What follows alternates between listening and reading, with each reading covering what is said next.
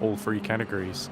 But anyway, it looks like practice is coming to an end shortly, and qualifying is going to be getting underway. And it's a very, very challenging track, of course. 3.2 miles or 5.2 kilometers, of course. Lots of elevation changes, especially that last sector 2 and sector 3 have got some really high speed corners that can really catch you out. You have to carry quite a lot of speed through them to get the best out of them. Of course, with the qualifying format we got at the moment, the GD3s will be sent out first, and then there'll be a second part of qualifying that will feature the prototypes LMP2 and Hypercar, of course.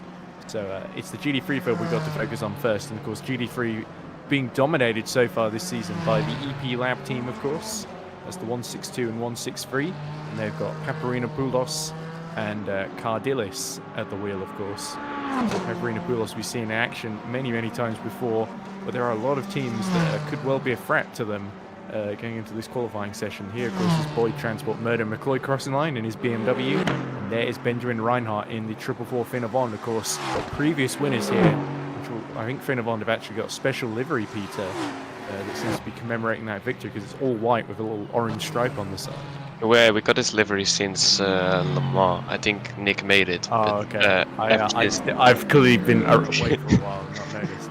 Yeah, ever since Nick made it, he has not been able to race, so we decided to keep it until he can drive it himself. So that's probably Suzuka, and then Daytona we have another one again, I think. Well, I guess the wait for Nick Homewood continues then. But it's the qualifying laps underway at the moment, and it looks a little bit like the 444 is fastest in the first sector, but coming out of the chicane on the top of the hill, squiggles all over the place. Now here's Bradley Sellers, normally a rookie Monsters driver, but he's agreed to fill in at the Aston Martin for Hunter Birch simulation, which is certainly going to be interesting to see, because you don't usually see a hypercar driver go back down to GD3, but he said he wanted a break from the hypercar, from the Glickenhaus, I believe, specifically. But he certainly seems to be setting the timing screens light as we see at the bottom. I'm just trying to get the timing up so I can actually get more accurate readings. So I didn't actually think about this beforehand, but which is probably not a good sign. But anyway, going towards the end of the lap now. He's even got the camera that shows you the mirror, the wing mirrors essentially behind him. So if someone's coming up to lap him, he should get a good view of it. And there's only one more corner to go now on this first lap then. So everyone should be completing their first flying runs with, I think there's about 15 minutes left in the session, if I'm not mistaken. Zagrodnev sets a 146.8 in the 241. Here is Paparinopoulos. Neto in the 47. So that's the Into the Points car, I believe. Eliseo Neto, of course, coming over from Hunter Birch simulation to XRL as well. But there we go, Paparinopoulos sets a 146.3, go fastest in the session so far, and that is quite an imposing lap time from the Greek driver there. Yeah, that's an impressive lap time by him. I think they're now on a cooldown lap going back to the pits. As on the timing screens, Frank Bonard seems to be pretty quick on his lap right now. So I'm curious what he's gonna put in lap time wise. Oh, there we go. Well, we've just seen it now on screen. It's a 146.4, so just under a tenth then behind Paparinopoulos. So it's very, very close in the fight for pole, especially between Bonhard and Neto. There's only 0.043 in it. So the gaps between the top three are all less than a tenth essentially, which is insanely close. And Neto driving for XRL, not Into the Points, as I erroneously mentioned earlier. So I seem to remember 47 being Into the Points' number, but actually XRL have adopted it, and I think Into the Points are sadly no more, if I'm not mistaken. Yeah, I don't see them. Well, they're not here today anyway, so the 47 is free and available to use for XRL, which was Neto's original team before he joined Hunter Birch simulation, so I'm sure Eliseo getting on well. Meanwhile, McLeod, Sellers, and DeVico all yet to set times, but Murdo McLeod looking to set that right there in the Boyd Transport. Doing a 147.9, which puts him into 9th position currently in the GT3 field. Very close stuff, the top 7 within a second around this track, where he can gain quite a lot of time with the corners. Very impressive. Yeah, and McLeod has been beaten not just by Bradley Sellers in the 485, but by Paridi Divico in the SD Team Shiba 320 car. So I think it's probably the cars to have here are going to be the Ferraris, the Mercedes AMG GT3, BMWs, and maybe the McLarens as well. I think it's probably not going to be the Aston Martin that does the business here today. So basically every car except the one we have. Exactly, Thomas, yes. There Perfect. is Bradley Sellers coming out just next to that. Looks like the orange and black car, not the Finnevond, but it is is that the full throttle car of Mark Horvath behind him? Or is it the HHR of Sazbolik Serdeli? I think it's Mark Horvath, but I'm not entirely sure. It's definitely looking like a Finnevond car though. It does, yeah. It's somewhat confusing because Finnevond's actually white now. So, as we just discussed earlier. And that looks like Bonhard in the Mercedes, which I think is the only Mercedes in the field. Yes, as far as I know, yeah. Well, no, it's Parit Divico is also driving a Mercedes for SD Shiba.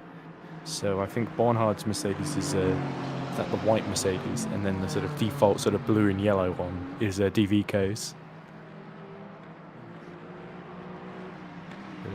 All good options to change. I think Underbirch was sort of in the process of writing off our Underbirch reading game, I should say, are in the process of writing off our GD3 season and thinking about what car to change to. And I think the BMW that you've just seen go by is probably top of the list. Obviously, Bradley Sellers letting him through there, obviously. But. Yeah, the Ferrari, BMW, and Mercedes are pretty quick. Yeah, they are, and that's been borne out by the fact that I think EP Lab have won most of the races this season for Ferrari. Apart from, I believe, no, they did win the Open, didn't they?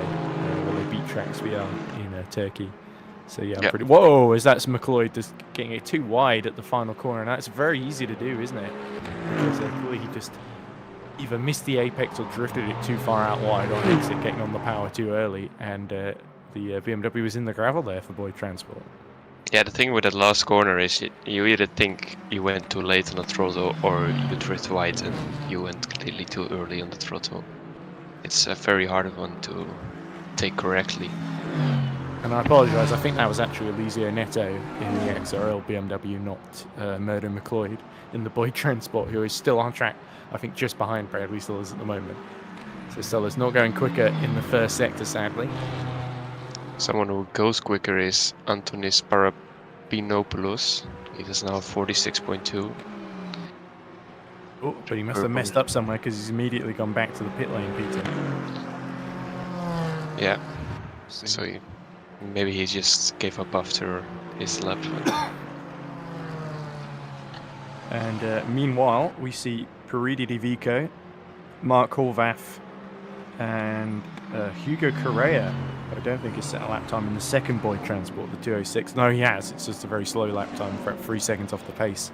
But they're all setting personal bests in the first 2 sectors. So let's see if they can complete that. Even Bradley Sellers going a bit quicker in the middle sector here. Personal best then. So let's see if he can recover this lap then, because we're getting to the end. There's only about 5 minutes left of the session, I think, before the prototypes are let out of the pit lane. It's a bit hard to tell because it's not tracked anywhere on screen. If they just start at an hour and then count down. Here's Bonhard then, starting what should be one of his final flying laps then. He's got plenty of space in front of him as the Trax VR driver, so can the German put in a stunning effort here to steal pole position from EP Lab, because that would set them up very, very nicely indeed for the race. And of course they need to arrest the slide in the championship, stop EP Lab from escaping up the road, and Trax VR are third in the points, so they are the closest challengers. So it's very important for them to not only qualify on the front row but take the initiative at this early phase of the event. They've shown already in the races that they are able to beat the 162 squad, leading the majority of the Watkins Glen race last time up before having a disconnect or something. So they can beat the whole field, if not for bad luck. Yeah, Parida Divico goes up to 5th fastest, by the way, for SD Shiba. So I don't think I've seen Divico in action before, so that is very, very impressive.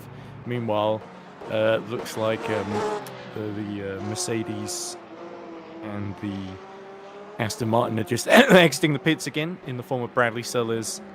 And this, of course, would be the second Mercedes. So that's Steve Eco, of course, who I was just talking about. So we've got 5th and 8th together on track then. Looks like Thomas Savigny and Hugo Carrera have also set personal bests, but not enough to get out of the back end of the field then. 12th and 13th for the pair of them in the 888 and the 206. Chris we has are- with 10 minutes Oh. left. Oh, that's not a way to exit the pits, or was he? No, I think he just finished his lap. Yeah, I think he was just trying to get out people's way there. So McLeod, unfortunately for him, the 306 also not doing too much better than the sister car, down in 11th place. So both the Boyd Transports are going to start the race outside the top 10 at the current moment. But and Delhi, another one for the Hungarian hobby racers, looking to get out of the at the very, very back of the field, of course, Delhi. So, of course, this is the team that used to be Paul Street Boys, isn't it? And then a lot of them, there was a kind of split, and some of them went to Hungarian hobby racers. I think Ben Sporos went to Hunter Birch Simulation, and a couple others just sort of went else. So Paul Street Boys sort of, I think the way Ben Sporos said is, I went to my team and discovered they'd all left. So I had nowhere to go, which I thought was quite a funny way of putting it. And I felt sorry for Bence because I always liked him as a driver. I thought he was a really attacking guy, so that's why I signed him for our squad. And sadly not available for any action today, though. But here's Bradley Sellers. Oh, just struggling on the brakes there on the outlap, getting into the chicane. There's quite a lot of chicanes on this track. That's the final corner, of course. So I should actually get a track map or something up so I remember what all these corners are called. I'm just saying chicane constantly, which is a bad sign. And it's like 1 out of 3 you can name them. Oh, and there's Zagrodnev kicking up dust in the Ferrari then. So that looks like turn 3 that just happened at, which is Poggio Secco. Now through the chicane of Matsarasi and Borgio San Lorenzo, which is 4 and 5. Downhill towards Casanova, and now Civelli, which is 6 and 7. And then the sort of fast right-hander of Arrabbiata. So we've got Arrabbiata 1, and then Mark Horvath here going through Arrabbiata 2. After that is turn 10, Scarperia, and Palagio, not native Italian speakers, so these don't exactly roll off the tongue half the time. We've got Correnteo, which is the turn 12 hairpin. You see that Horvath is just psyching himself up for and negotiating now. Then we got Biondetti, which is the 13-14 fast chicane at the end of the lap. There are the two EP Labs lying astern, 162 leading 163.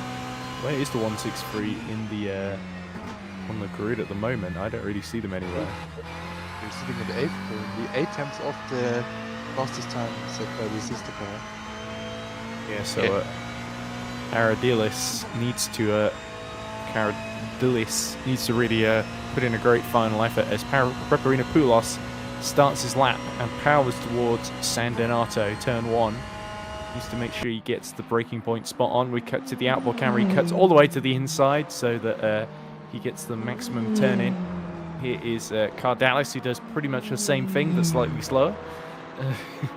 And now exiting towards Luco and Poggio Secco, 2 and 3 chicanes. Well, they're sort of more 2 90-degree corners stuck together, I guess, rather than chicanes.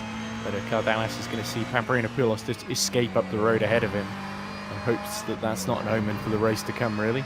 Bradley Sellers has got himself up to 6th then in the 485, which is a great effort by the former Rookie Monsters driver in the Hunter Birch RGS.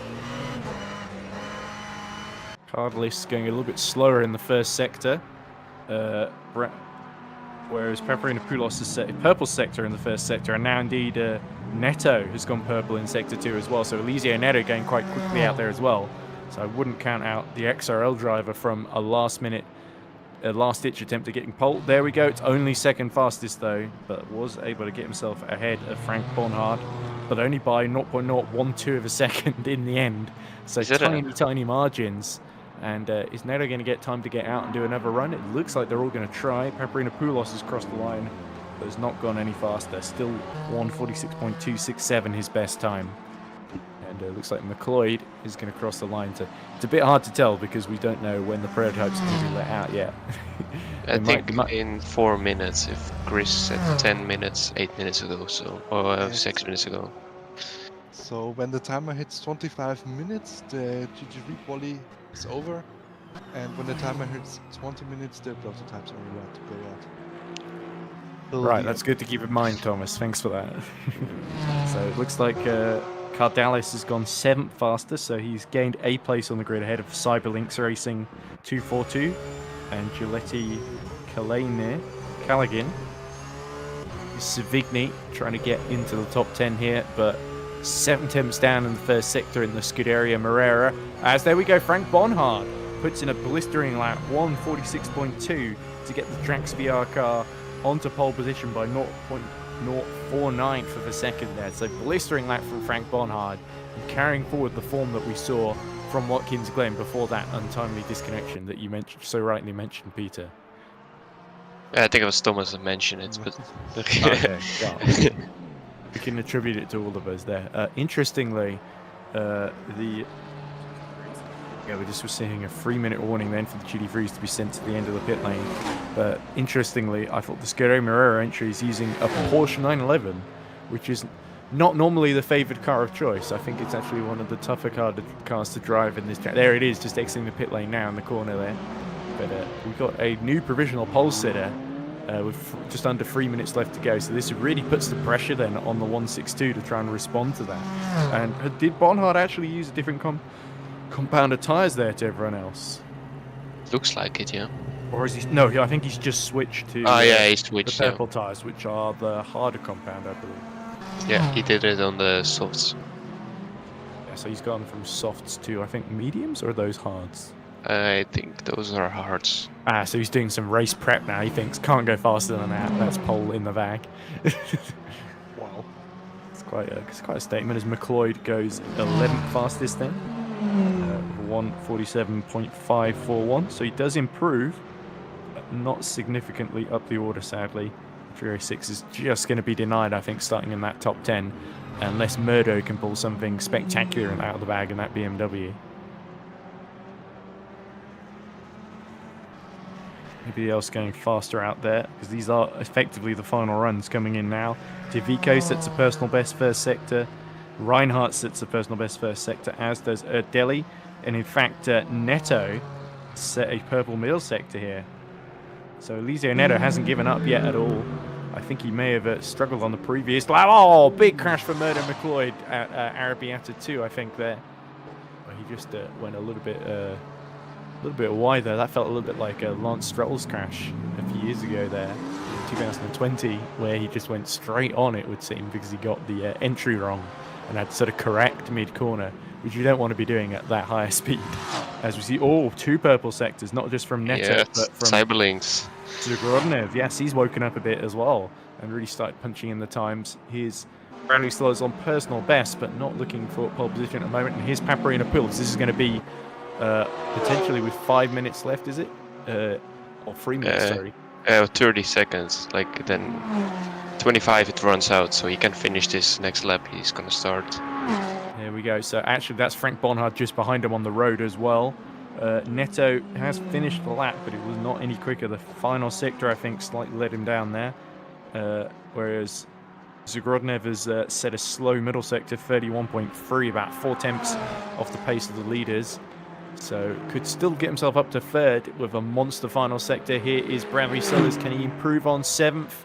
He can improve on time, but not position. 1:46.9 in the end. But Zagrodnev now powering towards the line as Paparina-Poulos sets a purple sector. Here comes Zagrodnev in the 241 Cyberlinks Ferrari. Can Cyberlinks get onto the front of the second row? No, it's 4th position for them. 1:46.6. But Paparina-Poulos is flying out there in the 162, guys. Yeah, I'm really curious what he's gonna do. He looks to be quick. Will he get both? It's such a tight margin, but he's only 7 thousandths up. And now he lost 60 thousandths in the second sector, so it's all about the last come down sector. to this. And he's actually got a Porsche ahead of him, hasn't he? The Scuderia Marrera. And is he slowing down there? Or is that just a lag on my end? I think he's actually just taking the corner. Yeah. So that is Correnteo. is a little bit of a slow corner. And now to the Bliondetti chicanes. Needs to make sure he doesn't get too far over the curb there, because those can really spit you out if you're not careful. Looks like Divico has got himself up to 7th then. Here comes Paparinopoulos, launches it into the final corner, and now he just needs to hold on exit, make sure he doesn't go too wide onto the gravel. Yeah, judged that about perfect then.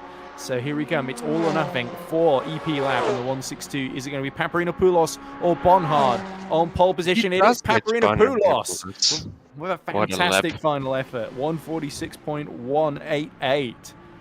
30,000 That's in between. really disappointing for Trax VR, because they thought they had pole in the bag.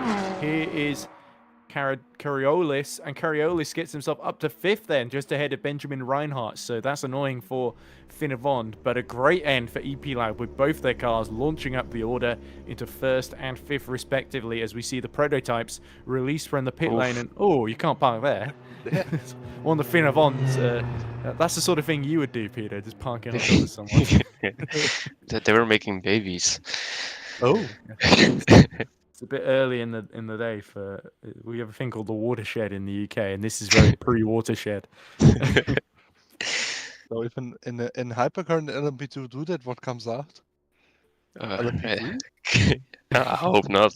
Do they get does each generation get slower than the last? Is that what you're getting? I don't know. So now we change our focus of our attention, ladies and gentlemen, to the LMP2 and the hypercars, sorry, but we can also see, hopefully, the qualifying results. You can't see them on screen, but I will read them out nonetheless, while I'm sure Chris is sorting them out in the background. It is Antoni Paparinopoulos that will start on pole position in GD3 for EP Lab 162 from Frank Bonhard in the Trax VR car. Then it's Eliseo Neto for XRL, 3rd in GD3 from Alexei Zagrodnev in Cyberlinks. And it is Christoforos Cariolis in the EP Lab 163 that starts 5th, ahead of Benjamin Reinhardt for Finnevond 444. Mark Horvath for Full Throttle will start 7th, ahead of Paridi Divico in the SD Shiba. Bradley Stubbs will start 9th for Thunderbird Simulation RGS. Then it is Gleb Caligley for Cyberlinks 242 that will round out the top 10. Murdo McLeod will start 11th, just ahead of Skazbolik's Delhi, who I think is actually just set in 12th fastest time for HHR. Thomas Savigny will start 13th for Scuderia Moreira in the Porsche. Then it is Hugo Carrera rounding out the field for Boyd Transport in the 206. So no big surprises up front, apart from maybe XRL, with Eliseo Neto putting in a blistering time there to start the race in 3rd. But now the prototypes will be out on circuit any minute now, gentlemen, and they'll have 20 minutes to do their thing. And LMP2, of course, very, very close in the LMP2 championship, with, I believe it's IFA Racing leading at the moment from the URT number 71. So the 46 on 77 points, URT on 68, and then Finnevond 139 on 65. So our top 3 very, very closely bunched together. And then you've got Boyd Transport number 40 and Scuderia Moreira 66, about 10 and 20 points adrift respectively. Then Hypercar, we've only really got 3 Hypercars, I think, that have shown up today. So that's Racing Zone number 1 on 108 points, who are leading at the moment. Team Rookie Monsters, I believe, are on a sabbatical on holiday today. They're on 86 points. Finnevond 137 are on 53 points, so a long way down the 2 leaders. And are just a point ahead of Aztec Racing Falcon in the 290 on 52 points. Then we've got Scuderia Moreira 87 on 43. So who are we going to be watching out for then in LMP2 and Hypercar respectively, guys? As we just get the call, the prototypes are going to be released from the pit lane, or Zidzi in the 87 Moreira car has a little bit of a wobble with the GD3 that he's had to share the pit box with. Hopefully that's not the case in the actual race, just the garages, I think, because there's just not enough space to put all these prototypes at Mugello otherwise. Yeah, I think there will be some boxes shared in the race, but hopefully it all goes well and people can work. I can always guarantee that it won't. It will not go well. I like your optimism, though, Peter. Yeah, no, we're surely gonna see people drive into each other because someone is parked on their pit box. So there you go then. Our hypercars, then we've got 4 hypercars, not 3. So we've got Toff in the championship leading and reigning champions, Racing Zone number 1. We've got Norbert Precker in the full throttle number 50. We've got Zidzi in the Scuderia Numero 87 and the Finafond of Louis Hartley in the 137, of course. Hartley who won the season opener, but it is Toff, Zoltan Toff and the Racing Zone team. But of course, in their previous guys, a lot of those guys there were at Mugen as well, in Team Mugen, so they're very, very experienced. And I don't think there's many people that are predicting anything other than either Precker or Toff on pole position. But I think Louis Hartley, maybe even Zidzi, could surprise us here. It is 4 of our top guys that have shown up in Hypercar. And of course, LMP2, you've got, let's see, Arkin in the 161, which is the other EP lap car, of course. We've got Snowden in the Boyd Transport, Listola in the Finavon, we've got Julio in the Optimal Esports car, which of course sponsors the stream, of course. You may notice in the top right corner. We got the 528 of Ginez, we got Marchand in the 19, and Egger in the other Finavon entry, the 139. There's his teammate Listola, just getting ready to complete the outlap and start a flyer here. Yeah, I'm curious about the LMP2 and hypercar qualifying. I thought there was 7 hypercars signed up, so it's a bit of a shame to only see only 4 about half private. of them showing up. Yeah. So. Louis Hartley did set 2 purple times, of course, because he was first out there. But that's immediately been eclipsed by Zoltan Toff, who's gone purple in the first sector, 23.5. So that's, of course, about 3 seconds quicker than the GD3 cars, which really adds up sector by sector when you're 3 seconds quicker per lap. But there is Arkin in the Sunset car. Sets a purple in class, of course, 2 times. So Cillian Arkin, of course, has Sunset been on the podium before in LMP2? Because I think not. Well, maybe last race in the Glen. Maybe. Yeah, they've certainly had success in other series, like E-Racing series, EES. Yeah.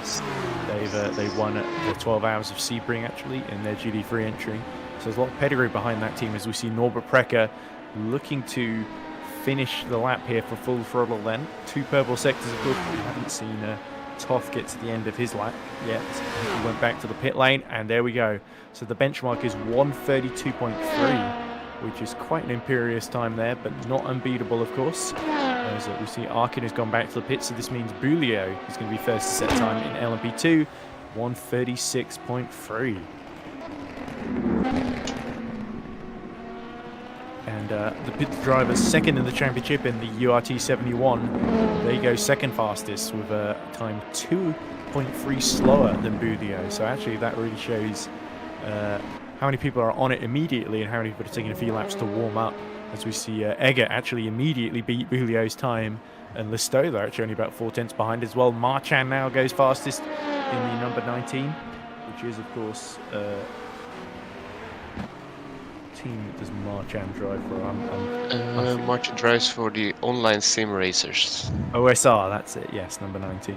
So that's Romain Marchand. 1:36.1, so only a tenth ahead of Pascal Egger. William Snowden, though, beats all of them in the Boyd Transport car. And Snowden, who we've seen in action a couple of times before, very, very good qualifier, it would seem, has smashed the LMP2 field by over a second there. So Marchand's time completely blown out of the water by that 1:34.8. Yeah, it looks to be a close quali until Snowden decided to pick up the pace. And yeah, well, he is named after a mountain. It's Snowden, so Mount Snowden. So maybe he's at the very top and everyone else is trying to climb him and failing and falling off. But, we shall see how it develops then. I'm sure Marchand will be eager to strike back and find more time in this Mugello circuit as he negotiates turn 12 and into the Biondetti chicane. In fact, that's not how you enter it at all. The OSR goes straight into the wall there. Who put that there?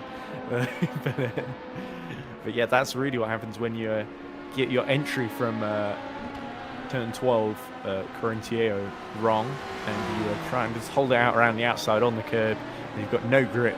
You're just going to go all the way to the other side of the track and not even reach the chicane in the first place, as we cut to Van der Smissen in the URT, of course, desperate to get that championship lead back from the 46 EERC Racing team.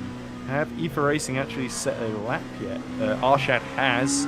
He's just behind Mugello then in 7th then. So if qualifying ends this way, it would very much still be in favour of the 46 ahead of the 71. So our 2 championship leaders quite a way down the P2 field in the early running here, which is surprising, isn't it? Yeah, it is.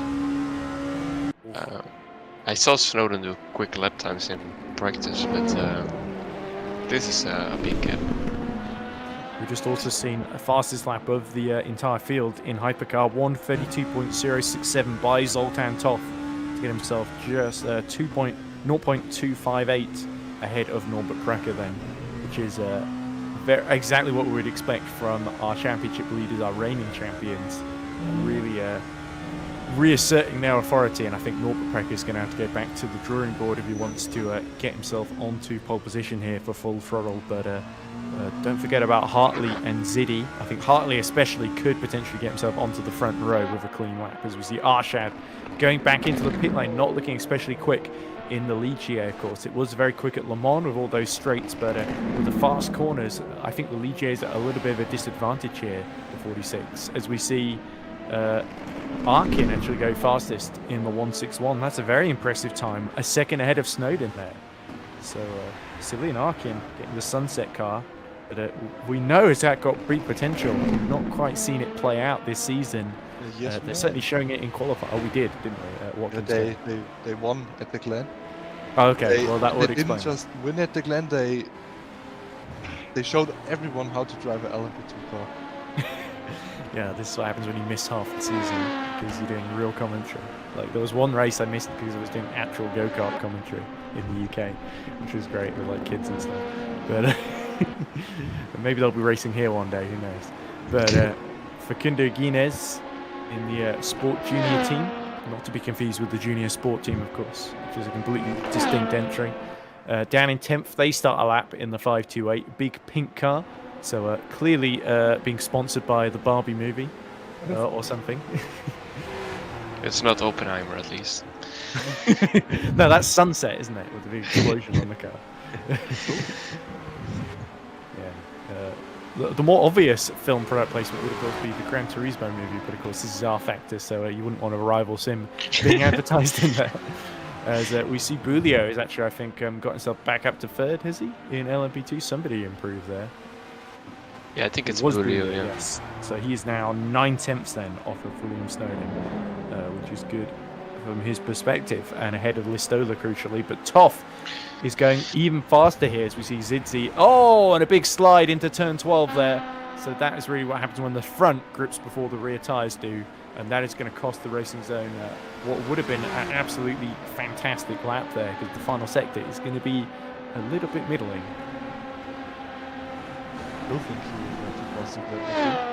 Yeah, he might still go even faster somehow. Such is the pace of the Racing Zone number 1.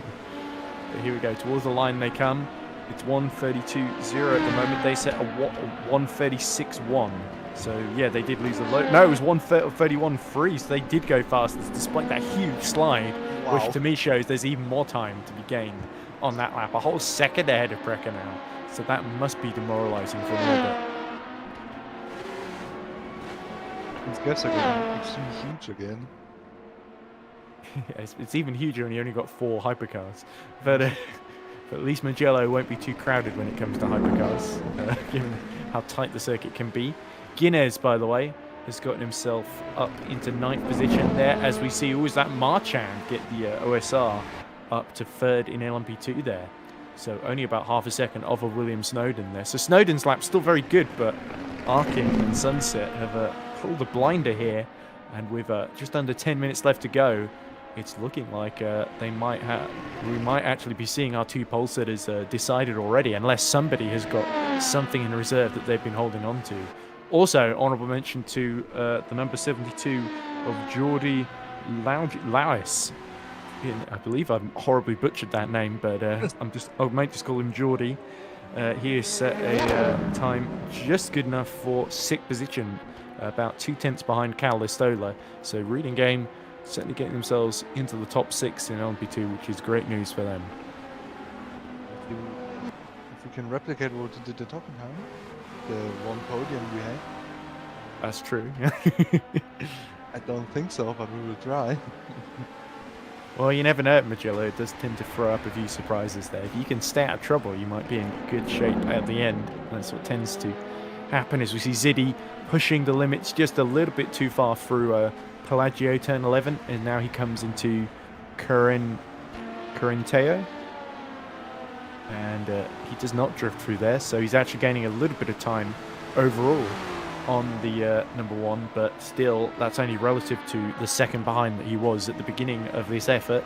So the 87 then, this is Zidzi, of course, who was actually 4 seconds behind, so he couldn't, it'd be difficult not to gain time is what I'm saying here. But towards the line he comes then. What's it going to be for Scuderia Moreira? It will still be 4 fastest, but they have taken, I think, about a couple of temps off, so they're just 3.9 rather than 4.5 behind, which is not amazing but decent. In fact, I think they're still actually behind. Zidzi is still behind Arkin, Snowden, and Egger overall, actually. So that really shows that the LMP2s are faster than our final man in hypercar, which really shows that the 87 is struggling a lot here at Mugello. Yeah, it's a track with a lot of high-speed corners, and the LMP2s are a little bit quicker through there, but the hypercars are way quicker on the straights. So if you really lose a lot of time in your hypercar through the high-speed corners, it's going to be even harder to be in front of the LMP2s. And it's going to be interesting in the race when they have to lap other prototypes on track, and there is not much base difference. Exactly, and that's also why we saw Toth just letting the rear step out at turn 12 so much, because he was trying to desperately not lose any time, get on the power as early as possible and get the turn in that he needed, as we see Ligier crossing the line there as Marchand exits the pits once more for OSR. So let's briefly recap. It's Toth on pole by a second over Precker in hypercar. LMP2 is Arkin on pole from just over a second from William Snowden then. So Selim Arkin has certainly shown what he's made of and continuing that form that we did see at Watkins Glen. Didn't just come out of nowhere like I mistakenly said. And there is the pink car just behind of the 528, of course, of Guinness. So the Barbie livery, not quite doing the business on track at the moment. I think they were using that before Barbie came out as well. So I think Barbie stole it, I think, from them. Yes, exactly. Yeah. They stole the whole aesthetic. Although we don't know when the movie went into production, to be fair, so it could have been. It must have been after the first race they attended. Quite possibly, yeah. We'll have to look back through that. They're like, oh, pink, we need a pink movie. Let's make a Barbie movie. Yeah, there's that Sport Junior team, you know, they got something that Hollywood producers need to be. You can just imagine Greta Gerwig at the back of that garage thinking, this isn't half bad. Rather than getting it from the pink of Barbie itself, just OSR. Sport Junior team, not OSR. It's a free letter. It's a SJT, not OSR. Right. Anyway, Samir Arshad is our championship leaders then on their penultimate runs, I believe. They might be able to get another in. Oh, there we go. The rear slightly stepping out then at the top of 4 and 5. Borgo San Lorenzo into Casanova and Savelli. Now into Arrabbiata he comes. And it's up on his personal best time, but not looking anywhere near pole position. Gets right onto the curb on the exit of Arrabbiata 2. And now going downhill suddenly through Scarpera, Pelagio. And then he has to set himself up for turn 12. Corinteo.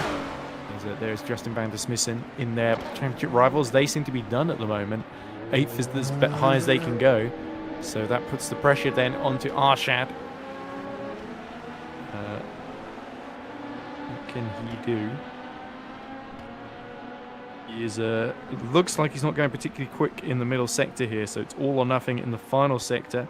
Ziddy is going a little bit quicker, but not really fast enough to dispose Hartley from third. Hartley only a 10th down on Norbert Precker though, which is actually a pretty excellent effort there. Eggert and Snowden are 1,000ths from each other. Yeah, great lap from Eggert actually to just depose Snowden for second, as you say, by a thousandth of a second. So Pascal Eggert, he knows this track well, and is using that knowledge to his advantage. And Snowden needs another thousandths of a second if he wants to start on the front row. But without the sunset, it would have been a really close qualifying. But Well, that's easy to say, isn't it? As Yeah. Toff goes even faster, 1:31.299, as Ziddy gets himself up to 7th overall, but still in 4th in Le Mans Hypercar. But, who knows? Maybe Pascal can build on this and challenge for pole in the final 3.5 minutes or so. But we've got all our cars out on track, I believe, apart from Van der Smissen, who's now just exiting the pit lane. So all of a sudden, we've got 14 very, very busy cars on the same piece of racetrack fighting for pole position then. Although Pascal immediately goes back to the pits now.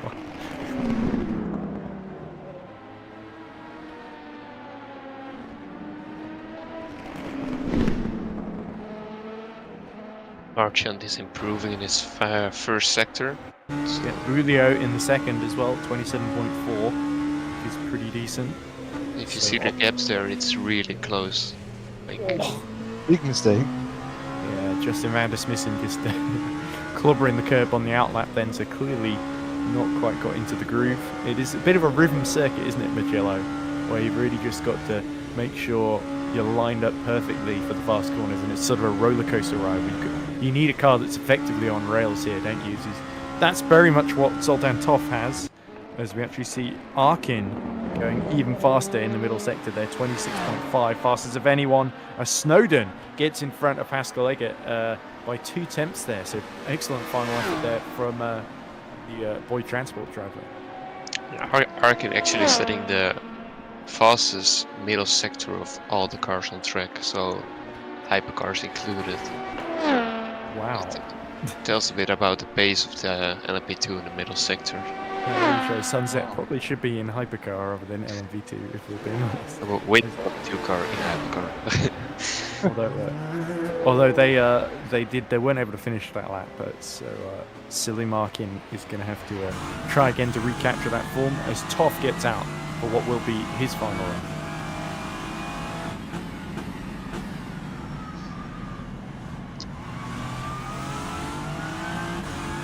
So just over 90 seconds then before the checkered flag is out, and all these drivers will need to cross the line before it elapses then. So Toff will get there with about 10 seconds to spare, but Arkin in the pit lane at the moment is going to be in a little bit of, he's going to struggle to get out in time, as we see Jordi Laris set to 1:35.1, which gets himself up to 4th in the reading game number 72. So that is great news for him, and it really shows that may be, I think, the only lap he does. As somebody goes off in the background at Arabiata 1 there, and that's going to cause a yellow flag. I wonder who that was. Probably not. No, they didn't go back to the pit lane because I think they know there's only a minute left, so they've tried to get themselves out of the gravel there. I think it might have been Justin Van der Smissen in the URT there. And actually, crucial lap there. Arshad sets a 1:35.9 to get in front of the URT. So that's Arshad getting into 8th in LMP2, just opposing Justin Van der Smissen down to 9th. So that was a very, very important lap for the championship there. Zoltan Toff, he's already on pole by a second. He thinks, nah, I don't need to bother. I'll just go in the garage for the final 20 seconds or so. As we see the optimal car, I think, crossing the line there is Facundo Guinness. It's a pink and black car. Gini just trying to get himself off the back of the LMP2 field. He's about 0.259 off of Justin Van der Smissen's time. So Arshad, Van der Smissen and Guinness all really struggling here at Mugello as checkered flag is out. So the pole sector seems to be pretty set, I would say. Yeah, we are seeing some improvements though.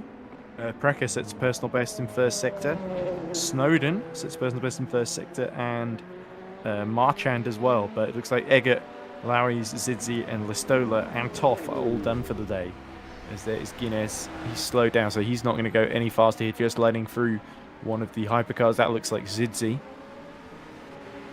Yeah, I'd rather say it's Precker. Because he's the only Yeah. Hubstar still out on track. Oh, it would be, yes. It would be Norbert Precker in the racing. I forget what the livery the full throttle team use in Hypercar. But let's see. Middle sector split is not showing for Norbert. As looks like Bulio and Marchand. Bulio is going a bit faster in sector 2 as well. As you see Ginef go back into the pit lane, which is not especially interesting. So I guess Auto Directors has decided that's what we're following. Yeah, it's only, I think, Marchand and Billier on track who can still improve. What about Snowden as well? Snowden as well, actually, yeah. Oh, Marchand sets a 4th fastest lap time then to get ahead of reading game number 72.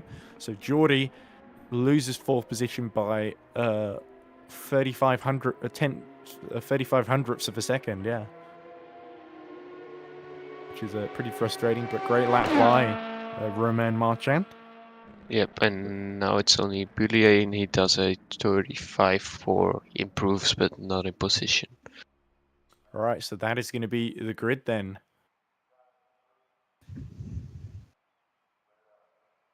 We also got a stat from Chris Tompkins. The Sunset LMP2 is minimum 10 kilometers per hour quicker through the fast right-handers than any other LMP2, apparently, which is pretty insane to think about. And that's really going to put them in good stead for the race. I think there's every chance that Arkin might be able to get himself onto the overall podium, depending what happens with the hypercars up front. That's But, for sure. yeah, there we go. He's very much fastest for 4th overall, with Zidzi not being able to hold a candle to him at all, despite being way faster down the straights. So I think we can probably go through the overall order now.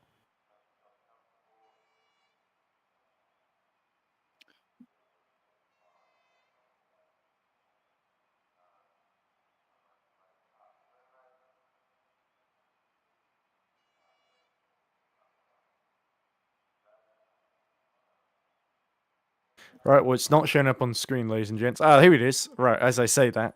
Right, so first class, of course, we got Hypercar. It's Zoltan Toff on pole again for the championship leading Racing Zone team, ahead of Norbert Precker by a second in the full throttle racing team number 50. Louis Hartley is third, just 4 tenths adrift of Norbert Precker in the Finnevond 137, and then 3 seconds adrift of him. It's Balint Zidzi in Scuderia Marora 87. So let's move on to the LMP2 field, where it is Salim Arkin on pole position for Sunset Motorsport 161. William Snowden is second for Boyd Transport, 1.2 down though, but still a brilliant effort to beat Pascal Eggett into second. Pascal Eggett, of course, going for Finnebond 139. Romain Marchand, with his late effort, gets up to 4th for online sim races. Jordi Lewis is 5th for reading game number 72. Calistola, and I didn't get a chance to finish that, sadly. Calistola is 6th for the 140. Maxime Bulio is 7th for Optimal Esports number 2. In 8th, we've got Samir Arshad for IFA Racing, which is our championship leaders, just ahead of Justin van der Smissen in the URT, their championship rivals. They're in 9th. And 10th in LMP2, bring up the rear, is Facundo Ginef for Sport Junior Team number 528. Now in GD3, pole position, of course, as we mentioned earlier, taken by Antoni Paparinopoulos, who's just 300ths ahead of Frank Bonhard in the Trax VR car. Eliseo Neto will start 3rd for XRL Esports. Then there's Alexei Zagrodnev in the Cyberlinks 241. Christoforos Karolis, whose name I'm never going to be able to figure out how to say properly, is 5th in the 163 EP lab. Benjamin Reinhardt in the 444 will start 6th ahead of Mark Horvath in the full throttle racing car. Pari Devico will start 8th for SD Shiba. Bradley Sellers will start 9th for Hunterbird Simulation Reading Game Studios. And then rounding out the top 10 will be Gleb Kalagvin for the 242 Ferrari, the second of our Cyberlinks, I believe. Yes. Then bringing up the rear will be Murdo McCoy for Boyd Transport number 306 in 11th.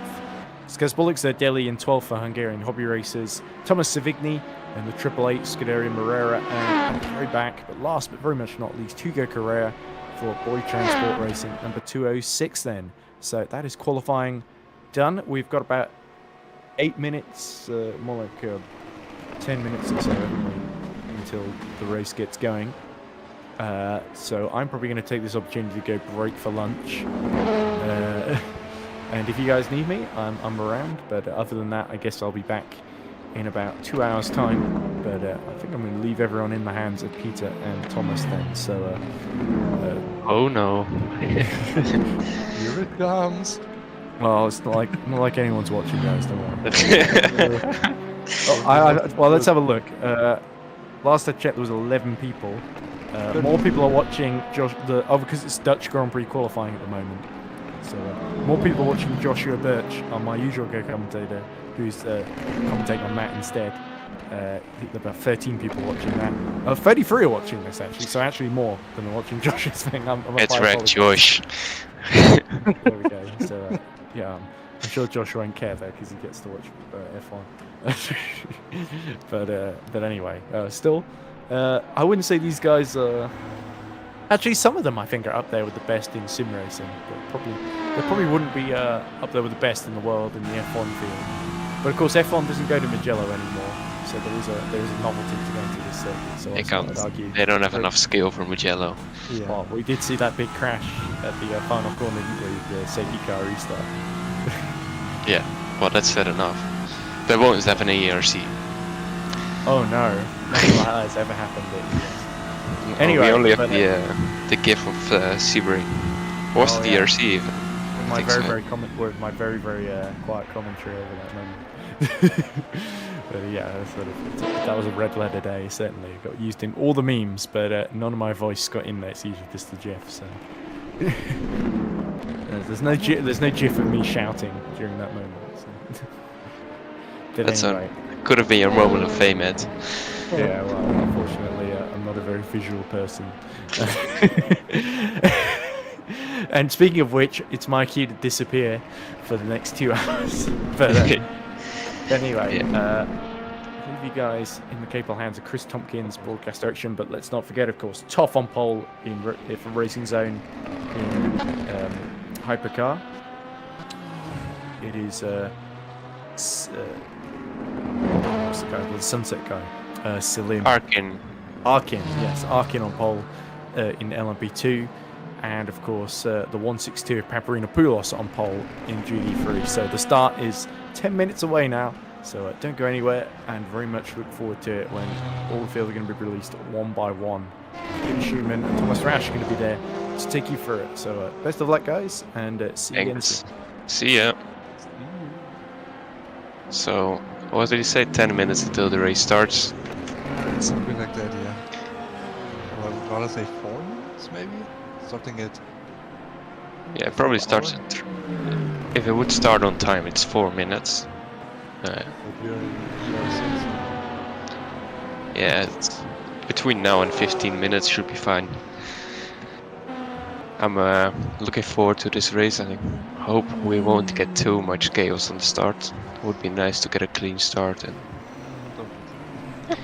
no, but I have to bring the spirits up, you know. We all know it's gonna be 8 hours crash fest, so let's just pretend it's not. and keep in mind still, I'm also driving, so... Same, I'm also driving. Yeah, I guess we will see some spins and flips. Later on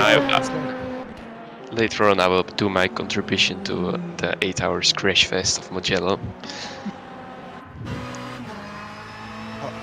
I have an idea. Let's crash together. What car are you in? The 72 LP2 car again. Oh, I'm in the GT3, so you can just dive me and take me out like any other LP2. Sounds like a good idea, right? Yeah, it sounds like you'll be the average LMP2 driver by doing this.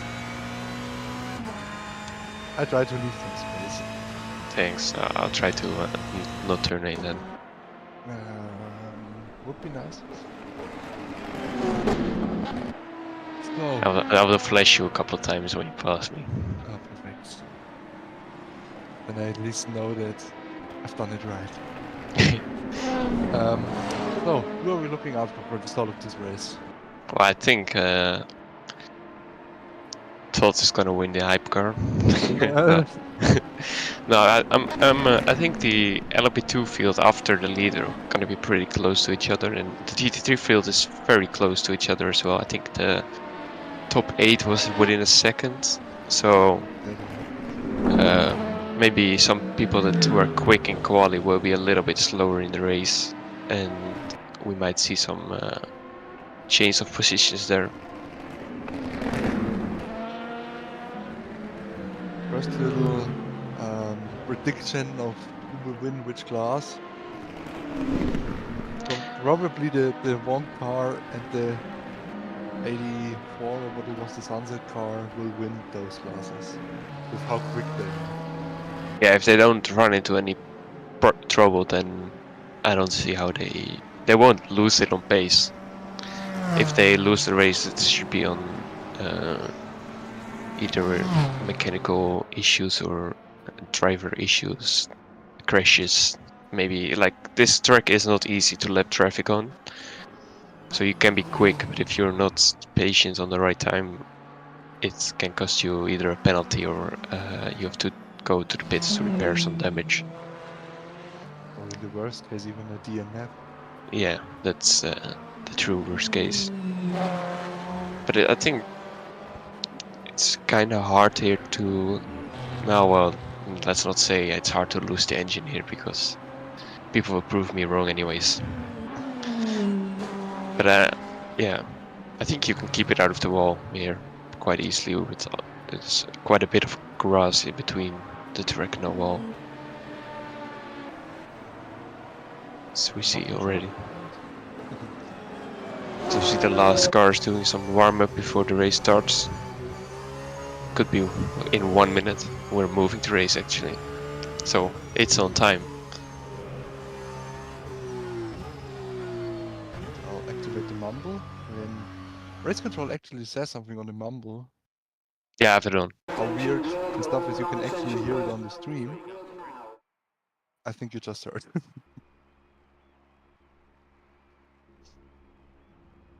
So we're going onto the grid now to start the formation lap. In how long is it? 1 minute in RF2? 2 minutes? Yeah, I think it's decided by the server, but I think it's 1 minute in EERC.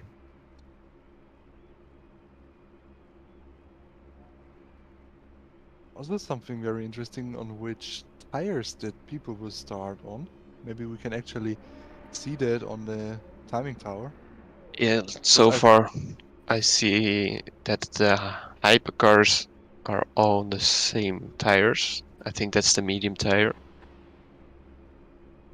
And From what the I've heard LMP2 and seem to be seen- all on the hards, apart from the Ligier.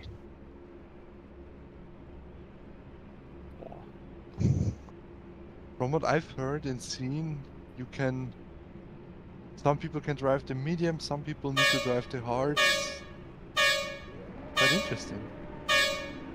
Yeah, I think you might be able to double stint the hards on the LMP2. But it's gonna be really tight. There we have it. So the 4 hypercars on the medium tire, apparently. All the LMP2s on soft tires. That's weird. I think that's the hard tire where the LMP2s are on. Or no, it says soft actually in the live. Oh yeah. I'm kind of confused with this now.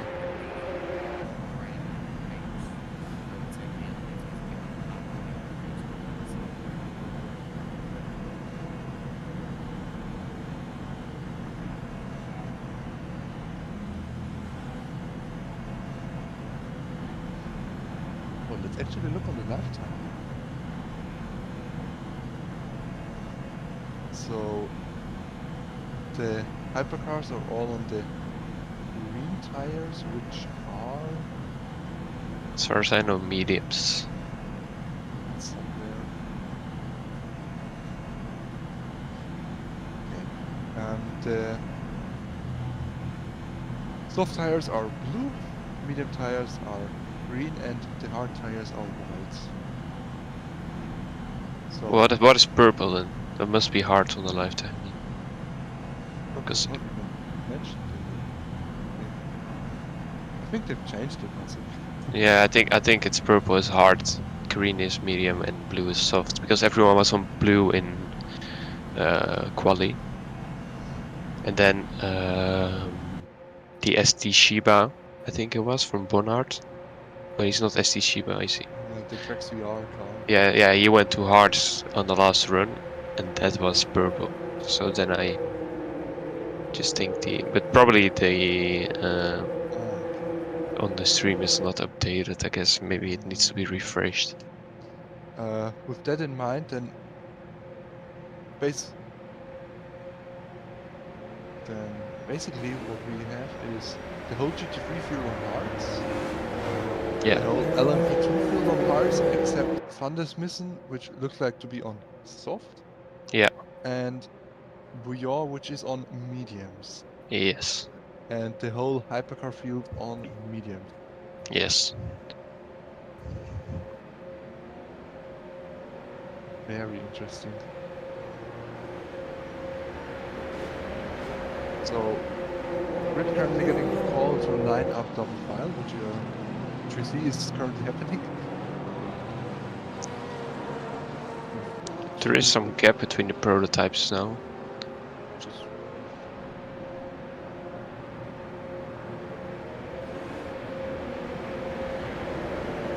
race control is going to have a field day with this. Yeah. Now it looks quite okay. Yeah. So let's prepare for the green flag. Yes. Last corner they're heading into right now, and then back on the main straight. So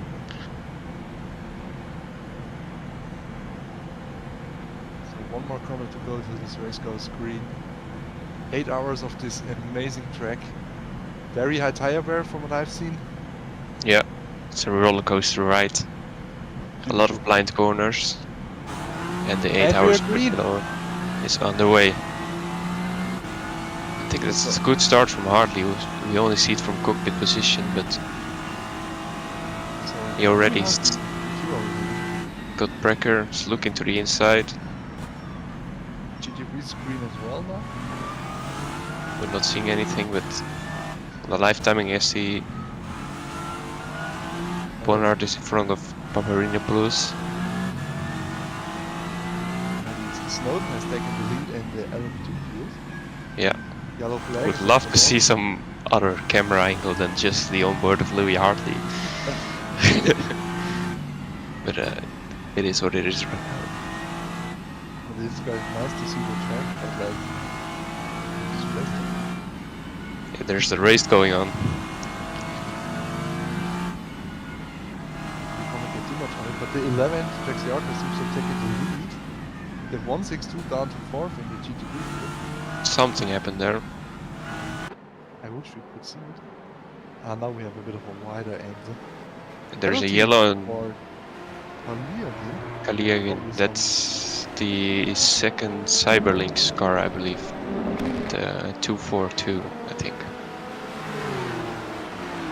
There is a bit of stuff happening. Yep, it's the sunset sunset behind behind Snowden. the 40 Ligier.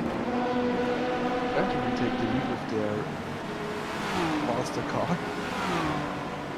The Ligier is way quicker on the straight, so it's gonna be a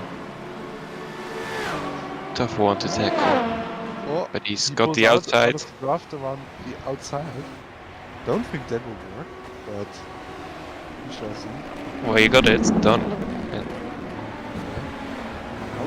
How did he go so fast on that straight? Wow.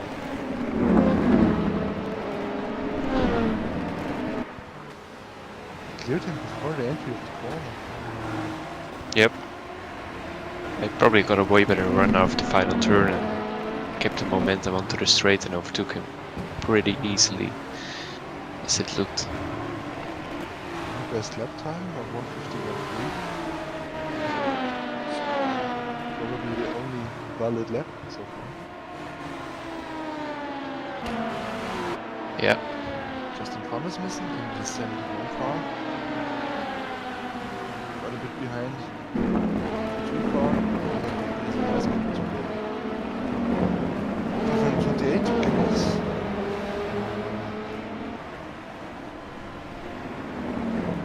As Brecker dropped down quite a bit. He's behind low ice in the B2.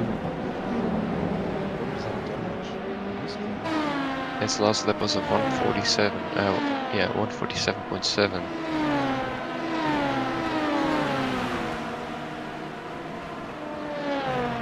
And now you see him on stream overtaking low ice, but it's not as easy done as it looks. Got way more top speed on this, so it should be able to get the other two on the straight as well. He's struggling to get second lap or something. Oh, looks good though. He's on pace. Yeah, it doesn't seem to be having major damage at least. But this is gonna cost time because he has to find his way through the LMP2 field, who are still battling each other, and they're on the same lap, so they won't even get blue flags at this point.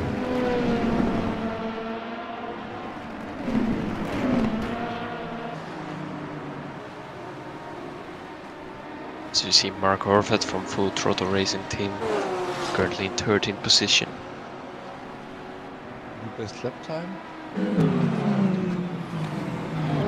by the 241 car. How did this car get what did that happen?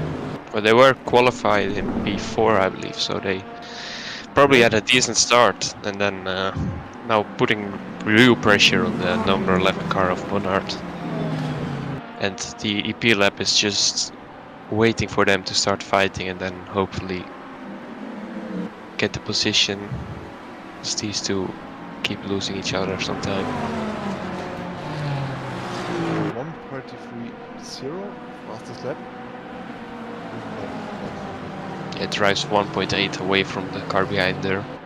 3 purple sectors leading into a purple lap. As he's really looking on the inside over the grass. There was no gap. That'll be looked at by the race control. That'll be a reports.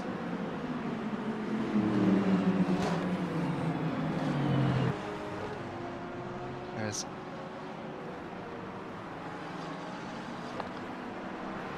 I think the 241 really wants to get nasty. Yeah, he knows he's quicker at this point of the race. Now And he's down now inside in the last corner, they keep each other, give the space, and he gets the position very easily. And the Ferrari's right back on his tail.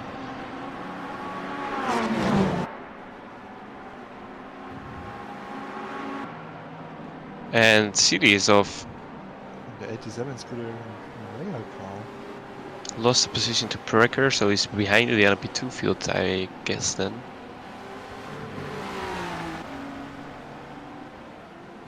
No car in front, no car behind. Weird. So Miarshat in the 46 car driving in 10th position, being 60 seconds down to the leader already. How did that happen? I think we missed it. Brecker running wide again. Yeah, the cameraman is a bit drunk at the moment. Now he brings us back to the action.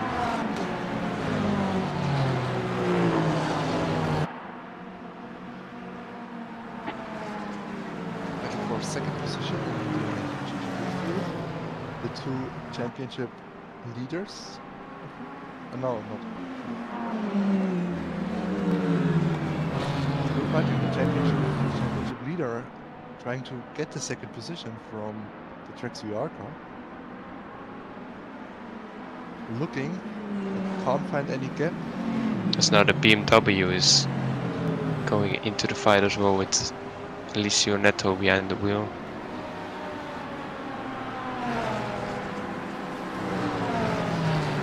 From second place down to, what is the 7th, 8th? 8th. All in this terrain.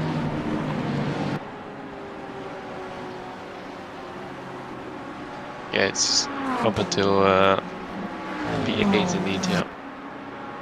All on the same train, while Sagornev is just driving away at this point. He's thinking, let them fight. I'll get a gap and See you in 8 hours at the finish line.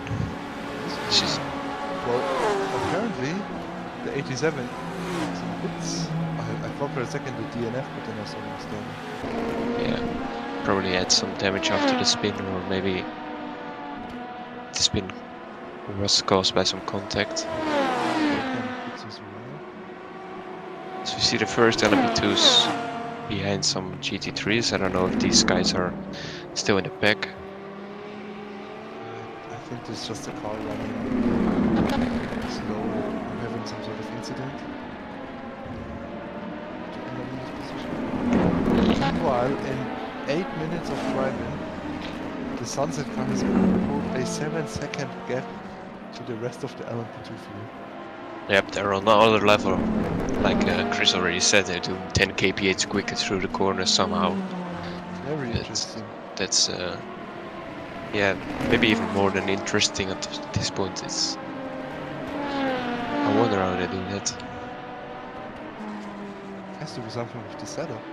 Because the car is the same for everyone. The car's the exact same. They are extremely fast through the corners and extremely fast in the straight as well. As we saw when they overtook the Mugello.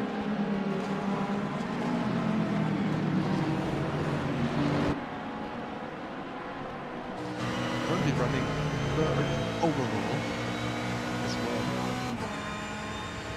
It's not the best part. Paparinopoulos is now going outside of the draft. He will try to outbrake the Mercedes on the to turn 1. He had some more top speed than the Mercedes, but Well, it's gonna be only tight. we could Next see- corners, he's on the inside now, and I think he got it. No, he doesn't. Right It's gonna be behind. close. Leave each other some room, Great fighting from those two. Great respect. and he got it. I see the Mercedes in the rearview mirror. So that's Paparinopoulos into P2, and now we can see if he can catch up back to Zagordo Neff.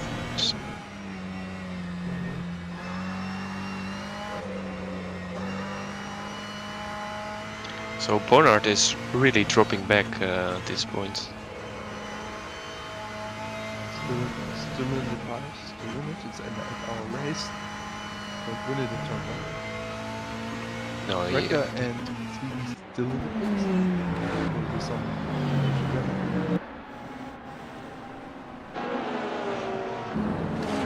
He's a Netto in 9th place. What had happened there? Running in 4th place before. yeah, I think Reinhardt also dropped back, so maybe they who was in P5 if I'm correct. So maybe they had some coming together. Contact. Or maybe they lost time because the LMP2s are now catching up to the GT3 field and trying to get their way through.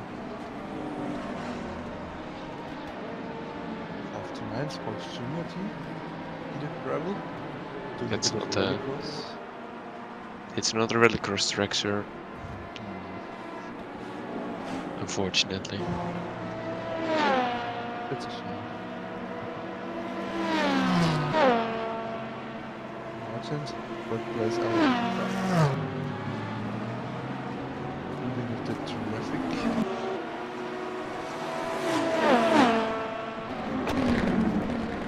So Egan starting. Also, was lost the positions, isn't it? Yep, like all my cars have lost position apart from Hartley. But it's a long race. As long as nothing terminal, it should be fine. I just hope they don't kill each other here. I think they're in the same voice call, so it should be fine. If not, then they can immediately talk about it. Yeah.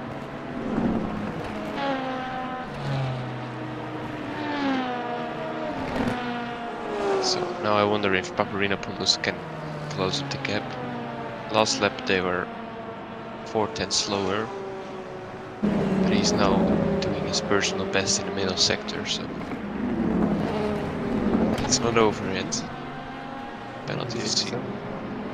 It's not done by the stewards, so it must be speeding pit lane, yeah, because I think he just left and already the two LMPHs from P3 and 4 are 3 laps down on P2. Was then What's again, happening there in the grass?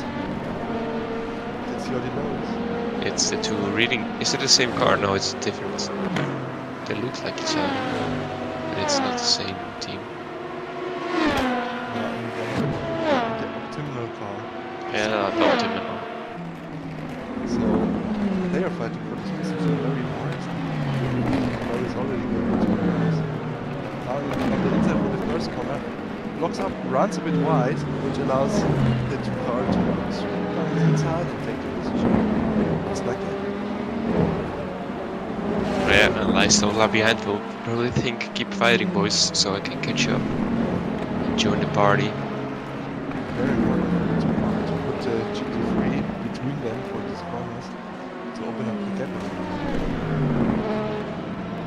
Yeah, it's really important on this track how you can handle with the traffic. Because you want to be quick around them, but you kind of have to be patient as well in some parts of the track. You can't expect them to disappear, even though that's kind of what you want them to do, but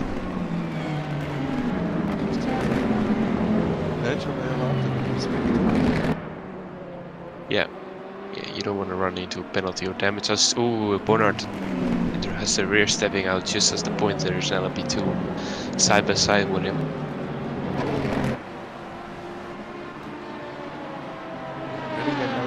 Still the Le Mans in the middle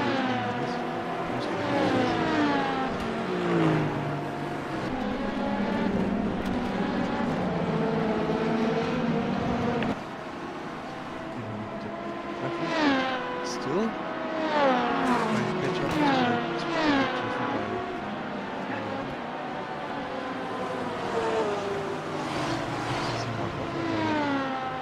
behind the other McLaren. 7 times behind. Trying to catch up. Very close. Yeah, way more speed into that corner in the prototype. And it looked like it caught him out a little.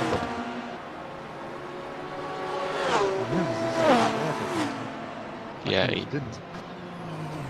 he reacted on time, luckily, so that's fine. But I have to say, the first 15 minutes of this race has been, for EERC standards, rather clean. Yeah, we haven't seen Code 80 or... Well, we have not seen the start, actually, because we were on board with Louis Hartley. So we were not exactly sure what happened in the LMP2 and GT3. But from those classes, no one went into the pits, as far as I know. It was only the 2 hypercars that had damage. As we now see Stefani go wide. I think it's the exit of turn 7? No, 6.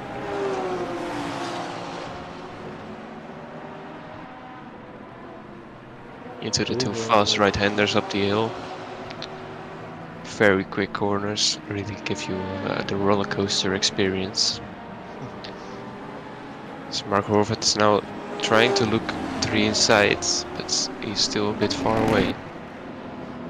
You see, as soon as the prototypes are out of the GT3 fields, they instantly find each other again and start battling all over again like they did at the start of the race.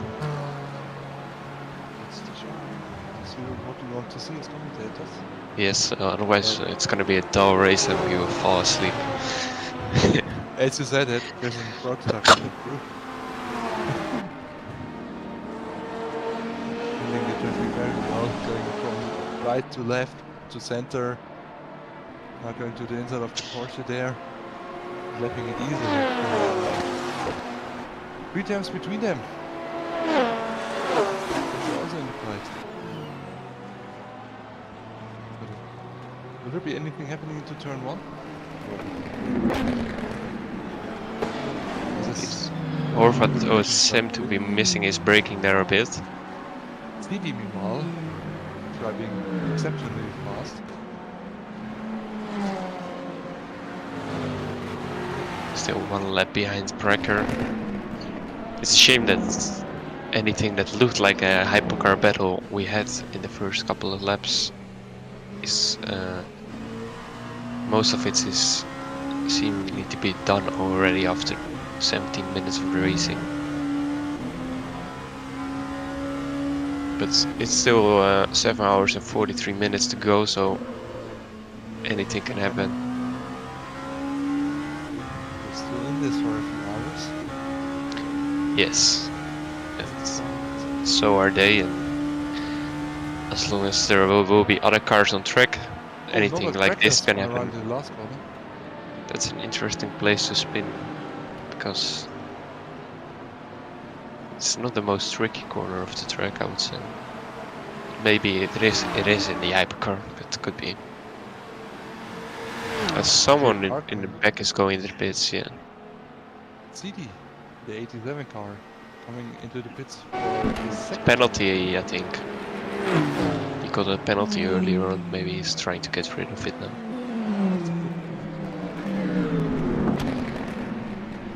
See, Vico, Yeah, that's 45 and 37.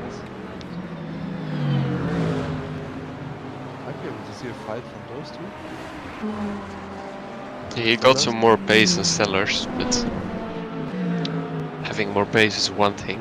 Getting past, oh, CD DNF'd. Oh, that's a shame for this car. That's 20 very, minutes of racing and already out. yeah. Wonder if that is some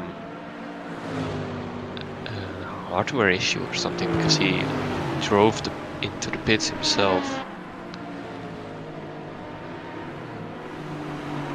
Maybe the car was so damaged that can't be repaired anymore. It could be, yeah. Let's see if I can. Let's take a closer look at what is happening here. Ivico can't really catch up to Sellers. Also doesn't really lose anything. As you see the 87 being parked in pits. Very interesting.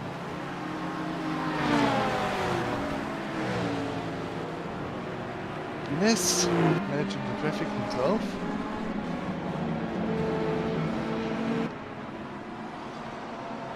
Also being met by a hypercar in the process. Lovely in the final motorsports hypercar. Guys are in everywhere. Yes. Well, Drive everywhere. it's. I think Louis at this point wished he wasn't in the hypercar, but he really is disappointed by the fact only 4 people showed up and there is only 1 left to race with actually at this point, so it's That one is low quite fast, quick. but it's Yeah, basically just driving around hot lapping for 8 hours. it's gonna be a long 8 hours if it stays like this, unfortunately for him. 3 tenths between the STG car and the Birch car. Yeah, and Hunterbird reading him. We have to please stop Dylan a bit as well and name his team name.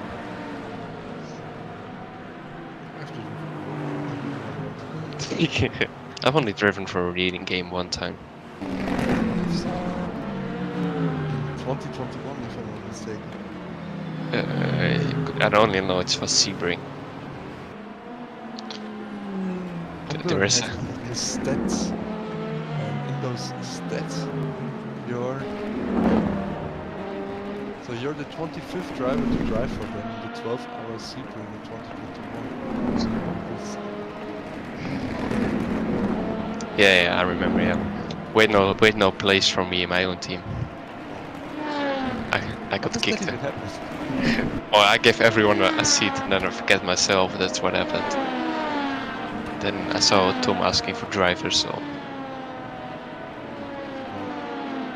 there's nothing more nice than beating your friends on the track. Although I don't think we have actually beaten them, but it was a fun race. That's the most important. Yeah. Norris in the 72 car. being able to hold on to the 2 car there. Oh, very sideways. Safely. Yeah, these two have been battling for the last 20 minutes. And as it looks, they don't. In the last corner. Oh, that's too late. Oh, contact. Oh, He he saved keeps it. He saved it.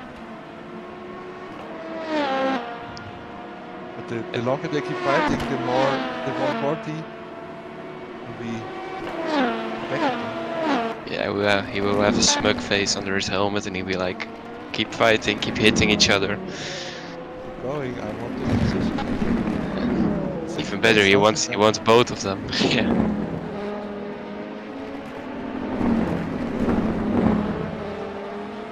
Boom.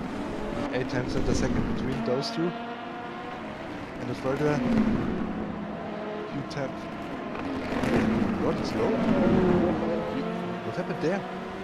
Bit of contact. I think Jordi seems to have a bit of a problem. yeah, he either was very early on the brakes there, or Color tried something that was never gonna work out. But it's luckily they're both still pointing the right way on the track, so.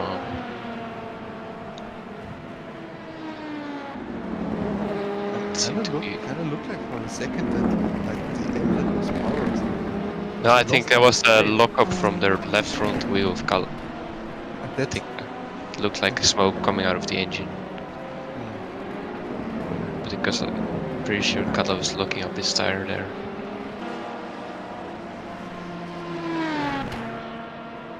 Lois. Oh, McLaren coming out in the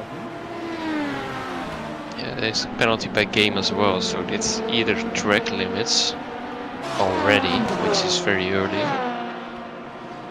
but definitely possible on this track, or it's oh, I don't think he has been in the pits yet, so it can't be speedy in the pit lane, as Louis Hartley is proving he can't do tarmac turns like he always says.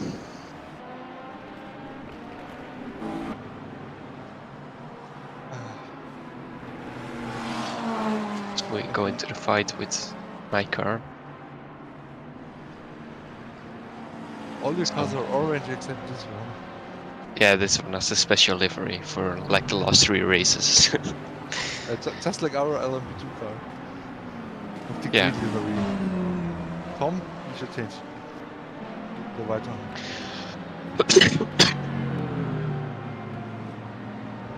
I like the orange better on my car as well, but honestly I don't care too much. From the inside you barely see it. This one is looking like the Deutsche Bahn train, or it's pretend to look like that at least. That explains why it's so far back. It's a bit late to the lead. Yeah, it has delay. It never stops on time. But that's not bad for Deutsche Bahn. No, not at all. They might hire us now to drive the car their trains.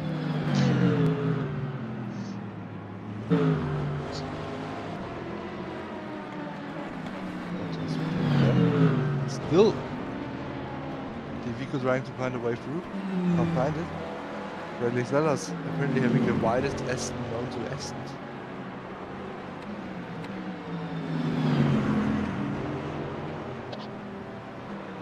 I think that's just the experience of Bradley Sellers.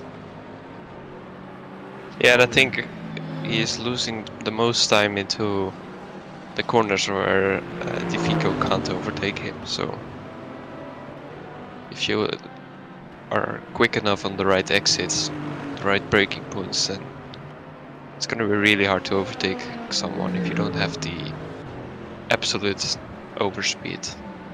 Although he's looking for the inside and he makes it big. Wow. He gets it stopped and just completely destroys what everything I said just 2 minutes ago.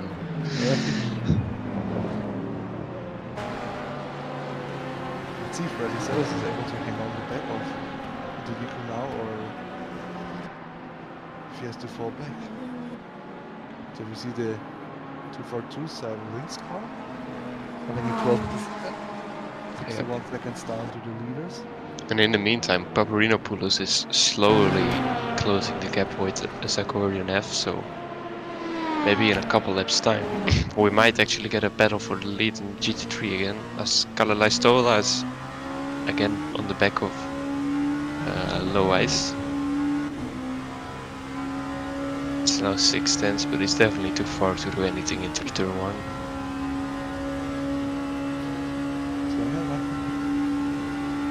It's gonna be a real optimistic move if he pulls one from down here. As oh, that's Norbert Brecker, I think, parked on the line in turn 1.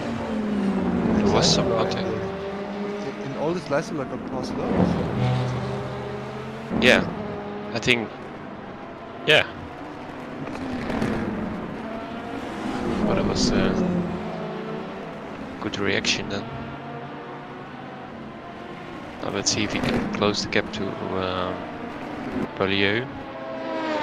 Because low ice seemed to be quicker than Podium earlier on. But Leistola into P6, we would be pleased with that.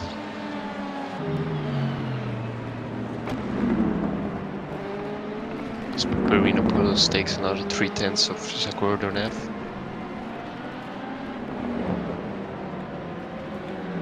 In the meantime, the leaders in LMH and LMP2 are more than 30 seconds ahead of P2. Within a half an hour, so they get like 1 second per minute at this rate. Someone does the calculations for me what the gap is at the end. Hey, very big. Yeah.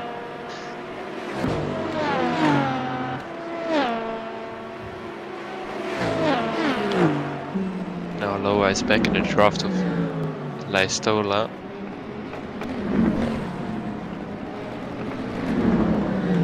Brakes later on the outside, but seems to be missing the apex slightest. Is that your car? The car Loa is driving in. Ah.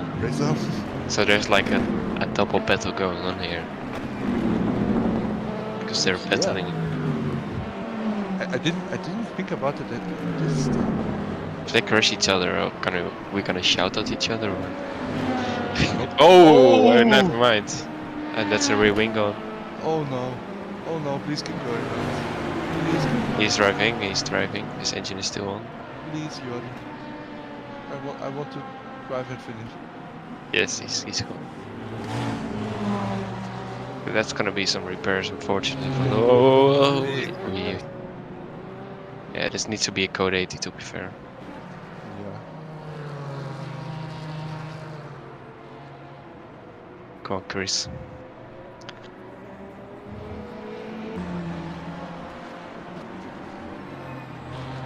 And his car doesn't look healthy either way. Oi. Well, that's a way to take the corner. Well, let's hope nothing extra happens there.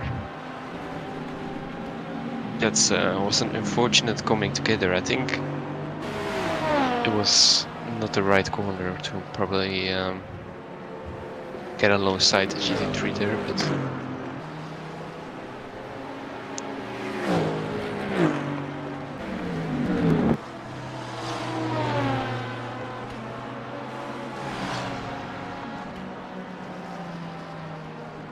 McLeod is one corner away from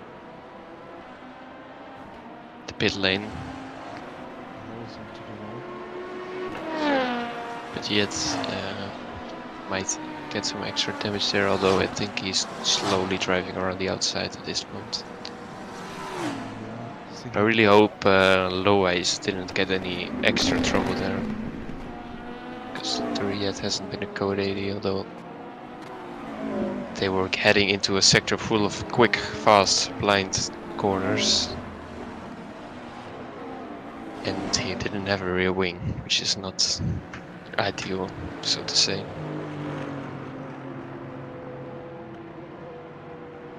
Good thing is he was still driving. Some people already asking about the code 80. Yeah, so I think it's too late now to call one because Yeah. within now and a couple of seconds, Lois should be in the pits, but I don't see him. Maybe Bradley Sellers will show it to us. As his quest to stay with Oh, he's the now in the pits. It says on the live timing. There he is.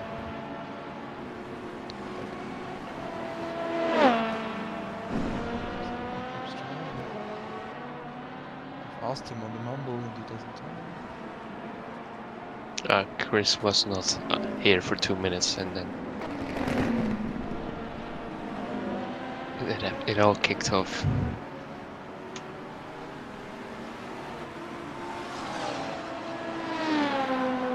Oh wait, I can't email race direct communication chat. It's not allowed. But you can do it on stream. As we see the Full Throttle Racing team, Mark a bit Orford, of a rallycross extension there. he's trying to figure out if Mugello has some potential as a rallycross track in the future. I would say yes. I think so, yeah. McLaren GT3 cars and Oricas? Yeah, absolutely. Why not? Just make them four-wheel drive and not needed. It will be more fun. You know, these people already have issues keeping a real drive on the tarmac to point the right way, and if you cannot let them do it on gravel, or Yes. maybe it goes better. I mean, the good thing about driving on gravel is you can't end up in the gravel anymore because, Are already in it. yeah, That's a great point. You're not no scared of off-track the penalties. gravel, but he keeps going. Yeah, Well, no damage. Just a bit of an off-track excursion. yeah, I lost the Maybe position to 69. Safani, I think, because he's right on the still now.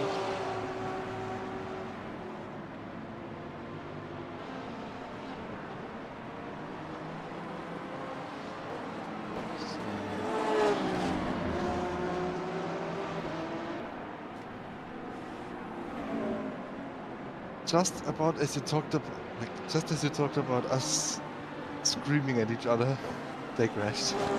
Yeah, I was a bad timing for me to say that. That's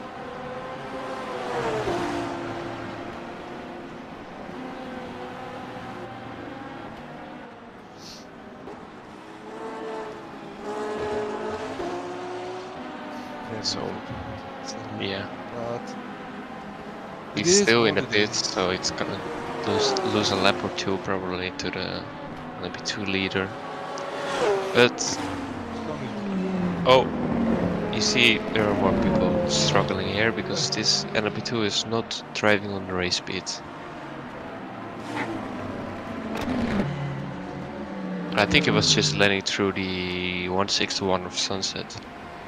there we have the 162, half a second behind the current GT3 leader. So we might see a fight there. 3 tenths now between them, very close. The 162 looks to be quite a bit faster. Honda also being in the distance here, 2 seconds back. So if anything happens, we'll be there. 1.6 seconds now, the gap. I think it was still thing. Paparinopoulos is now back on the tail of the leader in GT3, 241. He's been closing the gap over the last 8 to 10 laps or something. 1 tenth between them now. And now looking to the inside, gonna try to outbrake, and there will be some contact. But we're in a GT3 Next- car, so they can do it. Next corner is to the inside. This seems to be a pretty clean battle up to this point, but the next corner gonna be really tricky, I think. Another left, right, and then he's on the grass there, and oh, and he spins out. Turns around. Oh. Ooh, oh, so lucky to not hit the number 11 of Bonard there. And there you Even have the Bonard now a second back from the leader. So yeah, within after the drop dropping on the over first Renard. lap. As we now get the LMP2s into the pits.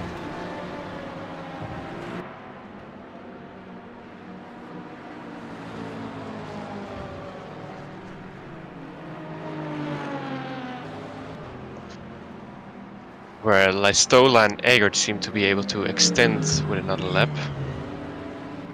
Or they both Oh, yeah. forget to pit. I hope that was the first scenario. Apparently we've been a bit mean now. The incident of our two cars. You look in the general chat. The drive-through for the final one noted with some 140 car for causing a collision on lap 1 with the full frontal racing on the 50. So that's why Brecker probably got the damage then.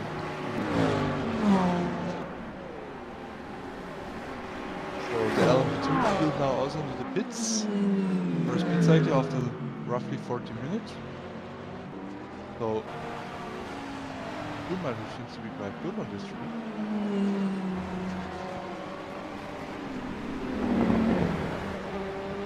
The fuel management is good here around here, but the tire management is absolutely horrendous.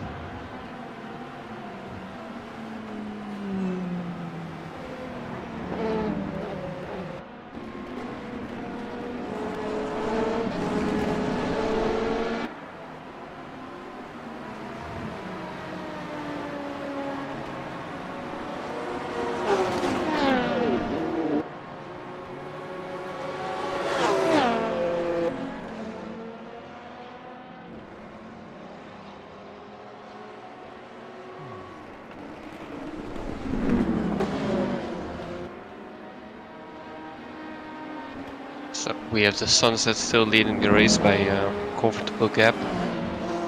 Cars behind are now in the pits, so I think once they get out, you'll have like a 45 second gap or something.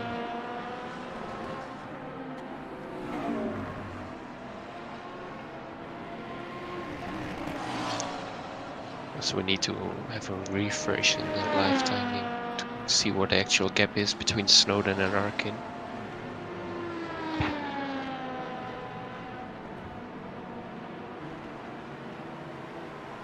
So it looks to be that Listola and Egert both didn't pit for tires. Looking at the times of their pit stops,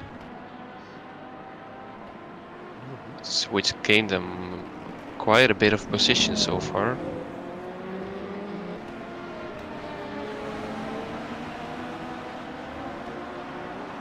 .22 in front of Martian now, P3 and P4.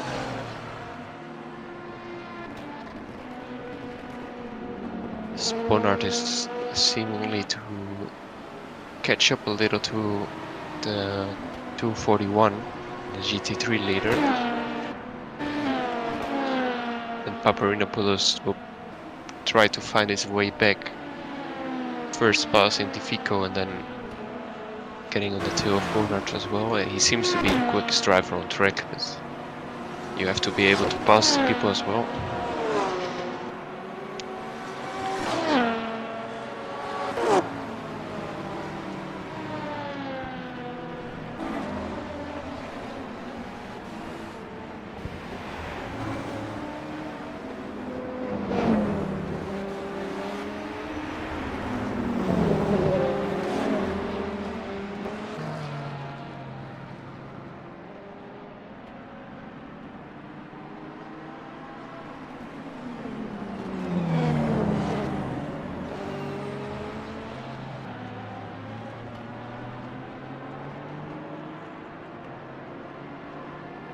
Is it? No, that's not the reading game angle track, is it?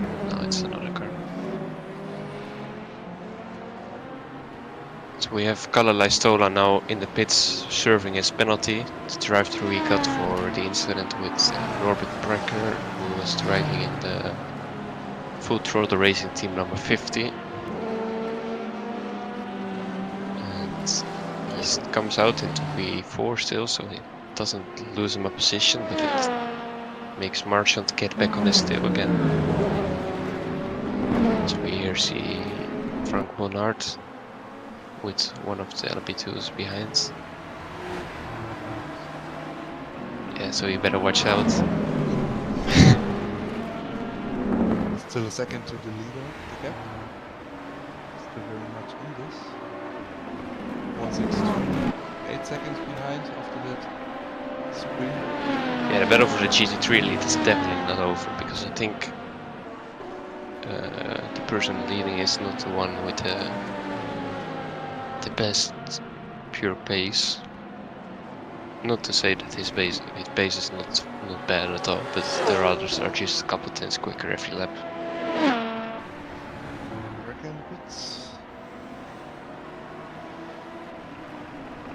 It's a bit early for a scheduled pit stop of the... Oh, still where they go side by side. There was Laistola battling with Marchand. Laistola probably on old tires here, and Marchand has fresh rubber on this car.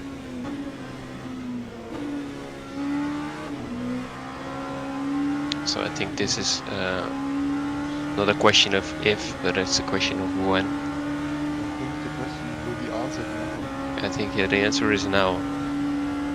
If Laistola drives with his brains, he probably won't fight it too much, but maybe it's just here having some fun. But I think he cleared him. He cleared him. Now he should just try to maybe stick on his tail and wait for mistakes like this to happen. 21 seconds to catch up to the second first car. Yes, as Sultan thought is not taking a chill, he's just on the quickest Sector 1 lap time. Wow. So he's not, okay, I have 48 seconds, let's relax a bit. No, I have 49 seconds, let's make it 59. Amazing pace. Yeah. Louis Hartley just finished fastest Sector 1 lap time as well, but still 2 tenths slower than Sultan thought. Or not. 3-time start. Up to the leader. Yeah. Now getting left by the Optimum Esports car. And if they gonna fight, it's not such a big gap to the Fico. Like it's 6 seconds, but it's easily to catch up when two people start fighting each other. But the Fico currently has to look into his mirrors as well to keep the 162 car.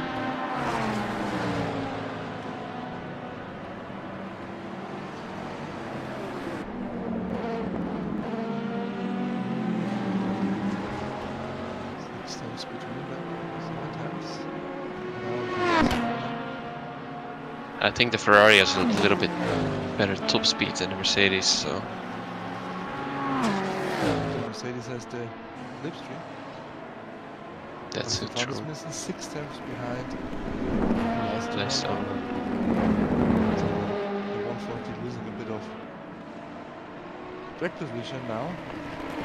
Yeah, I think that's just the consequences of double stinting the tires when everyone else is. You gain 40 seconds by not changing tires, but then you lose a bit on race pace. While Jordi Loris is also driving around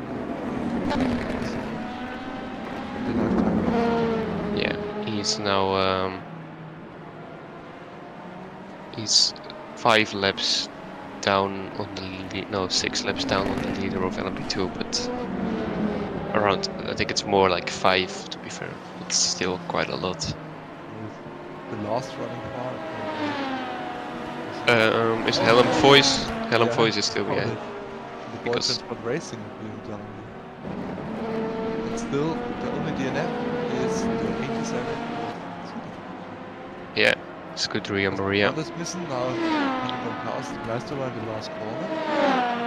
Leistola I think it wouldn't be too smart to try to fight back.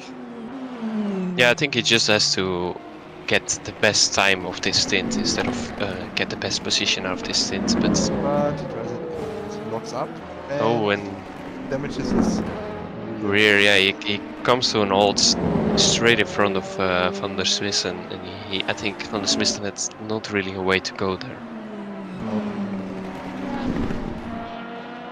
That's just racing. It's part of racing. No one is perfect, so I would be surprised if. Whoa, he saved Okay. it. And the flash. The flash, the inevitable flash. Yeah, I felt like he got pushed a bit too much on the curb, and probably the car didn't like that. But it was a good thing that he didn't go into the wall on the right side of him there, because it certainly looked like he would.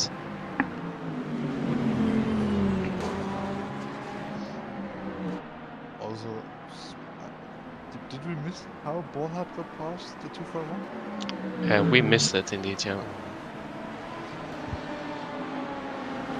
So yeah, the 241. The 11, the Trax VR car, leading car. a race once again. Maybe they can finish it this time.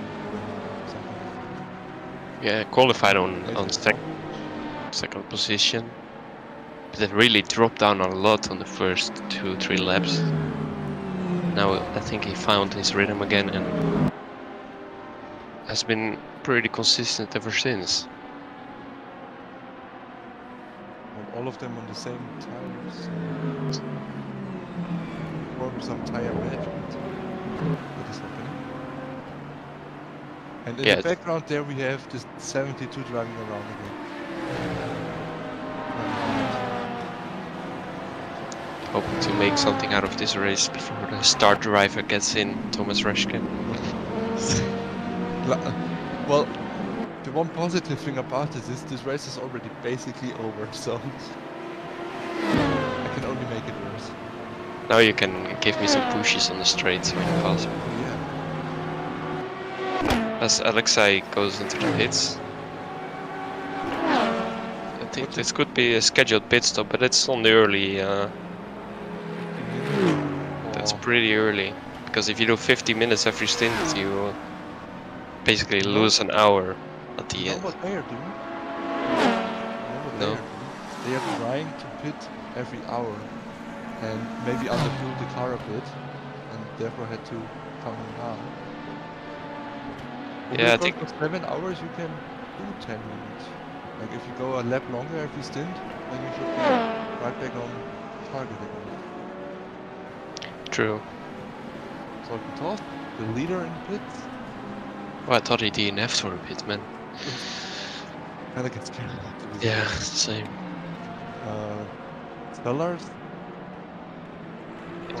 The outer camera really likes Sellers. Oh, as the mayor DNF'd as well in LMH. So it's only Hartley and Toth driving right now, where Hartley takes the lead after the as Toth is in the pits.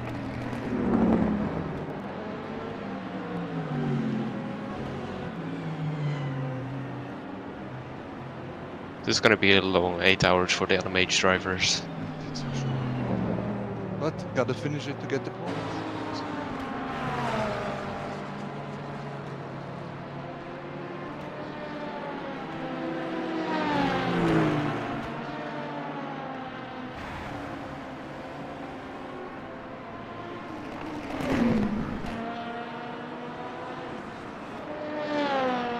To see Thomas Savagny a little bit on the grass. Got to keep it on track. Move to Ardeli for the Hungarian hobby races. The HHR. Currently P8. Behind Alicio Neto. 27 seconds in between them. So some work to do before we can get on the tail.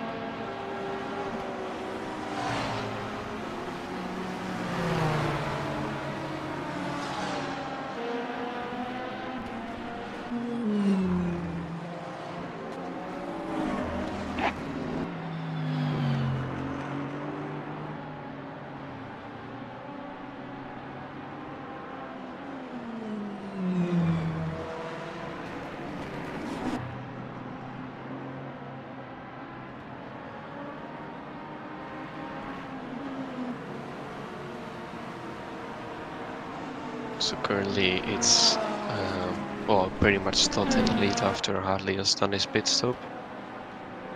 It's Arkin leading the LMP2 class by a comfortable margin. In GT3 it's still a good race going on, with Bonhart now leading, Defico a little bit quicker on the last lap. Who's then again 1.5 seconds in front of Paparinopoulos. So we have the EP lap, the SD Shima and the Trex VR number 11 car. All three still very much in the lead, the fight for the lead. So we go on board with a man who's driving a pretty lonely race in front, so fun thought. The 50 car apparently had some hardware issue. Ah, that's unfortunate. Because they swapped and then instantly DNF'd. Maybe they can get back one way or another. They will try to get back, so that's at least a good thing. Yeah, he just is gone out and is now 88 seconds behind Todd.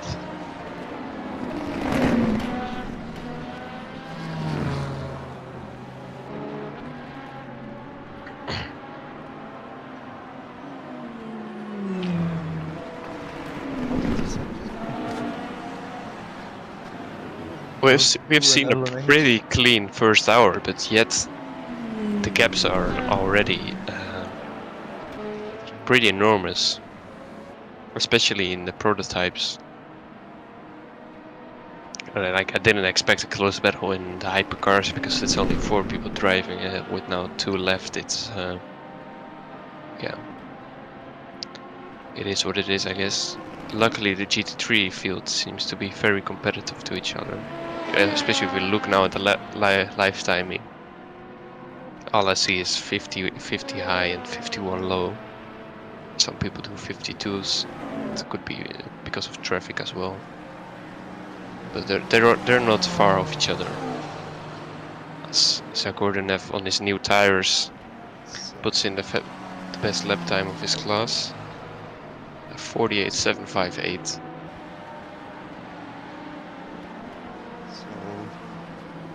Mayer apparently back in. Now being shown on the lap time against Levin Yeah. start. Yeah, that's good. It's nice to have at least 3 people like. It would be very very sad if you have 7 cars sign up for a race and you won't even get the podium full. It's about to get to what's the point of racing if that happens, but luckily they're back in the race and, well, you never know what can happen. We're only done 1/8 of the race so far. After the first hour, it's over. With a few incidents. One collecting the 2 cars of ours. Yeah, unfortunately, your car didn't get through the first hour unharmed, but they now have 7 hours to get back to where they belong, because Loas was doing a pretty good race up until the point he had like it seemed to be a miscommunication between the GT. That's not a. Figured that's not where you want to park the car. Can't park there, sir. Yeah, what I was trying to say was that Loas really had a decent race, decent running in the first, I think it was 30-40 minutes. Yes. And then it just seemed to have like a little miscommunication with the BMW of Murder McLeod, which then made them both end up in the wall and lose multiple laps for repairs.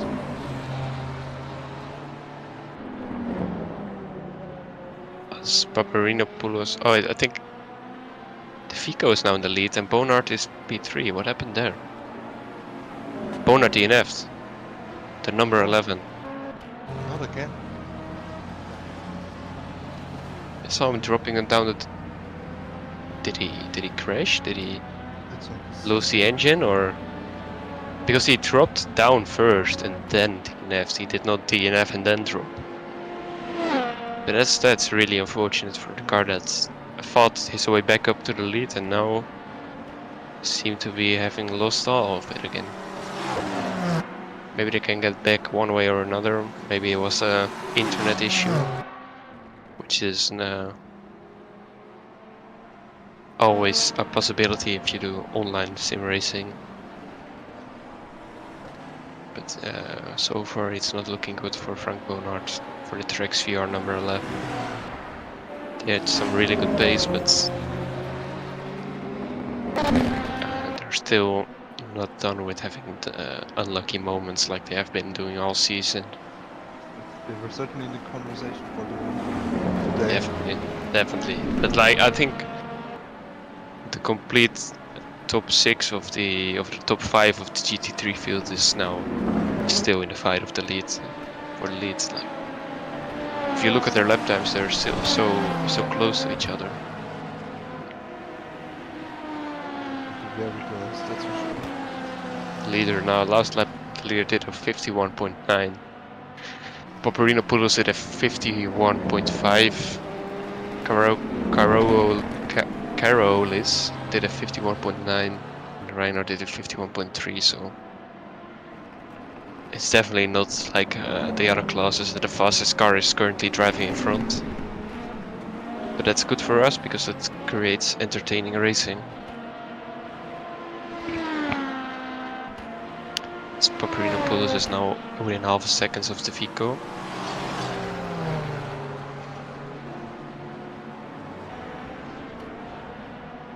Hugo Correa is in the pits, I believe. Oh yeah, I can see him standing there. And Frank Bonart seems to be back in the race as well. Yes, he is.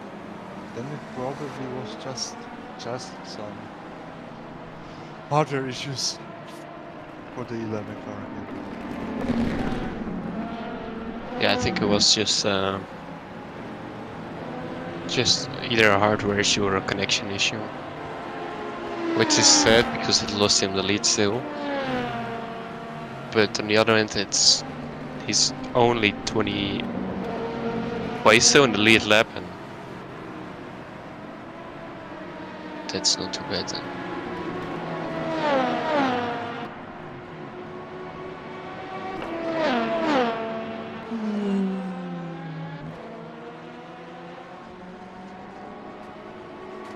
Wow, 7 hours with the mark. And after the first hour, Toff is leading the hypercars, Markin is leading the Alpha 2, and Divico is back in the lead of the GT3s.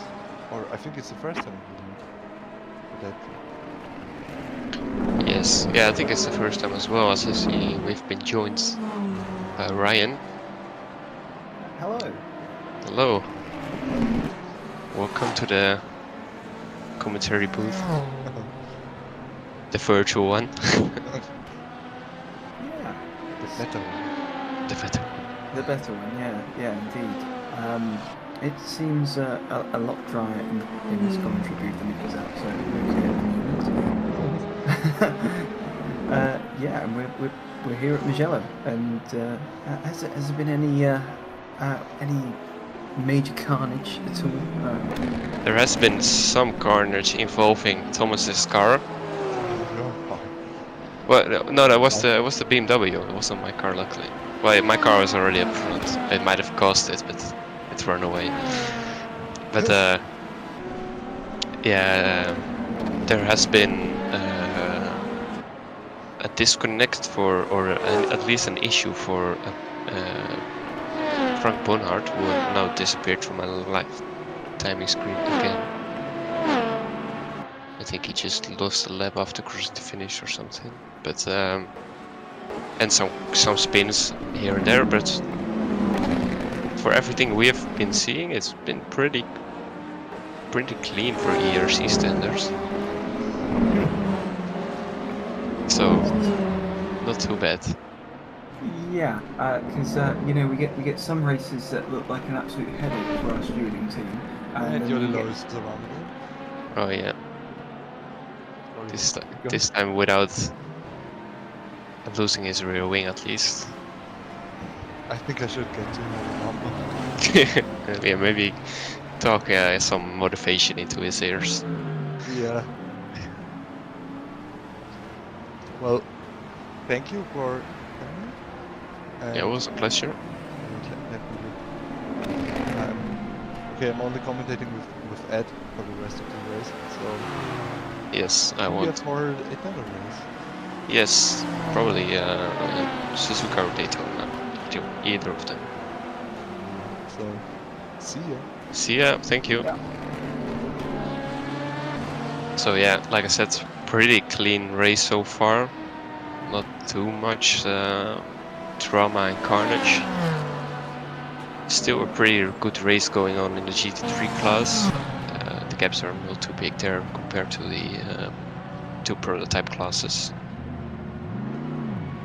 So yeah, looks like a interesting race ahead in terms of GT3. Looks like Toff's running away with it a bit at the moment in the lead of LMH. yeah, and the same goes for Arkin in the LP2. They both seem to be in a different class compared to the rest of the field. And we just entered a bit. Well, maybe we're just done with the pit stop cyclists of the GT3 field. I think everyone pitted now, apart from the top 3, I think. But I'm not entirely sure. I was a bit. Lost a bit of focus when everyone entered the voice chat, but we will find out in a bit. Yeah, and it looks like with Horvath hitting, that's promoted Zagreb into 7th in GT3. Yeah, Zagreb, who was leading before the pit stops. So, but he went to the pits 15 minutes ago, so he was pretty early with his pit stop compared to the rest of the field. And as you can see now, he's losing some time behind slower cars, even though in the same class, which he got to overtake. So I don't. Got to find out if that was the perfect strategy which they took, or they might want to change it for the next pit stop. And is that correct? We've got 2 LMH cars running left now?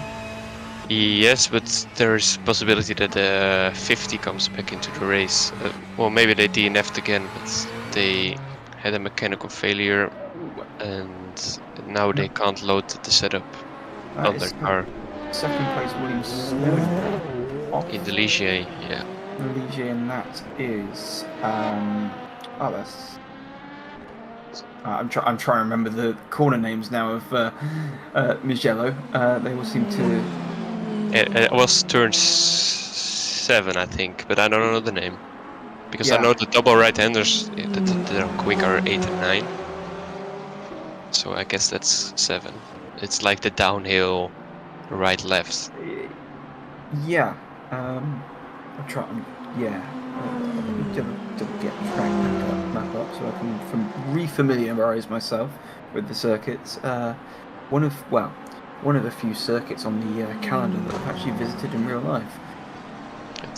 I've heard it's a pretty nice track to be. It is a beautiful track to visit. It's got the mountains in the background as we see the 888 Scuderia car all over the back end of the Porsche. So this is for 6th position.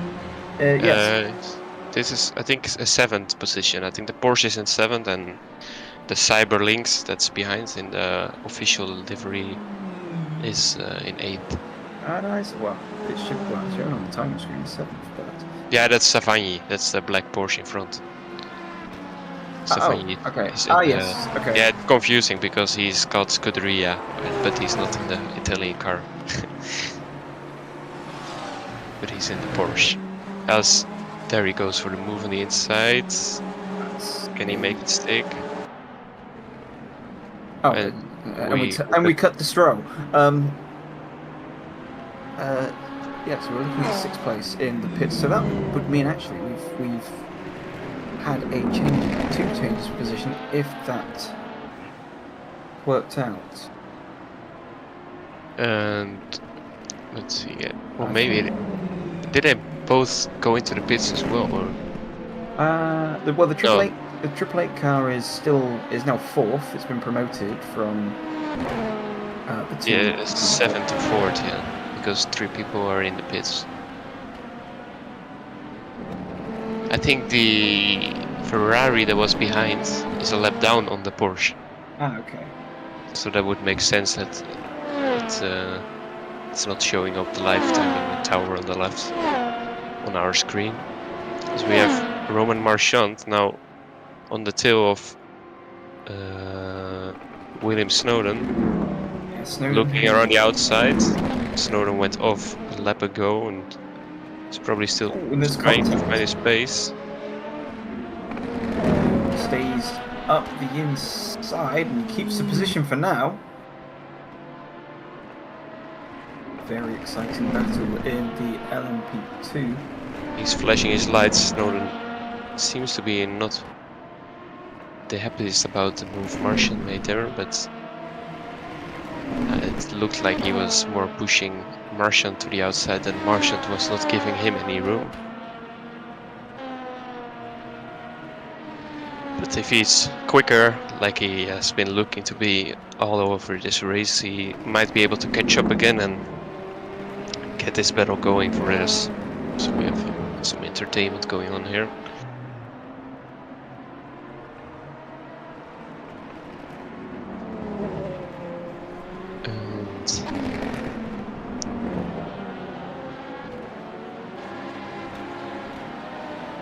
Currently this Paparinopoulos leading the GT3 field, so whatever he has done in the pit stops with the 163 that is his teammate, whatever they have done, it worked because they went from P4 and 5 to P1 and 2. And with a pretty comfortable gap that made me think maybe they have to pit, but that would be surprising. Let me check. Yeah, they still have to pit. Okay, that makes sense. But they're extending quite a bit then.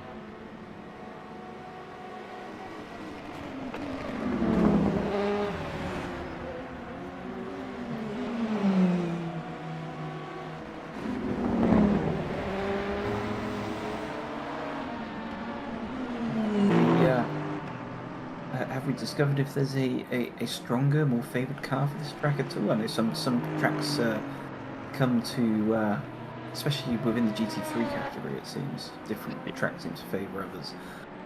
Yeah, it's a bit hard to say right now because the GT3 just recently had a POP adjustment, a BOP adjustment, and I think overall the Ferrari seems to be like the strongest on average. Like they're pretty good on the corners, they're pretty quick in the straights. I think the Mercedes is a lot quicker in the corners, but then loses a bit more on the straights. But I think overall, apart from the Porsche, who seems to be slower by quite a bit, every car seems to be really balanced, and they all have their own strengths and weaknesses and characteristics to drive with. But I think they're pretty balanced, which so far gave us an entertaining race, and we'll have to see how it turns out to be in the last, the remaining 6 hours and 50 minutes, but hopefully it stays like this. And this is the thing with endurance racing is you might have someone who's fairly dominant or towards the top end, and towards the end of that race it doesn't necessarily go all to plan, especially with the factor of different drivers driving. Some may be faster than others. We're looking here at second place in GT3. The 163 Carolis Clown pits. So does that mean that we could actually see a change for position for second place? Or is he just going to manage to get away with it?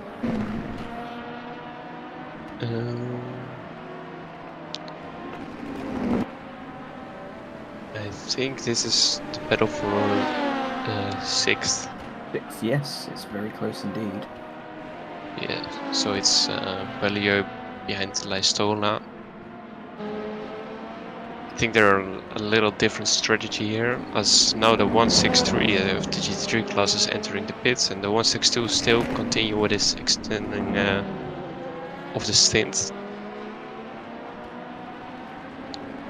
So it's interesting on many places around this track right now, apart from some of the leaders.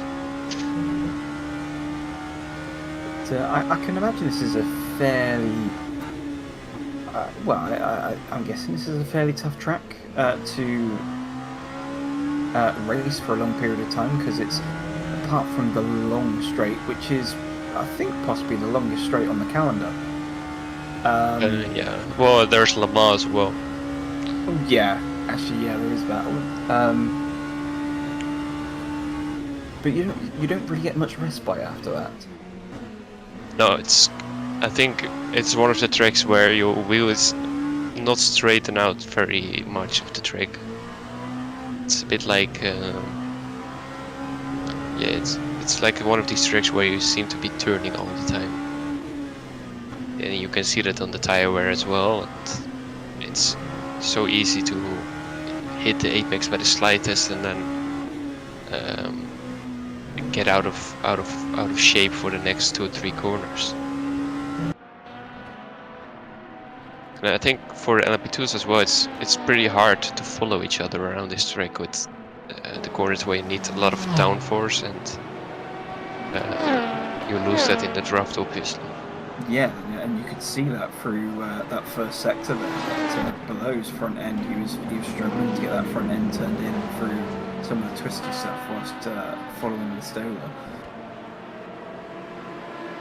So you now have the 162 also finally making his pit stop, which is half an hour later than what the 241 did. So we already have people going out of sync pit stop wise, which can turn out to be interesting at the end of the race. Yeah, and have we seen much in terms of Code 80? No, none. None. There should have been one, but Chris was away for 2 minutes when a car had no rear wing. So we had only one incident that kind of needed a Code 80, and we didn't get one. So yeah, I mean, it's not that often that we get this far into a race without a Code 80. I think it's a unicum, yeah. I don't think it happens more than maybe once per season. Oh, and that is Jordi Low Ice, that's Thomas's car. Now I did see flash up a minute ago that there is a penalty for that car that flashed up. That was one of the in-game penalties, I believe. Yeah, the stewards have not reported any more penalties apart from the 140 that got the drive-through earlier on in the race. Still, this is Below on the Stola, and Below still very much behind, but staying as close as possible. Now the hope is that he's going to have to stay as close as he is, and the Stola actually losing the back end slightly as we've got a yellow in sector 1.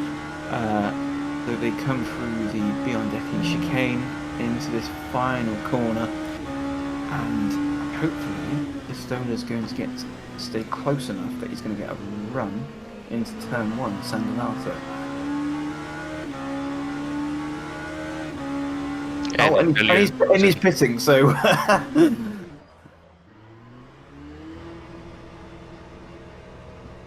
he's probably trying to go for the undercut here, losing too much time behind Leistola, and hopes to get new tires and fresh air in front of him, and then get the gap done while not being behind Loistola, but doing it well, kind of do the overtake on another part of the track, on another way. And also the lead. LMP1 of Arkin is LMP2, sorry, of Arkin is in. Oh, he drives it like an LMP1, so we're not that mistaken there. If you just look at his pace, he's almost as quick as the hypercars.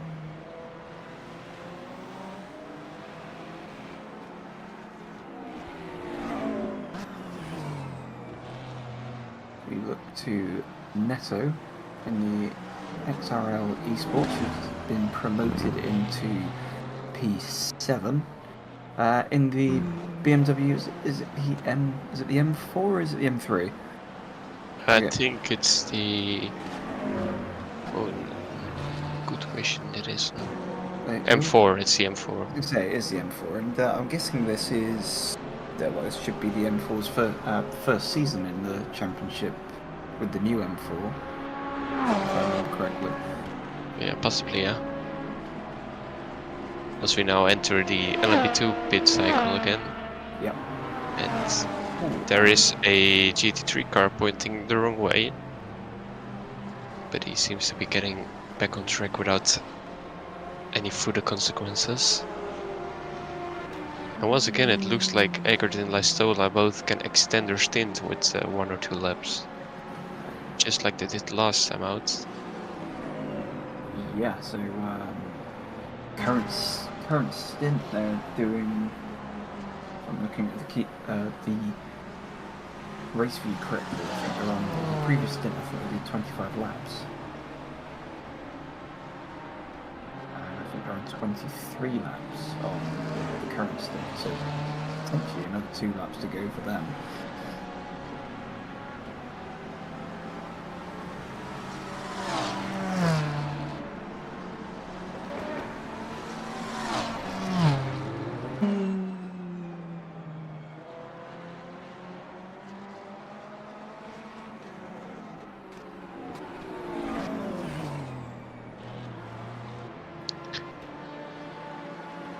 So yeah, they can probably do a little longer on their fuel tank, maybe saving here and there a bit. So as we're looking here, this is actually the battle for 6 position in the GT3. That is the 444 ahead of Reinhardt in the McLaren. Yeah, in front of Alessio Neto from XRL Esports. I think he's been on the tail for quite a while now. Hopefully it doesn't hit the McLaren, because that's the car I'll be driving later on today. The B-lab of Paparinopoulos behind Bradley Sellers. Is he gonna get it done on the straight? Looking for a move around the outside. The hypercar will pass them. Maybe he can get some draft of the hypercar. He doesn't. Now Sellers does that, and by doing that he gives up the inside. Paparinopoulos says thank you very much and takes P3 there.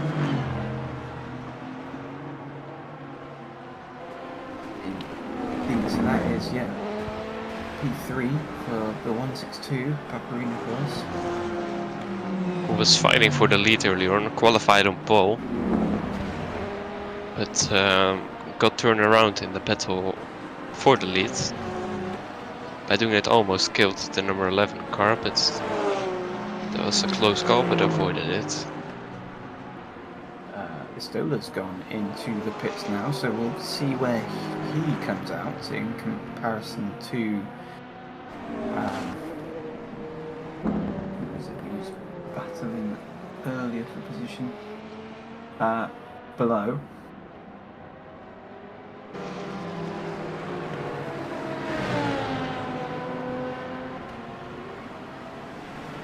I don't know what's happened there, because it seems like Below's still in 10th behind Wesley, and the Steelers came out in 8th. Maybe he had some damage that he had to repair. I'm getting the race view mixed up. Ah. So you see just even Smithson right behind, that must be Hauk.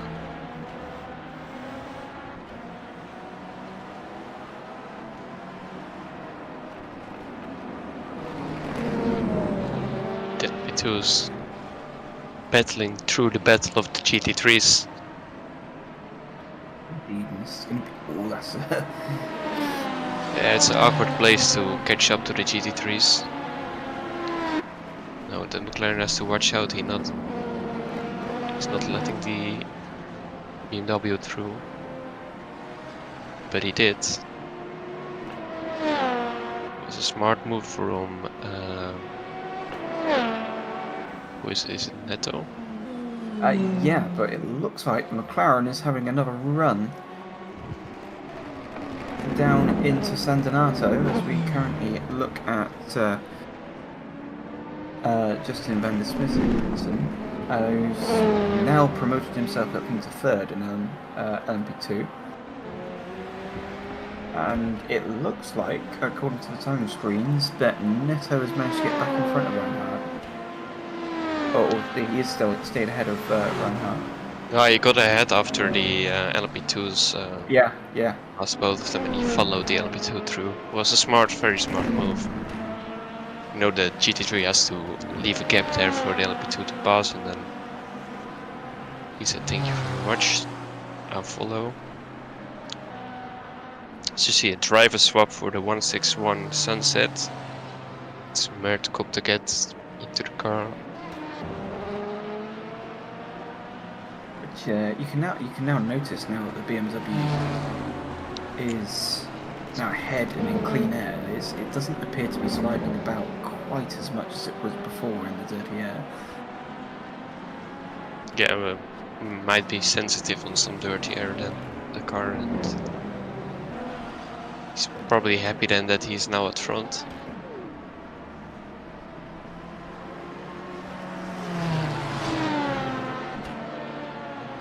That looks like Finavond just going through on Reinhardt, but looked like it was going to try and get the pair of them, but that door was well and truly shut by Neto. Yeah, that was Pascal Eckert overtaking his teammate in the GT3.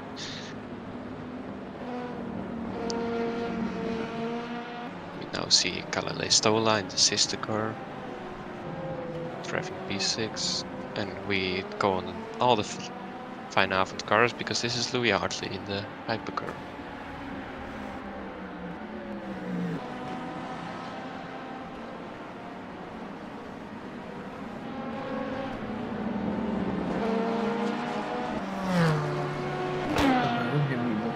In 8th position. Obviously, it would be interesting to find out what happened in the pits and what caused himself to be in the pits longer than Stola. Are they still, obviously, like you said, there's quite a lot of tyre wear. Are they still able to double stint the tyres? The information I got from my teammates is that it should be possible on hards, and I think they tried it for this first stint. But there was a second pit stop, and you definitely cannot triple stint any tire. So I think double stinting on hards can be done, but they should have pitted for tires now at car on the last stop. So I don't think that was the cause of the time loss.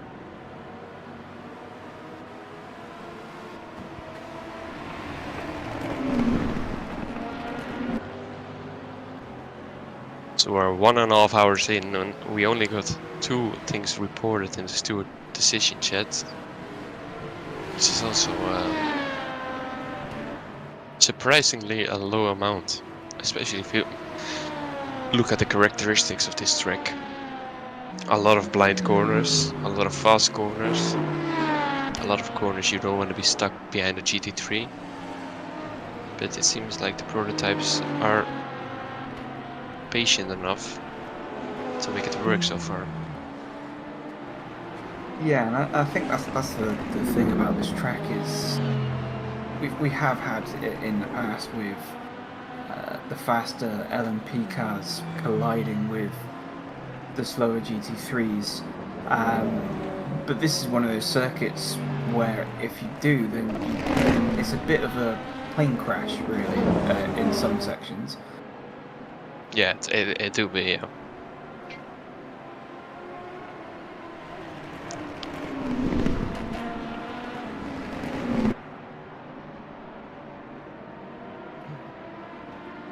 What happened to the... Oh, there it is, the Boy Transport LP2, it's now in P4. 6 seconds, no 8 seconds in front of Pascal Eckert.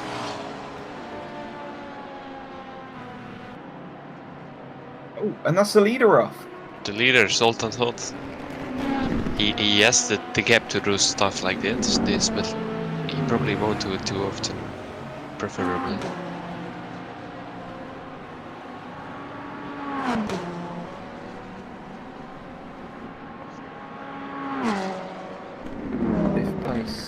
For the EP Labs. Pugmahal quite comfortably by the looks of things in 5th position. He's got 25 seconds to Sellers ahead, and Neto is 9 seconds behind. However, now Neto's got some free air and we'll start seeing him put in. His last lap time got invalidated, so he's currently keeping it away from us.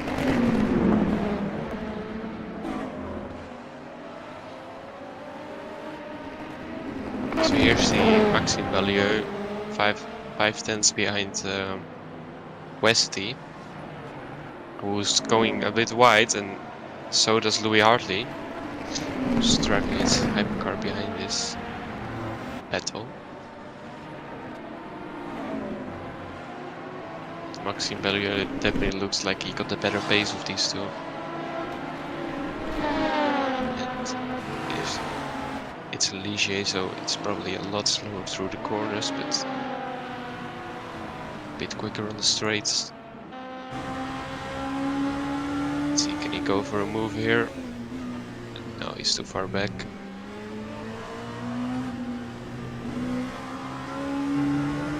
Got to deal with this GT3 McLaren. Whether it's still Mark Horvath in the car? Yeah, it's still Mark Horvath for the Full Throttle Racing Team 69. Well, that must be so frustrating from below, because obviously trying to lap the GT3 and then finds himself being lapped himself by Hartley. So had to get back in the turn. It got him done in the corners, and the car in front easily gets it done on the straight, which is costing you way less time than having it done in the corners, obviously.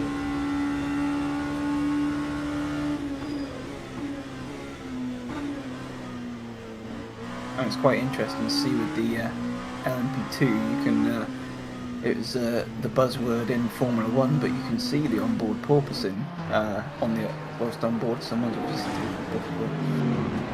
tripped off onto the gravel at that point. But I think it was Louis Hartley again in the same corner.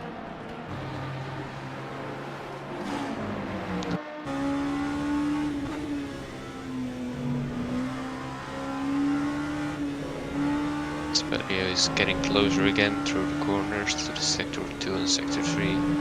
It's probably where he came to most time. He's really close now. always, and at Scarperia he cannot get through, but then it looked like he's more careful through negotiating the traffic than Westy is. Around the outside here, that's kind of tricky, but he seems to be making it stick.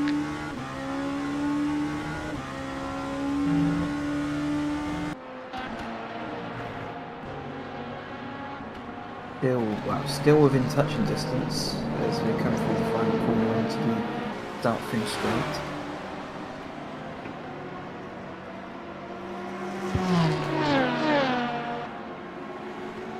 Can he possibly make a move into turn 1? I don't think he's quite close enough, obviously. No, he won't. He even looks up a little. He's got a little bit of toe from Neto down the start-finish straight, so that helped him a little bit as well. Oh, he's now side by side. Side by side. He's going to have Westy's going to have the inside for the next corner, but it looks like job done. I think he got a track limit there, Westy, and had to back off a little. Because he will seem to be really slow into that corner. And maybe he knows if the car behind you is going quicker than you for lap after lap, you're not gonna keep him behind for 6.5 hours probably. So just focus on your own race and And that's West Listola. in the wall. Sixth place Listola. That looks to be, well, in MotoGP it's referred to as the Ducati corner. Yeah, it's the long right-hander before the fast chicane or fast S's. I don't know how you call it, but it's fast. Current tire corner. Current tire corner.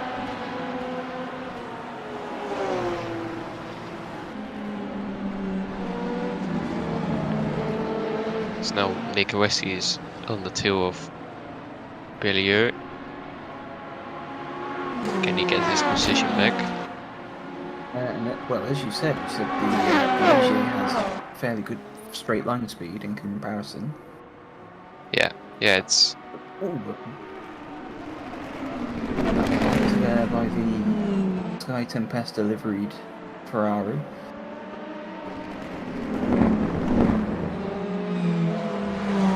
it's one of the Cyberlinks. It's the 242, I believe.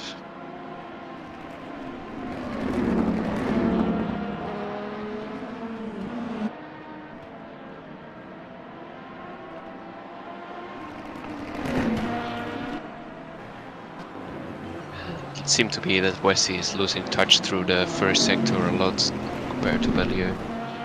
You can definitely see there's a big difference in cornering ability from the Arca to the Ligier as well, by the looks of things. Yeah. Although Snowden was really quick with it in his first stint in the first hour.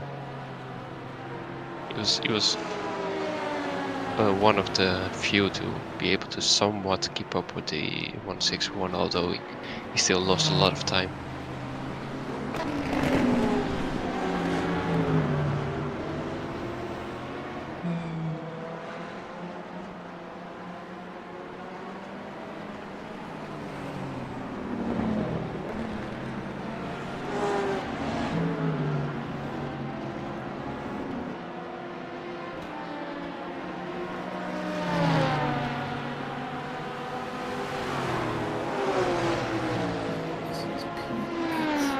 He's battling with white McLaren up front, but it looks like Reinhardt is getting held up by the Porsche, who is a lap down. Yeah, you can see the flash of the lights now from Reinhardt because he is coming under pressure.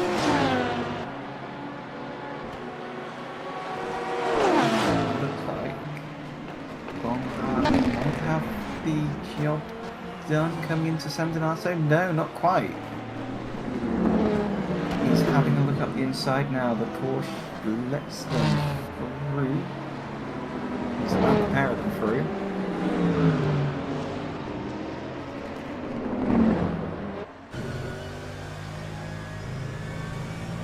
Yeah, Bonhart now right on his tail. One of the quicker drivers of this field. He qualified P2, dropped down to P5 or 6, and then fought his way back to the lead until he had some sort of issue that DNF'd him for a little bit, and then now he's having to fight his way back through over again. You can see in the mirrors there's one of the LMP2s just firing through there. Yeah, he got an be good at negotiating traffic on this track, because it's definitely a big part of your day of racing. Oh, A bit of sideways, you can see the traction control cutting in there.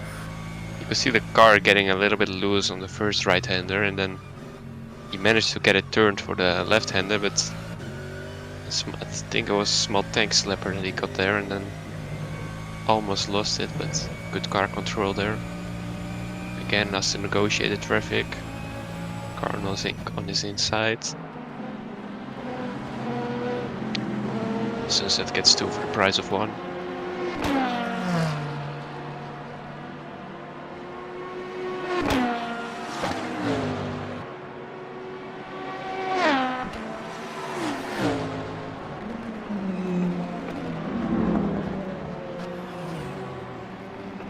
I'm guessing the way that the lights work on the dash, that the yellow flashes meant the ABS was cutting in, the blue flashes meant the traction control was cutting in.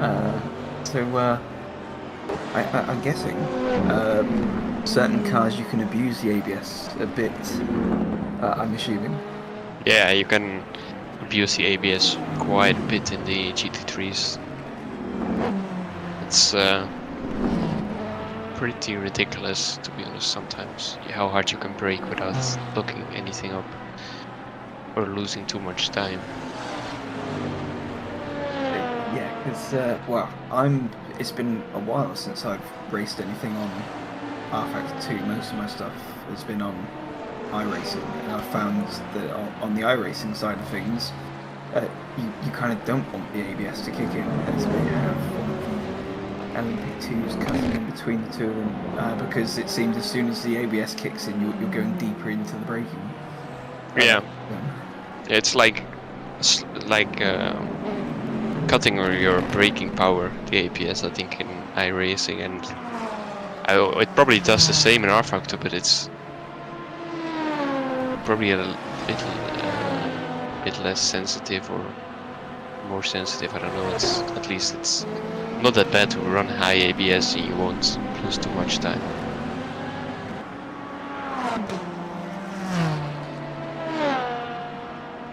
So this battle keeps on giving between Bonnard and Reinhardt. Indeed, and it looked like Bonnard hadn't quite noticed that Ring of Honor LMP2 car until the last minute, making a bit of a dive, because it seemed like a bit of a scared or frightened jump out of the way, and that's very close through to Sandinato. Look at how much he's made up on the brakes there. Yeah, he's more confident on the brake than Reinhardt, it seems. He seems to be having the better of pace, but every time he's close to make an overtake, there is a prototype disturbing its way of making a move. And I think the McLaren has a little bit more top speed than the Mercedes.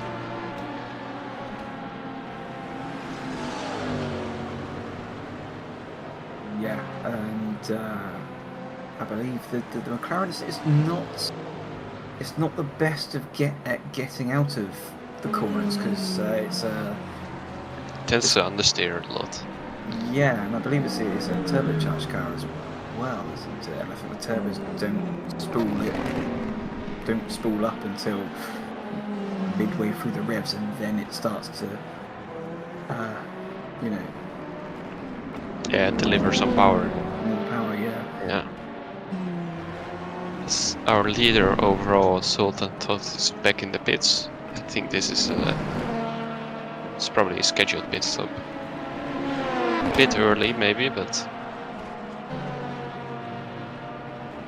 And I guess as a result of Below's blistering pace and Listola making the mistake earlier, and a mistake there, and allowing Below through. Obviously, Below had caught up onto the back of Listola before, and we could see that he was struggling to get past, which resulted in Below attempting that undercut, but didn't quite work out. But he's back through now, so.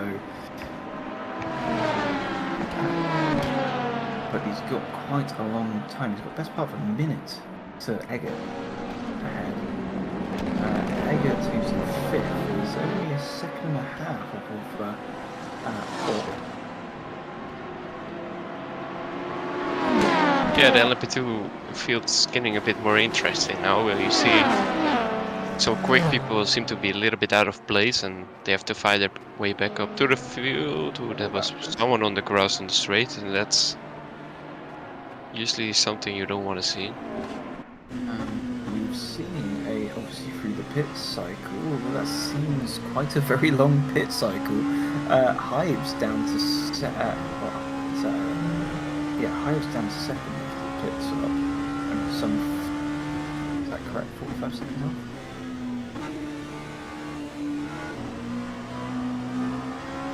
I mean that seems like a very long pit stop.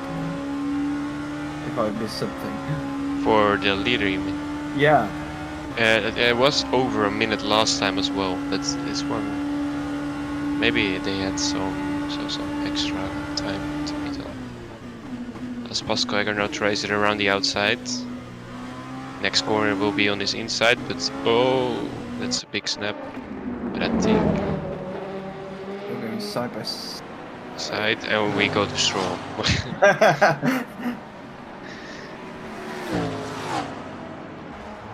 So Bonnard made it past Reinhardt. It was a matter of when instead of if.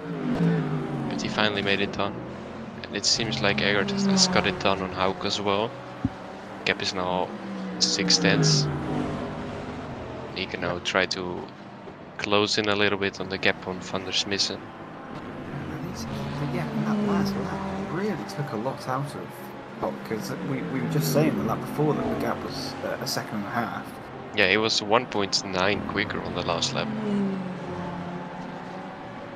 Yeah, it seems like Hauck didn't have the best of laps, and Pascal Eggert had one of his best laps, one of his better laps at least.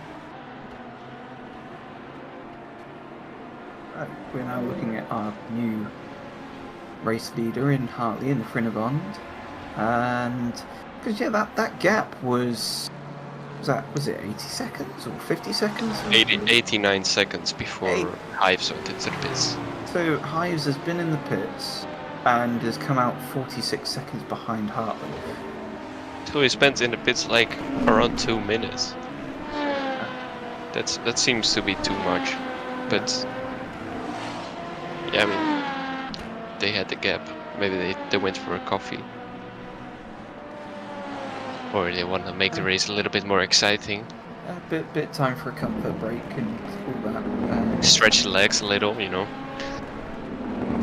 They have 6 hours more to go.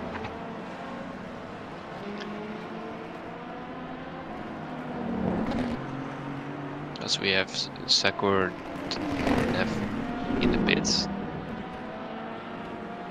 dropping it back to P9 already. P9, yeah. Bradley Sellers currently driving third. He would probably be very happy where Pit is, and so would be our other commentator, Ed, because this is 50% his car, and a bit of Tom Dillon. Well, it's actually a bit of Joshua as well. Yeah, the Hunter Birch car. Hunter Birch Reading Game Studios Racing.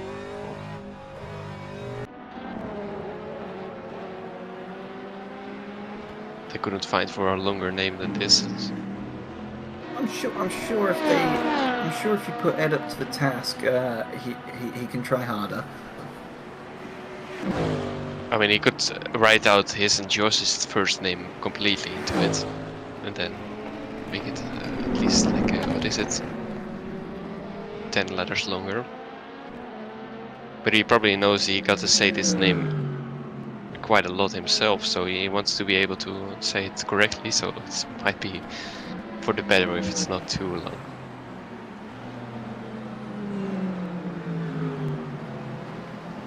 So Sultan Ives is currently in P2, but already made his pit stop.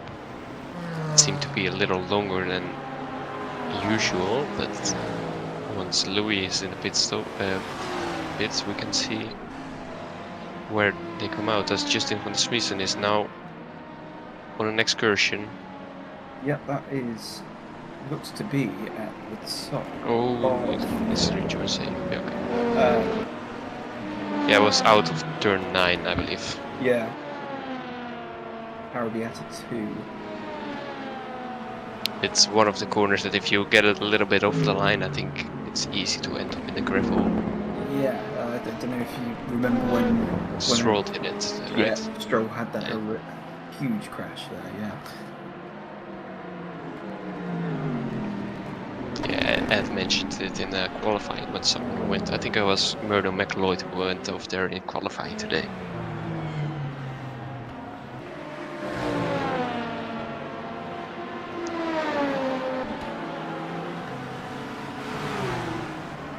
So now the question is when and for how long will Louis Hartley go into the pits? Yeah, I'd expect. Well, his previous stint was. The answer is now. Now, yeah. He probably has the stream on and he's like, let's go now. Let's not make them wait for any much longer. Now I'm really curious what the gap will be once they come out. I still expect Hives to be leading.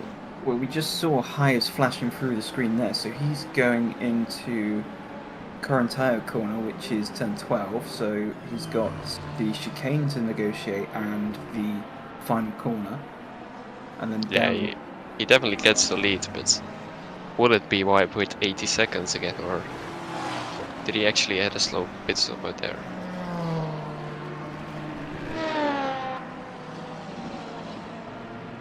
Oh, oh no. So Hives has retaken the lead as we expected.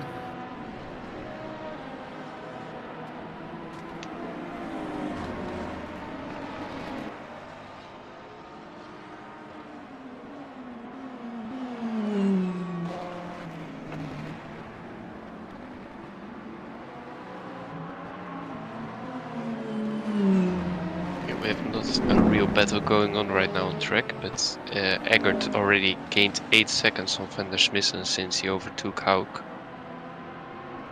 Indeed, and obviously we saw Van der Smissen having that off-track excursion. That well, yeah, 6 seconds he gained in the last lap. And Van der Smissen is on soft tires, while Eggert is still on the hards. So I think Eggert is going for a double stint again. And Van der Smissen is, well, I assume he's doing single stints. So after the next pit stop, we could see if there is a change of position. But Hartley go out of the pits, and he gained 20 seconds in that pit stop, cyclist. Because there was definitely more than 86 before, and it's now 66.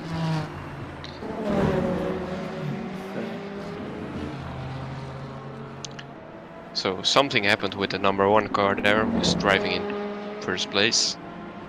But like I said before, they had a comfortable lead, and they could make a mistake or two before they would lose a position.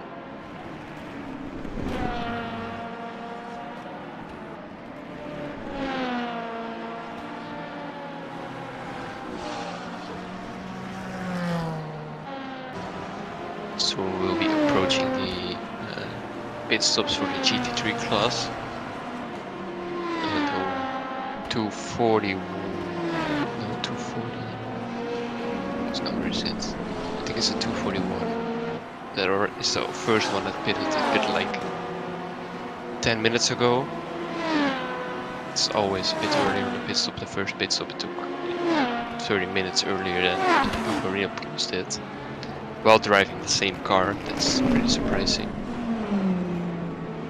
And so yeah, it's curious how that turns out towards the end of the race, because if you pit 30 minutes earlier for every stop, you have to do one extra in the end if my retarded calculations are correct. So look at Mark Horvath, currently driving P8 behind Benjamin Reinhardt.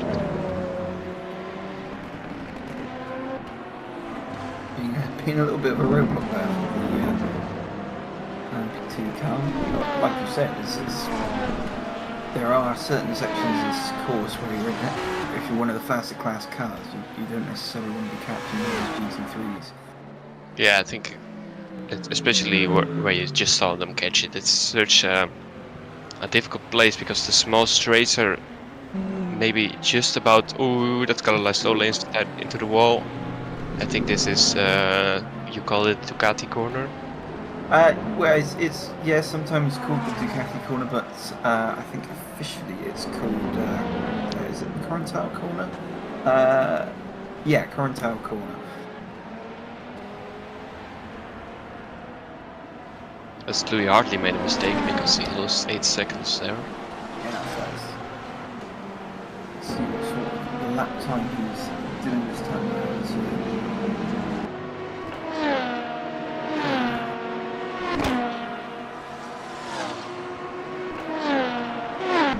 This would be his first, yeah, his first lap this time around.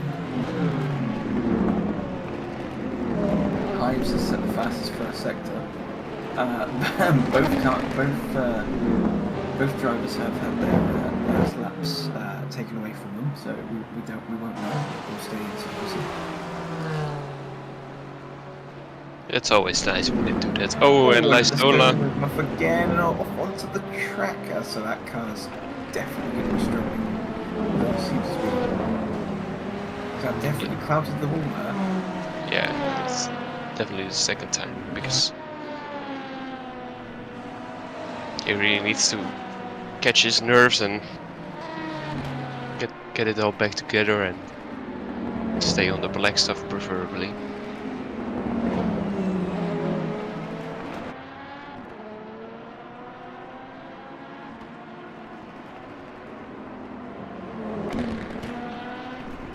Plus the leader of LMP2 is now a gap of 100 seconds after 2 hours. Yeah. It's pretty insane. Yeah, and lap time for last time round was a 1:40, but as you said, fastest lap time from that car. Only, well, we're pretty much exactly 2 seconds off of what Harvey's best lap is.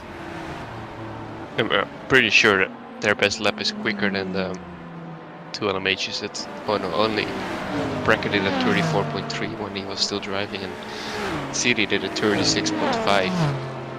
But I gotta say he only did 7 laps. So his best lap is slower than the LMP2.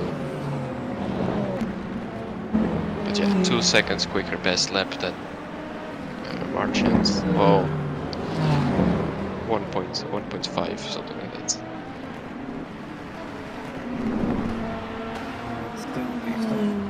Previous lap times going to be 2 seconds quicker. Also, pretty much matching. It's actually Marchand that's running 2 seconds quicker than just on the Smithson. Yeah.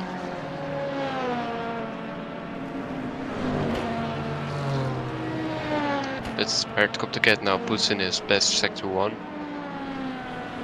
So we might be up for some very quick lap time next time he comes around. If he doesn't invalidate it.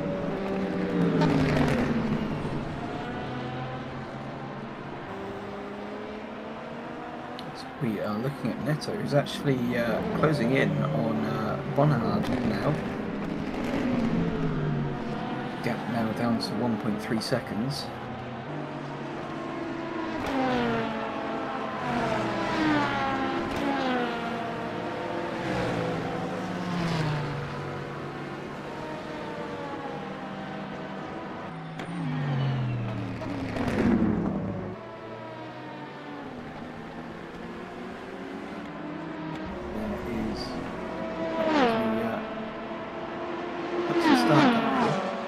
Although that is Nick Wesley in the pit lane. Yep. Just seems now the point transport car. Yeah, just coming out in front of Bonhard. Yeah, but I think he's a lap down. Lap because down, Bonhard, yeah, Bonhard is P5.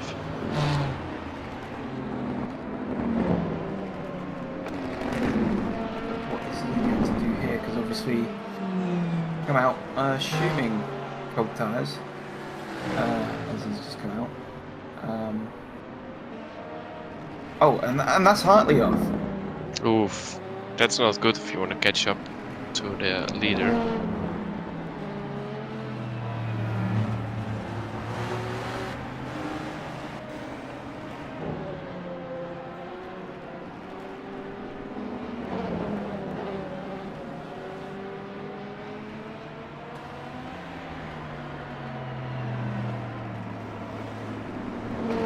As we again cut to Bradley's cellars, but loud voice. And well, as we were looking at the Hunter Birch simulation car, in comes Ed Hunter himself. Yeah, so I was just trying to sort out the driver situation there, because one driver we were going to change over to is like out at the moment, and now Louis Hartley, it sounds like, just crashed into our car. Because Bradley still was just saying, or I mean, I hand over the car to Ian, who's our other driver, and then all of a sudden he was saying, "Oh, what was that from?" In fact, he says that he left Louis plenty of room, and he just crashed into him at is it turn 8, just after the double right-hander, the really fast bit. What's it called again? So I've been watching. It's turn 8 and 9. Arrabbiata, yeah, that's it. Arrabbiata. Yeah, I think apologize. It was either out of Arrabbiata or into Scarpero, which is turn 10. They just sort of came together. And I only heard Bradley suddenly laughing because. And then I looked into his stream, see what happened, and just saw Louis Hartley facing the wrong way in the gravel, and Bradley with a load of damage. I apologize for the incompetence of my driver. Oh no, it's not your fault. Well, I know, it's just one of those things. Louis Hartley things. Just Louis Hartley things. He probably thought he could get through. But anyway, now that I'm back and I'm not away from the computer, we've actually got control of the cameras now. That would be nice. Maybe we can do a restart so we don't have to watch it through cockpit view of Louis Hartley. That was I don't think the replay goes that far back. Here's Julio in the pits, and I think that's the OSR car as well. So now this is where I've got to figure out what I've actually missed in the last first 2 rounds of the race. Not too much, apart from Low Ice losing his rear wing. I saw the replay that you guys posted of that crash. That was pretty much it, apart from that 2 hypercars DNFing for some reason, and yeah, I think that was it actually. Some spins, but nothing major that we have seen on stream at least. Maybe some stuff happened that we missed. Here's the battle for third then. Now that the 485 is pit and is pretty much out of the picture, we got Papa Mihail versus Bonhard. Bonhard on the tracks VR. The Mercedes has got pretty decent top speed, but the Ferrari also pretty slippery in a straight line, so not too much that Tracks VR can do at the moment. Of course, they narrowly missed out on pole position earlier on, and Devico has really been the big surprise, getting the that car up to the lead essentially by about 7 seconds. As we see, look how close the pair are getting now. Already since you're back at, it's my time to go. So I wish you both good luck and have fun. And here we go. Oh, pulling across to block him, and there's the Finavond in the background as well. So this is getting very interesting, isn't it? Right. Indeed. Indeed. In fact, the car that we're actually looking at for the next position behind is Nato in the BMW. So that the car just behind these two, where the McLaren isn't actually involved in this.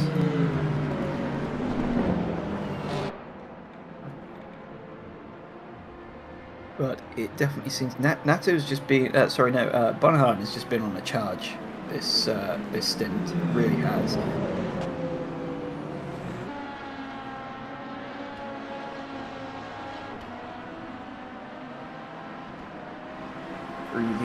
Get it so back up. I'm desperately trying to get the footage to work. Sorry, if I'm lagging a lot, then it's because I've just left the computer on the whole time, so the CPU is probably horribly overheating. Well, and that's one of the LMP2s trying to force the issue with Paparona Pili. Sorry. It's Papa Mihail, isn't it? Papa Mihail, that's it. It's a bit confusing because also in the timing screen, Pep Michal hasn't bothered to put a capital letter in his start of his first name. But look at the different lines through the first corner as well. That Bonhard is taking a much wider line, and here we go, side by side, through turns 3 and 4, and round the outside goes the Trax VR Mercedes, and that was Papa Michal sort of being caught by surprise there. Indeed, and not really able to fight back, and it just seems like Bonhard's got that car dialed in. The car just seems happy and planted to ride the curbs, and where everyone else seems to be slipping and sliding about. Exactly, so that really shows you that they've set up not just well for the qualifying, but also for the race as well.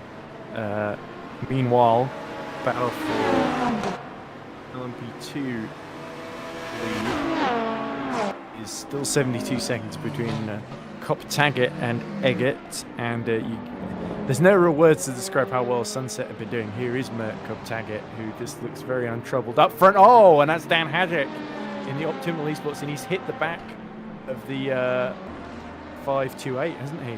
Yeah, and both of them have got rear wings missing, and there's another. Oh, that is the 528 in the background. That's fishtailing off. It's really bad, unlucky news for Dan Hadjic. And we have a code 80 in a session as Dan Hadjic spins out of the final corner with no rear wing. And this. Oh dear. And this code 80 is coming into effect right now. So yeah, let me actually go and put that up.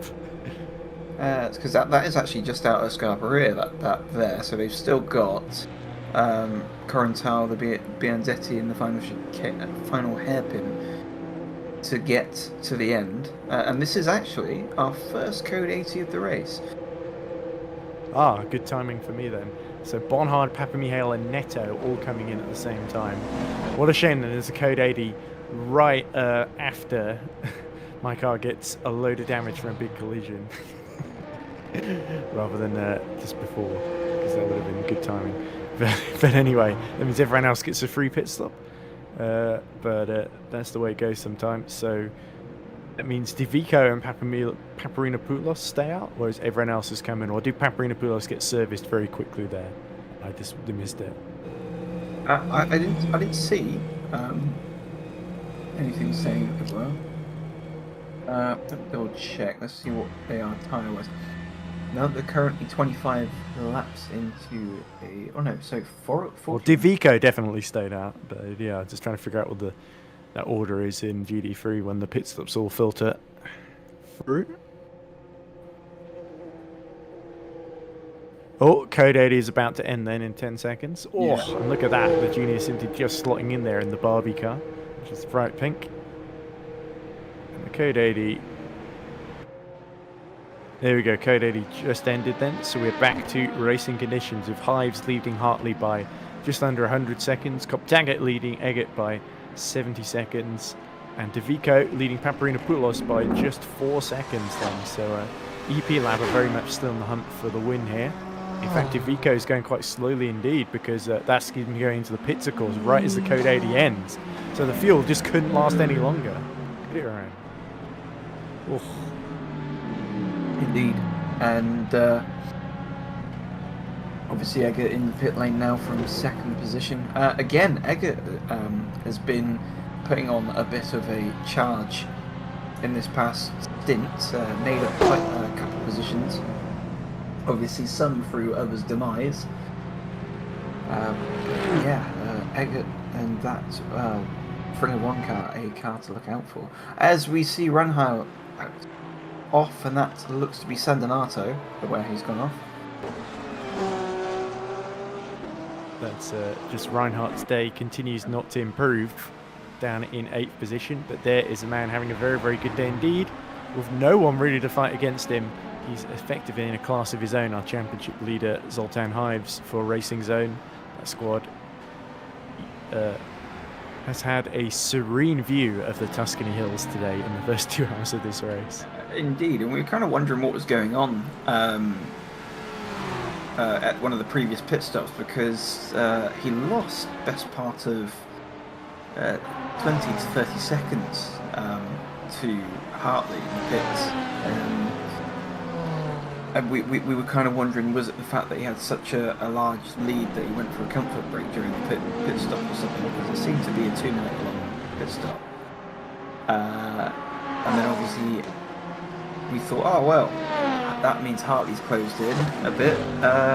Have we actually got a race in our hands? But obviously Hartley had a couple of off-track excursions, has clipped the gap back out to 100 seconds.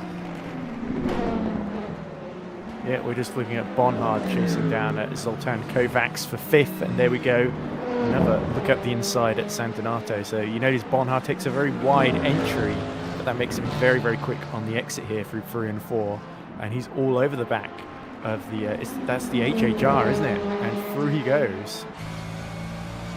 But he's going to have. It's not got, but you can see how the car can just turn in the way that he wants it to, which it seems no other car in the GT3 field can.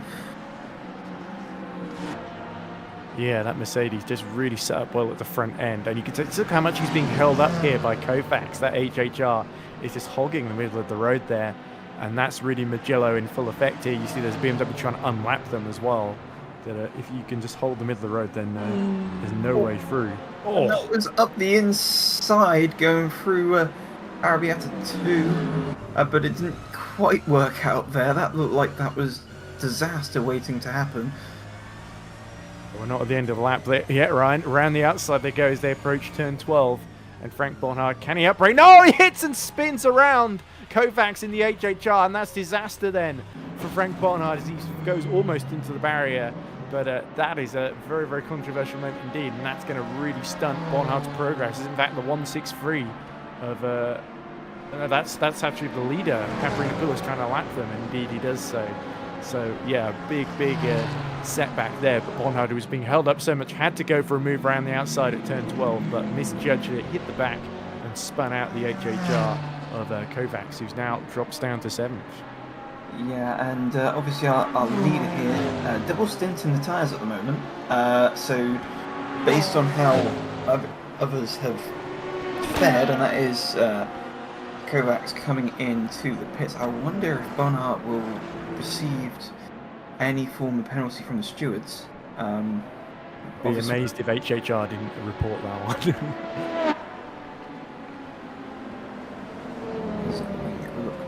Hartley in front of 1 second. That reminds me, I'm supposed to do a report of Louis Hartley, I think, but I didn't see what lap of that collision happened on, so I'll have to get one of the others to do it from my team.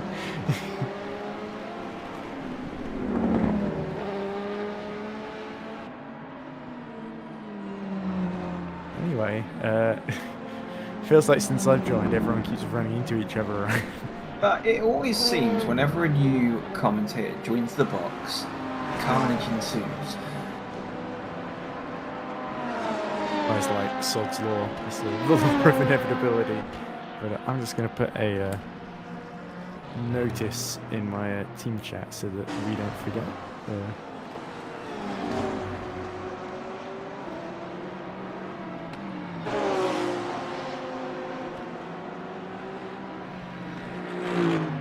As we are looking at your wonderfully British Racing green Aston Martin, I'm trying to remember. That's not me, I swear. It's yeah, it's you haven't always run the Aston Martin, have you? Last season we didn't, but we can do a lot of last season. It's all season we have run the Aston. We're actually thinking of switching to the BMW because it's just a difficult car to set up, and the BOP from the beginning. We had to pick the car before the BOP happened, and I thought we picked the Aston because it won in the hands of Team Imperium last season. So I thought, oh, it can't be that bad, and it turns out it isn't actually that great. We've only really got one podium out of it, and okay, it sounds like Bradley's saying that since he swapped out for Ian Maycroft, he's already sent in the report, so that's all sorted then. Awesome. I mean, not for Louis Hartley, I'm sure, but well, awesome for you because it means it's one less thing you've got to worry about. That's true, yeah. I there's still plenty of racing to go. And I think other than maybe dinner, I'm pretty much going through to the end now. But I might have to take a couple of breaks here and there just so I don't destroy myself in the process. I actually had a massive headache overnight, Ryan, so I was actually thinking I might have to drop out doing commentary entirely, but by the time I woke up I felt a lot better. I think it was just because I drank like 2 different glasses of wine and I felt a bit dehydrated, and I kept the window shut, I think, to stop insects getting in, so I ended up being way too hot as Louis Hartley gets a penalty, almost as if on cue. So that's not good news for Finn von Dedel. The 137 will have to come in and lose even more ground to Hives in the number 1 racing zone. So there's not really much of a fight for the lead in Le Mans Hypercars. There's 2 cars trying to the end over a lap apart now, I think, once the drive-through is served. As we look at Papa Michael trying to chase down Hacchiatore in the 320, which is of course the Mercedes teammate of Eliseo Neto. I think has just changed over, is he? Yeah. Well, no, it's SD Cheaper. It's SD Cheaper. Yeah. Just having a quick look through the steward's decision, and yeah, it does say lap 64 incident involving Fringavon and Hunterberg simulation drive-through penalty for Fringavon for causing collision. So yeah, that was very swiftly dealt with by the stewards. Yeah, feels like I think I was one point last season where we tried out a race in LMP1 because we always just kept getting taken out in GD3 by the LMP1s and LMP2s. So it's like, oh, I wish we were in a faster car. And then when we switched to the faster category, just more chaos seemed to happen and drivers couldn't get it to the end. So there's only been a couple of races that we finished, I think, in our career, and one of them was Istanbul where we came 3rd. One of them was Abu Dhabi. Oh, look at Papa Michael just losing it on the curb there and collecting. That was a good save, actually, from the 163. But it's not going to help him fight SD Chuba here with Cacciatore. I think he's an Italian driver as well, doing well on home ground. Mercedes ahead. Yeah, and Papa Michael, and that is Thomas Ladepie. Yeah. Obviously, that car had already had that was the car that we saw with no rear wing earlier, wasn't it? Yeah, it was. So he's repaired it, gone back and gone out and put a new driver in, and they've immediately spun it into the gravel there within the lap or 2, which is not great for Thomas Ladepie's confidence at all. But I'm sure Thomas will collect himself together, get the Barbie car back into shape, and maybe. Just set some consistent laps because they're down in 10th and last of the LMP2 field, I think, still, which is where they qualified as well. They've certainly got a work to do as well. 3 laps down on the next car, so it's looking pretty like just a race of getting it to the end for them. I think it's looking pretty bleak in terms of positions. Indeed, I'm assuming has Hartley taken the drive through because he's now showing as being a lap down on Hives.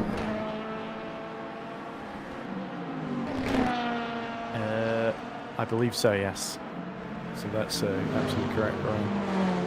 Trying to look for the closest fight on track. I think it's still Papa Michael versus this man, Aulo Cacciatore. I guess we'll watch that for a while. There are a few close battles near the back of the GD3 field as well. Between and there's Remco de Zoo all on his own as well. Let's see if we can get the proper battle on screen again.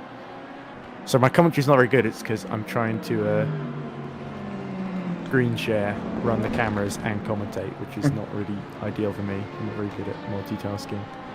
Well, I can multitask, but I do all the jobs at the same time, but not very well. Also, it also doesn't help that my computer's old and laggy as hell. I've got a new one I'm trying to order at the moment. It's got to do it for my dad's company and all sorts of. Anyway, no one needs to know that. If people don't care, they don't care about excuses. They just want to deliver. There's no excuse. Everything's got to be perfect. Right. Anyway, speaking of which, this commentary's anything but. Bring a bond having to take to the grass was about to get past the Merc.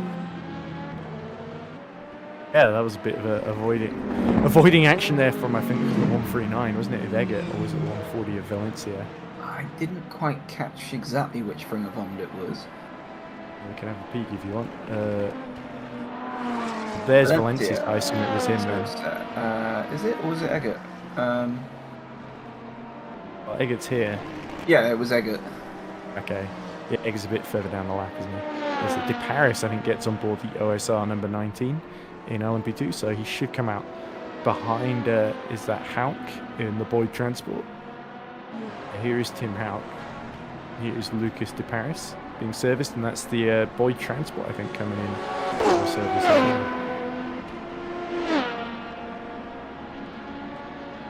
Let's have a look at Kakitori and Papa Mihail again.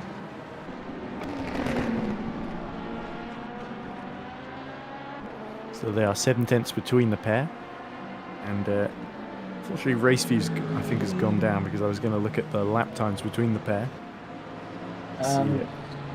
Here it is. It hasn't actually gone down. I think I zoomed in too much and then panicked. Right. Let's see. There's pretty much 2 tenths between them. Oh, sorry, no.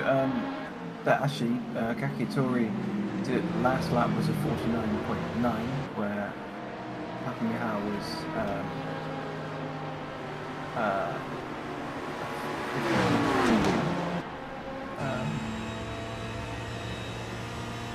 Yeah, here we are. Let's ride on board then with Nikos Papamihail trying to get onto the podium with the sister 162 car to make it a brilliant day for EP Lab.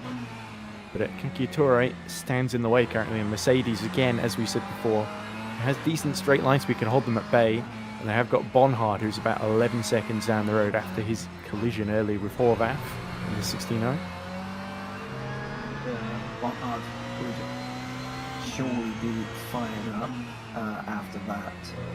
How many laps are there? So current stint, well, Bonhard is double stint in his current tyres at the moment. Especially since he took those tyres for the gravel as well, quite a long way. And Papamihail again closing on the back of Kakitori. So he's definitely got the pace over him, but it's finding that opportunity to use it that is the tricky part. And you can see he's getting the faceful here of that Mercedes as they go over the hill then.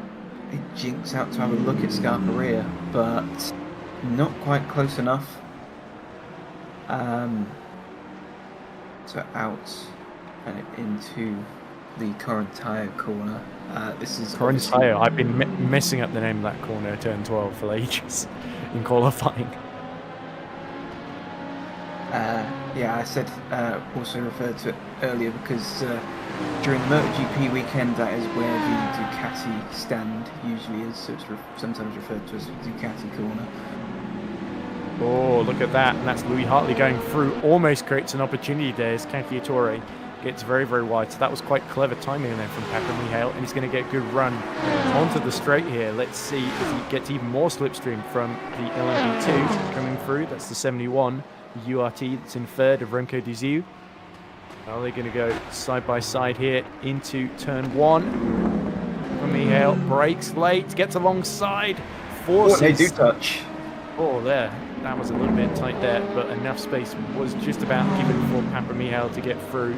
And now he's got to break away from Kakitori before they get to the next couple of straights where the Mercedes might have a little bit of advantage. Is he's just pushing that a little bit too hard to compensate, isn't it? And Aulo, who defended pretty well there, just got undone there by the hypercar lapping them. And that's very clever driving from Nikos Papamihail.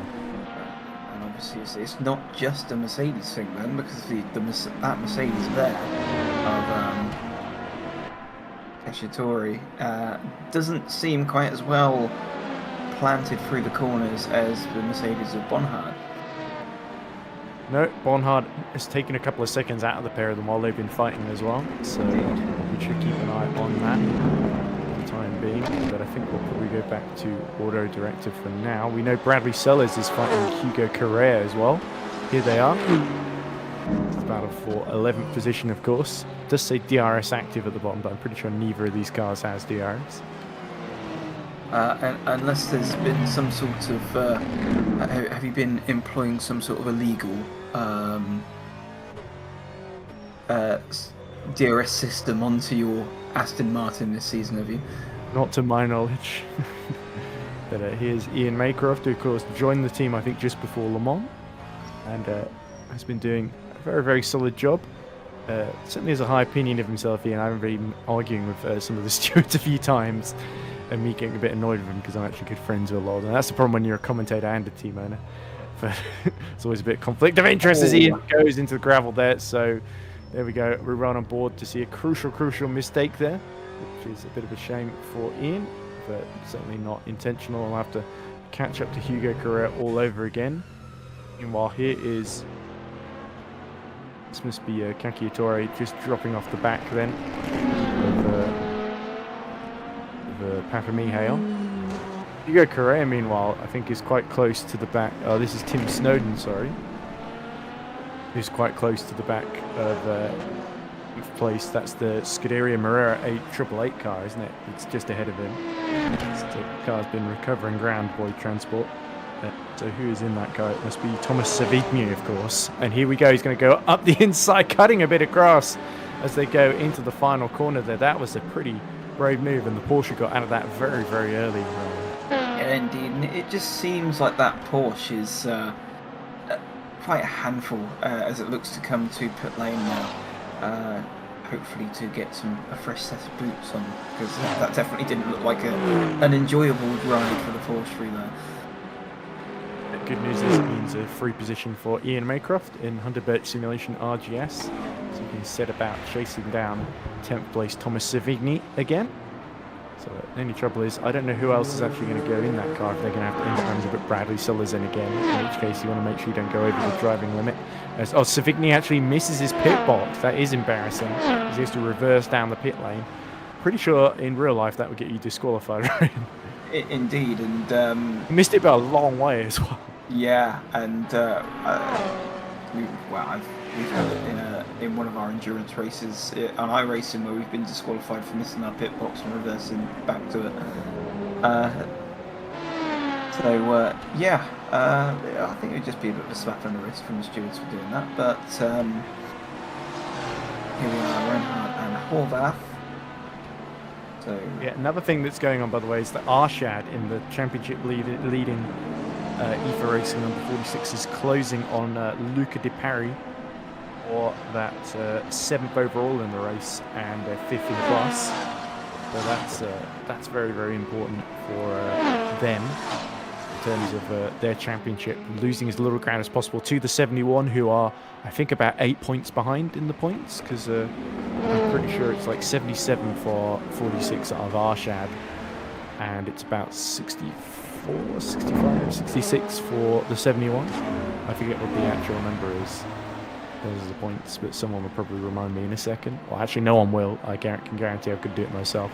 But anyway, this battle continuing on with Reinhardt being caught by Horvath as well for 6th in the GD3 class. This is the battle to get off of the penultimate position on the page, of course, that you see on screen, because they only go down to the top 7 in each class. While we've been talking, Bonhardt's still taking chunks out of Cacciatore. Almost 2 seconds a lap quicker on that previous lap. Yeah, 149.4 compared to 151.2. So, and Papa Mihail has only been setting a mid 51s as well, actually slower than the pair of them. So there's every chance that Bonhardt's still on track for 3rd place here, if he can stay out of trouble and keep up this pace.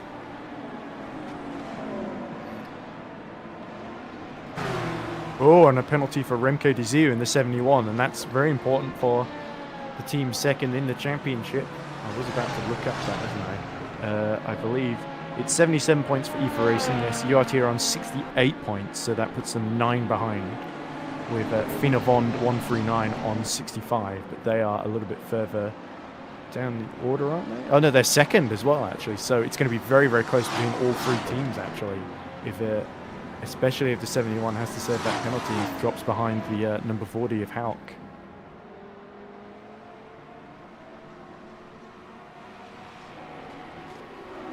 So we see yellow in the 3rd sector, I'm not sure what that's about. But Horvath continues to apply pressure upon Benjamin Reinhardt in the Finavon. There's the sister Finavon of Eggert, 2nd in LMP2. It's just having to lap the pair of them as de Zeeuw comes in to serve that drive through. So let's see where he comes out then. DeParry is also getting a penalty, so this is really working out for Arshad and EFA Racing. Indeed, I was just having a look through some of the stewards' decisions, and I'm guessing it was the Bonnards in the XLR cars. Bonhard is in the Trax VR car. Okay. So And we see the leader pitting in GD3 as well. yeah. Poulos pits, which allows this man, Daniel Shivokin, in the 241 Cyberlynx Ferrari to reassume the lead. They're in a little bit of a battle with the 162, weren't they, after getting a jump on them at the very start of the race. Let's see how Arshad DeParry has surely got to come in soon. So that's going to hand the position to Arshad. Dizu has come out still in third, so a bit of drift of Eggert, but 26 seconds ahead of Hauk as well. So Tim Hauk isn't going to have too easy a shot at getting past Dizu. So actually it's not worked out too badly for the 71. And 46 is really only going to gain 1 place, but still the difference between third and fifth is going to be pretty big in the standings, so that's going to cut the 9-point gap significantly then, as we see DeParry surely heading for the pit lane.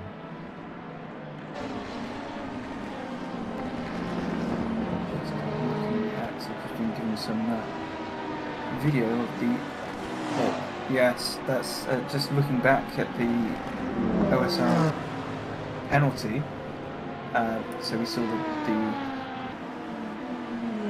that is for the XLR being murdered effectively. It's the BMW, isn't it? The yeah. Netto car, isn't it? Yeah. Was it the LMP2 you're talking about? So the LMP2 of didn't quite catch who's driving it at the time, but the steward's live track keeps missing a bit, disappearing and reappearing again. Yeah, so it seemed like the online sim races car comes out of the Arietta 2, gets on the grass, and then loses control and completely T-bones the side of the XLR. Oh, that's a big shame for Elysia Netto then. Now down in, where is Netto? 20th overall behind Gergo Balai in the HHR 36. So I believe they are 9th at the moment. Just 12 seconds ahead of Tim Sturgeon, 4 seconds behind Balai, as I mentioned. Meanwhile, this battle for second is continuing to heat up because Kakiatore keeping Pappenhale just within 2 seconds, but also Bonhard is now well and truly joining this battle, as we see yellow in sector 3, but should be nothing too concerning to worry about. At least hopefully not. No code 80 needed, as we see another yellow and a bit more cutting across the curb, and dust being kicked up by the Mercedes, the SD Chiba Mercedes, of course. And Bonhard is just closing inexorably right around that pace on the Trax VR car. It's just been immense the last couple of laps, so let's see if we can go on board and watch Frank Bonhard just continue to hassle, try and get himself into second place in this race. You know, we did see him catching a car before and then hitting the back of it, so let's hope that doesn't happen here. Is that's Louis Hartley just negotiating the pair of them very cleanly then through the last final chicane. They go towards the last corner. There's flashing going on. Yeah, up front. Yeah, that's Hartley just having to go around, squeeze around the outside of Papa Mihail, isn't he? But now Bonhard well and truly in the slipstream, so this is going to be a case of Kakiatore wondering that he's got the same car as Bonhard behind him. How much is he going to defend this one? I think there's not going to be a whole lot he can do. Here they come. Quite through at Santanato, but he does like it up the inside here and around the outside. So is he going to do the same move? Not quite, but he's going to do the over-under. And round the outside, the pair of them go, and through goes Bonhard. Yeah, that was a well judged there, because you could tell he hadn't quite got the overlap. It was a bit of contact at the first corner, Santanato, but into 3 and 4. He's setting up beautifully just to go all the way around the outside of him there, and the Mercedes just couldn't carry the corner speed. And this frees Bonhard now to attack Papa Michael ahead of him. Horvath, by the way, is challenging Reinhardt continuously for 6th position a bit further down. Here they are. Let's keep an eye on this as well, but I have a feeling Bonhard is rapidly going to close that 2-second gap to Papa Michael. So here we go, so go on. We've had Mercedes versus Mercedes, now we've got McLaren versus McLaren. Yeah, more yellow flags in the final sector then, so surely all sorts of... This is such a difficult circuit for the prototypes to lap the GD field, I think, without hitting them. Indeed, and that's really upset Horvath, that. Yeah, really had to get out of it. And oh, that's the URT of Dizu and somebody else a few laps down. That's one of the... I'm not sure who that is. I think that might be Dan Hadrick or Valencia just being lapped by the URT and also lapping the GTs as well. You see Hartley coming in for a scheduled pit stop. I'm trying to think. Did we see? Have we missed Hives? Did I miss Hives already going in? You can see on the race view when he last came in.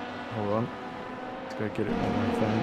So Hives last came in 31 laps ago, I think. And he's on the mediums, which are the greens, or are those the hards? I can't remember. I used to remember all this, but now it's been a couple. I missed a couple races, and now I've gone out of the loop. Yeah.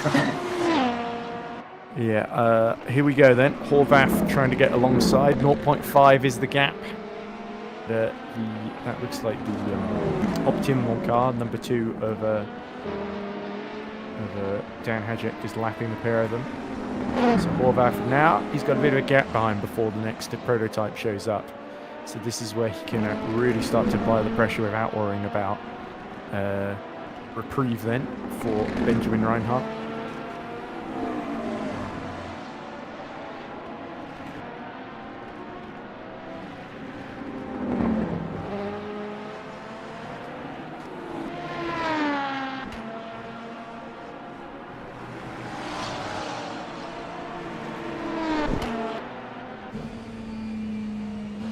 Right on board then through the 2 Arabiatas.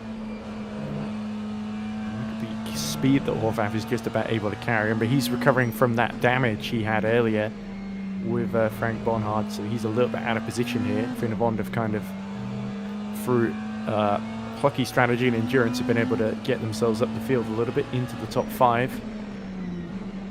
It's 32 seconds down on the next cars. They have to get well out of the way for the junior sim team.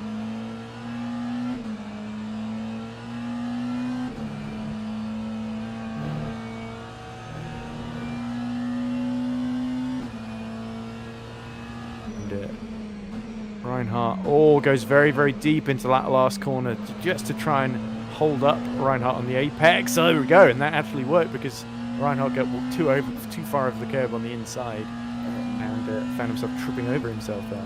And I'm assuming Reinhardt there was trying to take the wider line to try and improve his drive out of the corner.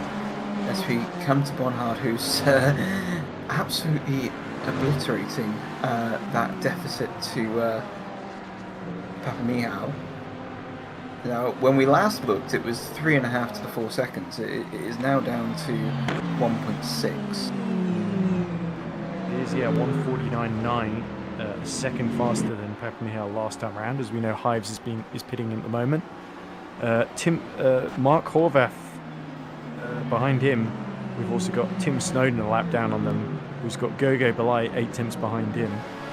So that is a good little battle for 19th overall in the race, and I think 11th or 10th in the overall order in GD3.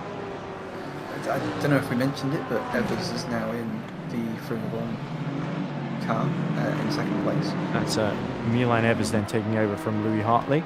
So they'll be hoping to stay out of trouble. As there's the Hunter Birch being lapped by the front runners in GD3. Oh dear, so Maycroft has to make sure he doesn't get involved in this too much, because that's the class leader, second in class of Papa Michael. lapping him around the outside then into the first corner. Meanwhile, Bonhard goes around the outside. Oh, that's a lovely move there. But that's a lapped car, of course, that he's negotiating. And with that might be Alexander Malenko inside his Ferrari, who's right behind Maycroft then.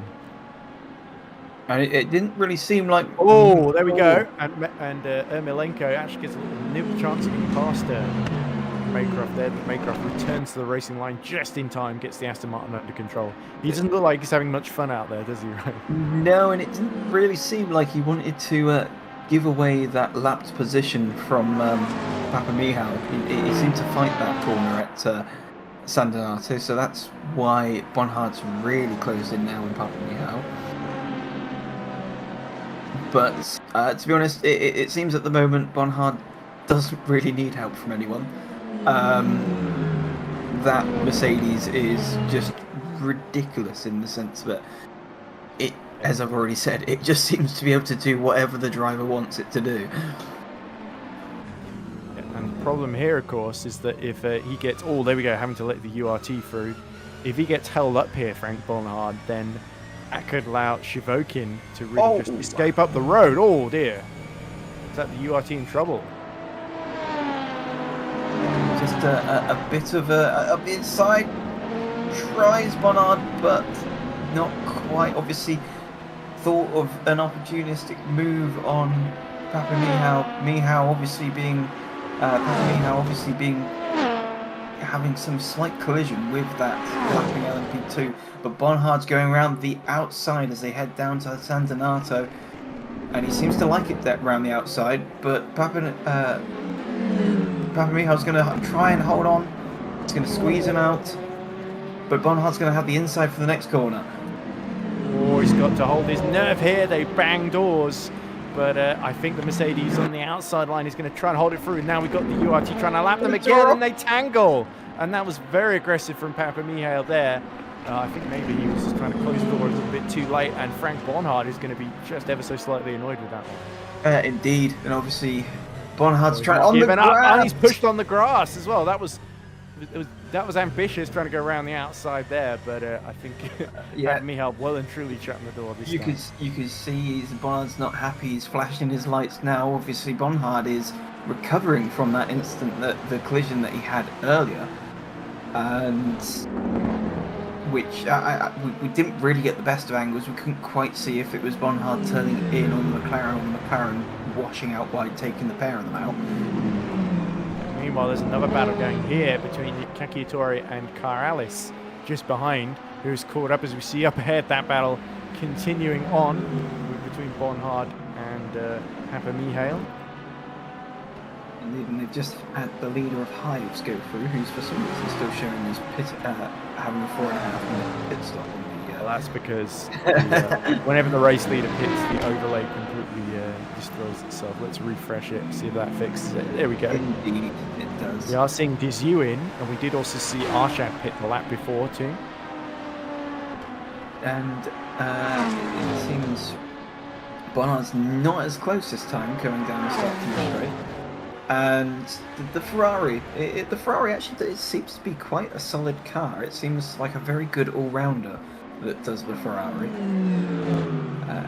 Every other car seems to have its strengths and weaknesses, but the Ferrari seems quite balanced. And Bonhardt's having a look at his side note. He seems to like going for a move into that first chicane. There's Bonhard. Now, Papa Michał's not got the best run, and Bonhardt's up the inside. Oh, there we go. That's what Bonhard wanted to do the lap before, wasn't it? And this time able to pull it off. He made that one look easy compared to the lap before, didn't he? Indeed, there was. I kind of wonder if Papa Michał might have been told to kind of tone back on the aggression, because he definitely didn't seem to put up as much of a fight as he did the lap before. But you know, we'll see what happens, because generally the old saying is, as soon as someone passes you, you've got to try and snap back as soon as possible, and it doesn't seem like Papa Michał's quite given up on this. but it just seems on the brakes, Bonhard just makes all that time up on the brakes, it seems.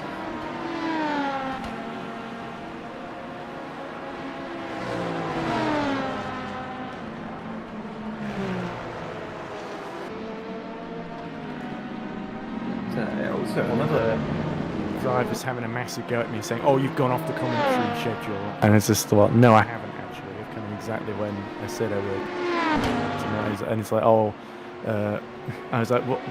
Thomas is saying it's the wrong timing. It's just like, "Well, can't Thomas see the thing that was posted earlier? That's the actual schedule." It's like, "Oh, well, he's driving at the moment." It's just like, Jesus Christ. Well, if you're driving, why the hell do you care? You're doing the commentary. This seems like a weird thing to Thomas to moan about, but anyway. So yeah, sorry, that was completely distracting. It's just other people with their nonsense. Another close little battle that appears is the battle for 6th in GT3 with Reinhard and Horvath. Keep coming at battles. That distracts me from all these other people and their idiocy. So the gap is about half a second between the two of them. Right. Yeah, that was still going on from earlier, isn't it? Yeah, here they are. Yeah. So I'm not sure exactly how well Horvath has really... He's not really made a whole lot of progress here, has he? Reinhardt has been defending quite well, even though Horvath has got a little bit better pace. Full throttle motorsport, ironically, have got to rely on a bit more than just the throttle to find an advantage here. Can the Finger Vond LMP2 here create an opening? I don't think it's going to be quite enough there. Maybe similarly orange liveried cars, but full throttle we've got a slightly brighter papaya orange, whereas Finger Vond favour the blood red, more Dutch orange, I suspect, in their livery.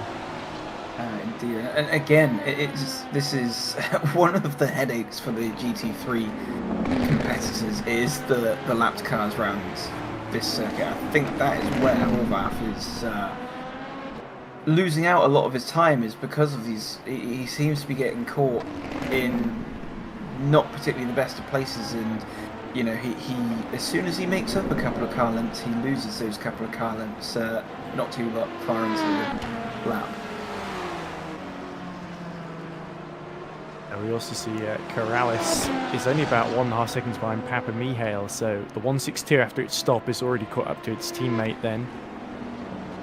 So that could be quite interesting in terms of the championship, because those are the first and second in the standings as well. He really cannot afford to let Bornhard run away with this race. His pace with Shivokin, it's been pretty similar, 24 seconds the gap then. It stays as it was as we see DeParry make an actual scheduled pit stop, which drops him a bit further behind. Arshad is Jiziu, sets the class best lap of the race, 1:35.4. So after that drive-through penalty earlier, Remke Jiziu trying to get that lap back to Pascal Eggert, although I think Eggert hasn't hit yet compared to Jiziu, so that's why the gap is a bit more inflated than it actually is. This has been a very, very tidy race from Pascal Eggert. Kept the Sunset Motorsport team only 50 seconds in arrears, which, considering we are nearly 3 hours into the race, is a pretty decent achievement. So we've still got about 5 hours left to go then. Apparently the kerfuffle earlier was because Thomas Rasch has still got 12 laps left in his stint, which means he's going to be a bit late coming to the commentary box to replace you, I think, Ryan. Okay, right. But either you can leave at the same time and I'll just be Gat, where I'm doing it on my own, or you can stay a bit longer if you wish. It's up to you. I'm sure. You know, I can stay and hold your hand a bit longer. You know. Oh, thank you. Oh yeah. I did leave Peter Schumann and Thomas Rasch on their own for the very start of the race, and they seemed a bit kind of nervous about that, but they seemed to do okay. It was just a bit annoying that we had the auto director mess up, so we basically saw the entire start of the race with just from Louis Hartley's perspective on board on the cockpit, which meant that we missed the start in LMP2 and GT3. But otherwise, I think it's been pretty interesting so far, and there's still quite a way to go. 5 hours, of course. Horvath for losing the rear end there. Oh dear, how far is he actually into his stint? Is Horvath not going for the pits?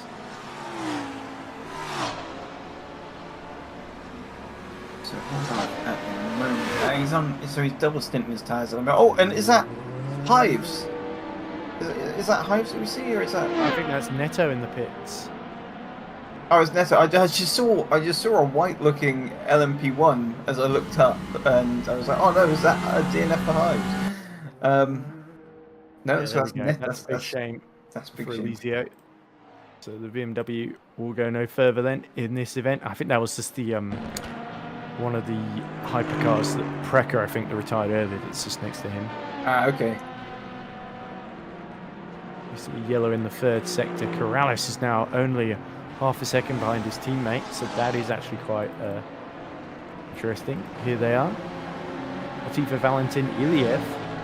I'm not sure where he is in the order. Must be some way down. Yeah, there we go. He's Boyd Transport 306, which is second last. Apart from him and Neto with the last two cars running, and I think with Neto in the pits, I assume having them disconnected, that's pretty much last place anyway. But here come the EP lab cars then. I was going to say, is there going to be any team orders involved? Are they free to race? But it did look like Papa Michal just left the door open and allowed Corrales to glide through in the final corner. Yeah, what is the gap between them in the and which way round are they in the team standings? Because I forget. I think EP Lab 162 is on 95 points. EP Lab Team 163 is on 56. So there's a big gap between the pair with 162 ahead. And that's the way it is in the race at the moment. So Papa Michal just not got the raw pace of the 162. So Corrales now needs to get a move on, close that 5-second gap to Bonhard and keep the pressure on Trax VR, because the gap to Shivokin, it's slowly going down as well. Bonhard looks like the fastest in the GT3 field, as we see actually Papa Michal starting to hold up one of the LMP2s there. Indeed, and that did look a little dicey, as that's allowed. Yeah, I was about to say Papa Michal offline, and that's caused him to go off, do a bit of off-roading at the top of the turn 9, was that? And suddenly Arabiata 2, that is, as we see Pascal Eggert in for, or just coming out of the pit box for his service. Milenko also kicking up with a bit of grass there, briefly, but Horvath continues to close back in then on Reinhardt. That is probably the closest battle, with Papa Michal slowly dropping back behind Corrales as we see Hives lapping the Mshiba Mercedes. There's Hives. Just it's not got too much to worry about now with there's a lap down on him. It's looking like just a lovely afternoon, so he can just, as long as he stays out of trouble, then it's another maximum score looking likely for racing zones. It's a bit of a far cry from earlier in the season when they were in so many different battles with the likes of Aztec Racing and Frinavon themselves as well. So, it is, from a competitive point of view, a bit of a shame, but you can't fault the number one squad. They haven't really put a foot wrong ever since like 3 or 4 races in a row now. And there's Ermolenko, whose tyres look like they were fading a bit, being serviced.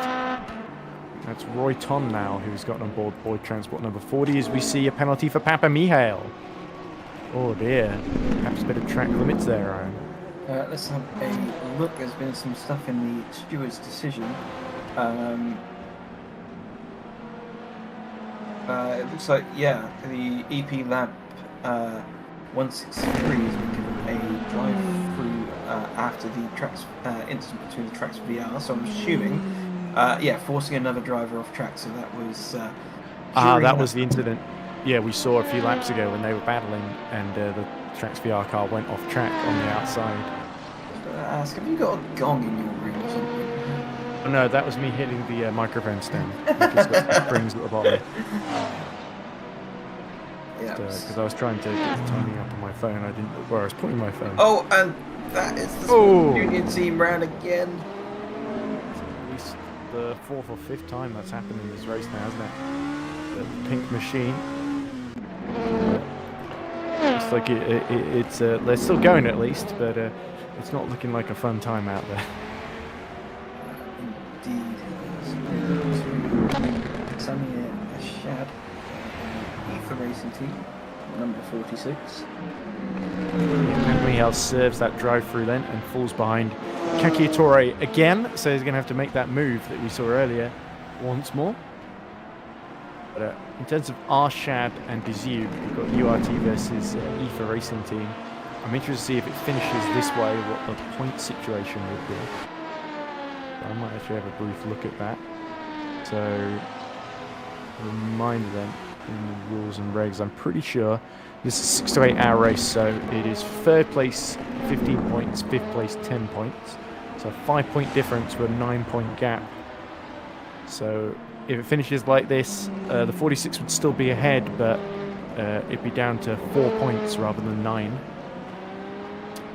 And also we got 139, which is a further 2 points back. 11 points behind, second versus fifth then.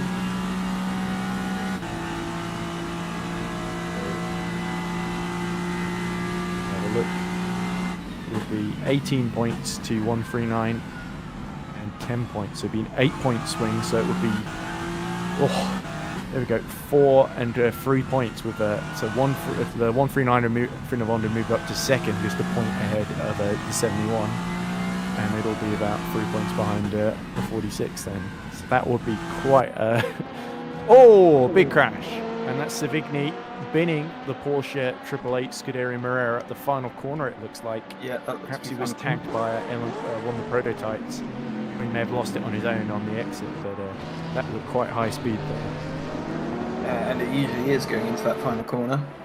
And yeah, you can see he's just got back onto. Oh, was he hit by one of the Boyd Transport BMWs there? They were coming into the pits at the same time, but not necessarily a joint collision though.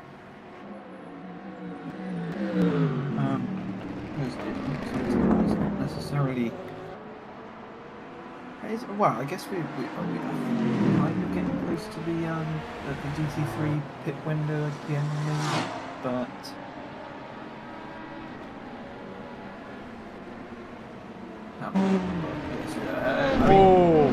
And that's Ermolenko missing a rear wheel there. Rear wheel, yeah. That was a wheel missing. I'm going to assume with that that's going to be game Stuck over. in third gear. Yeah, I think that's terminal then. Which is a big shame for Cyberlink's 242 Ferrari as it was. Because Savigny just gone into the pits. They were up the same lap. And he's being told to escape to the pit. So that is a bitter blow then, because they had looked so good earlier on. There they are, they're in the pit lane now. And is that Savigny just being repaired in front of them as it is Arshad, I think, just been overtaken actually by Dipari, who's recovering from his issues early in the race then. So let's see if Samir Arshad can fight back.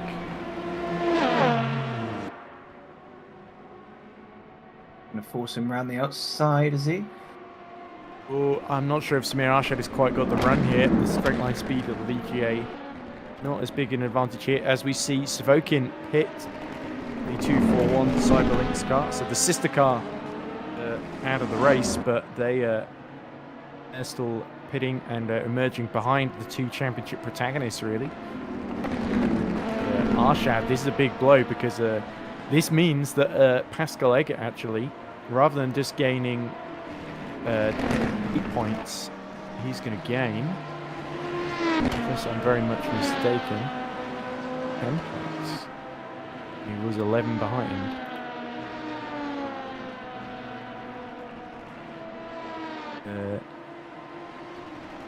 Yes, it would be 8 points for 6th then. So it would be a 10-point gain.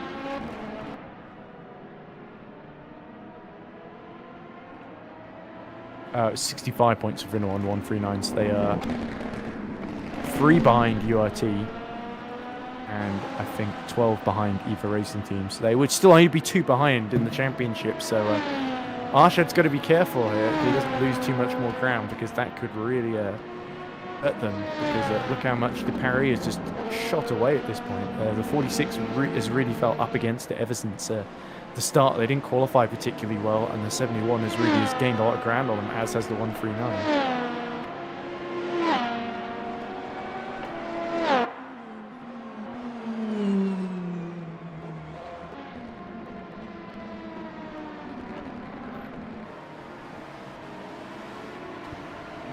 So Bernhardt is now leading the GT3 field, but he's got left on the stint.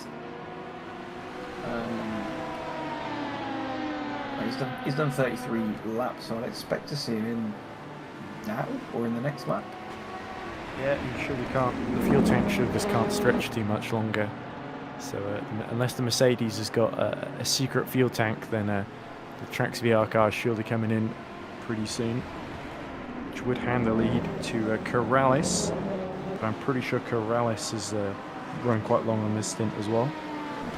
He's done 16 laps actually, so and there's Kakiatore coming in this lap. That's going to drop him behind Reinhardt and Horvath. Reinhardt is only about 6 seconds behind Papa Mihail actually, so that's been a fairly stable gap.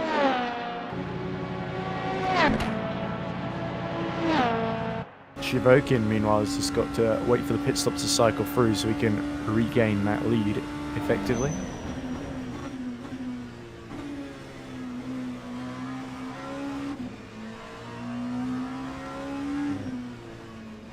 This is battle on tracks. Still Arshad versus DeParry and Horvath versus Reinhardt. The gap in both instances is about 3.5 seconds. But even then, I think Reinhardt's done a very, very impressive job in this race now to get up to 4th, which I think is technically 5th once the pit stop cycle through. It's the typical thing of on method here at Mugello. Just stay out of trouble, lap consistently, and be in the running at the end, as we see another thing of on now being held up by a Ferrari, the duty-free class. I think that might actually be Shivokin. Yeah, I believe it is. Yeah.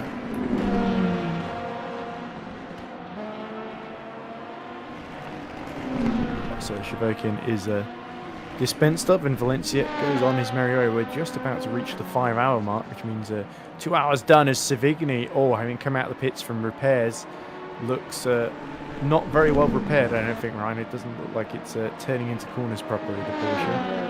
Is it me or is it I can't tell if that's part of the livery or if the actual front bonnet is missing on that car. But seems... bonnet seems alright. No, it's definitely there. It's just the way the livery is. It almost looked like it was missing, but it seems, well, I as best as I can say, planted. But the Porsche just, it really does look like a bit of a pig to drive at the moment. And there's Iliev last in the GD3 order. I think has got back into the race after being disconnected earlier. Certainly not going to plan for many drivers today. So Reinhardt continues to slightly close the gap to Papa Mihail as we go into the 5 hours remaining mark. Horvath keeping the gap steady at 3 seconds, but Reinhardt, if he keeps closing on Papa Mihail, he can get a car in between himself and Horvath. That might be some brief relief and respite then for the Finnevon driver. It's crucial at this phase really, while 163 struggling to gain ground effectively. And Sunset car just been given enough room by Shivokin.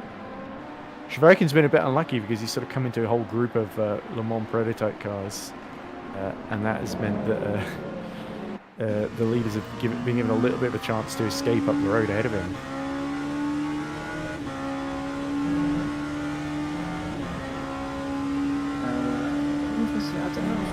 I think something must be going on with my race view because it seems that Frank Bonner has been on his 33rd lap of this stint for quite some time now, so I don't think we'll quite know what's going on. We might be looking at the wrong way around. There's the stints, so I think he's done 30 laps on this stint so far, not 33. Okay, yeah. Ives on the last lap setting the fastest final sector. Oh, that is impressive this late on in that stint. That shows that Hives is not fatiguing at all, which is to be expected, to be honest, from a championship winning squad. But, Reinhardt, though, look how much he's cut the gap to Papa Mihail. Let's look at Papa Mihail's lap times. Last time around, 1:53.9. Reinhardt's at 1:51.7, so yeah, Papa Michael is absolutely struggling at the moment because he's snowed in into the pit lane. I think there's a driver change going on in that 320 as well. Oh, and that's our race. We were having a few issues getting round the Ring of Honor car. Now, is this a bit of gamesmanship going on? Is that the LMP2 trying to hold up the lead? Although Evers has to make a lap up if that's the case. Yeah, I don't quite see that playing into it. I think he just came up on the LMP2 car at a bad time there. So Reinhardt now is within 2 seconds then of Papa Michael. I think that's where our attention ought to start to shift into.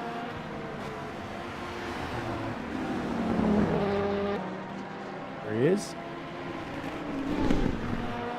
That's not him, is it? I must have clicked on the wrong one. I didn't click on the right one hard enough. There we go. I like it. 9/10 then. So I think Papa Michael must be sort of ailing on tyres here, but he stays out. No, he doesn't stay out. There we go. And that promotes Benjamin Reinhardt into the top 3 for I think the first time in this race. Papa Michal's going to come up behind Shivokin then.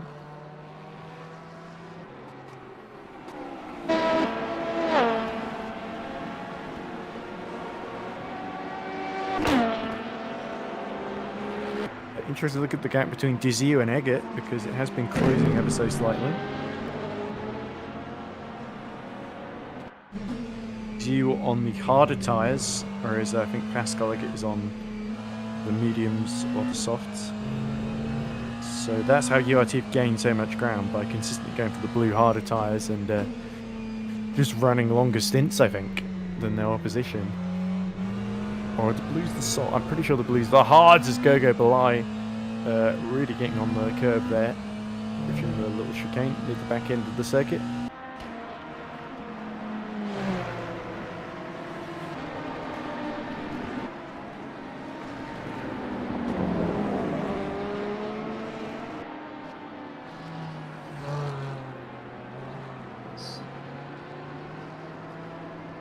Fifth place to Paris. I was going to say roughly what times we're looking at, because obviously he's got. Looks like he might have. He's pulling away from our shed by the looks of things. So. Diziu continuing to close on Eggert though, gap under 12 seconds briefly there. And Royton just gives away for the EP Lab car. No, he's trying to lap the EP Lab car, sorry. I'm not sure what I'm saying there as Evers goes well off track. So yeah, no chance of 137 unlapping itself if it drives like that, I think. It seems like that car doesn't really like the exits of the Arabiats as the Hunter Birch car off at the final corner, and that got all too close for comfort. Does that mean Ian Maycroft is a drop behind Triple Eight, not driven by Louis Heskett? No, it doesn't. So Maycroft is about 15 seconds out behind Tim Snowden in Boyd Transport 206. So yeah, he's not been the cleanest stint. He's certainly not matched the pace that we saw from Bradley Sellers earlier on. But so see Lardipide, having a snap just in the middle of the road there, which is a little bit concerning. But yeah, that really shows Lardipide is just not at ease with the setup of that car and just struggling to stay in the race and stay on the road.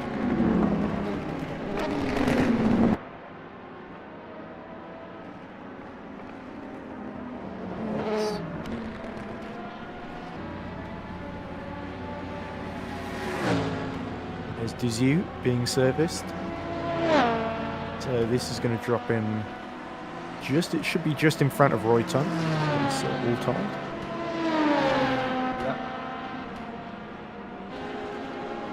He has got a fair gap. Yeah, it should be interesting if Diziu can now undercut Eggert. 11 seconds behind. If he can get out right behind Pascal Eggert, then there could be a good battle for second in LMP2 there. So I'll keep my eyes on Eggert's lap times then. He's done 10 laps on this stint, I think. Yeah, and Evers is in pit lane. As we already said. He did say a pretty slow lap last time out. I believe 1:45 or something like that for Bigot. So there's every chance this could work out for Dizzy.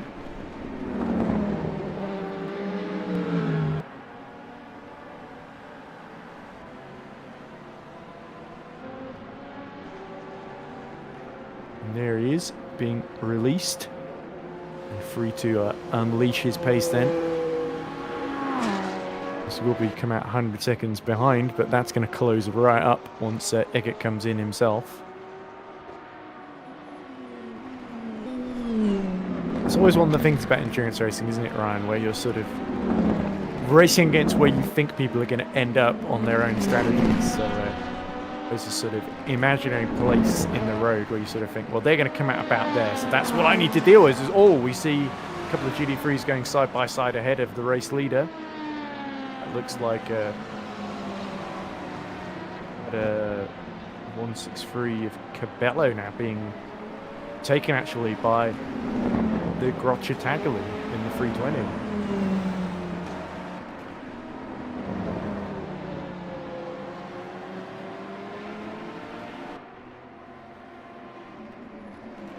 There's Mattia. And there's definitely a second gap between himself and Cabello. I know it's actually about 47-second gap, isn't it? But yeah, but it's surprising to see the 163 so far down the order now. It's pit stop. They don't seem to have been gaining all that much ground. I got confused between the gap between the leader and the gap between in intervals between each other. It's completely threw me off a bit there.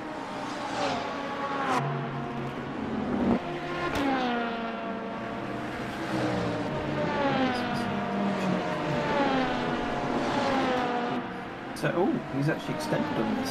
So, his previous two stints have been 33 laps. He's now on his 34th lap of this stint.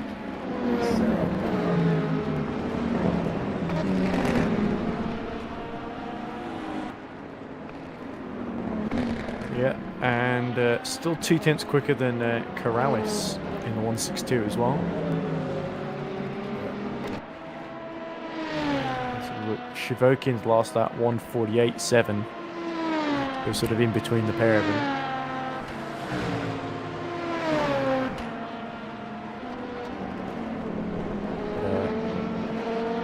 Too much to concern us. There's always Horvath pits to try and past Shivokin. Horvath has been showing us in the pits for quite a while now. And maybe there was more serious damage from that incident that wasn't repaired until now.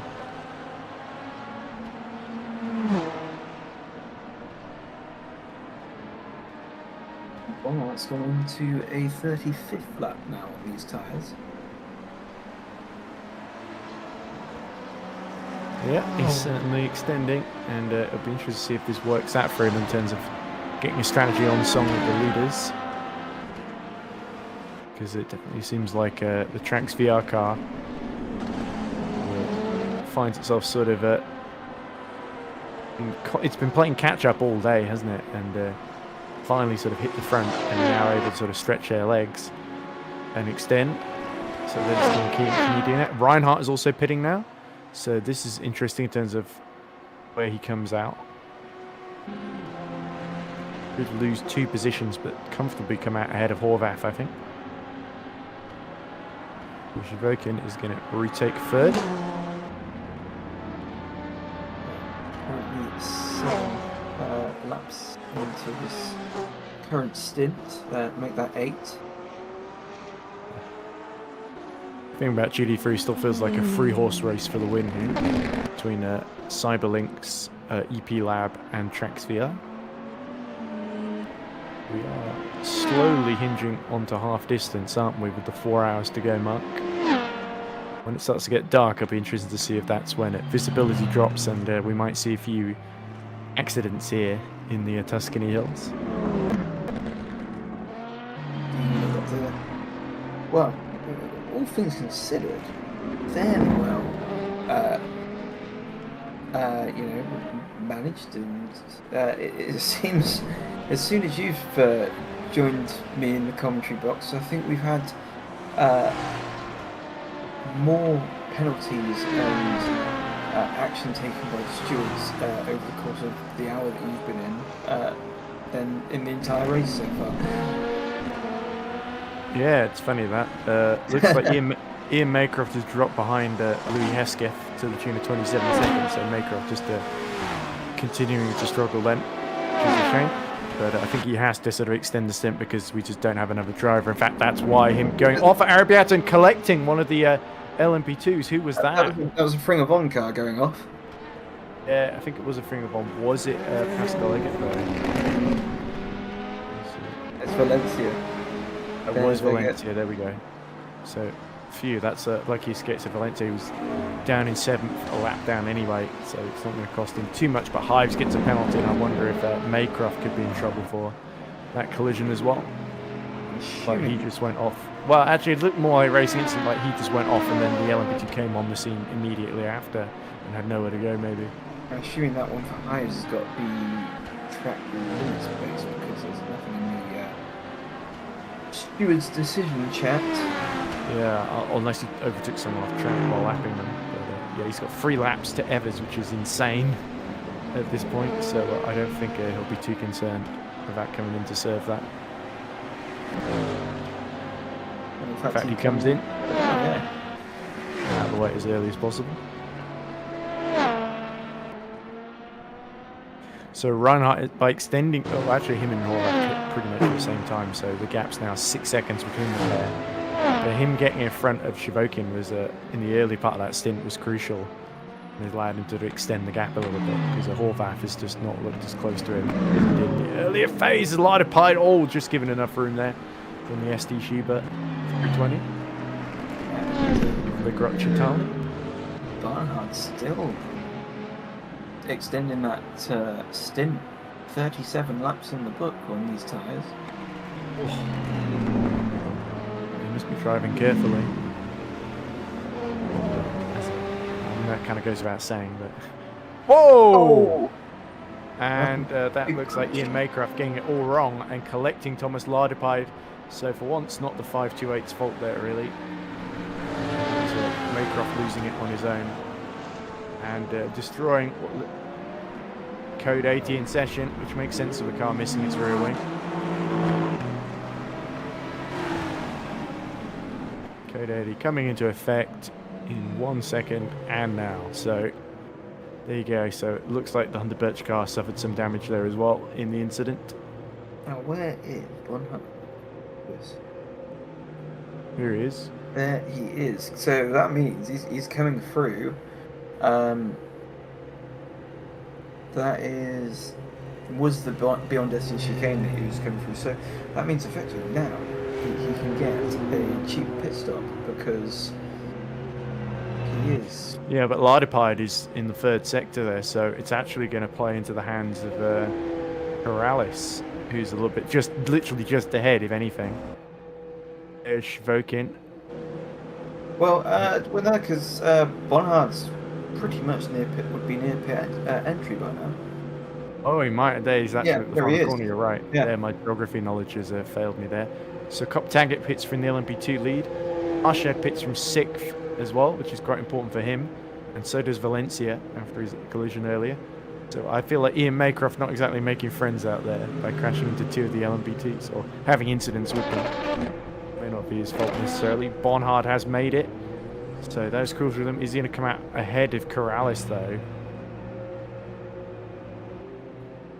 Corrales will have a chance to pit himself before Lardepide makes it into the pits, but he's literally only just ahead of him because of that incident, so it's going to be a bit nip and tuck, isn't it?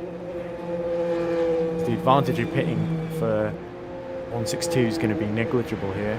Yeah, there you go. You can see the rear wing missing on the pink car behind it. He does pit, so there we go. So in terms of the strategy, it is going to play out their way. And this is the man who it really doesn't work out for, Shivokin now, who's out of sequence and not able to take advantage as a result.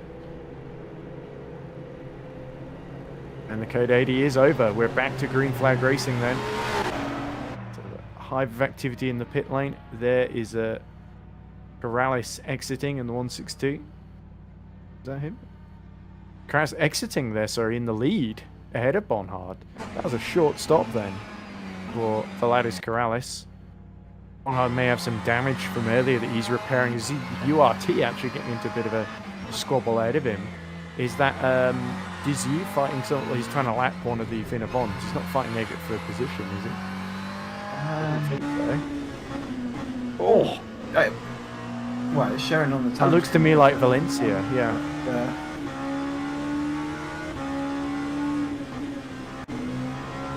No, it isn't. It is actually Eggert there. So they are a lap apart. Because the way those pit stops have filtered out. They are technically racing each other for I'm trying to work this one out. The strategy is doing my head in. So 16 laps for Eggert. Dizu has done 1 lap. So Dizu just pit and came out a lap behind Eggert. So actually, I think Dizu might have pit just before the Code 80, and that's maybe what's created this situation, I'm assuming. And look, they were both being held up a bit here. The Team Shiba car at the chicane. Oh no, we cut to Lardipide, which is not ideal.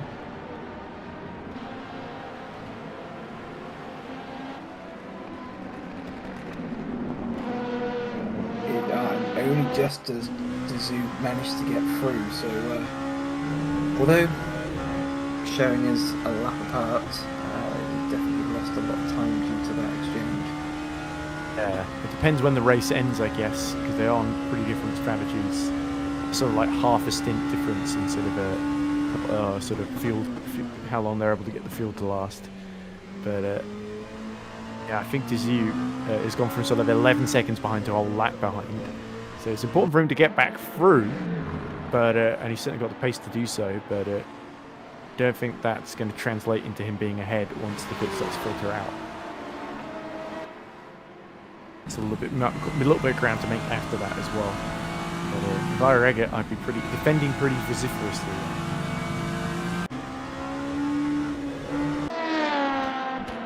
And it looks like Dizu's making some time back. Is best lap of the race for Remco is 136.9, last lap 140.4. That's Pascal, sorry. 136.9. Whereas Remco Dizu set the class fastest lap 135.4. So he's certainly got the pace to get through here. It's just a matter of how cooperative Pascal Eggert is willing to do it, knowing that there's still 4 hours to go, and over 4 hours actually. And say Tim Snowden in the Boyd Transport 206 McLaren has just set his personal best of the race, and he is actually lapping 2 seconds a lap quicker than any of the other GT cars. yeah, the problem for Snowden is that he's ahead of he's 108 seconds down on the next car, which is Rash in the 72 reading game LMP2. He's 4 laps down on everyone else. It's kind of no man's land. Everyone's stuck down there. Yeah. It's really only 1, 2, 3, 4, 5, 6. Set the top 7 that are really the ones we see on screen that are really fighting each other for the top positions. Really, Colin Sanders actually has gotten on board number 11, and Sanders is a pretty tidy driver as well as Frank Bonhard. So Sanders should be able to do some impressive stuff here. Snowden has actually got passed ahead of Thomas Rash, and I think that's because Rash is in the pit lane. Indeed, he is. And now, well, down to 107 seconds now. So if he keeps chipping away, that's yeah. Cabello's probably not looking too comfortable. He's just plummeted down the order, isn't he?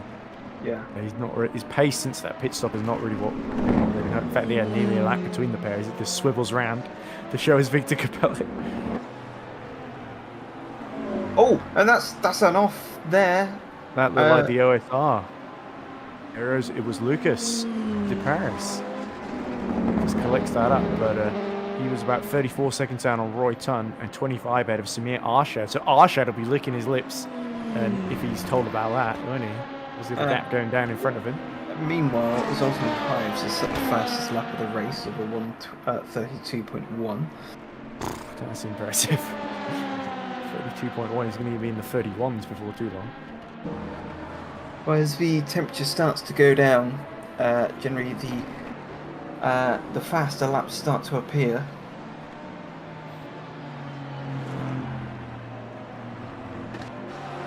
Yeah, and there's poor Ian Maycroft desperately trying to get to the end of this stint, really. He's had to come in a lot earlier than I think he would have wanted. Oh! And is that DeParry in more trouble? Well, that's DeParry on was screen. That looked like the optimal. That's Dan Hadjic actually that went into the gravel there. I think there he is, just rejoining. Hadjic was a lap down on Mario Valencia and 3 laps ahead of Lardipide. So yeah, the optimal team not had the cleanest runs, have they? Hadjic will be keen to forget that one and move on.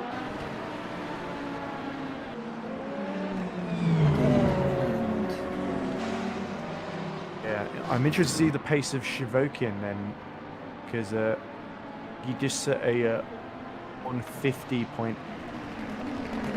No, it was 149.6. So Colin Sanders 149.0 and Perales 150.8. So Shivokin obviously is on slightly older tyres, so his pace isn't too bad compared to the top 2. So I think even being on the sort of wrong strand, not being able to pit under the code 80, Shivokin is still in this one with side links. If he can get past Sanders, which is every opportunity to do, to be honest, then he can definitely make the difference here. Yeah, and obviously Sanders now taking over the Tracks VR car, which I just only just clocked that. And now let's see what sort of lap times he can do in comparison to what his predecessor Bondhart was doing. By the way, I think Thomas Rasch has got to the end of this stint now. They're putting Geordie back in the car, so we could do a commentator swap if you wanted. Yeah, okay. Or we can just have free commentators for a little while. I think I'm definitely getting a little bit on the tired side. Was work this morning, and well, I appreciate you hopping in nonetheless, right? it's always a pleasure, especially alongside yourself. Likewise. But anyway, and I look forward to more battles in Downforce Grand Prix 2. There was the Belgian Grand Prix where amazingly the Fond Metal team was able to go from I think 5th to 2nd on the final lap of the race because everyone ahead of was dropped out with mechanical issues. Yeah, which was absolutely surreal. I was going to say earlier when it said that. Oh dear, and that's Lardipide in more issues. He's going straight into the wall at the exit. Is that 4 and 5 there? I need to be careful about the rejoin here. And there we go. The GD3's just chinking to the right in avoidance. So disaster is avoided. And I should really go back to the driver box rather than the 1v1 because there's no real close battles at the moment, apart from maybe Horvath and Reinhardt. But indeed, when your car appeared on the screen to have DRS enabled, I was wondering if we were going to be able to have a dice roll for some more illegal components. I mean, are you out of the negatives yet on your budgets in that? I am actually, thanks to Mr. Roland Ratzenberger, who is somehow able to get into the Grand Prix, and we got both cars to the finish. So it shows that after we got into depth and I put all my remaining money depth on reliability, it really has paid out, I think, surprisingly. And there's Electrogale in 4th position, has absolutely binned it at the final corner there, and that's really going to make him lose touch with Shivokin and puts him right into the path of Reinhardt, who's only a couple of seconds down the road, actually. There he is in the background. Yeah, and we've started to see that, I think, as the track temperatures are starting to drop, which is a bit of a strange one, but we've seen it quite a few times now coming into that final corner. Just the GT3 cars just either locking the rear end or just carrying a little bit too much into the corner and the back end just letting go. Yeah. Pascal getting a bit wide through there. That's just his entry for the final corner, so that actually looks like the racing line he's taking. For some reason I thought he was in turns 3 and 4 there. My brain played a massive trick on me. but it seems to be all good. As Pascal continues to hold off Dizu at bay, actually, and has extended the gap ever so slightly. You see DeParry and Roy Ton entering the pit lane. And Geordie is back in for another service too.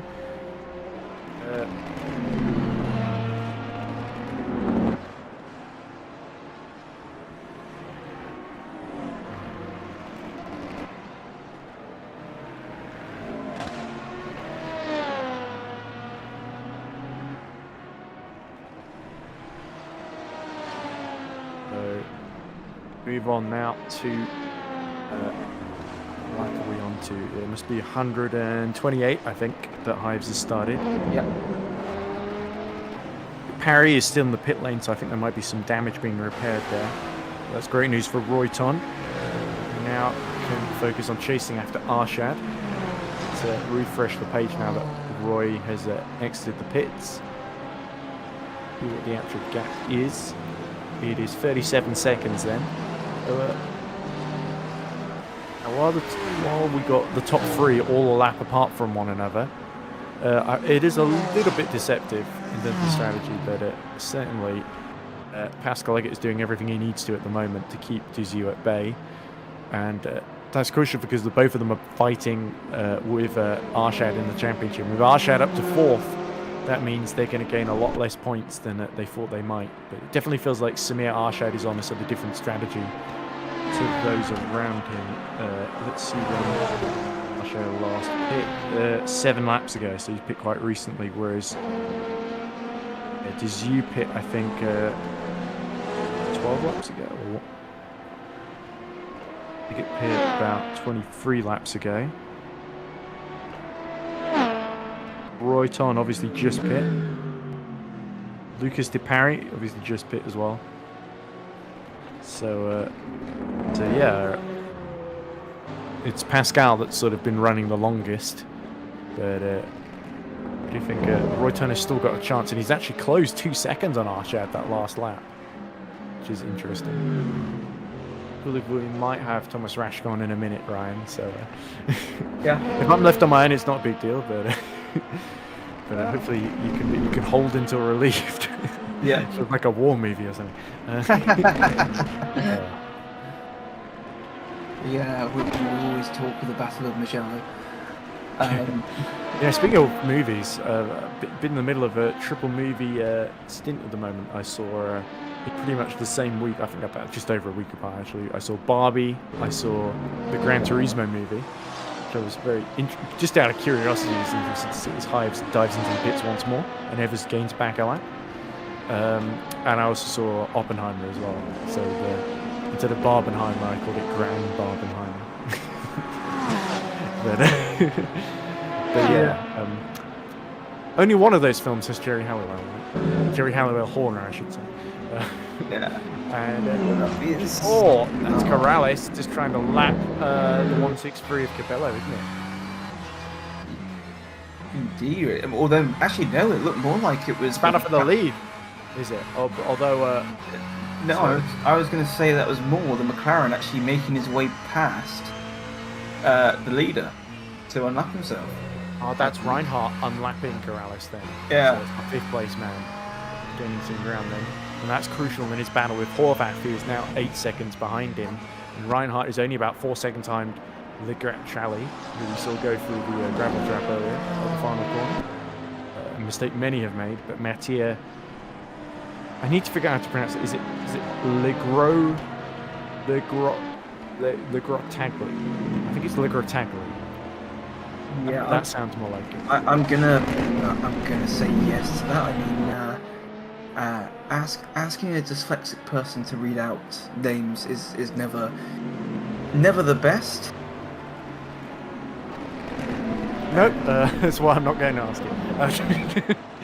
But anyway, we continue on, and I believe we're joined by Thomas Rasch from Reading Game. So, Thomas, how are you? It looks like a tricky stint, sadly, with the collision. You did well to get to the end of that one. Well, I had 2 disconnects in the process of that, on top of it, so... Insult to injury then, no wonder. But 6 But laps that was- down on the next car then. So the aim has got to be to get back through the GD3 field, and perhaps with the pace, with the amount of mistakes Lardipide and the 528 team have been making, there's still every chance you can get through as we see Pascal Eggert being serviced. But I'm here as a commentator. Well, the focus distinctly seems to have shifted in your tone there. But I believe now you're here, Ryan Ferris is very welcome to stay, or indeed be relieved of his duties now. I'm definitely going to go have a bit of a rest now, I believe. But Not too long to dinner, so you should be all right. Yeah, Ryan. yeah, I Thanks mean, for your company. I've really enjoyed it. yeah, I mean, there's me going. I feel a bit tired after only doing an hour and a half's commentary, and then there's you doing the majority of the race. So Somebody's gonna do it. So Well, this man did the start for me, so I appreciate that. Thomas. But anyway, thank you very much, Ryan, and I guess we'll see you at the next race we do, which I believe is, if I very quickly pan up to the calendar, it's in 27 days, I know that much. It's 6 hours of Suzuka, so 2 hours less, hooray.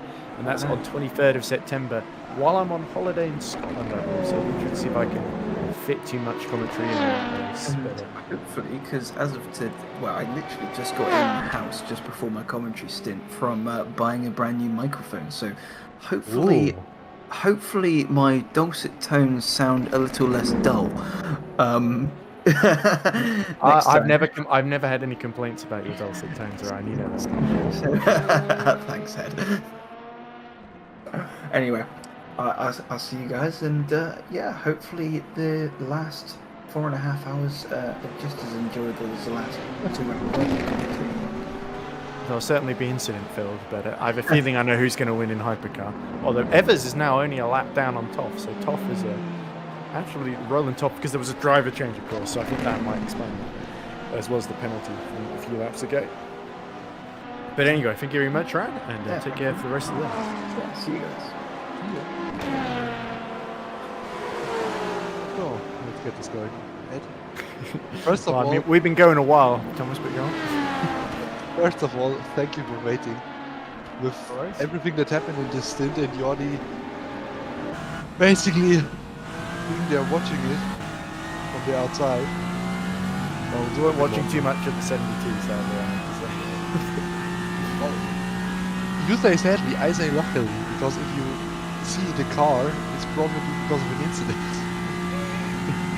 So, Yeah, good news is good news. So basically. am I, I suppose. But your car also seems to have a bit of trouble here today. Yeah, well, we don't have many drivers because Florian Paul, I think, was supposed to get in that car. He said, "Oh, I'm out seeing friends today," and he didn't tell me anything about that until today. It's annoying. I sort of tried to get everyone's availability. Everyone else said, "Oh, I'm not available, not available," or I had to get Bradley Sellers in as well. He did a very good job. So I think it might be we might have to work out a method by which Maycroft and Bradley Sellers sort of share the car through to the end without either of them doing 60% of the race. Or is it 60 or 65%? They're not allowed to do more than. 65. I told him 60 just to be on the safe side. So it is a shorter race, so it is 65. But yeah, Ian, who I've heard Ian have a few goes at like the stewards. He seems to have been having a few goes at the LMP2 drivers as well, intentionally or otherwise, probably unintentionally. Yeah, he's struggled to keep up with Louis Hesketh in this thing. He's a lap down on him, which is surprising because I didn't think Louis was that fast. But he's certainly getting something out of that Porsche.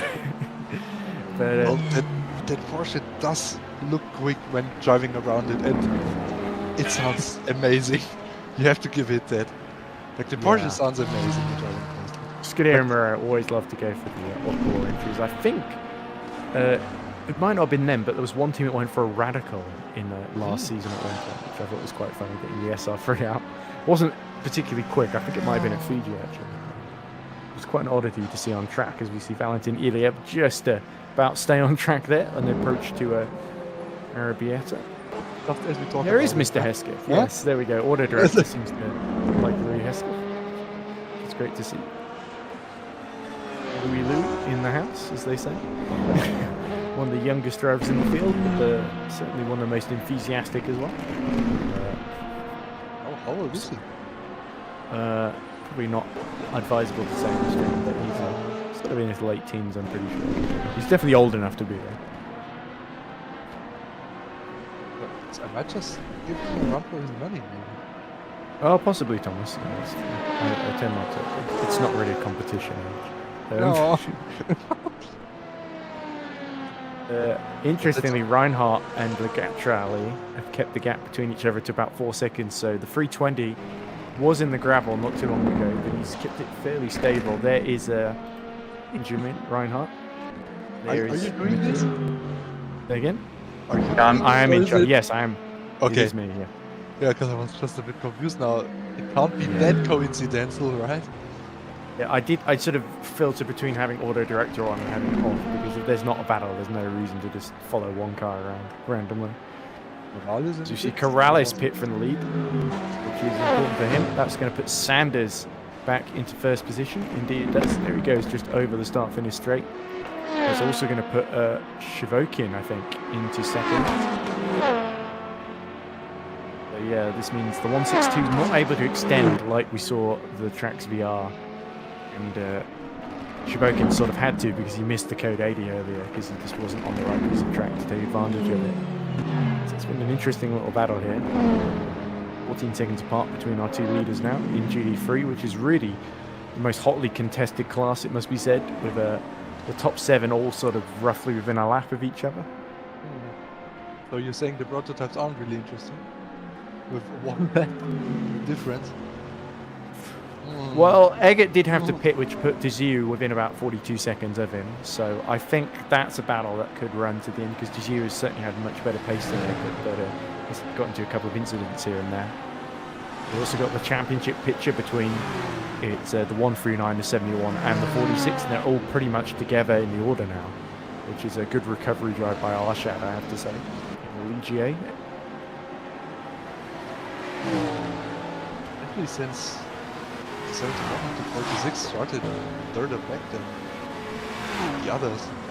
They did. They started just, wasn't it outside top 6 or something? I think the prototype, if I'm not mistaken. Well, one of them was the 72 hitting trouble, which certainly helped. Corrales is still in the pits. He's going to come out behind Reinhardt and actually behind Horvath as well. So half distance. Because GD3 is so packed together, you lose. If you have to do an extra stop before the end of the race, you could lose a lot of positions. So this actually that explains the long stop one where Fuentes gets on board then. So that is EP Lab getting through their drivers then. And Fuentes should be fresh as a daisy then, and not fatigued at all, which does make a bit of a difference. Not initially, in the first couple of laps you're still finding a confidence, especially around a circuit like Mugello. Because there are so many high-speed corners, because it's such a precise track, it really, it's a bit of a rhythm track where you sort of, I think I found for a lot of drivers it takes them a couple of laps to get into the circuit, get their eye in, and then from then on they tend to be much better. So there's always a bit of an adjustment period. This means Cabello has come out, I think, right behind Fuentes. As we see, that looks like a race, the class leader Sanders just lapping the pair of them. Victor Cabello, who's sort of fallen through the order, hasn't he? And the 162 has sort of kept that position that it gained earlier, hasn't it? We need to consider that the 11 car had a disconnect or something earlier. They crashed into the 69 as well. It was right at this corner, turn 12. So the 11 car is the example that it's still everything to fight for all of these cars. There we go, and Colin Sanders is just given enough room by Fuentes as he laps in. They are technically sort of fighting for position when the pit stops work out there, so Fuentes, I think, being quite compliant and actually been caught by Cabello. So EP Lab have now got an interesting little situation here, haven't they? These two cars, of course, first and second in the championship, so no need for team orders, despite the 162 having a big advantage of nearly 40 points, I think. Well, you obviously want to keep the championship lead. as big as possible, but with 4 hours remaining, there's no need for team orders now. Anything and everything can happen. So. Absolutely, they've still got to worry about Sanders in the Trax VR number 11, a lap ahead of him now. And not to forget Shivokin as well, who's only about 14 seconds down, has been keeping Sanders pretty honest in this stint, despite having slightly older tyres. Oh, and there's the URT just slotting itself through. So Dizu definitely on a charge, cutting that gap to 36 seconds to Pascal. It was 42 seconds not too many laps ago, so keep your eyes on Remco Dizu, because the 71 was leading the championship earlier, and it's very eager to get back into that position. If they can get ahead of Eggert, there's a chance they may be able to, but it depends what happens with Taggart, what happens with Arshad as well, and his battle with Roy Ton, who's 18 seconds back as well. A lot of to fight for. Exactly. Certainly in LMP2 and GD3. Le Mans Hypercar, I really feel like it's Racing Zone's one to lose in both the championship and this particular race, with not very few competitors showing up and even fewer making it to a quarter distance. Well, maybe the league needs to rethink something with the hypercars. When there are only 4 showing up. Well, I think also it's a low entry bar to start with, isn't it? There's only 10 allowed, and usually you get like 7 or 8 that show up if you've got 4 entry list. Well, maybe it would be an idea to have to not have the restrictions, so that the teams that can't make it in at the beginning of the season can still try to make it. I think the other thing is, because you have teams like Racing Zone that are so good, you might have a couple of teams like Aztec Racing or Fina Bond that do well earlier in the season and then have 1 or 2 bad races, drop loads of points behind, and then become really demoralised. Or you have people who miss a race or something, like we've seen Rookie Monsters missing this one as well. Although we have got Bradley Sullers still competing in the 485, of course, going down the order. What has happened here? Is the Ooh. Schumacher car off? And I think I just saw the 72. That's the Gratchal, and that's Benjamin Reinhardt up to 3rd then. So mistake at Arabiata 2 has enabled Benjamin Reinhardt to get the Yeah, it is. number 444 into 3rd position. So suddenly, 444 Fina Bond only 72 seconds down on the one of our 2 leaders. So let's not count Fina Bond out just yet. They were able to somehow snatch their first victory last time we went to Mugello 2 years ago. So we've got a very capable lineup at the wheel, with Reinhardt has been doing, I think, an excellent job in this race. But Legrotagli. Legrotagli,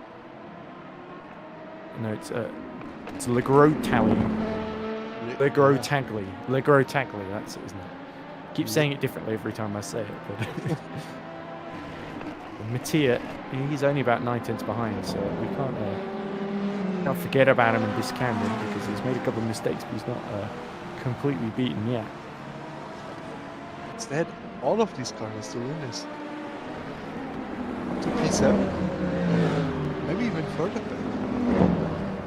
It really depends how things play out there, doesn't it, Thomas? Because, as said, the 11 car had a disconnect, had collisions, had all of it. Anything that can happen did happen. Penalty for EERC. Yeah, that's man 2nd in Hypercar, so he won't be too upset about that, because he hasn't got anyone behind him to fight. And the 11 car is currently leading, so don't count out all the other cars. But the reason for that is because the 11 car has extended so much in its stint. If you look at Sanders, how far has he taken these times? He did also pit under code 80. Oh, That's the next one. A lucky code 80. he's done about 15 laps on those tyres, hasn't he? But, yeah. A lucky code 80, and then they are in a very good position. Yeah, and I find the code 80s they always seem to make a bigger difference in GD than in prototype classes. Even then, it still can be a big help there, as Ian Maycroft just has to get out of the way for Milan Evers there.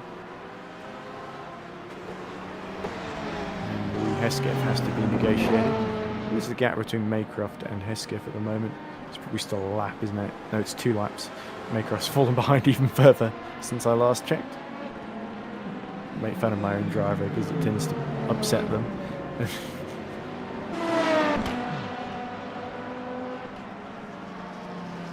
It's not very good for the team overall. No.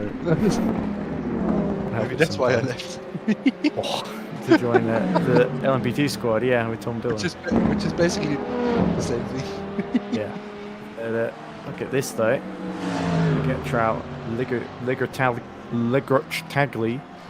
as a caught right back up to Benjamin Reinhardt. Oh, and spins out into the wall. Big crash for the Mercedes. And that's the Team Shiba car losing a wheel, and that could well be a code 80 then, as it has to make its way through sectors 1, 2, and 3 back to the pit lane.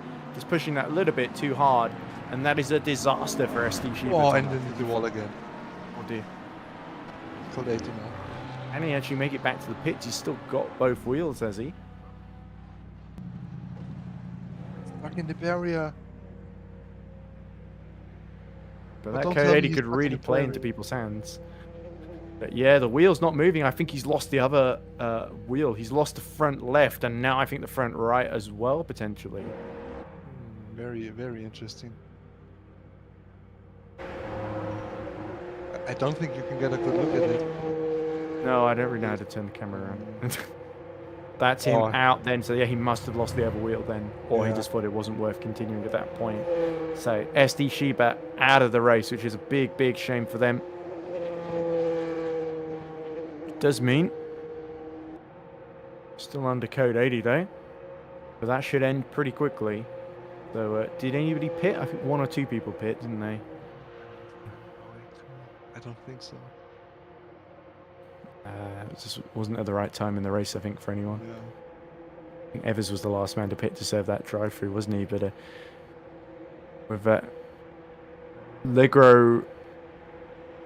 Ligrotagli out of the picture, that promotes Tim Snowden, I think, into the top 7.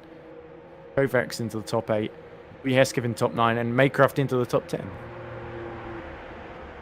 And we agree.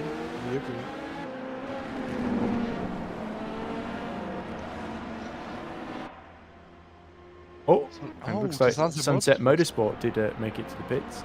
Yeah. As did Desir, interestingly. So code 80 is it's code 80 is off, by the way. They did just go back to green, I forgot to say. So that is it feels like a from code as you maybe had to pit anyway, and the Sunset one came in just before it ended, I think.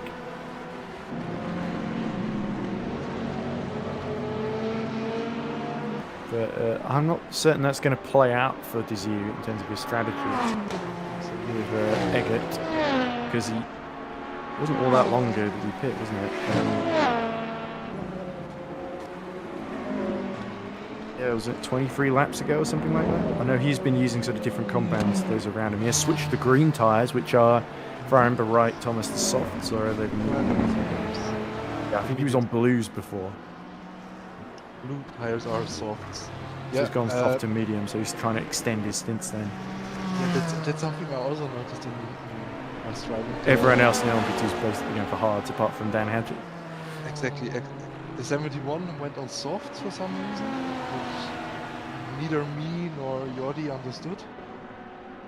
And then the 72 went on to... That's why they're switching, because they're going from Desir to Van der Smissen, who I assume is a bit harder on his tyres then. Evokin is actually taking a couple of seconds out of Sanders in the last couple of laps. That is encouraging for the Cyberlinks 241 in their battle for victory. Oh! And that's Eggert spinning big time. That's exactly where we saw that big accident for the Shiba car, the Mercedes, wasn't it? Lost the wheel, and Pascal Eggert doing well, just pushing that a little bit too hard. I think he feels under pressure from the 71, doesn't he? Because the way the strategies are panning out with them constantly pitting under code 80s.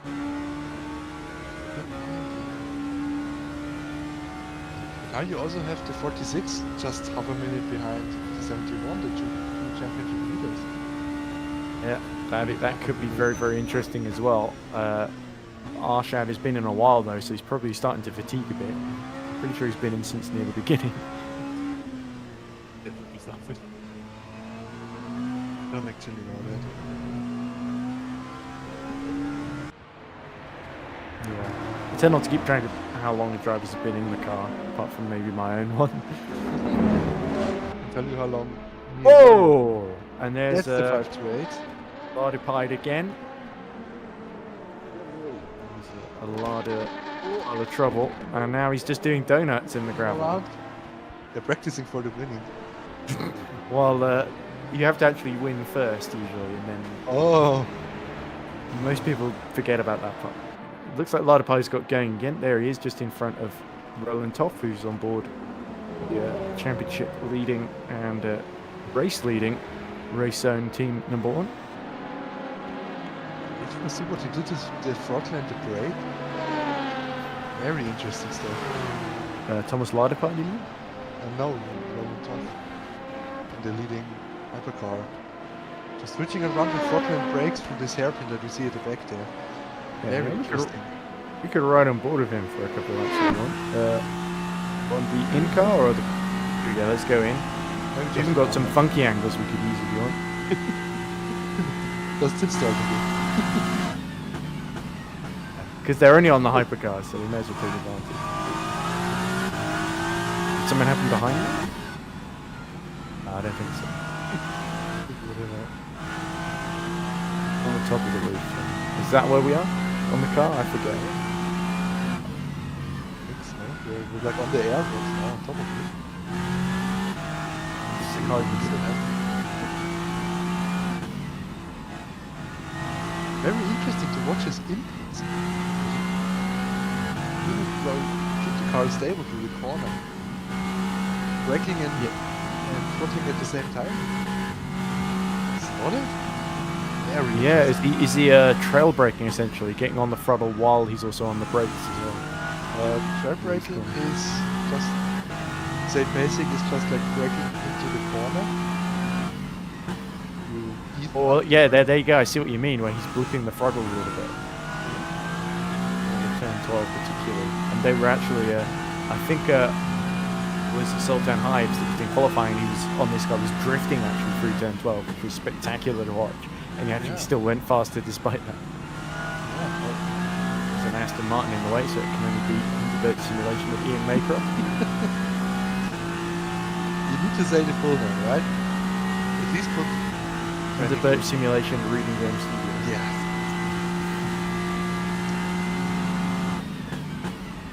Cabello has dropped about 8 seconds now by Fuentes. Fuentes is in turn about 8 seconds behind Horvath.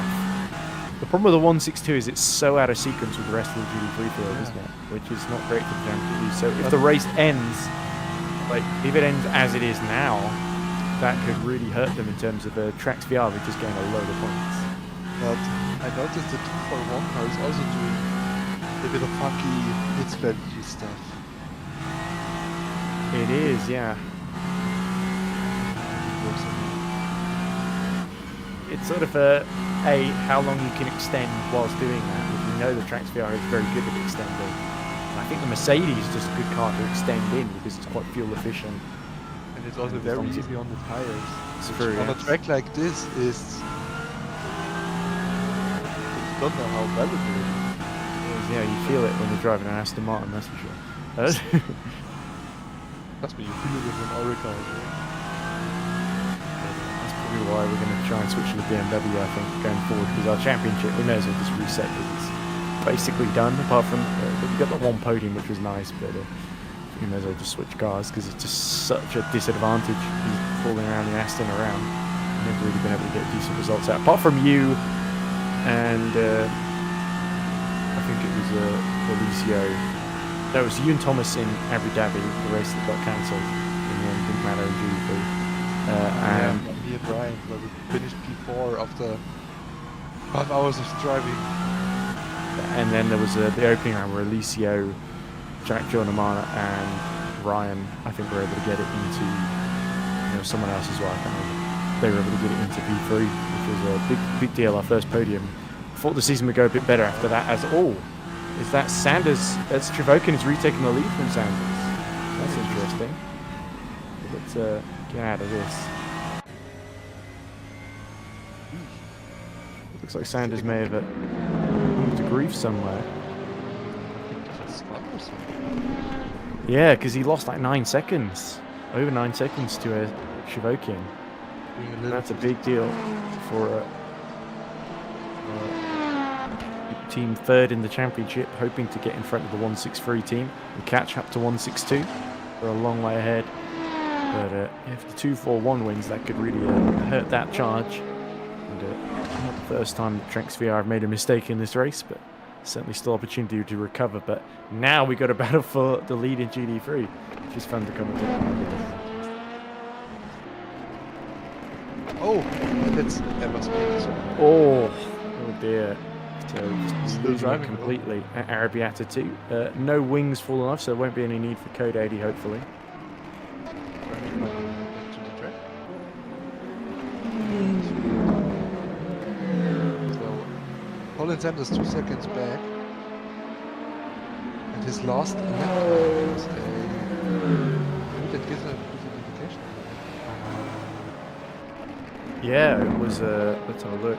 203.9, and the Cyberlink Ferrari did a 51. It was middle sector. He was 45 seconds in the middle sector as well, which is usually only about 32. Isn't it? They must have really had trouble.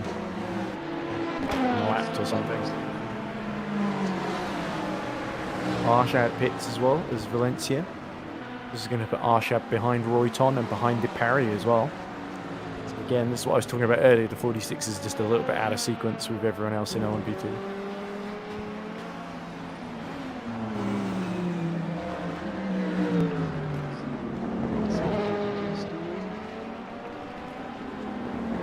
Do you want to have a look on screen? Here he is. Driving, still driving. 5 laps to the next car, so he's making up ground, but I think he's still on course to catch Lardipie before the end, but that would be something at least. You think so? Well, I think it would be difficult not to with the amount of times Thomas has visited the gravel, but they have got other drivers in that car, so a little bit less gravel happy. Well, still glad you're driving, that's for sure. Jordi already was trying to convince me about stopping the car. DNF basically. But like, you get points for every position. And in 10th place you get 1 point, and it's 1 more point than you would have with DNF. And it looks like Sanders starting to drop behind nearly 3 seconds now to Shivokin. So the 241, despite losing out with the code 80, they've had the race suddenly fall into their lap here. They're also running in a bit of adversity earlier. Because I was still commentating in the first hour. They ran in a bit Come of back, trouble. and then suddenly trouble starts.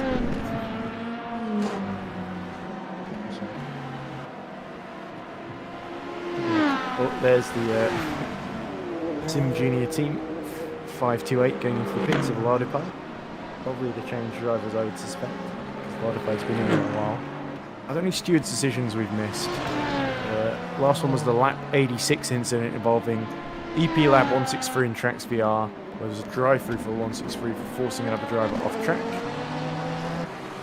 which was quite a while ago, because we are now on lap Chris Tompkins is right in some 147, I think. Oh, decision 6. right through. So we have, or 2. yeah, there we go. So So maybe that's why. it was an incident between our overall leaders and Sport Junior Team 528, as we see on screen. Is that a confirmation of it? Yeah, Lardipie being given the penalty then.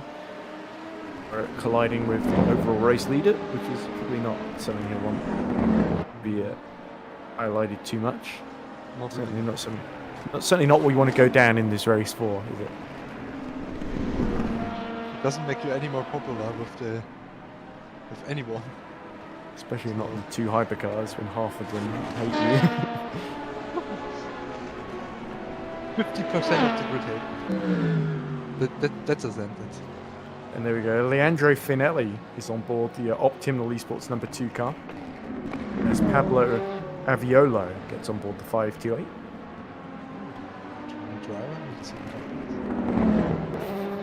You don't sound too hopeful there. Okay. Let's just see how long he lasts before he goes into the gravel too. Is Well, the you tone can say you the took. same about me, basically.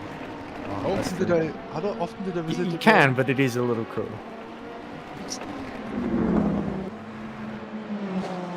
should drive against usually. Then I could hear it all day. I mean, that's kind of your. I mean, it's your choice, man. I'm not going to stop you. As it looks like Sanders has caught back up to Shivokin, so I think the older tyres on that 241 are starting to hurt Cyberlinks a bit here. Yeah. People are moving. Seems to be a track limit penalty. The penalty, they might have sped in the pit lane on exit there. That might have actually been what happened. As all the air looks like one of the Finnevon's being held up by Colin Sanders here. It's a problem. Yeah, it's camp on at the wrong time. So 34 laps, Shivokin. So he's getting to the very end of his stint because he had 36 on his previous stint. Colin Sanders has done 23 on the current stint though. So Sanders' tyres, despite that mistake, or that may or may not have been his fault. We don't really know because we missed it. Because we were watching Toff in the lead with our funky camera angles. He's got the fresher tyre, so he's still technically, when Shivokin pits, he can do about 10 more laps in the lead, which could really. That's why extending so much earlier on has really paid off here. Because it means that his mistake or whatever happened to him is a little bit less costly than it otherwise would be. That's the thing that the race club Germany guys also did. They pit like in an hour rhythm. So they drive an hour, which allowed them to drive a softer tire compound.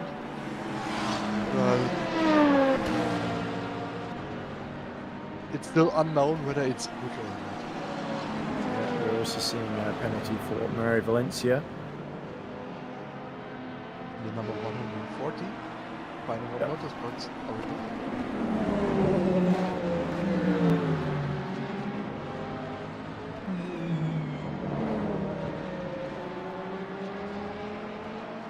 This is currently the closest battle on track as we see Shivokin trying to negotiate the traffic. And doing so, that looks like the HHR car.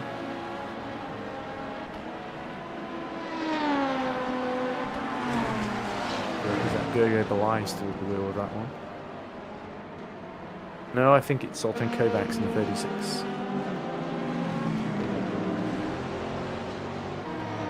And in fact, he's only got Louis Hesketh about 39 seconds behind him. So Hesketh has actually had a quietly impressive run in this race.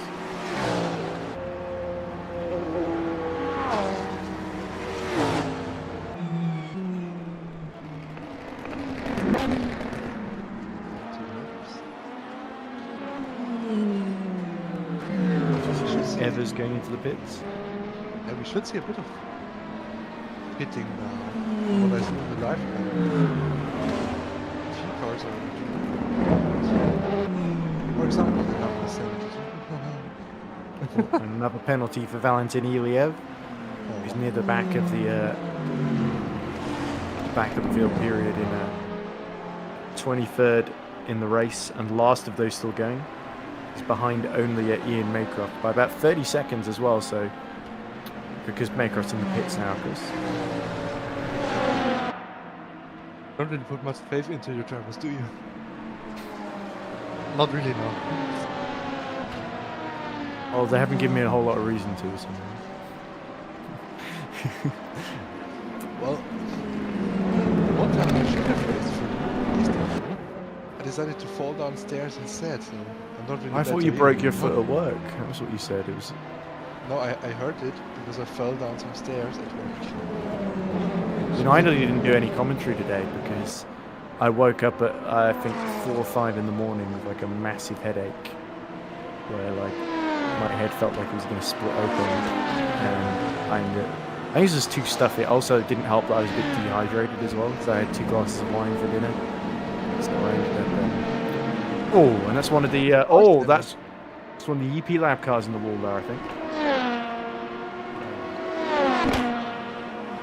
Yeah, and in comes the leader. So that's going to hand the lead back to Saunders.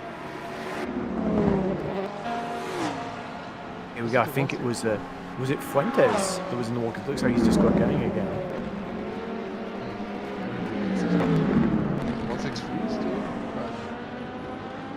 Yeah, 163 is here he is. He's only just coming through now into the pit lane. I think he was due a stop. So yeah, see a little bit of squirreling there on the steering. Let's see if the steering's okay on the 162, because if it's the championship leader that hit the wall there, and I'm pretty sure it is, steering looks fine to me, so he should be fine. But that was a bit of a scary moment for him there. Also up front in LMP2, De Paris is only about 4 seconds behind Roy Ton in the battle for fourth. Oh, that's one of the... Oh, it's ended. Oh dear, what's happened to him there? Did he? Kind of looks like he ran out of fuel. Oh, Yeah, just he got kind of dead engine stop involved. on exit there, just as he'd been gifted the lead, and it completely dies on him. I think he's blown the engine. Or destroyed the gearbox or something. No way. Oh, he's going. Okay, there must have been some kind of issue on his end, maybe. The wheel died or the screen died. But nevertheless, Reinhardt goes through, and suddenly, as Sanders retires from the race, it's Finn Bond leading. Wow. But less than 4 hours to go. So it's turning into a rerun at the moment of 2021. And they won their first ever race and beat the Dream Team despite their last-minute attack at the final corner. Not sure if you will remember that, Thomas, because it might be a bit before your time. Yeah, it did, not just a bit. Yeah, Nick Homer was driving and nearly got taken out at the very final corner of the race in GD3 while fighting for the lead. Wow. But just about survived. It was a pretty dramatic moment.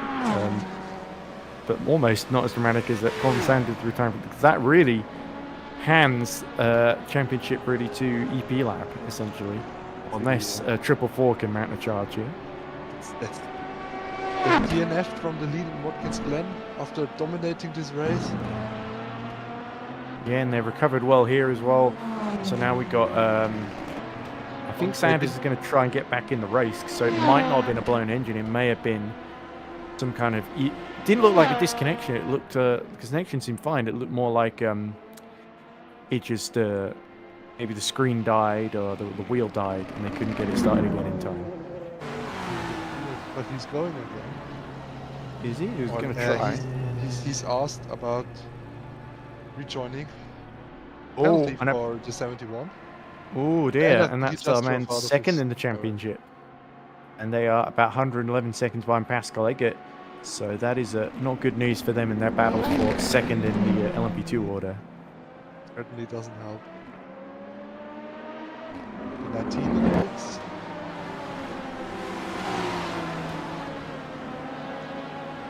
Six in the pits. Got a bit of pitting right. Yeah, I think people were expecting a code 80 and it didn't happen. Anyway, Horvath is now only about 3 seconds, I think, behind Zagrodnev. I believe full throttle and side links are on different strategies here.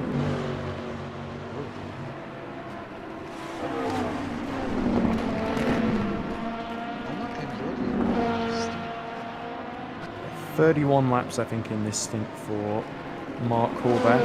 Alexei Zagrodnev has done 2 laps, of course, so they are very, very outside of one another.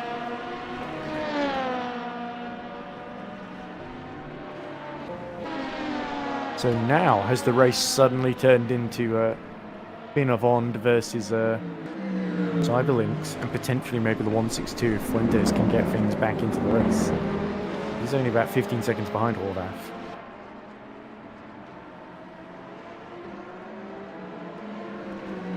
Well, Van der Smissen serves that penalty, which puts him a lap behind. So all of the top 4 are a lap apart from Gutierrez, who's gotten on board the...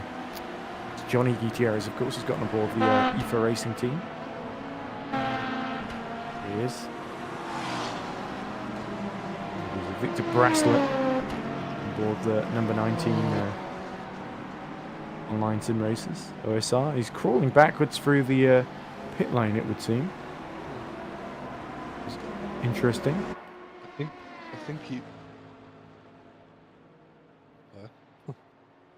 I was about to say, maybe he didn't find his pit stall or something. Oh, well, he's found something. He's hit it. I guess that's the wall. Yeah, I think that's the awning in the pit garage. Yeah, let's hope he didn't lose his rear wing. Well, he's in the pits already, so... He is, yeah, but that's weird. Usually when you go for a pit stop, you don't just drift down the pit lane. Yeah, I think he has it because he's at an angle, isn't he? He's hit the wall. So there's something going on here for OSR. It's not good. It looks a bit weird, that's for sure. Not the only weird thing to happen in this race.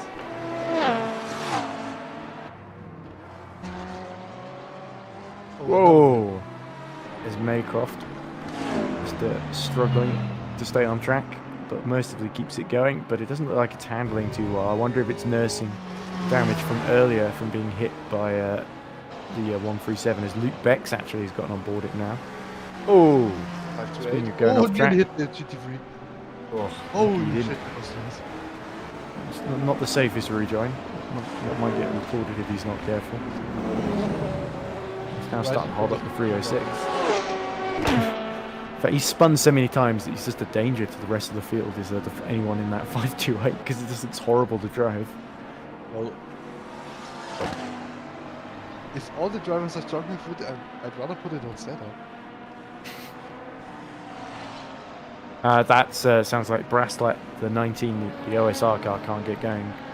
So there's a message being said by this direction that if the car's dead, you'll have to retire. It looks like he's tried to go forward in the box, and he's only gone like 2 feet, isn't he? Slower RPM. So he needs to start the engine somehow. Not ideal, is it? Yeah, he's turning the wheel, but the lights are on, but nobody's home. No. Oh! Oscar Legert. Boom. And Hesketh gets a penalty as well. That's What's interesting. happening? It's all happening. It's all happening all at once. The Pascal Eggert goes around, now has to somehow get his way out of the gravel without destroying his car too much, runs straight into the wall. Braslet is finally decided to give up the ghost.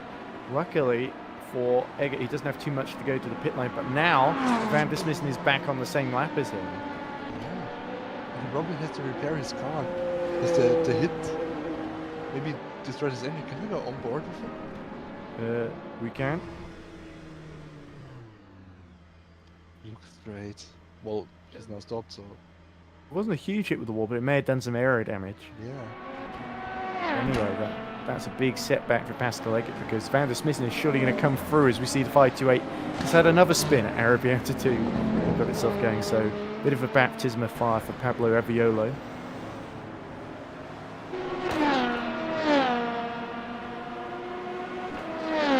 But of course, with the retirement of Bracelet, this brings to Leandro Finelli in the Optimnal car. There he is, just cutting the course into the top 7. A lap down on everyone ahead of him. Well, Gutierrez has done well to keep him Halk about 10 seconds in sight of him. He's slowly been closing the gap there. There was Eggert being serviced, and surely Justin VDS is coming through anytime soon. There he is. So,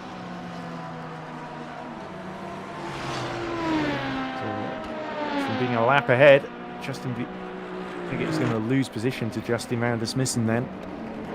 So this is great for URT though in their championship fight against the 46ers to gain every point they can. That's 2 more points to their favour if it ends like this with unfortunately Sunset still a lap ahead and not making any mistakes whatsoever. 2 laps ahead, I should say now. Wow. With a car that is so much quicker than the rest. It's unbelievable what the Sunset has. They were saying it's almost 10 kilometers per hour through some of the corners than the hypercars as well, which is pretty Hypercars insane. are always like they are a bit slower for the fast corners. And he's set to finish 3rd in the overall order with the other 2 hypercars that haven't given up essentially, suffering a lot of damage. But the Sunset Multiple car is like 10 kilometers faster through the corners than all the other LMP2. The bit being basically a spec car, that's interesting. But I'd seriously like to know what they have done to the setup of the car to make it so good. With not losing any top speed. They are still one of the fastest cars through the speed track. Yeah, I think their drivers may also have something to do with it. They are pretty top draw. Mert, Top Taggett. That also helps. Yeah, and of course they've also got Salim Arkin, who did the qualifying for them. He was incredibly quick as well. But if you look on the inputs, it's and it's like black. You don't do much with the throttle. You see, tiny lift. And that's in race trim with worn tires, with everything. And in quality, you can, with soft tires, you can nearly go back through those 2 corners. Yeah, I think But maybe to you're be right so then. It much is a bit of setup that's behind that. Maybe they just run a little bit more downforce around here, and they're able to use it without losing too much top speed. It's just astonishing what they are able to do. It also helps that they're in the Orica. You probably couldn't get away with it in the Legion. Are they in the Legion? Yeah. Definitely. Yeah, definitely. Here they are, in fact. We get a good view. Sadly, no funky LMP2 angles for your hypercars. Yeah, it's just a custom for. It's all the same one. Yeah, here we are. Let's actually look on board what this guy's doing. Okay, I better turn off auto director then. If we're going to do that. Oh, too late. Let's go back. Because the gaps in GD3 are starting to spread out a bit, so there's no real fights on track at the moment. Of any interest.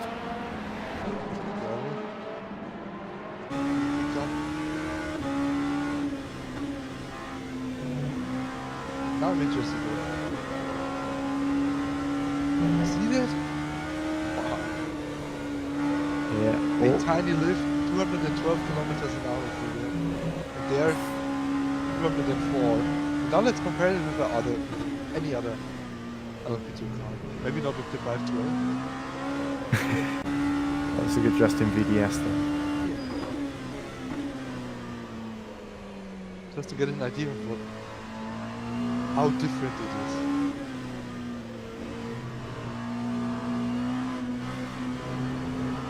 Also the exit of this car, there you see the curve there. Yeah, that's what we saw Eggert spin on earlier, wasn't it? Yeah.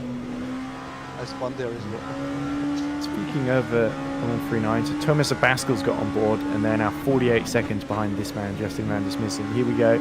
Yeah, look through here. Oh, the lift have not quite got the... Not quite spot. I even went a little bit on the brakes there, actually. Yeah. To The other Arabiata guys don't one. have to do it. There is one. In race trim, to be so much quicker with those corners, with not losing top speed, that's interesting. I really want to try this. Well, too bad you're not part of Sunset Motorsport then. Maybe you should apply. You could say that you finished 4th at Abu Dhabi and 3rd at Hockenheim. Yeah. I'm a good driver, you know. And I flipped the car in Watkins Glen. Well, In the last nobody used to corner. know that. Well, those things happen. To be fair, I used to drive in Trackmania, and there was a horrible bug in that game where if you went too far over like rumble strips, your car would just flip, and it was just part of the physics engine, and it was just like there'd be like 50% chance it would happen if you just risked it too much. And the last corner at Watkins Glen was like a classic example of that, where you just set people flip into the grandstands. That sounds like something I just But I do remember getting on pole actually at Watkins Glen by a really, really tiny amount, which I was very, very proud of, even though I absolutely just made loads of mistakes in the race. I could do it on one lap, but come the race, I was just a little bit messy under pressure. Maybe you should do the job of that. Maybe you should get into the 485 at some point. I'm getting a new MacBook, but I don't think it's going to be good enough to play Half-Life 2. It's more for editing and stuff. That would have been amazing. I suppose maybe I might, if I can work it out, get next to a decent computer, I might do a few one-offs. But, probably not endurance. I don't know. Well, it would stop me doing commentaries or anything. You'd be useless on your own. No, I understand. Behind every choke there's a bit of... It wouldn't be as fun for you doing this right now if I was doing it. Whereas if it's the other way around, it's just me. I could probably just about be okay. But it's certainly not as fun if having another person. I think the final hour of the race is going to be Mill Mountains, which is Zoltan Kovac's cut through the gravel. Oh dear, and he actually holds up the Hunter Birch reading game car. It's not great. Check in on the team and see what the strategy is now. Probably not.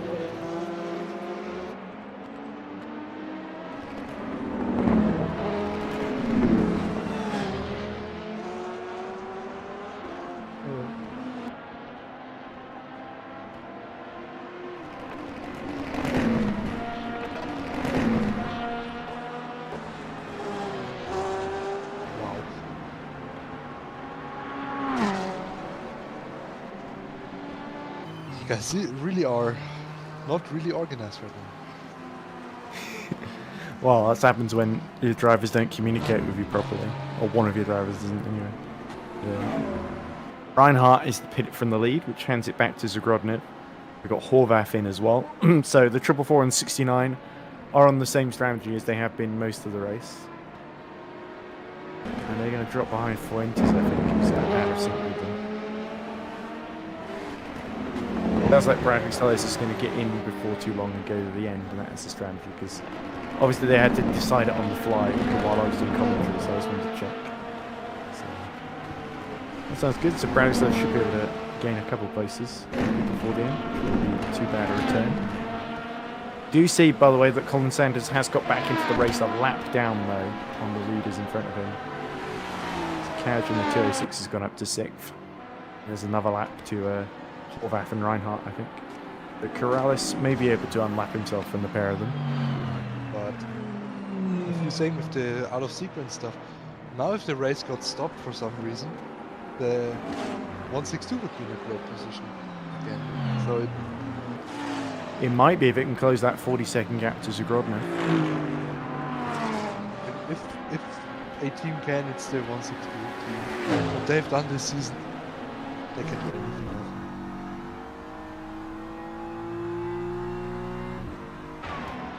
Here's the 10th place the transport of Ilyev in GD3.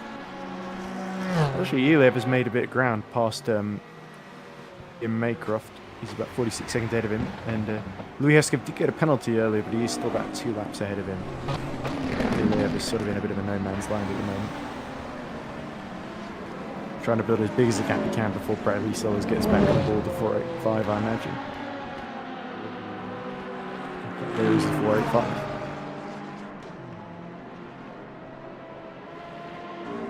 But even when you have a driver that isn't quite up to the speed of the rest of your team, it's always good to put them in to get them some experience, because even if they make a load of mistakes, they'll always get something out of a race.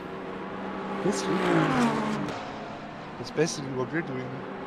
Because there's no championship to fight for. We're just driving. We're just learning, working on setups, doing stuff, trying different strategies. You'd hope over the course of 8 hours you'd do something. Yeah. And we did something, like disconnecting. Well, a few disconnections build character, what can I say? And me and Jordi both lost our room. So yeah. Do you remember the Le Mans? We were leading by quite a long way and we got disconnected, and I found out that it was from a workman doing work in Eliseo Neto Street, and I had a massive breakdown on the stream. I started having a go and sending death threats to all the workmen. Yeah. Fortunately, I think that's probably going to go down as defining my career. okay. Actually, I don't think many people. Most people found it funny because I guess they don't know the workmen. The workmen will probably never find out because Eliseo probably didn't tell them. Oh, and there's Maycroft. Speaking of which, speaking of pain for Underbird Simulation, deep into Arabiata 2 there, and he's going to have to extricate himself again, and gap to the car ahead just grows yet further. So he's already giving Bradley Sellers a lot of work to do. And there's Louis Hesketh. Oh, just about keeping it on track, actually. So good save from Louis. Gutierrez in the 46 is about 7 seconds behind De Hauk. that's probably the closest battle on track. We could watch that for a bit if you wanted. There's Johnny Gutierrez.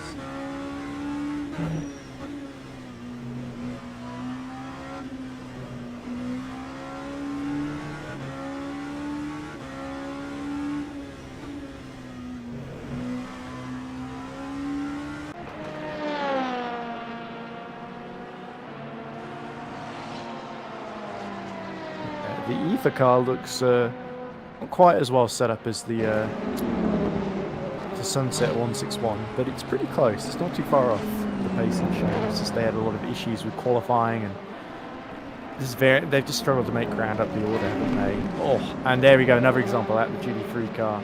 The class leaders of Grodnev, unfortunately, in the way at the wrong time there, and a bit of contact in there.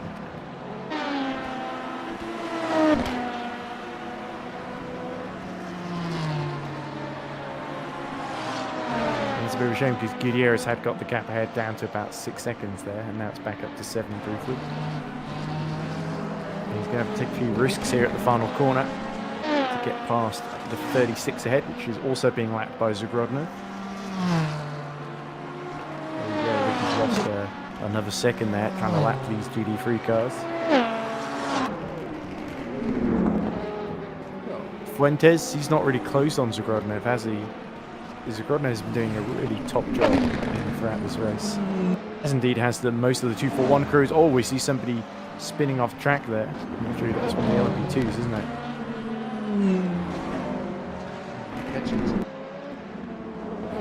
Yeah, I was Finelli in the Optimal car because he's just got going there at the same part of track. Gutierrez starts to fall down. And behind Tim Houck. There's Tim Houck. He's still setting relatively competitive lap times. And they're one of the teams in the Ligier, aren't they? Well, the Ligier is quicker. It certainly was at Le Mans, and I remember. Well, with the bob that we have, it's more equal.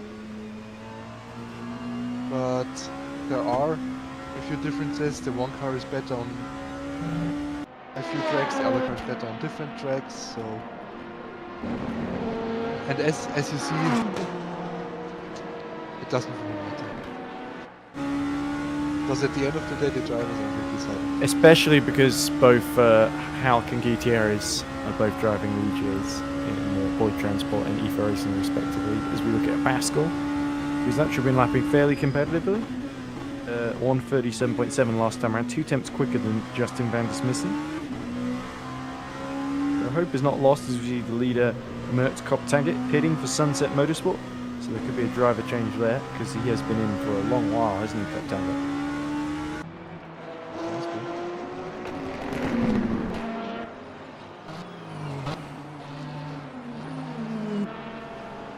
And I suppose with not too much going on, you're very welcome to just have random discussions with me at this point in the race then, Thomas.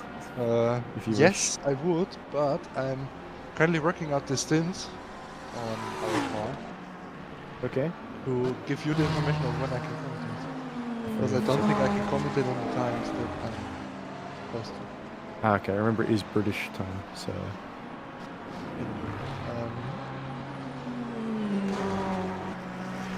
I will write you that because this information I think I was just looking at the touring car chat in Hunterbird Simulation, Robert Strachan, who's driving for us at the Sachsenring next time out. He's got a picture of a car upside down. It's not good. Yeah, the touring car thing is actually good that you bring it up, because I need a seat for Long Beach. Oh, do you now? Interesting, because we've been trying to fill seats quite desperately. Long Beach is the one race I want to drive. The rest just the one. Okay. Yeah. Well, we'll see, because I don't know what... it sort of depends. We got Mike Bell, and then it's just whoever else we can get. So we've got 2 seats we're always trying to fill with the most competitive drivers available. But at the moment, I've got guys called Oliver, a guy called Rob, a guy called Luke Mitchell, who's sometimes available. Pretty solid. Maybe not the ultimate Mike player. Yeah, Mike's been doing great. Quite a though. bit of stuff. Like, Has he been is. in touring cars for a while. As we look at Fuentes, just from zero. You know, Mike Bell actually sent me a video from like 10 years ago, which was him online touring car thing where he beat Rubens Barrichello and Rubens' son in a touring car event, which is quite fun. It's really. I think I would never get over that. Beating. Okay. But honestly, if you need to go, it's been great having your company for the last hour or so.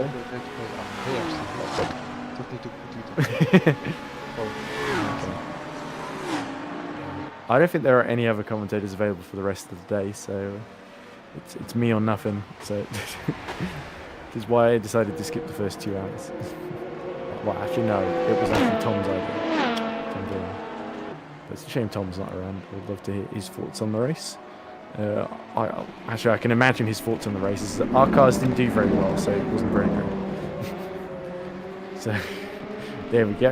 Anyway, it's probably about time I refresh the overlay because it's starting to play up a bit with the pit stops. There we go. Van der Smissen 31 seconds now behind Thomas Abascal. But I think overall in the race, with that collision for Eggert, it's Van der Smissen that's ahead. As the pit stops filter out. Gutierrez is still about 9 seconds behind Tim Houck. But 5th is not going to be great for either racing team. They really need to get up to 4th to limit the damage that their rivals can do ahead of them.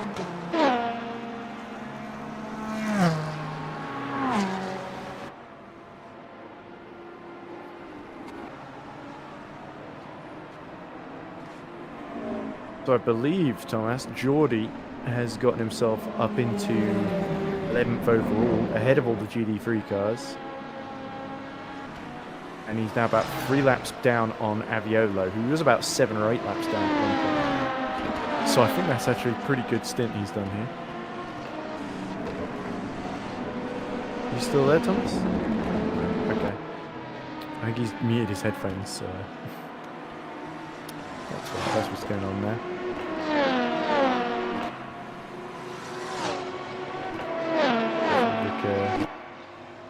Try and see what's going on. With 3 hours left in the race, I'm going to have to stop for dinner fairly soon.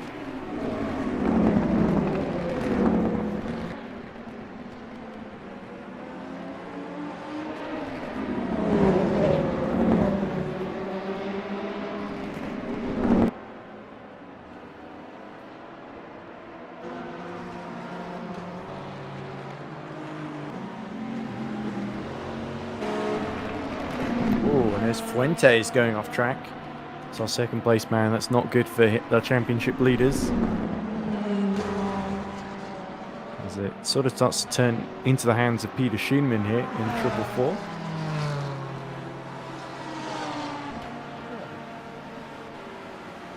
I was just saying, Geordie's done very well to get up into the top 11. He's only about 3 laps down on Aviolo and the 528, who were like 8 or 9 laps ahead at one point or something like that, weren't they? Well, we've been, I don't know how many laps behind the whole LP2 field, so to still be driving, to still do whatever you're doing, quite nice. I think you're about 13 or 14 laps down on Demikoglu. Oh, as you see Maycroft take a big trip through the gravel. And just about connects back with the road.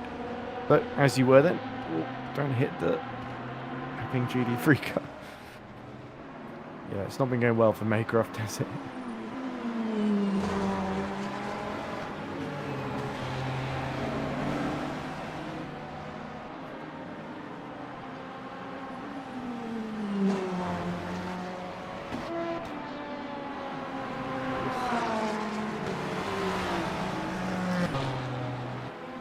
Probably at 7 in about 15 minutes or so. I'm probably going to have to. Oh, big collision! Oh dear! It's is that on the optimal cars ahead of him? It is.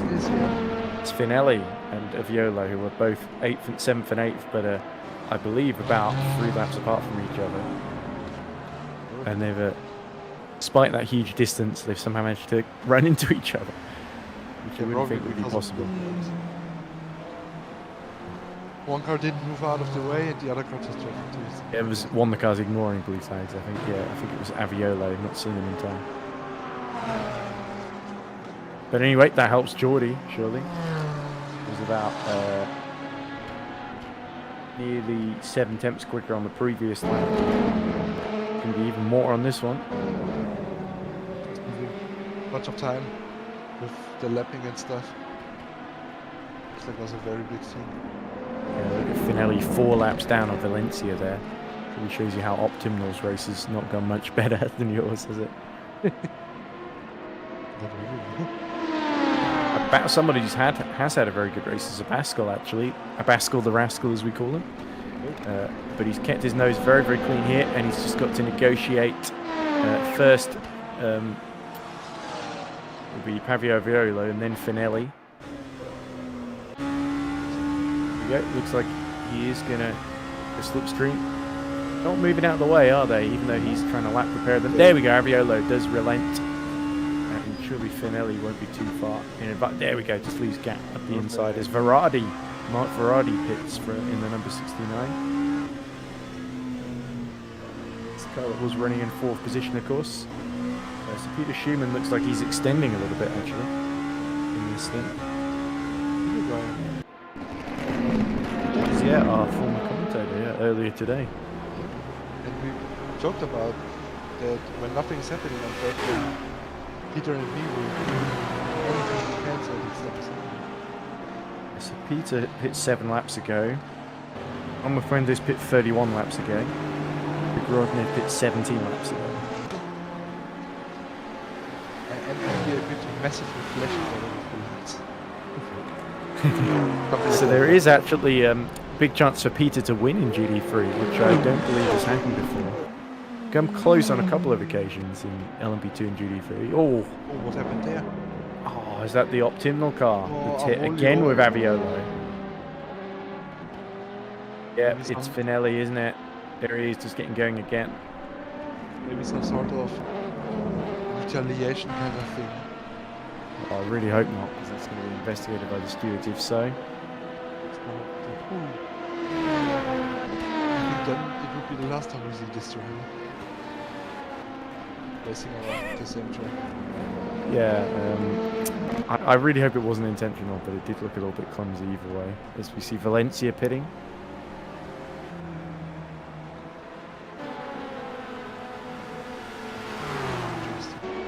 Van Smithson, though, has not given up on Abascal. He's only about 26 seconds behind. It was over 30, wasn't it, the gap earlier on? Yeah. And he's slowly been chipping away. Still anything to fight for? Well, there was a mistake from the 139. I think they're a bit out of sequence in the pit stops too, aren't they? Yeah, let's see. Justin Van der Smissen on the harder tyres, blues. He's done 5 laps.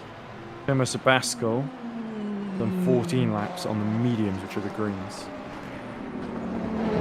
Some other teams trying the medium side as well. That's good to know. Then at least we aren't the only ones with this brain fog. Yeah. So Fuentes pits, which is going to allow Schumann back into the top 2. Whenever the 241 pits. That's true. Penalty for Or- Finelli. So it looks like Optimal are being blamed for that collision then. Or there's some other infringement that's happened. We haven't seen anything in the steward decisions yet, so. Be a track I would limits thing say- maybe. Or maybe pit lane. Yeah, the only other thing I think is they overtook off track maybe. Legal overtake. With the collision with they were lapping anyway, so that wouldn't really matter too much. I suppose. Very interesting. I was saying to Ryan earlier that in the past week and a half or so, I've done a triple movie bill. I think I'm probably the only person to do it. I saw Barbie, with my dad, and I saw Gran Turismo on my own, and then I saw Oppenheimer, the friend of mine. So, so that's And only one of those films has got Jerry Halliwell, who of course is famous for being one of the Spice Girls in the UK. She's not a great actor, if I'm being honest. There's one scene where she cries and it's really unconvincing. Wow. But, that's in Gran Turismo. But yeah. Oh, look at this! Peter Schumann being barged out of the way by the sister Finovon there. Just enough space left between the two there. I think that's a Baskel. That would be quite something. He's definitely won the Finovon's LMP2s there. Let's have a look. It is a Basket. It is, isn't it?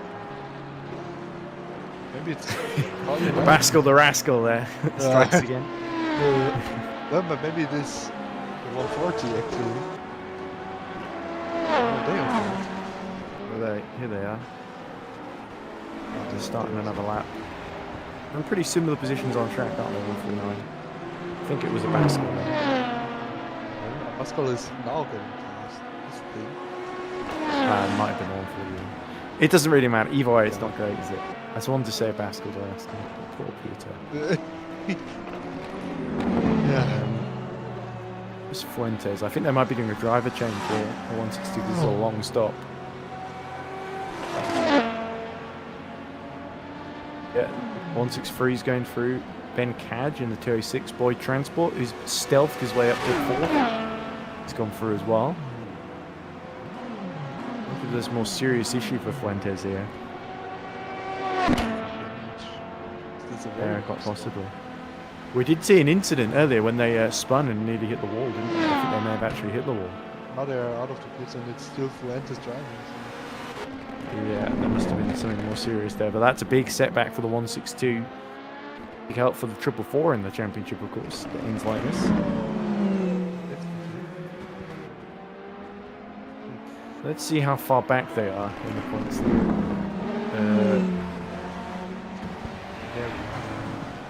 Yeah, 95 for EP Lab 162. Finovon 444 on 45 points, so that means they are got more than double the points of them at the moment as the 71 is in the gravel.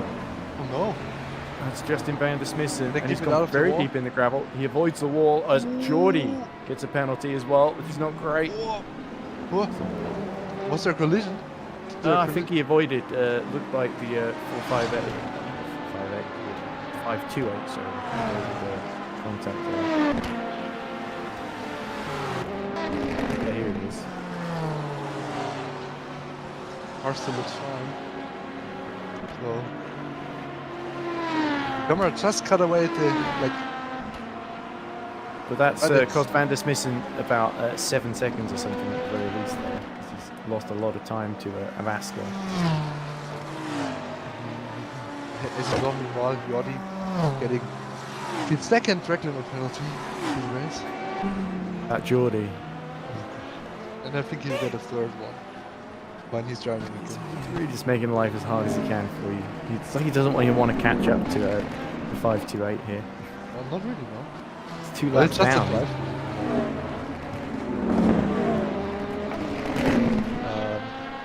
Well, You'll see Geordie what I- serves it now. Still 3 hours 14 minutes to go then. We're going to have to leave fairly soon to go eat dinner because it's nearly 7 o'clock where I'll be back soon after. Take you through to the end. I think then you, Thomas, will also get back in the car once Geordie's stint's finished. Oh, Pablo Arvelli has a big crash. Oh, and the wheels come off. No. Oh, somebody's trying to fight with me for the controls there, right as the crash happens. Oh dear, and that looks like a... Yeah, we're still having a bit of an issue there in the 140. Let's go to... yeah, so the engine... Well, not just the engine dead, the wheel fell off. The rear wheel, wasn't it? Well, forget about fighting with Aviolo. The 528 is out then. So the Sport Junior team, well, mistakenly called the Sim Junior team a few times. Yeah, that's a bit of a ignominious defeat there. Because they just didn't slow down for the corner, it looked like, and the rear just went. Just walking up to the tires or something. but it means that it's a bit easier for Geordie to close down the 2-lap gap now, and then you can focus on Finelli, who's another 5 laps up the road, and 7 laps for you guys, of course. Oh, hi.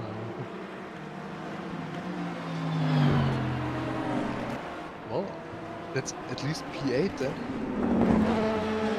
Yeah. Finelli's would- pace as well has not been exceptional. 141 last time around. I actually think it's possible to capture E7 for reading game. 4 points. P8.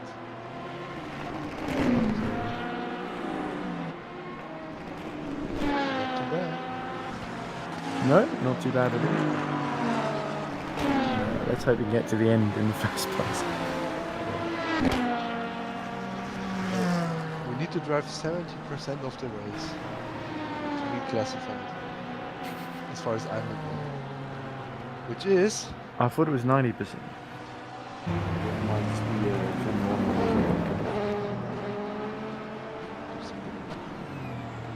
if you look at rules and regulation channel, 70% completion is required to score. Okay, yeah, I think they did relax it a little bit, didn't they?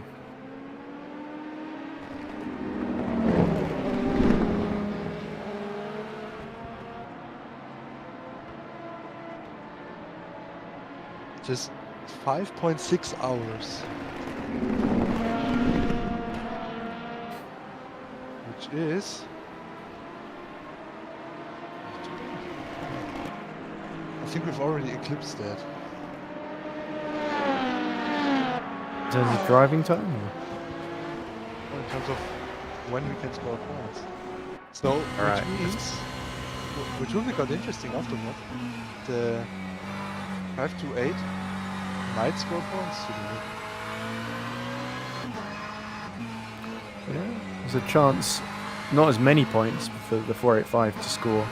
Let's see, where are they going to? First, second, third, seventh, third, fourth, fifth, sixth, seventh, eighth, ninth, 10th. Well, they're 11th at the moment, but there might be a chance to get into the top 10, which wouldn't be too bad considering how badly everything's gone so far. So, I think I'll have to leave you now. With your stint ending. Okay. Anytime now. Yeah, I think I can hear dinner being taken out of the oven as well, so I might be going too soon too. So I'll be left with no one, sadly. Not that anyone will notice. And I will come back to you when I'm done with that. Okay, we good to hear from you. Best of luck, and see you later, Thomas. Enjoy dinner. Will do.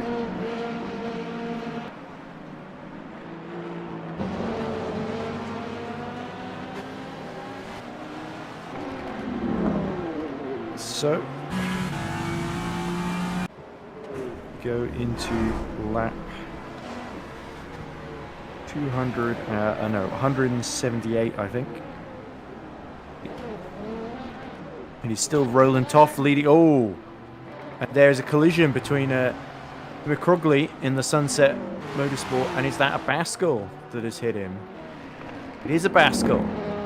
Oh dear, so first and second in LMP2 crashing into one another. That could be investigated by the stewards. Like one or even party. Looks somewhat contentious there, so... Dimitrioglu coming through to lap a Baskel, and a Baskel didn't see him in time. As we see Louis Hesketh doing a bit of track extension there, and a half.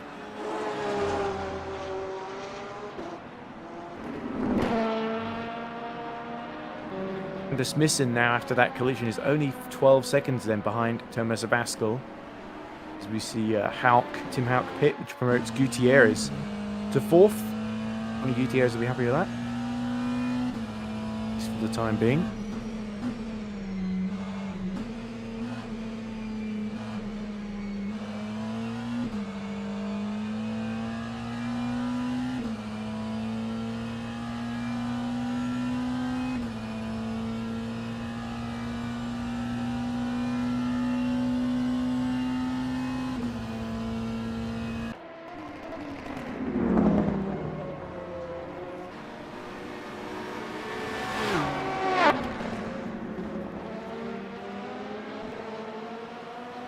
Here's Luke Beck's 3 laps down on the lead.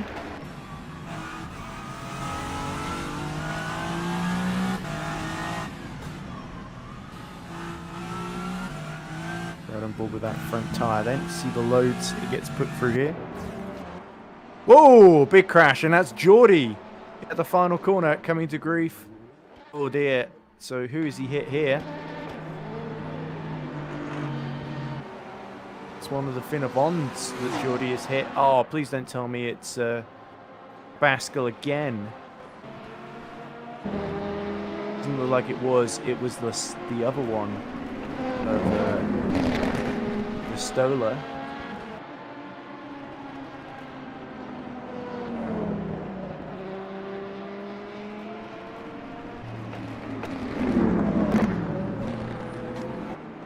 There is Cal Stoller.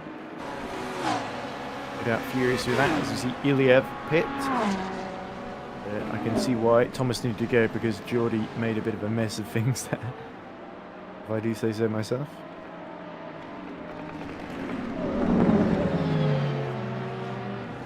Of course, this does put Geordie to 10th overall in the race and 8th in LMP2 classes, as Thomas told us earlier. This is doing very, very well for Boy Transport 206, covering from near the back in qualifying to 4th. I think that's an excellent day's work so far. We're approaching 3 hour to go mark, so we are well beyond half distance then.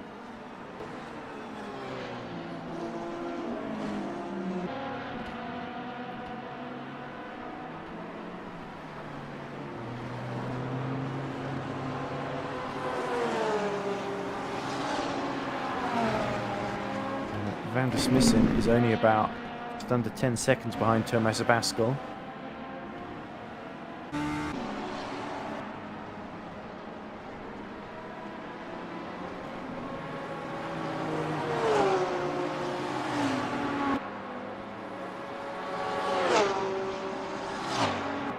Let's watch that for a little bit. It's one of the closer battles on track. The closest. Ian Maycroft is only about 8 seconds behind Iliev in the who has DNF'd, so it looks like Iliev had some kind of issue. It's a big shame for him.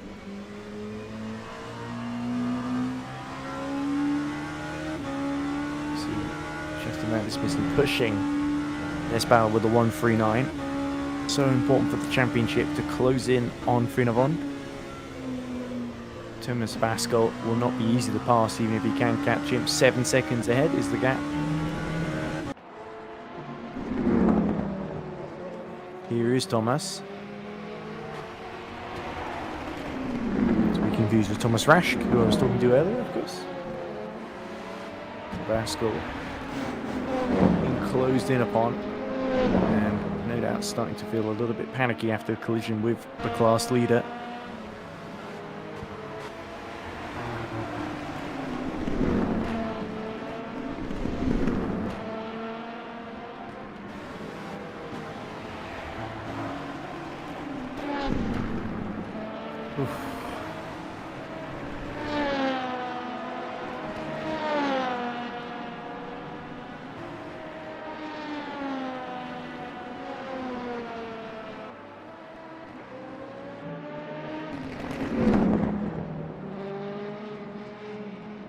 Here's Leandro Finelli, promoted to 7th, but 3 laps down on the next car. The battle is really going to be more with Reading Game at this phase. Behind. Also about 7 laps down on them. They've got much better pace. It's the problem of being too far down to use it now.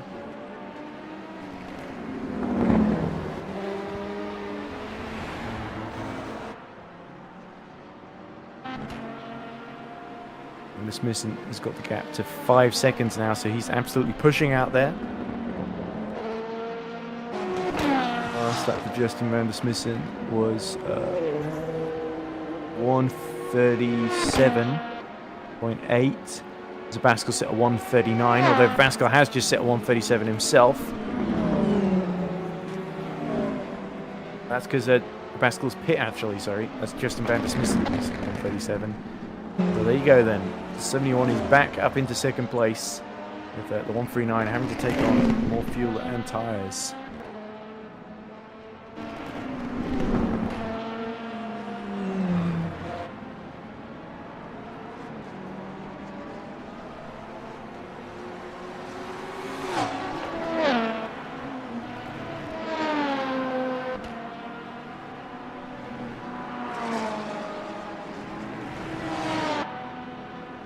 Interesting comments in the chat from earlier about the team orders at EP Lab, and somebody's married Valencia using a hub mod. Oh, Fuente's trying to get out of the way of the URT. Of course, he's trying to pull away. So a Baskel here, still in the pit lane, could end up on the same lap as Gutierrez once he emerges if they're doing a driver change.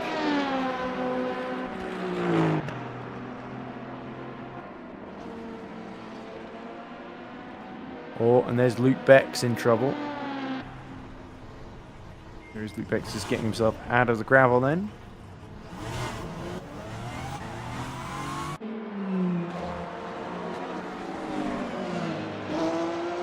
Three laps down on the next car. Luke Bex won't be too bothered. He's just focused on finishing the race at this phase.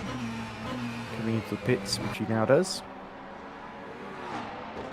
As does Van der Smissen, so he's going to come out pretty close then. But actually, no, Baskel's still in the pits, surprisingly. There he is. So shows that Baskel's lost nearly a lap due to whatever's been going on here. Presumably to repair for the damage he suffered earlier with the 161. Since I made a spot here of Deher Mesioglu.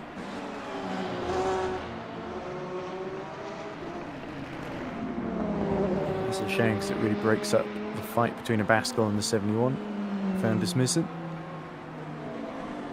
Justin VDS will just yeah, in due course.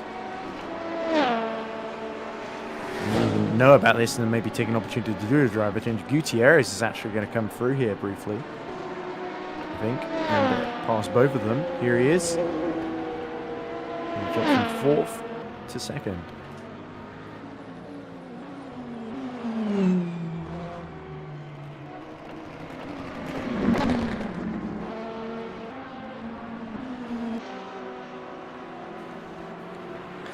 So, anyway, Baskel has got going again, 4 seconds behind Gutierrez, so he's lost a lot of time with that stop.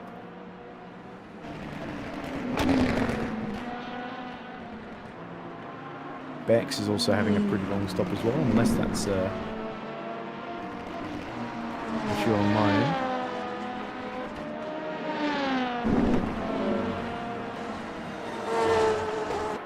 Peter Schoenemann, a lap down on Zagrodnev, but Zagrodnev, of course, is a bit out of sequence here compared to him. Yeah, he's done 29 laps, I think, on this stint. Zagrodnev will be in before too long.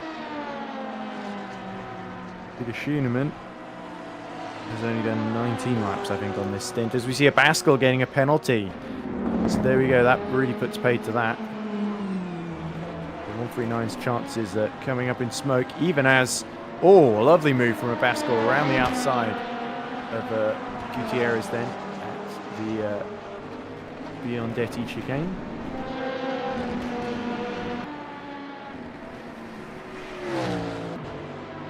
And Gutierrez, oh no, because of course Baskel's got to serve that penalty, so that immediately hands the place back to Gutierrez then. So 139 has got a fight on its hands here.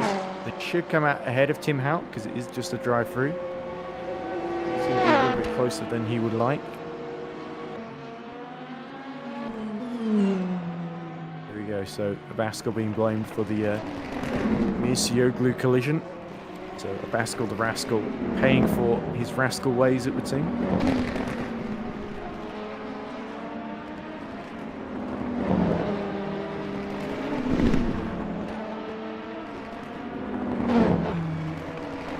Fuentes has caught up to within 10 seconds of Ben Couch as well. I'm going to have to leave in about 3 minutes. But should be back within about half an hour to take you through to the finish with the final 2 hours or so. As dusk and darkness starts to fall over Tuscany. Oh, big crash. That's one of the EP lab cars facing the wrong way. Who's that? It's not Leandro Finelli. He's had his own off. I assume it was it Fuentes? I don't think so. I think it was the 163 actually. Maycroft pits, presumably to change over. Bradley Sellers to the end.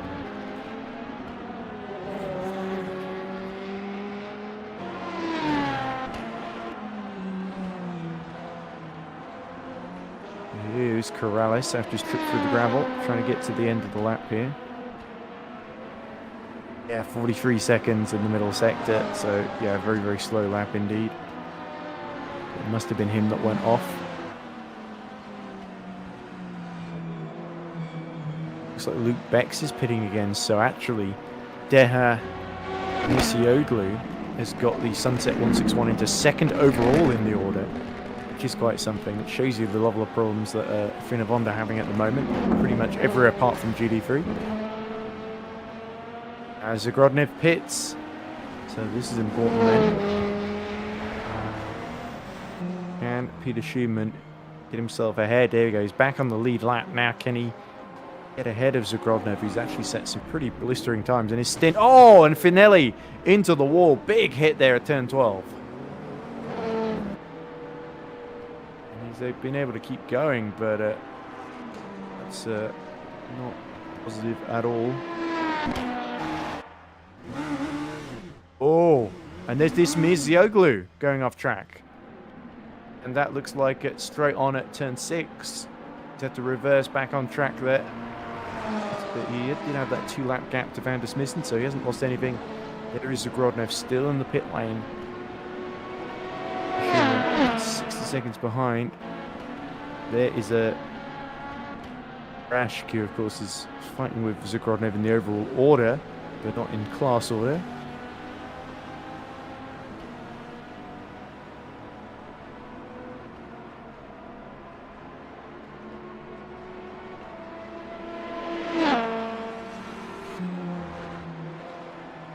Comes Peter Schumann then, cresting the hill, 30 seconds behind.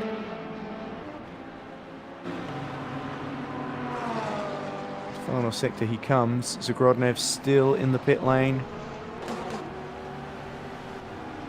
There he is, just being released then, so it's going to be closer than before, but it will actually be Peter Schumann behind then. Quite a way actually. Go the gap 17 seconds then as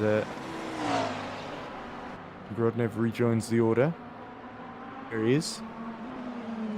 So any little slip up and Schumann will be through into the lead. So Finavon certainly haven't given up on making it 2 Mugello victories in a row. They'll have to let the racing zone car through here as well. And speaking of being through, I think I am done for my stint. So your leaders, Toff, Demisioglu, despite that scare, and Zagrodnev. Oh, so we're hearing Sunset Motorsport do have to come in at the end of the lap to repair their damage lane. So 161 is potentially going to lose a lap to Van der Smissen. So exciting times there. But I'm going to have to leave you now.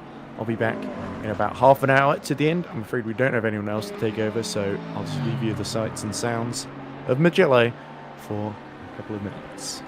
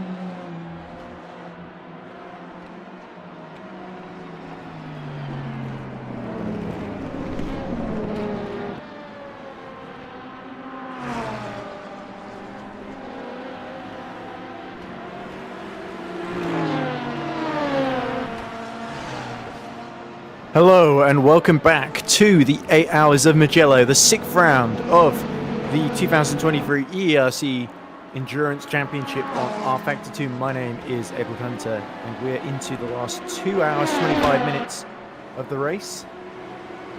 Currently is Zoltan Toff that leads by 6 laps, but we just see here William Snowden in a battle for 4th with that looks like a Westy who's got on board. Nick Westy's got on board the number 46 and has just struggled to make it through here. So Snowden doing incredibly well. Of course, he was qualifying in that car earlier on.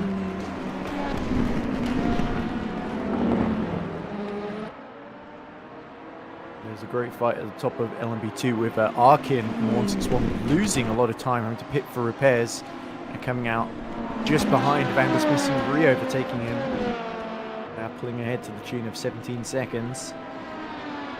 Westy here, he also fancies getting up to 4th place. He was a little bit held up there by the EP Lab car. Meanwhile, GD3, it's currently Zagrodnev. Leads by 40 seconds from Peter Schooneman. This is a slightly illusory. So Schumann has been out there for 38 laps. Grodnev, the same set time for 16 laps though. Schumann is near another pit stop. Cabello has been out for about 5 laps. And 3rd. Oh, and that's Luke Bex backwards in the gravel. And he just rejoins there as we're back onto the circuit. Zabascal. 80 seconds down on Van der Smissen, but not out of the pit yet, despite having to pit for a long time for repairs. He's built the gap back up to Snowden, who's still under attack from Westy a little bit.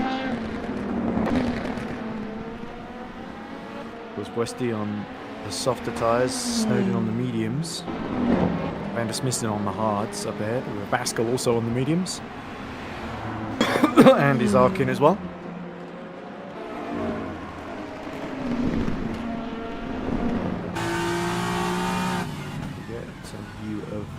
Back at night on board our number 1 car. Very, very majestic circuit, and last time we saw it this dark was, of course, the Hours of Mugello last season. Was it 6 hours? I can't remember.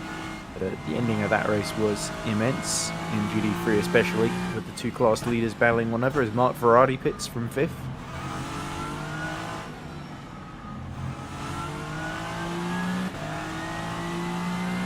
See the night sky from this angle, actually, which is certainly picturesque here. Roland Toff comes through to lap the reading game.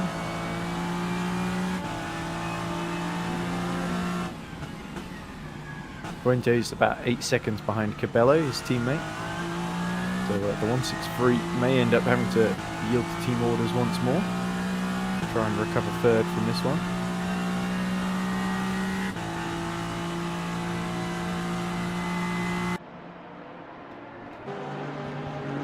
There's Peter Schumann. Sees victory starting to slip away with Zagrodnev pulling that 40-second gap on him. But I wouldn't count him out just yet. Into the pits he comes. Undercut incoming here for the 444 squad. Could even be a driver change for the final phase of the race. Verratti there still stationary. Correa in the 206 is going to get through as well. The Sanders, who had that disconnection earlier, that issue earlier, he just came to a stop, which was very mysterious. He's still down in 7th. Oh, collision between Finelli and one of the Finavons. Baskel, because he's going into the pits, so it must be Listola. There he is, just getting going again. And the steering does not look too healthy.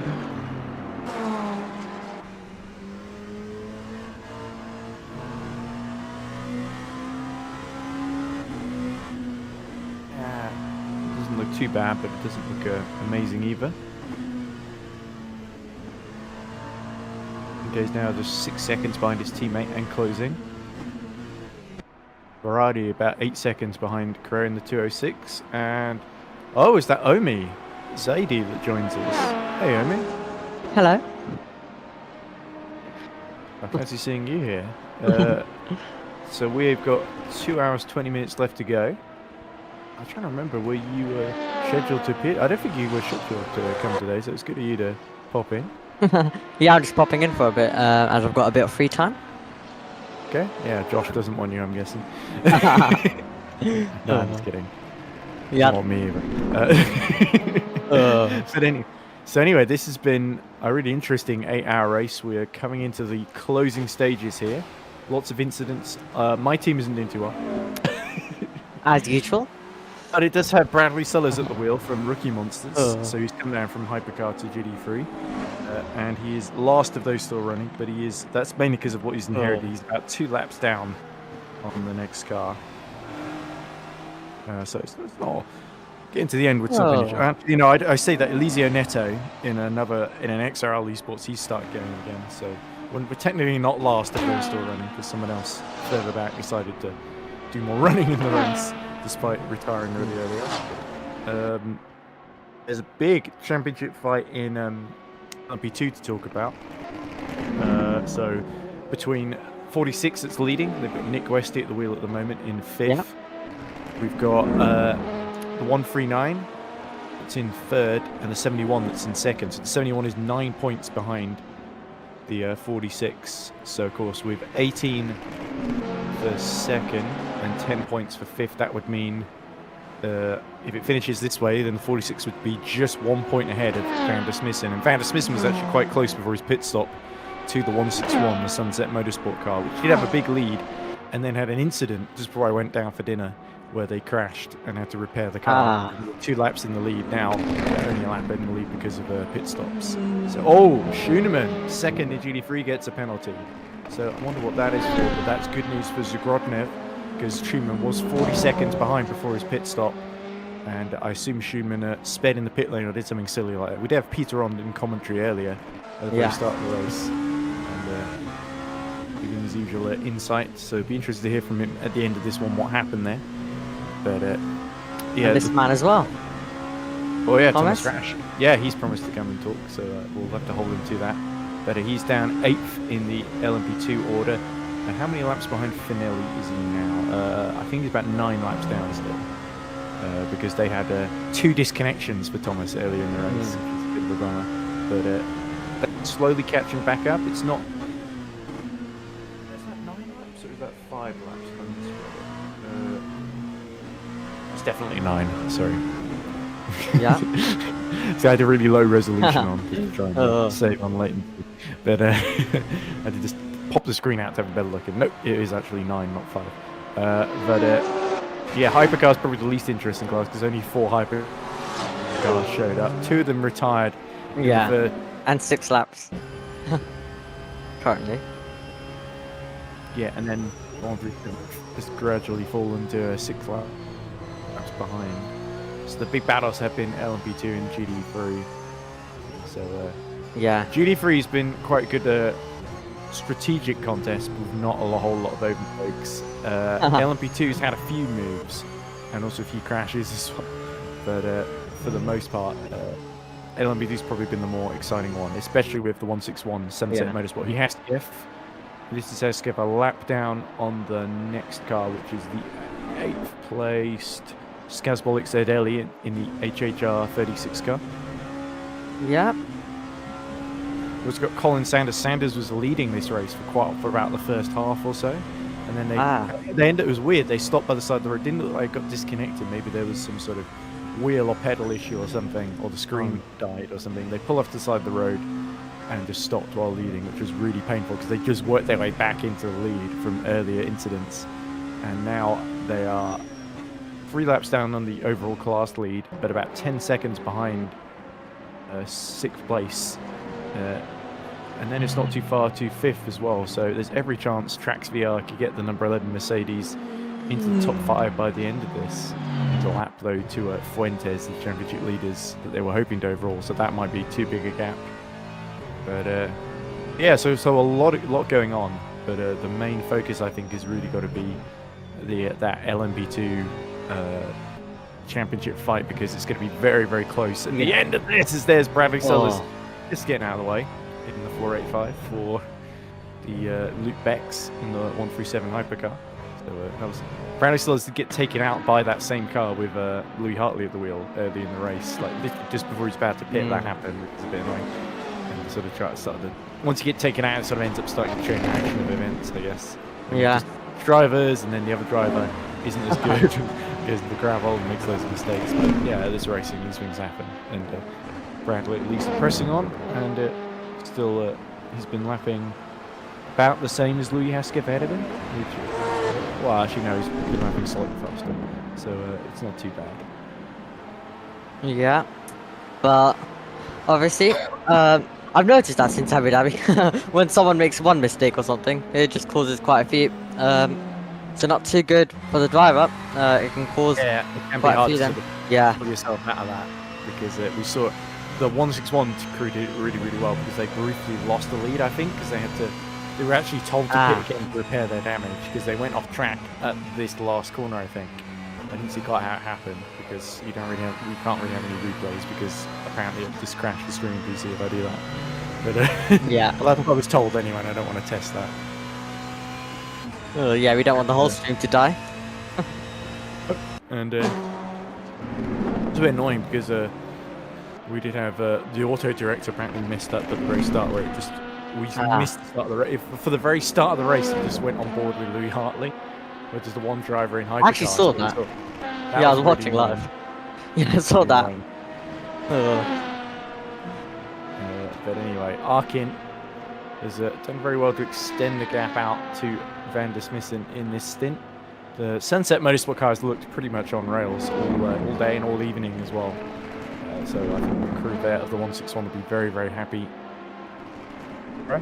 They are probably a bit too far down in the championship to really be a factor, sadly. It's really about 71, 139, and big crash, and that's Finelli backwards into the wall. And has he lost the rear wheel there? No, just the rear wing, so that could be a code 80 then. Right as you join a code 80 happen, it's probably going to happen now. Most likely. Well, actually, he's not far from the pits, so he might get away with that. Well, the field might get away with that one, but he certainly won't. He's going to spin onto the track there if he's not careful. I know people knowing they've lost the rear wing by going backwards into the barrier, just act like they haven't lost the rear wing and just go full speed into some of these corners. I know it's hard to judge sometimes, but it does feel a little bit clumsy when you should be coasting right down to crawl. Oh, and there's Rashk. Oh, and that's a big crash at Arabiata 2. He just went straight on there into the wall, and that's really crunched the nose. Hopefully not too much damage to that reading game car, but it's not great for our commentator friend, is it, just to see him go straight on. Looked like it happened all on his own as well, as there's Finelli trying to shortcut his way to the pit entry, which was on the other side of the track, of course. Needs to be careful he doesn't take anyone out here. Oh, careful. What was Finelli playing at there? Is he going to do another lap with no rear wing? I hope not. Ah, there he is, going into the pit lane. So a few disaster averted there, but that was a bit scary. And that will, of course, well, that would have been good news for Thomas Rashke if he hadn't immediately planted into the wall, because he was 9 laps down and hoping to gain on Finelli. So you'd think, oh, that'd be a lap back, but with the damage you may have gained from just going head first into the wall, might negate that a little bit later on. Yep, absolutely. And also, you're making a return to the commentary box, aren't you? After a tiny bit away. But since Le Mans, which was a couple of months back. But, I've had to miss a few races this year for good reasons, I think, because I've been doing usually have a commentary, just not been around. All sorts of commentating, and same with Josh right now. All sorts of commentating for him. More of the real life stuff as well for Josh. Yeah, I was able, instead of watching the start of the race, I spent the first 2 hours watching Formula 1 qualifying in Zandvoort School. To see Alex Albon in the top 4 as well. I was really happy about that. Yeah, it was a bit exciting. And then DRS got open and Max Verstappen just sent it clear of the field right at the end. Leaves it till last. It's true. McLaren weren't too far off though. Before Yeah. that happened. And Norris's poor second sector as well. Yeah, exactly. I think we could have maybe challenged. It feels a bit harsh to say that, but maybe you could have challenged the pole. But it is a McLaren after all. But anyway, speaking of McLarens, there's one Boyd Transport Racing, the 206 of Hugo Correa in 5th place. They've sort of got there through stealth, really, but they are only 6 seconds ahead of Verardi, and Verardi's actually got Colin Sanders closing on him fairly rapidly, 4 seconds adrift. So we could focus on that battle. It's probably the closest on track. As Yeah. it looks like Rash has gone into the pit lane as well, so he's not going to gain very much on Finelli whatsoever, because clearly going in head first and going in backwards both cause a bit of damage to the car. So somebody should have told Thomas, oh, Finelli is messed up, calm down, and clearly he's on his own on that end, I'm assuming. Yeah. Actually, I could check in Mumble. Where is he? I know Bradley's there on his own, although he's got a couple of friends with him, I think in the Discord. LMP2, here we go. Oh, he's got Geordie Lewis with him. I can't remember if it's Lewis or Lewis that you pronounce it like. But, but anyway.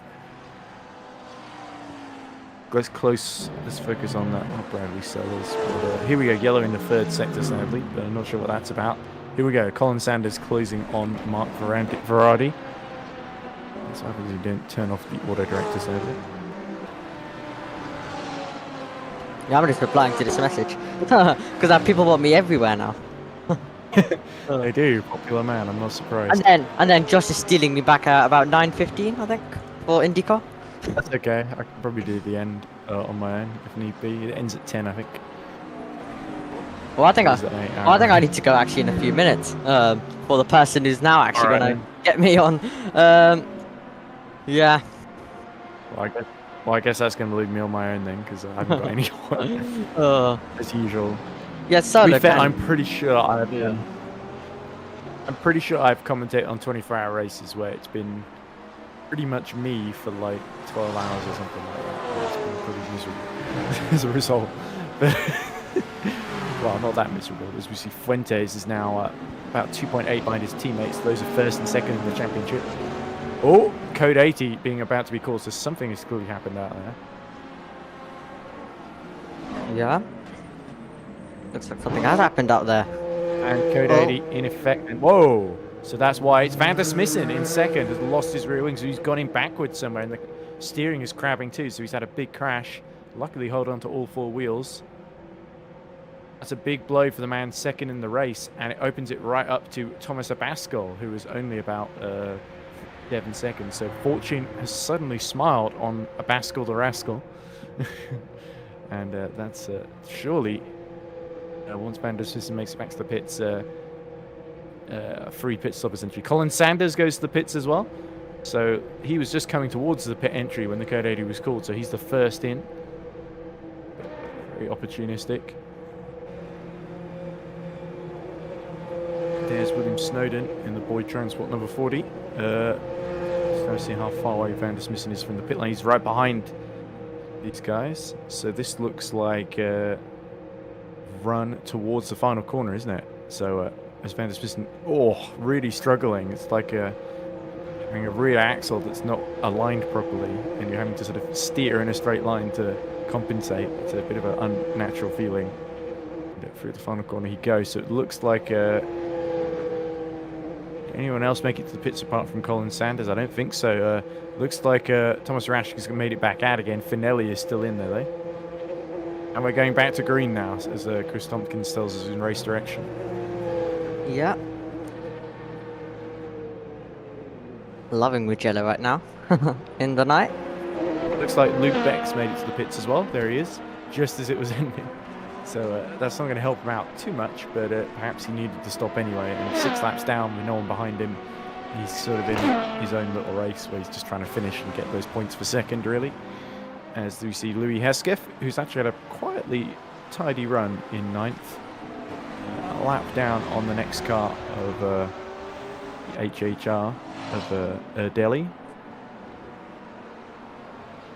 The Zuka next. ahead. Oh. Yeah, I'm just looking on the calendar quickly. Just checking which one was next. Suzuka. That's gonna be good. Is it Suzuka? And also that's actually on the real life Japanese Grand Prix weekend as well. So.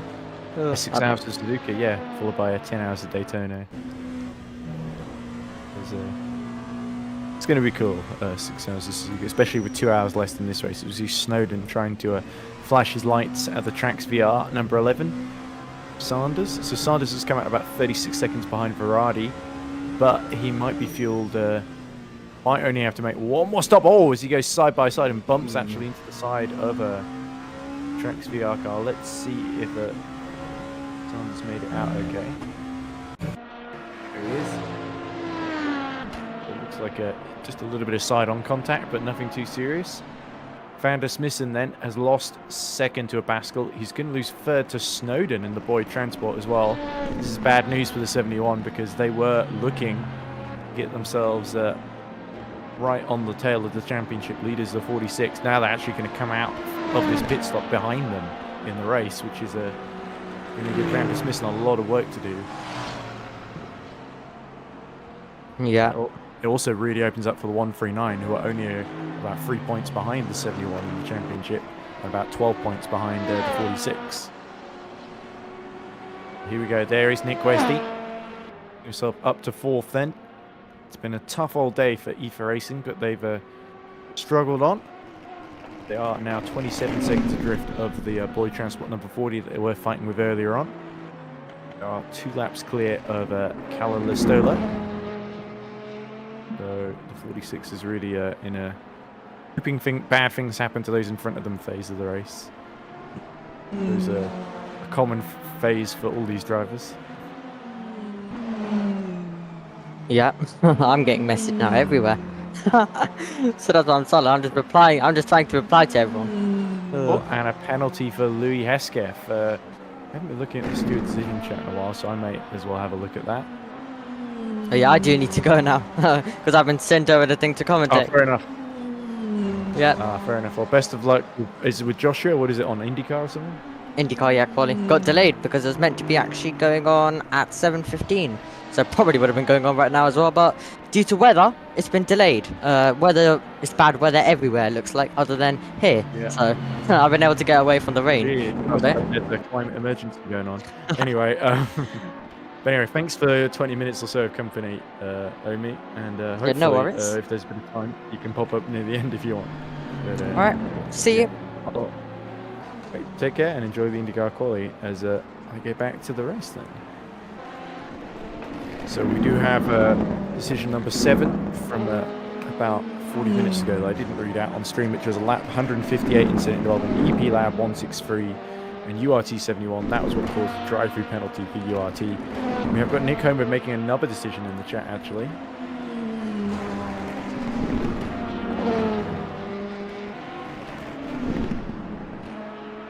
He's typing at the moment.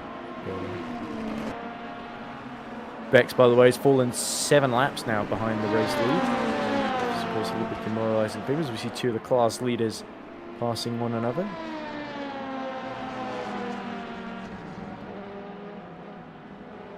Van der Smissen may actually come out quite close to Listola at this rate.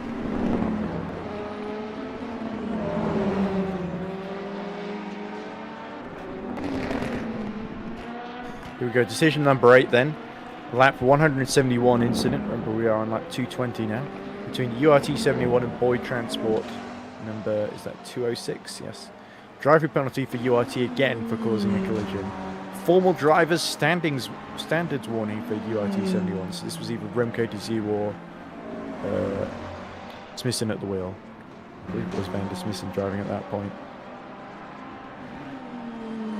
But this is the collision as well. It's very much destroyed Van der Smissen's race, and potentially the 71's championship hopes could well be in tatters at the end of this if they drop too far behind. The 46 now looking to gain some points on them.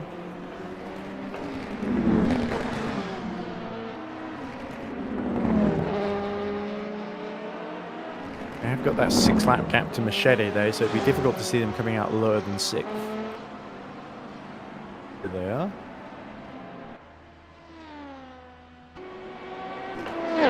job ongoing. Mechanics doing their role very, very well. Have a look then at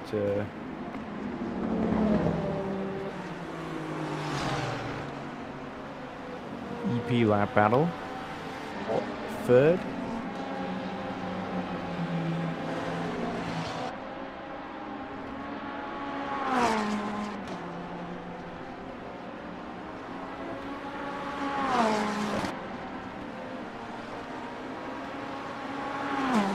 Is actually losing a bit of time on this lap to Cabello, his teammate. You see just in the foreground there. There we go, reached the 2 hour remaining mark. 2 hours remaining, I should say. So Louisiana has retired again rather than continuing.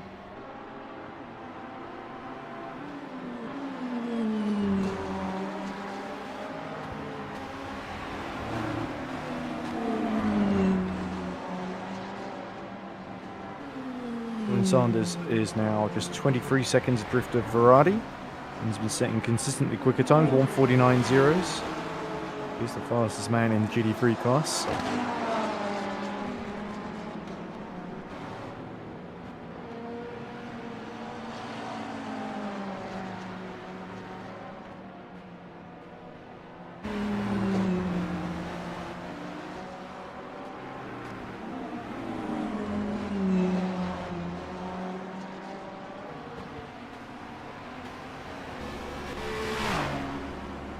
There's Nick Westy then, pitting in E for racing number 46, while Van der Smissen is still being serviced. So, the Stoller is now through, of course. We could even see Machete get through if it takes that long, if it takes too long to repair the car. But I think Van der Smissen's repair should nearly be done, but it must have been a huge impact to take off the rear wing and cause so much grabbing. That is really what has cost them. Without that, they would be well on their way to second place. But it is not to be.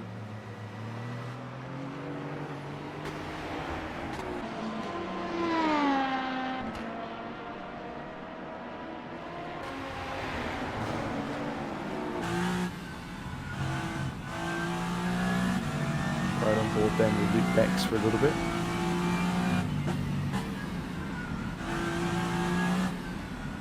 See, it negotiates the first sector and the middle sector.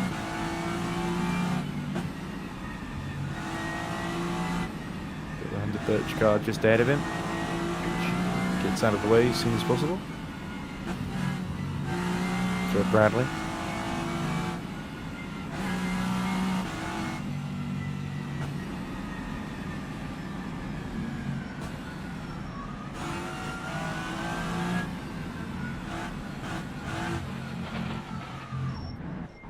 Oh, and that's Luke Bex going off at the Biondetti chicane. On board for the whole thing there, that he rejoins.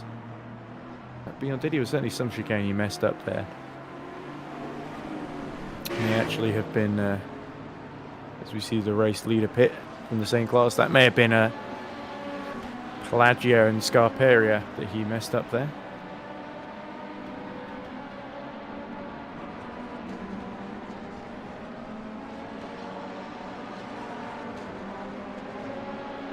Dressed in VDS. Still stationary in the pits. Still being fixed. Great news for Machete, who's going to get a few laps back at the very least. And Listola is now going to settle into a very, very comfortable 5th position. LMP2 has suddenly become a little bit less intense and interesting. We've still got that 4-second gap between Fuentes and Cabello, so we may as well focus on that for the time being.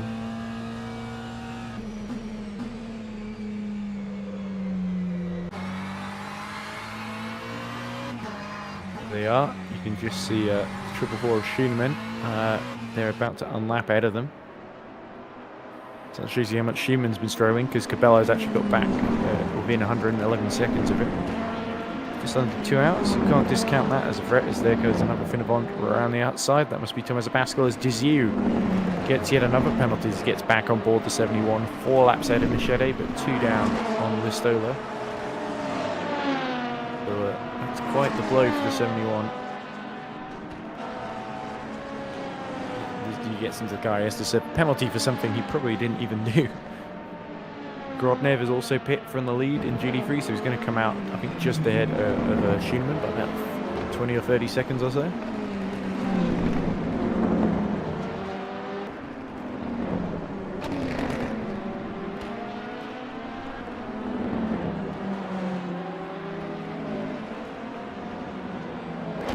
Oh, this is a bit tense here, and into the gravel goes Thomas Rasch again at turn 12.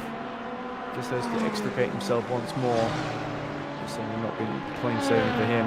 There we go, back on track he comes. That was a little bit clumsy, I'm afraid. Grodnev continues to be stationary. Let's go back to the EP lap battle. As in comes Fuentes in the 162 to try and undercut the 163 ahead of him, of the sister car. There was team orders in the race earlier, of course, as we found out. But they are, of course, fighting each other for the championship. And, we can't really discount Sanders, who's only a lap down on the pair of them. And there we go, there is the penalty being served for Remco Dizier. Trophy penalty, so it won't be as costly as the repairs, but still not great for them.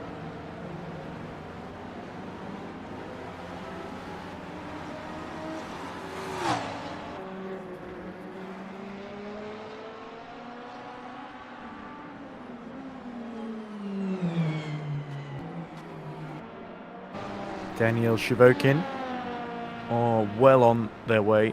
The 241 Cyberlinks for a famous first victory in EERC. If we can find the 241's previous results if possible. Rasch continues on.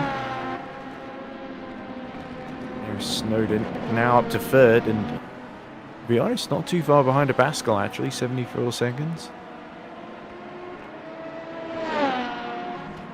There could be a great podium here for the Boyd Transport Ligier here.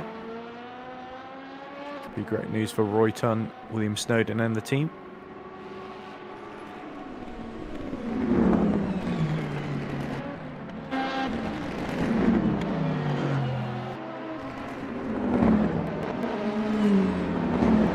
Larkin, meanwhile, continues to streak away.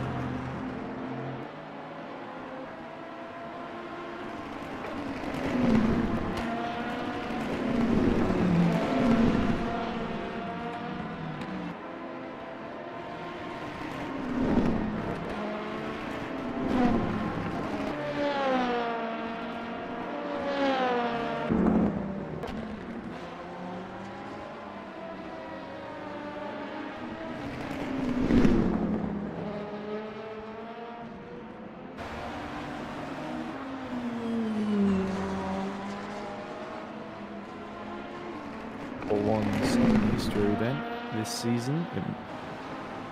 I imagine it's not particularly long.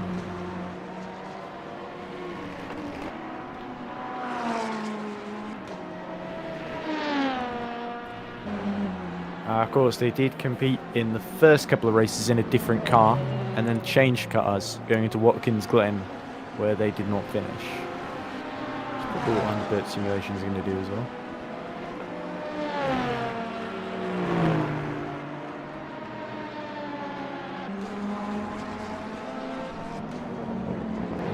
To the 161 did of course get 4 points from Hockenheim, but otherwise is DNF'd at every race of the season. So 161, there's a lot of tension here because they didn't actually win in Watkins Glen. It was Sunset 84 that won, not them. Actually, EP Lab 161 is the other team, isn't it? It's a little bit confusing.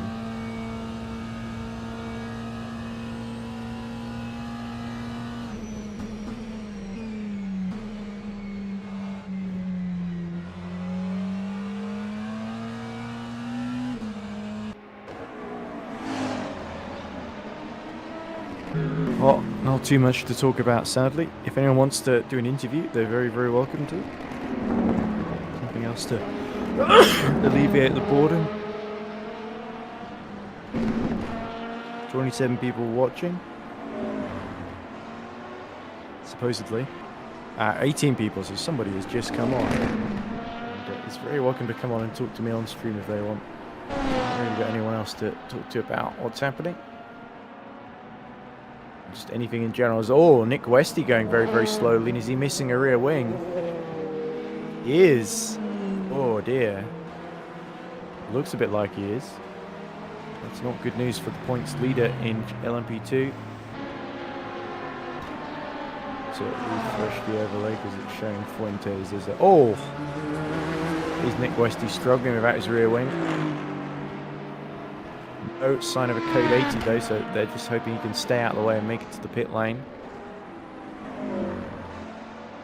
This is going to be pretty costly without the code 80. Well, I mean, it's pretty costly anyway. Once you get in the code 80 ends. But that is going to hand potentially 4th to Listola. Maybe even Diziu could catch back up to him as well. So this is really playing into the hands of the 139 of Thomas Abascal and Pascal Eggert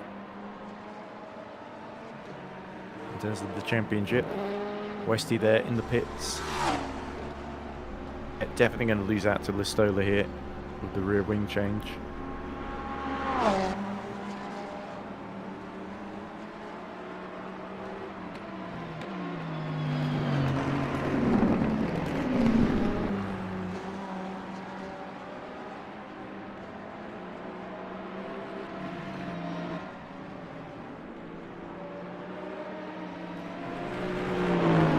Still is still lapping reasonably competitively, but a bit slower than Louis Hesketh ahead of him at the moment because of all this traffic, I'm assuming. He has to let through. And Carrera decides to pit. So Hugo Carrera drops behind Mark Verardi.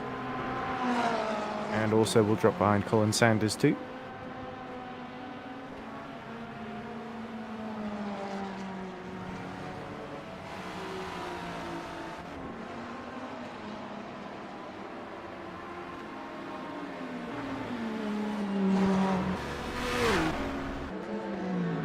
Privek, who has continued to light up the timing screens. 1:34.4 last time around, so only 2 seconds off the best lap of the race.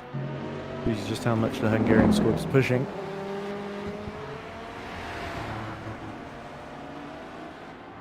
But it is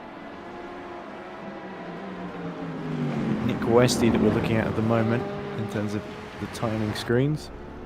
Still stationary. Listola is about 70 seconds down.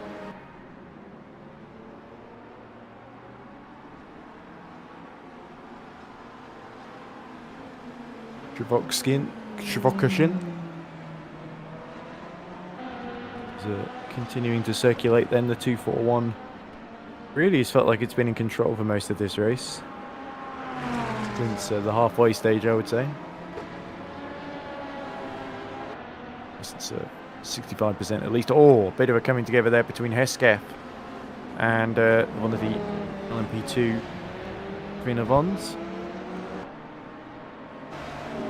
Oh, and even on the hypercars, that must be the race leader Privek being held up by quite badly by Lee Hesketh. Now Snowden comes in, hitting ahead, but looks like Listola is going to take that 6th position off of Nick Westy. There we go. So Snowden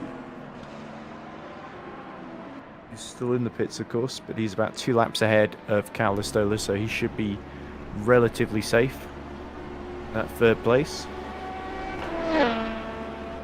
And in fact, to see if he can undercut and gain a bit of time on Bascal ahead of him.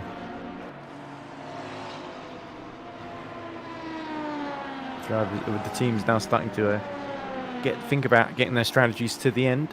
And fuel mileage could become very, very important here.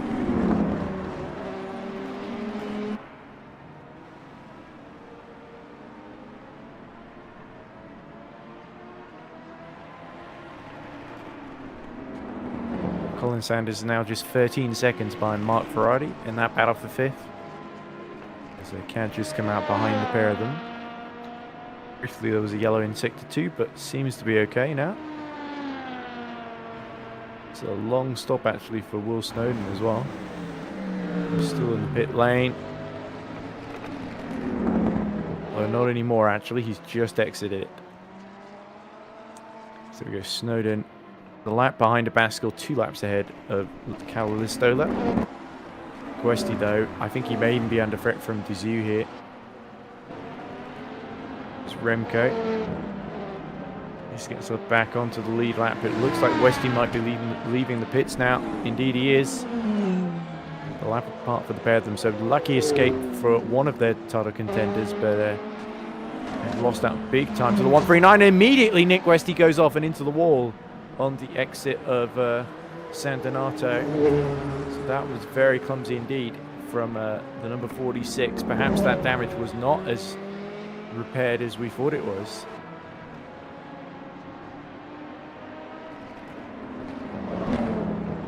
Let's have a look at Nick Westy. A little bit cramping in a straight line, but looking a little bit all over the place and shaky and unconfident.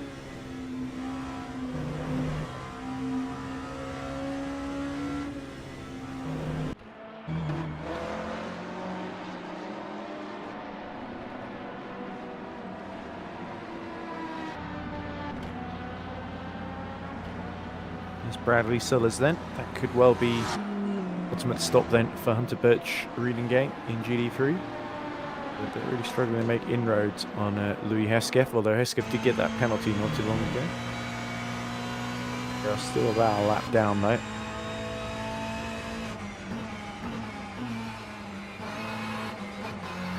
At least if they could finish, that'd be better than the last couple of races have gone for them.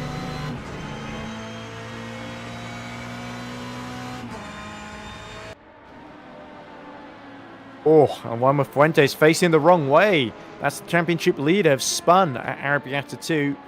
He needs to do a 180 to get back facing the right way. But that could be costly in the battle with the 163.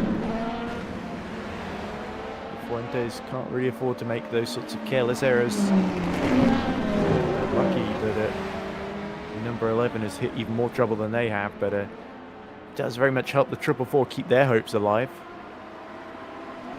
Remote as they may be. It's left to go.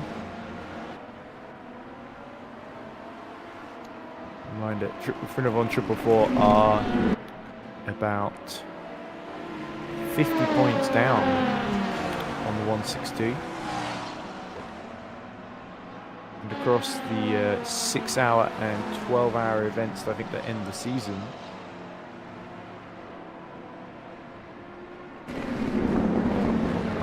only, well, across today there's 25 points up for grabs. Suzuka, there will be, let's see, another 25 points up for grabs. In 10 hours of Daytona, it will be 32 points up for grabs. It will be 50, 32. 82.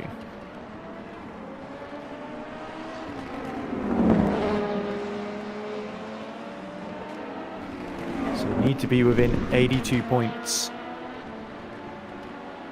Now, at the end of this race, you'll need to be within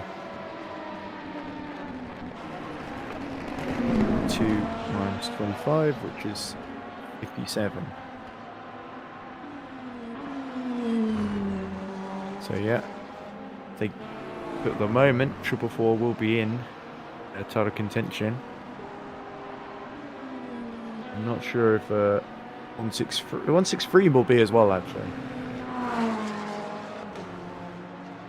but I think they might have changed positions in the leaderboard at the end of this if it finishes this way, with all being a lap apart. Well, Sanders, the hopes are starting to fade for him, sadly, and Tracks VR number 11 are on 52 points. They are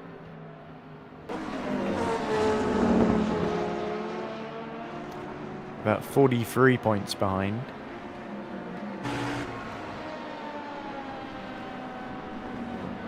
So Sanders loses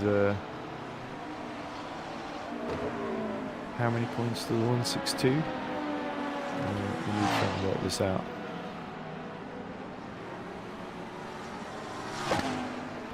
So at the moment, Fuentes is 4th, Sanders 6th.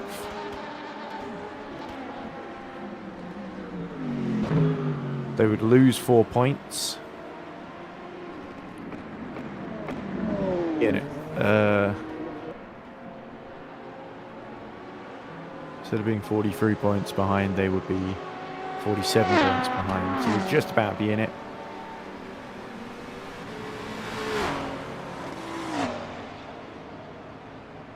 They would definitely lose position to the 444. There's Thomas Abascal in the 139, trying to keep his own Toldo hopes alive.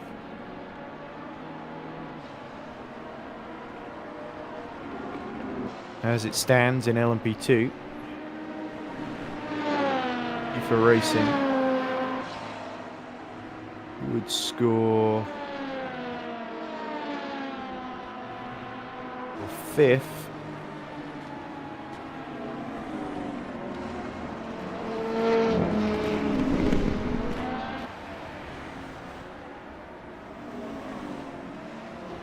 So E for Racing would score 10 points. On 139 would score 8. And the 71 would score 8 points. If anyone 139 would have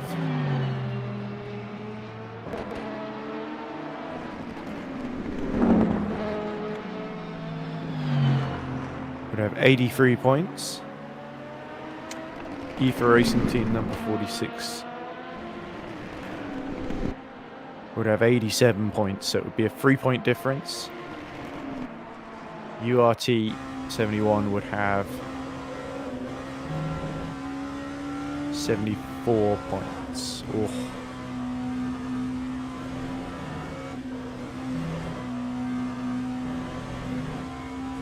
So it's a big loss. And then you've got Boy Transport number 40, who I think, of course, for 3rd at the moment, 70 seconds down on a Baskel. So Boy Transport number 40 would score 15 points, I think.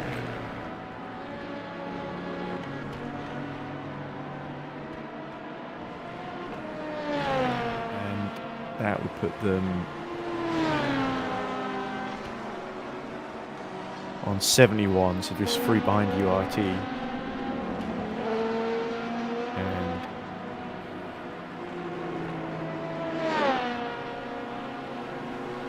And only 16 behind the points lead. So yeah, you'd have the top 4 separated by 16 points, which would be very, very close indeed, and especially the top 2 by just the 3 going into the final 2 races.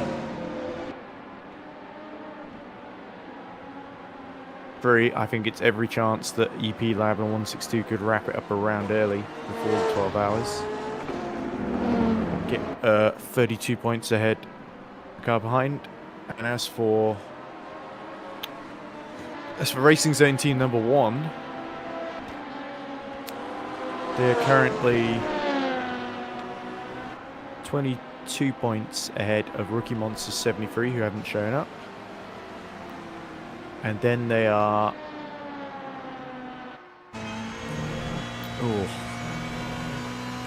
55? Yes, 55 points ahead of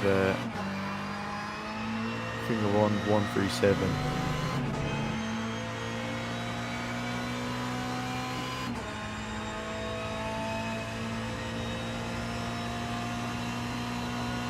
Actually, his Racing Zone team, it finishes as is with Bex 6 laps down.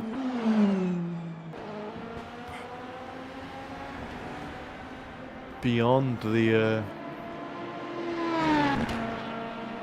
25 plus 32 things. Yeah, 56. 53 points behind. They're looking to gain 7 points. So that makes the gap about 60, which is unassailable.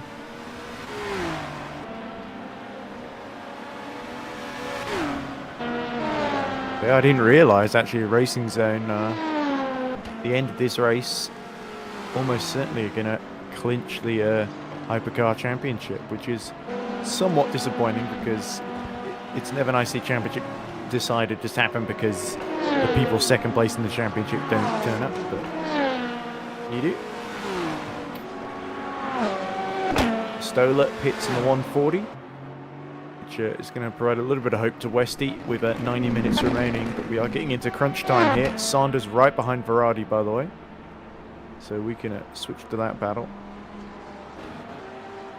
Here they are. Oh, just having to let the looks like the number 2 optimal car through, and the Racing Zone. Oh, just enough space left there by Colin Sanders. There's his target, Verardi, who he's determined not to let escape up the road. There you go. To turn 12 they come. And Verardi looks just a little bit slower, as the lap times suggest.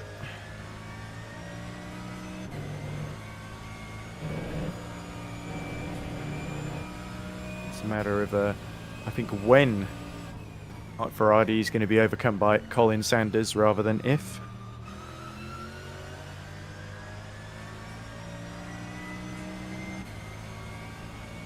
Yeah, it was 7 tenths quicker the previous lap. This lap round, 140, yeah, 150.5, 152 for Verardi. Only 2 seconds quicker. It's the track's VR car, and he's got the McLaren very much in his sights now. Through San Donato they go. Luco and Poggio Secco, turns 2 and 3. Here we go. This is where Sanders will try and set him up for Materassi and Borgo San Lorenzo. Plenty of curb here. Frank's VR car senses. He needs to get as close as he can to take advantage here. Could there be a move then into Casanova? Nope. To back out of that one. Savelli go through now. Oh, and Verardi gets very wide out of Savelli and is now just pushing him along here. Which looks very, very frustrating for Colin Sanders. Lights shining black and orange at the back of that full throttle racing car. Number 69 holding firm at the moment. But Colin Sanders needs to make sure he doesn't lose any positions here. Up the inside into turn 12, and Verardi sees that coming, tries to go the long way around here to defend himself. Side by side they go towards the Biondetti chicane, and it is still Verardi ahead, so Sanders being well and truly held up here. He's got to try harder to find a way through, to be more forceful to prevent that kind of thing from happening to him again. And Sanders now sets himself up for the start finish straight. Here's the view to the stars in the night sky above Tuscany, and the position right in front of him feels so near yet so far for Colin Sanders. Desperately he would love to get into 5th position. He's got a good run here. We've seen him do this earlier in the day as well. Now he's going to try and get alongside to the outside if he can, but now here comes Luke Bex to lap the pair of them, and he's brought his LMP2 friend along with him, Sister Finland, of course.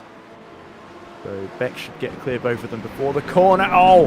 And Sanders goes side by side with the 2nd place car that goes deep into the gravel, as does Verardi. This is getting messy. Round goes Verardi, gets collected there, and Sanders has to go off in avoidance. Oh, that was messy. You felt that was coming for a while there. And that was Thomas Abascal, I think.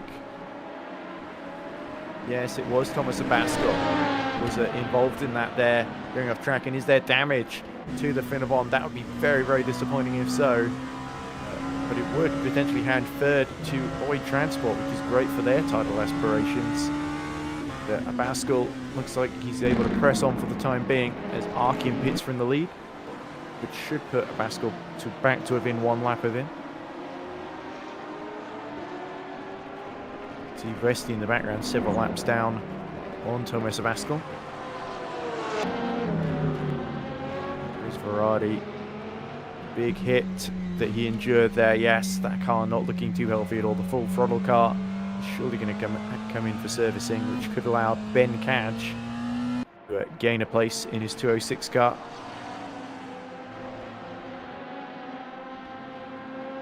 So every time the cars get close, they hit each other. That's what I've learned out of this race.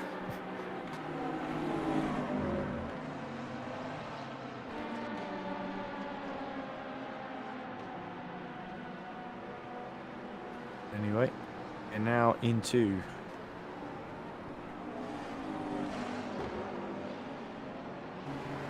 let's see, 2:39. Arkin being serviced in the pit still. Here's Thomas Raschke. 10 laps now behind the next car, which is of course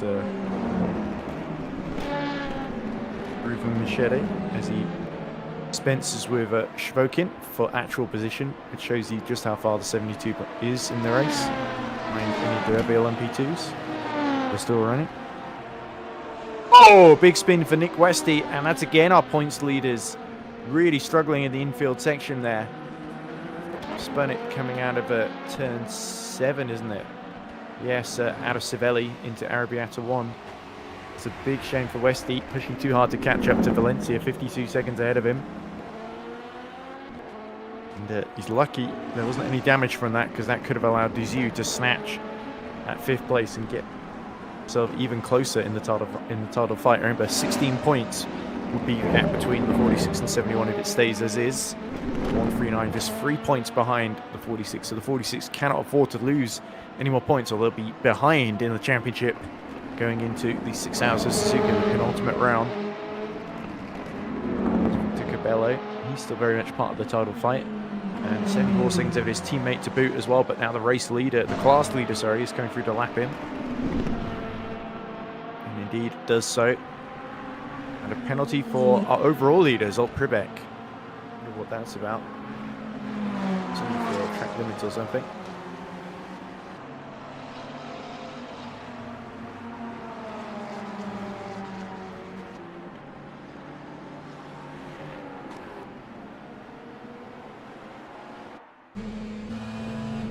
Here is Ben Cadge.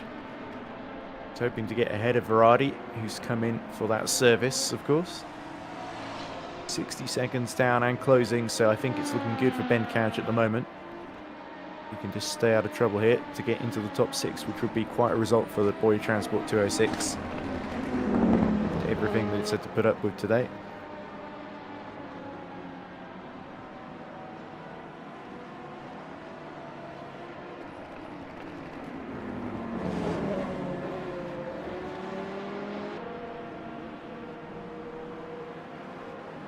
Machete's also pit from 7th as well.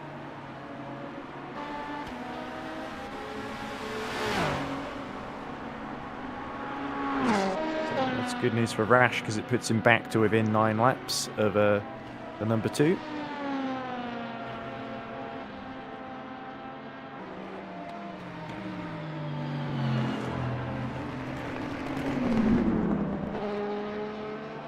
Fabulous race to spin for Silly Markin. It's going to be Sunset Motorsport's first win of the campaign. If they can just get it to the end in these last 90 minutes, less than 90 minutes. Lap 241 here as we see Arkin lap the Hunter Birch Aston Martin.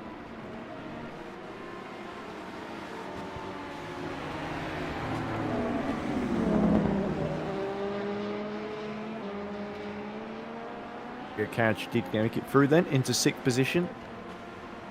in GD3, which is great for them. And Valencia has somehow gotten up to 4th in LMP2 through the misfortune of others. Arkin sets class fastest lap of the race in LMP2, 1:35.2, which is incredible this late on. It's the midnight hour. Sort of as darkness falls, track temperatures drop. It's hard him to gain a bit of confidence here.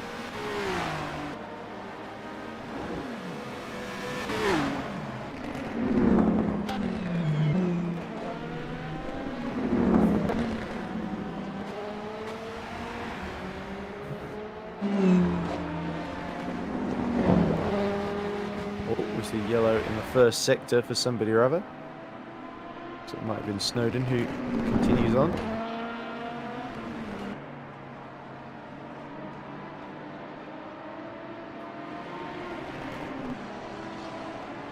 It actually must have been just someone coming out of the pits as well. It's in the first sector. Yeah, another yellow in sector 1.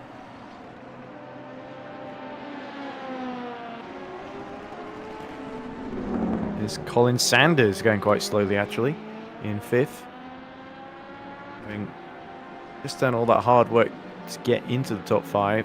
Now looks to be in trouble here. Look at Sanders' sector times. 28 in the first sector, 33.9 in sector 2. It's clearly this last sector where something's happened to him. Just went off track there.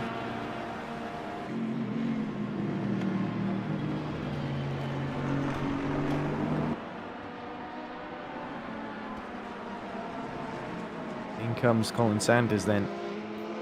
Going to put him a lap down once more as we look at the 69 of Balaz Radnotti. Seems to not really be going anywhere. He's stationary on the exit the pit lane. That's a bit dangerous. Going to have to get the full throttle car out of the way there. So more bad news for the 69 after losing its rear wing. Or being damaged in the collision, sorry. With the number 139. They're now not going anywhere in this race, it would seem.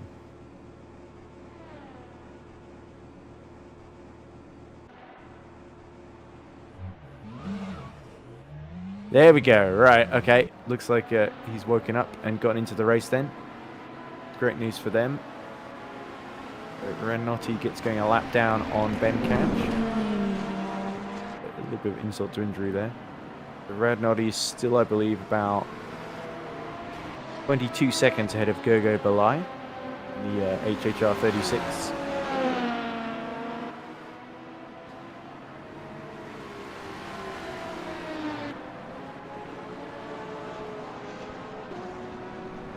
And as though it may be fueling to the end here, to be honest, because it is sort of in the pit window for the GD3s to the end in the last hour to fill the tank.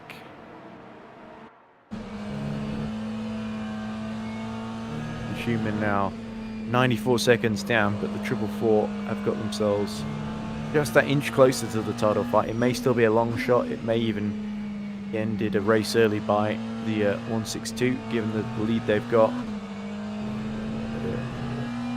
Schumann will certainly be happy with the day's work, despite not being able to challenge the 241.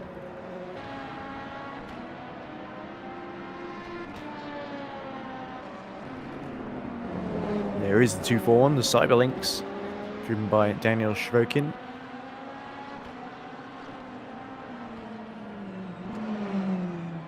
Shvokishin has certainly been one of the outstanding drivers of that lineup.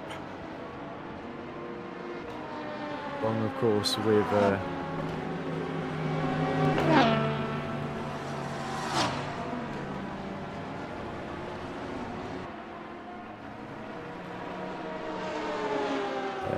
Alexei Zagrodnev, of course, his teammate. For them doing the race together. Solo is all. Louis Hesketh goes a little bit off track, just letting the LMP2 through.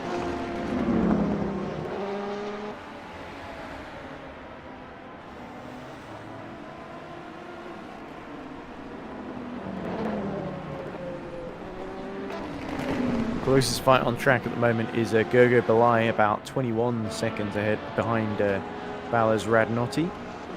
saw stop at the exit of the pit lane is Cabello. Misses his pit box. What is going on here?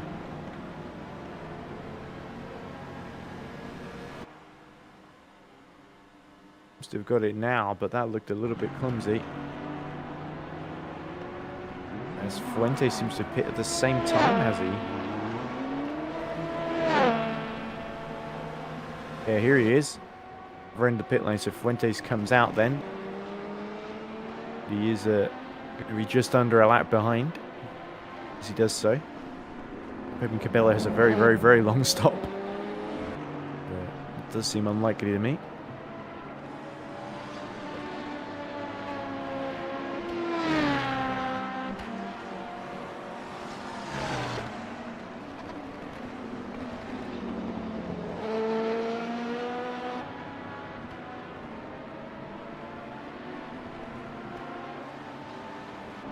Okay, Dizzy pressing on, 95 seconds then behind Nick Westy. So it looks like it's going to be difficult in the last 80 minutes to overcome that almost 100-second gap then. Stido still chasing down Valencia. Fourth position, 51 seconds the gap there. That seems more achievable. In fact, apart from the battle for 7th in GD3, it's the closest battle on track, with Belay now about 20 seconds down and closing a little bit.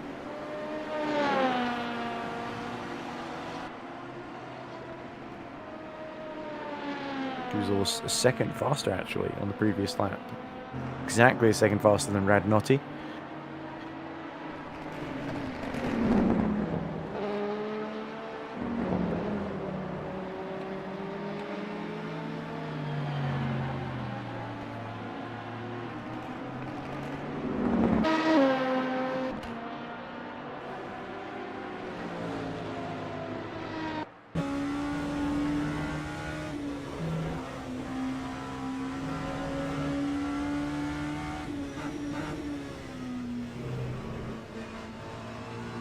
Here's Nick Westy trying to clear some ground as we're joined by Thomas Rasch in the breeding game 72, which he's just handed over the car to Geordie Lowish, and pretty of a difficult stint once more with the gap ahead, but with Aviolo dropping out, it means there's a top 10 position then in overall, I think, up for grabs here, and a top 8.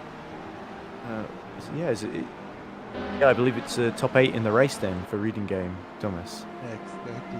We're currently running 8th in class, 11th overall, but catching the 10th place overall, which is the GT3 leader. That really shows you the job that the 241 has done then, that he's been able to keep you at bay. Well, an LFP2 car that keeps spinning all over the place. Yeah, there was one point where Aviolo had a big accident, and we thought, oh, this is a great opportunity for Thomas Rasch to catch up, and then you immediately just went straight on at Arabiata 2 in the wall. It looked really sad. Don't remind me of that one. Okay, it was a while ago.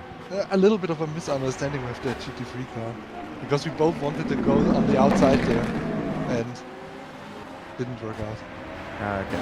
The thing is, you could be talking about any number of incidents in this race from the past 7 hours or so. But anyway, 1 hour 16 to go then, and there's some interesting stuff happening. Like 28 seconds between the two EP lab cars, with the 163, the car lower down than the championship ahead at the moment. Do you think they'll call team orders? Because they did call team orders earlier to let the 162 through when it was faster. Or do you think they'll let them race at the end here? They didn't call team orders in Le Mans, so I don't think they will do it today. Yeah, they got very close at the finish. Sadly, we missed it because I didn't realise that I had to suddenly be back in the camera direction. Because up until like the last lap, Bruce was doing it, and then he just disappeared. I was like, why aren't we watching the finishes across the line? It was a bit all over the place.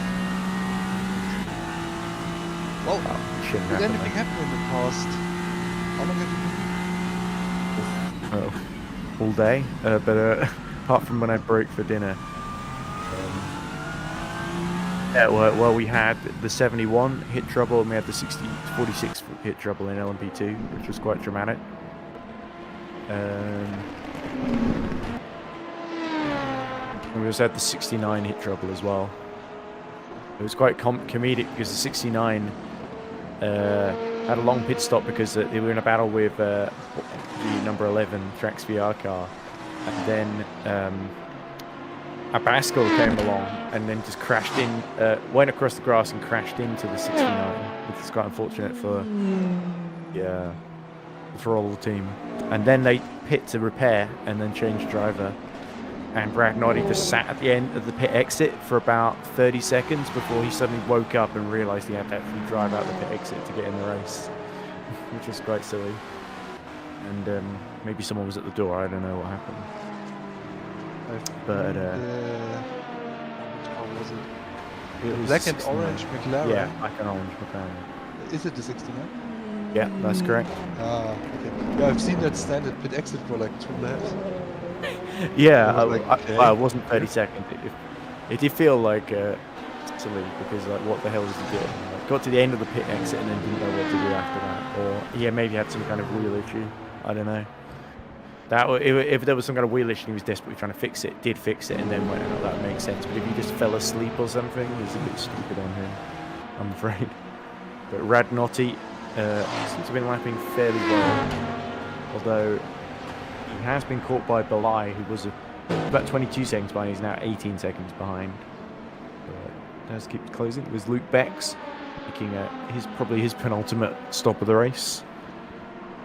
And you got to feel for. I've been doing the points actually, and I think actually Racing Zone, at the end of this race, are going to clinch the championship as long as they finish. Because they will be. They're currently 22 points ahead of rookie monsters who aren't here, and they are about 53 points ahead of 137, which is Luke Becks driving at the moment. And if it finishes as it is, they'll gain 7 points, which will put them on 60 points ahead with only, I think, 57 remaining for grabs, because you've got the 25 for Suzuka and the 32 for final race of the season at Daytona, right? 12 hours. So that means they'll be in an unassailable position at the end of this. And especially with them being 6 laps ahead, I don't really see that changing. So I really think once we get into sort of the territory where even if the Racing Zone has a disconnection and retires, they'll still be in the lead, then I think that we can kind of call it. But I definitely want to announce them as champions when they cross the line. And that's a record, I think, because I don't think anyone has won 3 rounds early, or did Mugen do it in LMP1 last year? I think they did, if I remember correctly. Because they won in Imola, and there was still... Was Imola the penultimate round or the tri-ultimate round last year? I can't remember. I'll have to look it up. I'm pretty sure. Not been done before. Thomas Moscow with suspension, He did, yes, especially after hitting the number 69. That was what sort of caused that. He was trying to lap him and Colin Sanders in the Trax VR car. All sort of came to blows because there just wasn't any space and he had to cut across, and then it just unluckily couldn't. He was a passenger at that point. Oh, who measured his DNF? You're too far. Oh, Look at that. Just noticed that. That's very good news for.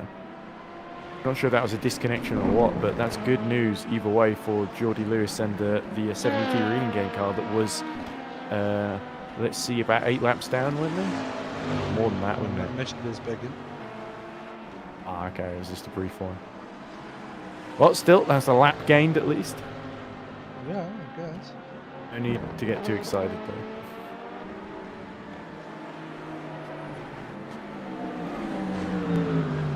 Well, it's still 150 laps.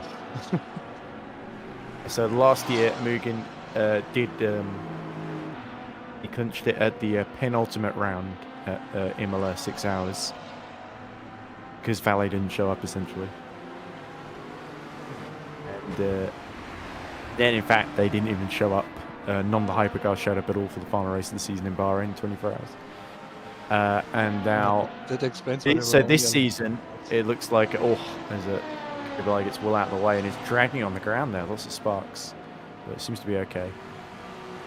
But the thing is that if a Racing Zone can just finish this race, they're 7 laps ahead now, with that pit stop to change drivers to Louis Hartley again for the finish, then that'll mean that it's the most dominant season that anyone's ever had, because Racing Zone are going to wrap up the title with 2 rounds to go rather than just 1. No one else has ever done it before. I think a lot in 2021. I think Mugen wrapped up the LMP2 title at the penultimate race as well at Laguna Seca. It was the penultimate round that season. It was surprising because we weren't expecting that going in, because we really thought LMP2 was going to be the close one, and then GD3 was going to be decided easily. And then Iris managed to win the race and get the GD3 battle with Mugen going to the last race at Spa 24 hours that year. It is surprising the way these things work out, but at the moment, I think it's all but assured that Racing Zone have got this in the bag for the final hour. Actually, is DNF again? The 2-car? It's starting to get a bit weird now. Yeah, okay, well this is a bigger issue then. Do you want us to just watch Ruben Machete coming in out of pits then? It is Shivokin. Behind that car should be our car. Yeah. It's Snowden. Or did we already pass him? Oh, we did already pass the GT3 leader. Did, yes. So now it's 7 laps the gap between Jordi and Ruben Machete in the it's the Optimal. It's number 2, isn't it? You see on screen. Like I said, it's 7 laps. I didn't hear it properly. Okay. So rather than to ask again. We were saying Right, so need him to not get back in basically within the next 5 minutes or so. If he gets back in after that, then he'll be close but potentially behind. Well, but it would give Jordi a bit of a fire to drive quicker. It would, yeah. And then he would just get another penalty for tracking it. Possibly, but you never know. I'll do worse than you. I'm just kidding, Thomas. You're a lovely human being. I just wanted to get a rise out of you. I'm starting to think you do this to your drivers. Commentary is very long, Thomas, on an 8-hour race, especially when you're doing like all but about 2 hours. All but 2 hours and maybe lunch. Let's see. There was 2-hour break at the start. There was about half an hour break for dinner. A couple of breaks in between. I might take a few breaks before the end, but probably not too many. So yeah, I think given how much I commentate, I think I reserve the right to gently mock, without really needing it, my drivers. Yes. I do remember the first couple of times I did commentary where what I felt was sort of kind of point out that somebody kept crashing and losing their. They would, send me messages after the race saying, "Well, I was damaged, and it's not fair to pick on me, yada yada. You're a terrible commentator, blah blah blah." And it's like, "Well, sorry, I didn't." I'll be more careful in the future, I guess. There is Jordi, just getting another lap in the board. But that was quite funny. I won't name the name of that driver, but that was after Circuit the Americas one year. As we see Prebeck enter the pit lane for what could well be the final time. Do you think the prototypes can do an hour on their tank? Oh no, they can't. I don't think so. No, okay, penultimate time then. Yeah. I know with our car it's close that we need to pit one more time. I think we have somehow done it that we really only I have to say I've also been quite impressed by Will Snowden and the entire Boyd Transport number 40 crew. I always seem to be impressed by them. They've sneaked their way up to 3rd and they're only just under 50 seconds behind a Bascom.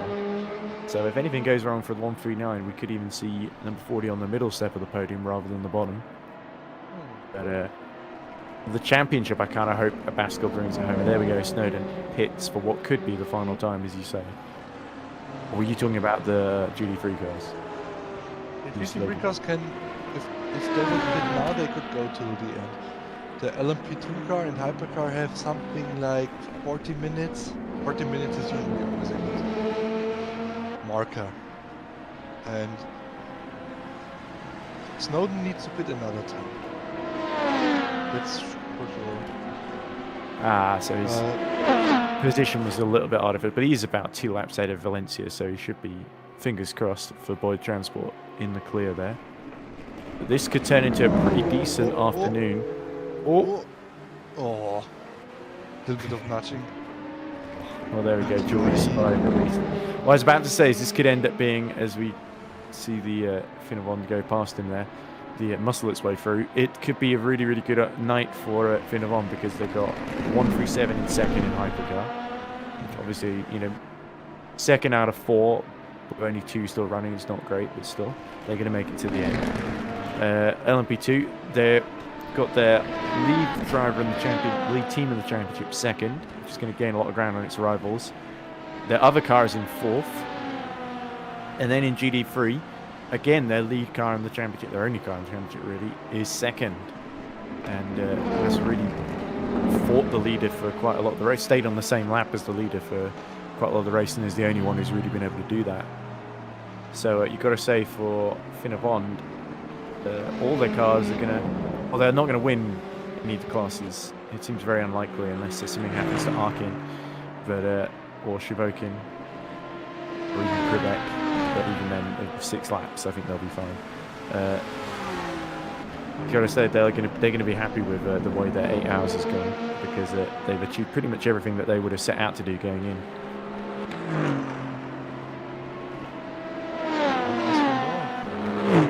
Could ask to win, yeah. But in a grid where the leading cars are so competitive, so dominant, to be then so competitive to finish second behind them, that's not bad. No, not at all. I think after qualifying, the win was out of the question for all of them. Except GT3, there it was a bit close. It was, yes. And I forget where Shivokin qualified as well. But, say again? I think 4th. Yeah, I think he was I'm in not so 4th. sure. I can't remember who was on pole though, but I think they're probably out of the race by this point. Like, yeah, 5. Yeah, it was by a very, very small margin over... The 11. Yeah, that was it. Right. Yeah. It was a while ago. Could you maybe switch to Meshedev? Because I don't think he's actually driving. Yes, he is. Here he is. Ah, okay. The gap is 3 laps though. Yeah, because he lost like 3 laps while still being on the server and kinda confused me. Well, Jordi, you know what to do. Just hope that Reuven's internet connection eats itself. That's probably the best bet. 3 laps. But 3 laps, that's not undoable in an hour, but it would certainly take quite something. It would take a bit more misfortune for Reuven, I think. And also, it would take Jordi to drive very, very cleanly and very, very quickly. Very, very penalty. Well, that's true. So there's like a 8-second gap between this Radnotti and Belay. Belay has actually got through past Radnotti. It's great for Hungarian hobby races. JHR, of course. I've been on the podium before. I think, given how many people still running, I think they'll be quite satisfied with 7th. Given the job that they've done. But they couldn't really have done too much more to hold up the Trax VR number 11 as it recovered its way through the field. What else is happening? Another lap lost from Meshedev. Oh, Oh, and the final motorsports car. Thanks, bro. What is happening there? which one was that? Not the... What It was an the, LMP2.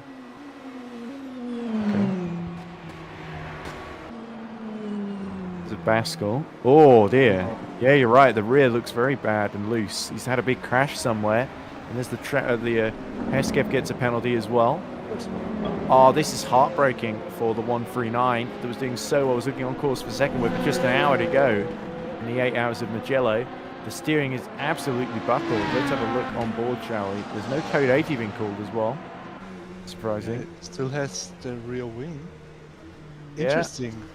Maybe it's the tires. Maybe a tire decided to do the explosion or something. I think they hit the wall somewhere. That's surely what happened. And the suspension broke. We go 1 hour remaining, and that's quite a bad sight then, because Snowden is coming up very, very quickly, 30 seconds down the road. And Baskel is slowing to a crawl here. Can he even make it back to the pits? Has he got enough power? Is the engine dying here? Is that smoke, or is that just grass being cut here? It's grass. Well, let's Good hope so. lawnmower. I'm surprised because there's no one behind him, and he's just sticking stubbornly to the inside here. He needs to be careful, doesn't damage the car more. Oh dear. But here comes Snowden then, only about 10 seconds behind. And this is the same corner where Finland took their first win a year ago, and now it's a site of him losing what could have been a brilliant chance to gain ground in the championship. Oh, he's got to be careful. There comes Snowden then. Bonus through into second, and Baskel has to make the dangerous crossing across the track to hold on to third place. He has got 2-lap gap to their teammate, but they might still be able to claw back from this and gain ground on Arshad and the EFA Racing number 46, the championship leaders. But this is a huge, huge setback. Big drama then for Finland 139, Thomas. I have that on my bingo card. Yeah, and I even said I hope that didn't happen, and then it immediately happened. You see Arkin is also pitting as well from the class lead in LMP2. Bonhard is in the pits as well. And measured it another lap down. Yeah, that means he's just 1 lap ahead of Geordie Lewis. So yeah, there must be some sort of thing where his connection isn't counting certain laps or something. It's very weird. It is. Or is They it might- just The thing is, Timlon may be counting the laps themselves at this point. So what they might do is they might try and show the replay to organise at the end of the race and say, well, our laps weren't being counted, but we were counting them. We were still driving them, so we should still get the points for position. As I'm sure reading game will say, well, if it's not on the server, it didn't happen. Well, we can see it on stream, that's a problem. Oh, that's true. We are Right, talking about it, so... I mean, it's kind of hard to avoid it being there, you know. There's Geordie. So 96 seconds is the current gap at the moment, so it would seem there is an actual race going on between them. I think it is counting sector times from Machete on the race view and on the server plugin. At least middle sectors, at least. It's not showing first and third sectors. Lap times. It's all of a sudden very interesting. Meanwhile, Juan Fuentes is caught up to his teammate, Nikos Papamihail. The battle for third position in GD3. This is interesting, or at least somewhat interesting. We'll keep an eye on it because Fuentes has really started to charge in the last 20 minutes or so. We talked about team orders before, but I think they're probably going to race to the end. There's Bonhard still in the pits then. And Lois is... Yeah, he's lost 2 positions to Balai and Radnotti in the 36 and the 69. As you say, the 72 is into the top 7 and onto the timing board. 15 laps down on Remco Dizu in the 71, but still top 7 in class. I think after the difficulties that the 72 has had, I think they will gladly take that, Thomas. If indeed they're allowed, if the connection issue for Ruben Machete is genuine, they don't get given their laps back. They probably will. But it's still good for the motivation. That's true. Apart from being able to see next car only 15 laps ahead rather than... I mean, it was 9 laps at one point to Ruben Machete in the optimal number 2, so... Could have been worse, I guess. interesting stuff. Well, I think interesting rather than thrilling is the right word. If I'm being completely honest. A Baskel. Can he get out then ahead of Mario Valencia, his teammate? Even if he can't, you'd think the 140 would move over for the sake of the championship. For the podium? Wouldn't be so sure. Yeah, but the 139 is fighting for the team's championship, though. Makes no sense to sort of... If they finish 4th, they'll only gain, what, 2 points on the 46? And they are about 16 behind... no, 12 behind going in, aren't they? Yeah, you've got EFA Racing 77 points, URT 68 points, Finavon 139 65 points. Boyd Transport number 40, who now move up to 2nd. So instead of gaining 15 points, they'll actually gain 18. I think Boyd Transport are now on potentially looking at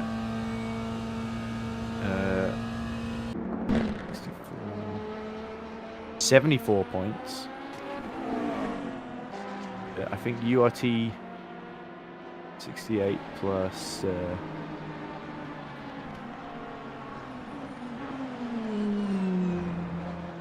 how many points for 6 again? It's 8, isn't it?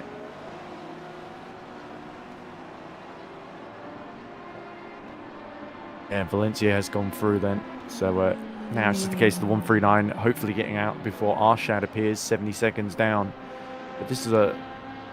It's weird because the aero wasn't damaged, but it was literally just the steering was out of alignment and the suspension was crabbing. So I feel like even Arshad's going to make it through here. It's going to be a bit nip and tuck with Desiu as well. So, amazingly for EFA Racing, both their title rivals have kind of blown it essentially by getting themselves into trouble and dropping out, because it happened to the 71 earlier and they're running 2nd. It's now happened to the 139. And, who knows, at this rate maybe Reading Game could still make up those 15 laps if everyone ahead retires and win LMP2. Because nobody seems to want to finish 2nd. Nobody wants to finish 2nd in LMP2 today. I looked, by the way, and Peter was saying, oh, Sunset won in and there's Arshad through, by the way, so important for the championship. Peter, I think, was saying, oh, Sunset won with the 161 in the previous round at Watkins Glen, but it was the 84 that won. So it's a different number they're running here for some reason. No.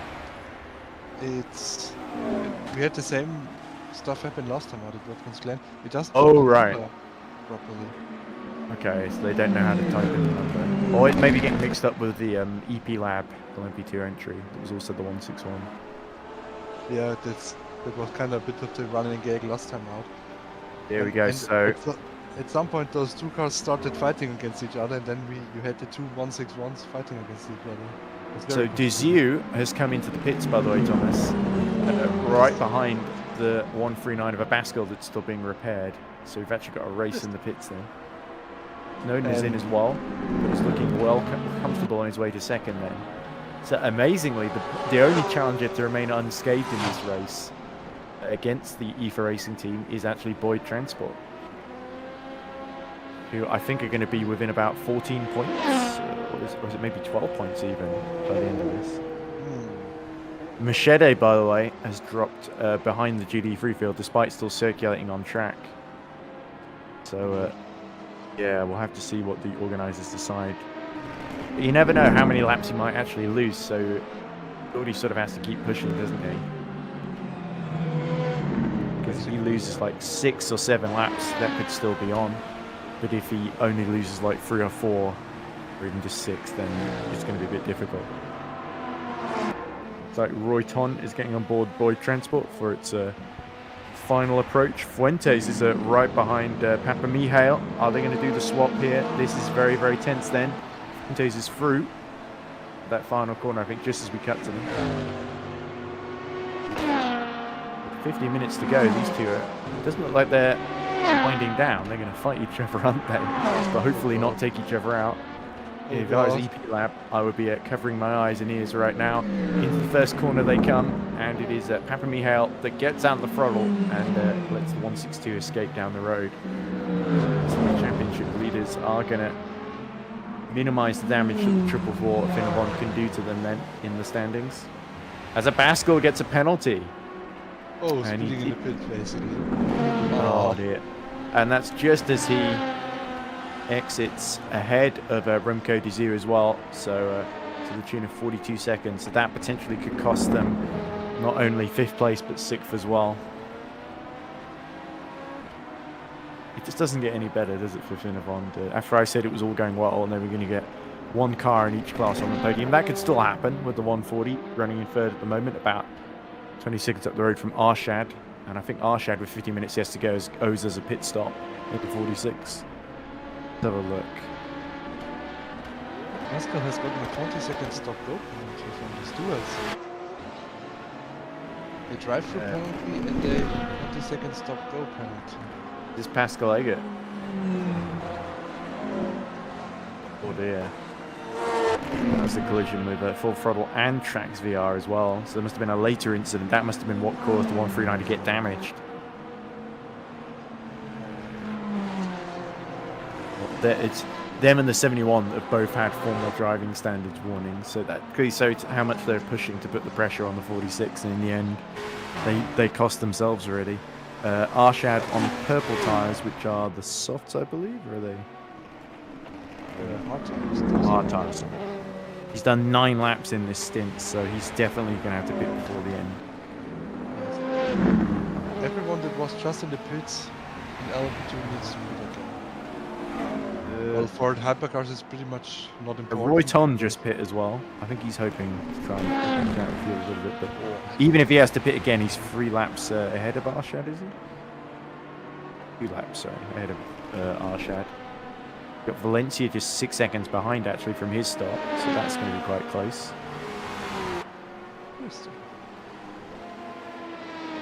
There could well be a battle for 3rd.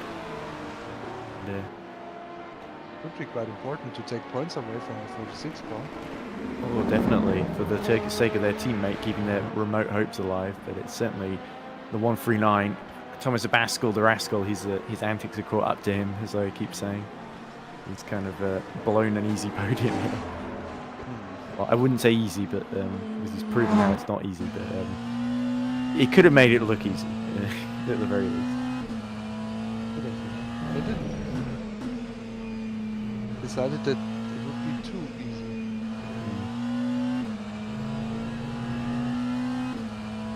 So the Trax VR Frank Bonhard is about 56 seconds behind Louis Hesketh, but has been closing pretty rapidly, I think. So that could be a little battle for 8th before the end. Unless those ahead are also yet to stop as well. Papa Michael has been lapping about 2 seconds a lap though, slower than his teammate Fuentes in front of him. So the gap sort of fluctuating a little bit, but 163 falling behind, so it makes sense why he didn't hold them up too much. Should probably follow this man, Valencia, as he chases down Arshad.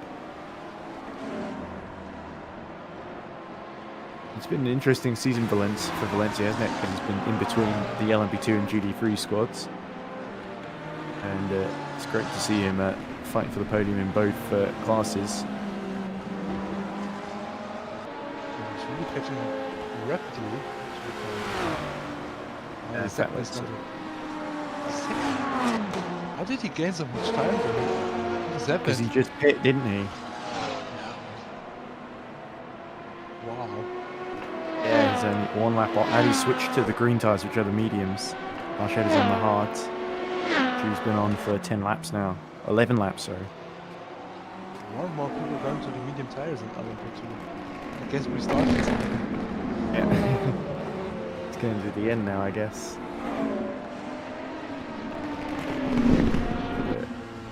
Right on board at the top of Mario, as he sees the dark blue EFA racing car ahead of him.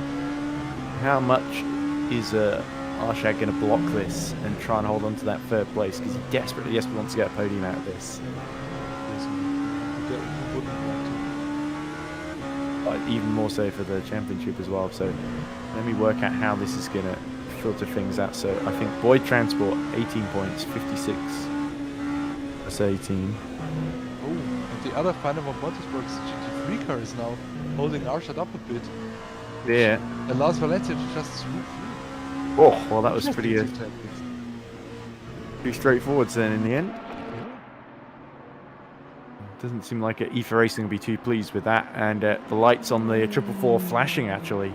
So Schoenemann using the fact that Finnevan have got so many cars in different classes to their advantage.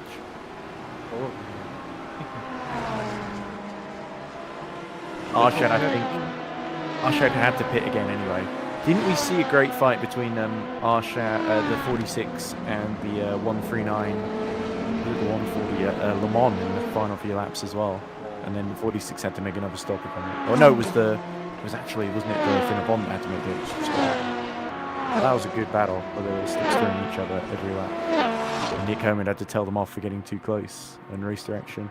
As looks like Fuentes is making his final stop now.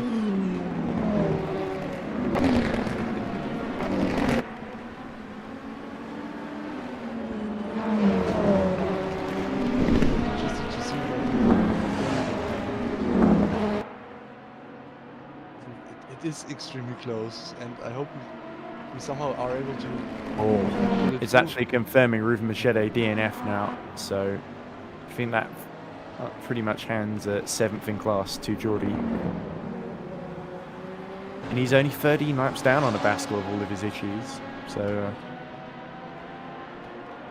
With 2 disconnects and however many repair stops. Did you put in the corner?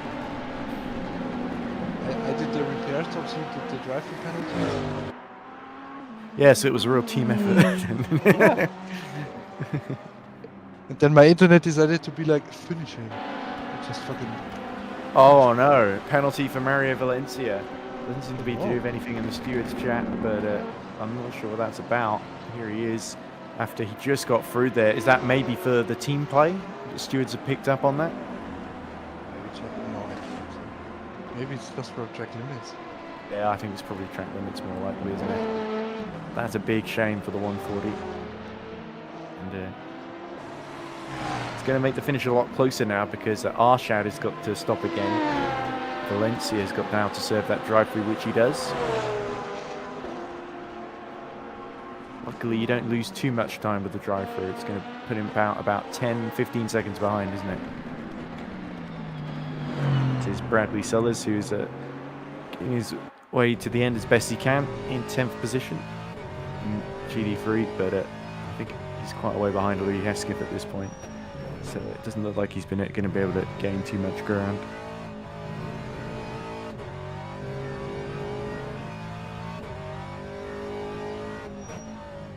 Or is that Frank Bonhard actually ahead of him? It's Frank Bonhard a lap ahead, so Bonhard's another one having connection issues because he's gone from being inside the top 7 to well outside of it. Which is a shame given the pace he had today. Disconnection that just really cost Trax VR.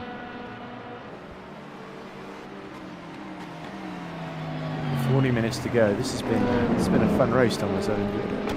Yeah. It's been 8 hours plus quali for me with commentating and driving. I appreciate you putting in the extra effort.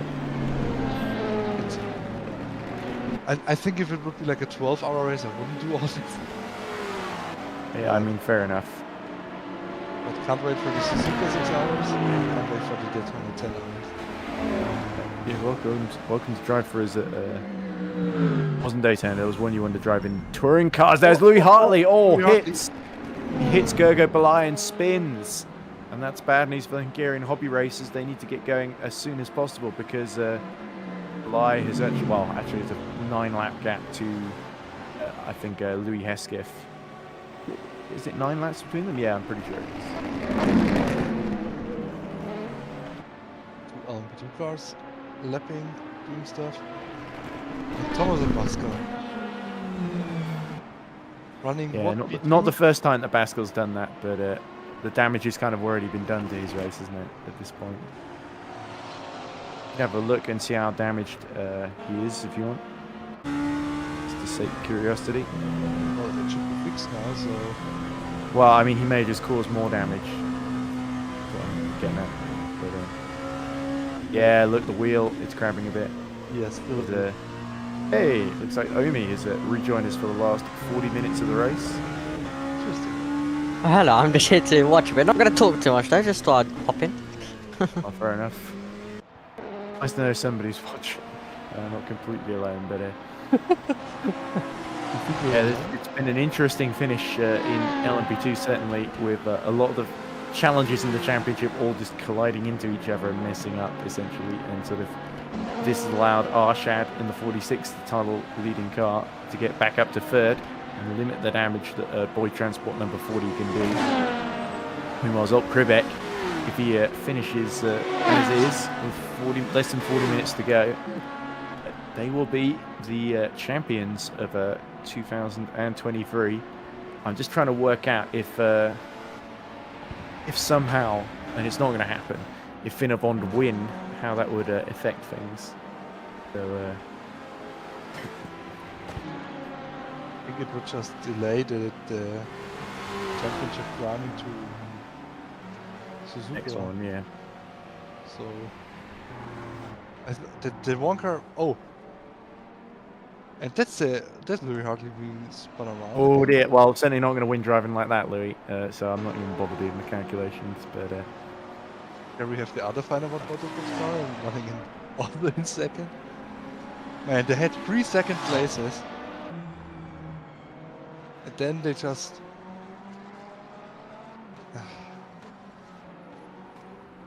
well, there was certainly a bit of bad luck for the 444 this season that's allowed EP Lab to sort of take the advantage. They're not the only team that said that happened to them in GD3, let's put it that way. But certainly probably made a better car choice than I did. And, but that's the way it goes sometimes. Got to take responsibility. Jordi in the pits. I think he can do it. Legend. It will be...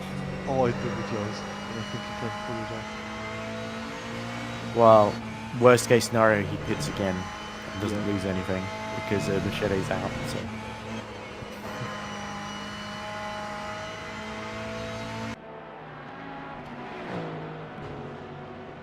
But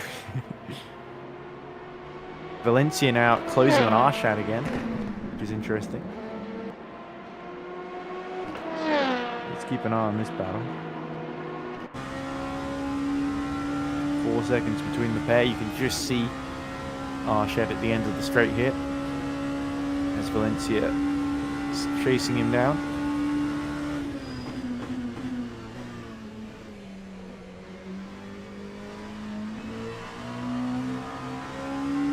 Valencia's last couple of laps, 137.2 was his last lap. Arshad's last lap 138.1, so nearly a second faster, which shows you why the gap's coming down as quickly as it is. Valencia just seems really fired up. Ever since like the mid part of the race, they stayed out of trouble and they're just slowly getting ground, and he's sort of come alive as it's gone on as Mario, which is great to see. And, it's potentially a podium in it here, so he's just got to press on and hope that he can break Arshad here. Get some revenge for what happened at Le Mans.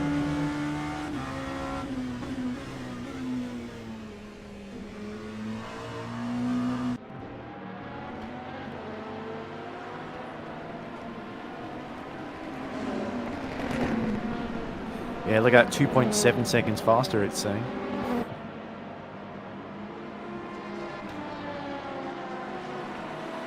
And that lap traffic's probably not going to help too much either.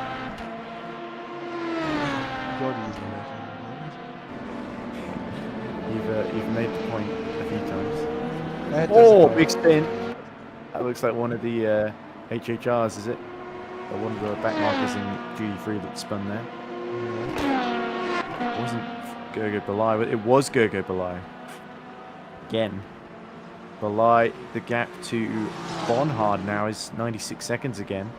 So Frank Bonhard has got back past Louis Hesketh despite his issues. Drexler is still a lap down on the Hesketh, although Hesketh has just come into the pit lane for what assumedly will be the final time. Might be a chance at getting a 9th place off of the Hesketh here, but it does seem somewhat remote. There we go. Drexler's back on the lead lap, I say, but he's 8 laps down in the overall lead in V3. Wow. Well, seems like the Aston really wasn't a great choice. Well, it's easy to say that in hindsight, isn't it? When we got the podium in the first race, it did seem like a decent choice after all. Well, I remember when we tried to choose them, all of us were like, let's take the Aston. And now we all are like, no. Oh, no, to be fair, I was the one saying maybe let's pick the Aston because it won last season. As here we go. Valencia getting very close now to the back of Samir Arshad. I think a couple of people wanted to go for the Corvette, which again was a car nobody wanted. I think Jack Giordano wanted to go for the Corvette. He was like, well, you're not even going to be here half the season. So. Anyway, Mario losing in. He's going to dive up the inside at the final corner. Arshad is going to have to be very careful here. That's a brave dive from Mario Valencia. Gets on the power and gets in to 3rd place there. And Arshad flashing his lights there because he's a little bit annoyed. Let's see if Arshad can get back in front. Here we go. Inside, he's going to be stuck on the outside here into on Sonato. San Donato, sorry. Don Sonato. And there you go. Arshad is going to slowly lose touch here, and I think that's a podium potentially gone there in that move. Brilliant driving from Valencia to just seize the initiative there. That was a really good move. Good very clean as well. Good move.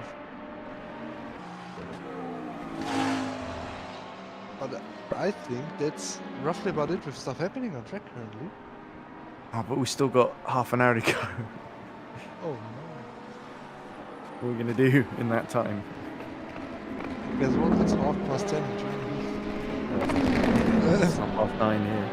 I know. Oh god. I don't know. I'm looking for stuff happening, and only real chance is Arshad catching up. Is always that a Baskel? Come to a stop. Oh, that could be Thomas Baskel out of the race then. So perhaps a crash out there, and that means if Jordi can gain, oh dear, Gergo Belay in more trouble then, and that is potentially going to mean Frank Bonhard gets through here because Bonhard is not far behind now. He's about 70 seconds behind. That's terrible for the 139's championship aspirations, as Belay's just got real issues on that Hungarian hobby racers car. Real shame to see this happen to the 36 near the end. But the 139, instead of gaining points on the 46, they will get no points whatsoever actually out of this one. So that means potentially EERC Racing Team finishing 4th, be 77 plus 12. So that's... They might still get, if they stay DNF, they might still get the points for 7th place. Yeah, hold on. Trying to figure out if still in the championship hunt though. They have done 90% distance, that's right. So 77 plus 12. 99, wouldn't it, for EERC Racing Team? We'd have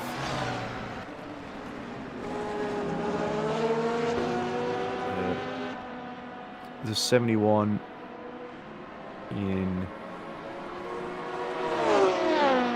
get 10 points, so they'd be on 78. Let me actually write this down so I actually remember it. This is probably the way it's going to go now. I've got plenty of time to do this. Yeah, half an hour. Yeah. So, for number 46, 99 points for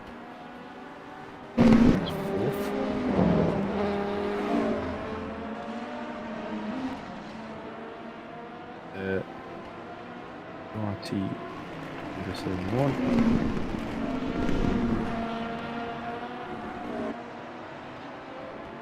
78 points.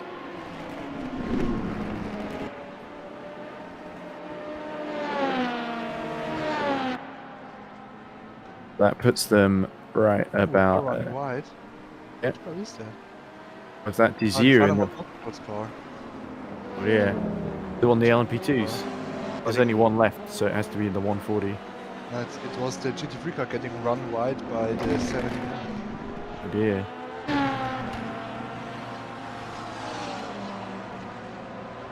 Do you think Geordie can make up 12 laps in just under half an hour? I think so. Well, that's How even long more will that? pain. 1 minute 40. Which is 100 seconds. So let's assume that he does it, and So theoretically he could pull up 18 laps. So I think he couldn't even catch, like if all of the cars DNF'd, I think he still wouldn't win. so It's a weird. Pascal seems to be back in the game now. oh, well, that's a shame. Wow. From the reading game point of view, of course. Penalty for Pribek. Yeah, for the leader. Wow. Oh dear. Wow, that's really going to hurt his 7-lap advantage over Louis Hartley. Okay. Will So they recover from that? Look, they are in the pit already.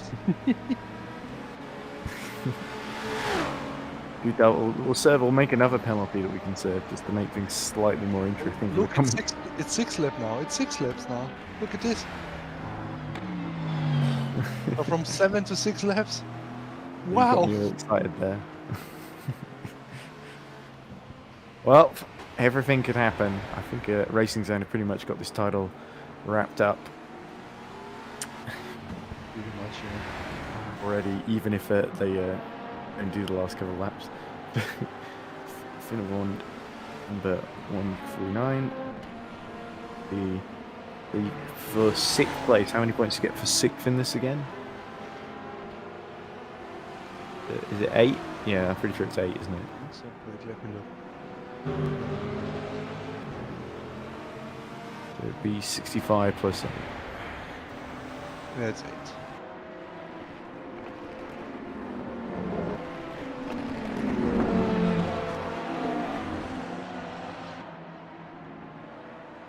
Then finally we've got transport 40. They're currently on 56 points plus 18.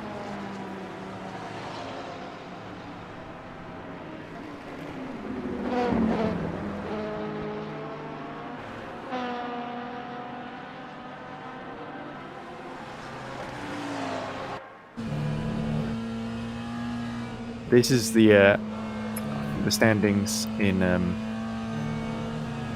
P2 at the end of this race. If it finishes as is, if Boyd Transport second, the 46th in 4th, 71 in 5th, and the 139 in 6th, then so it would be EFA Racing number 46, 99 points, I think.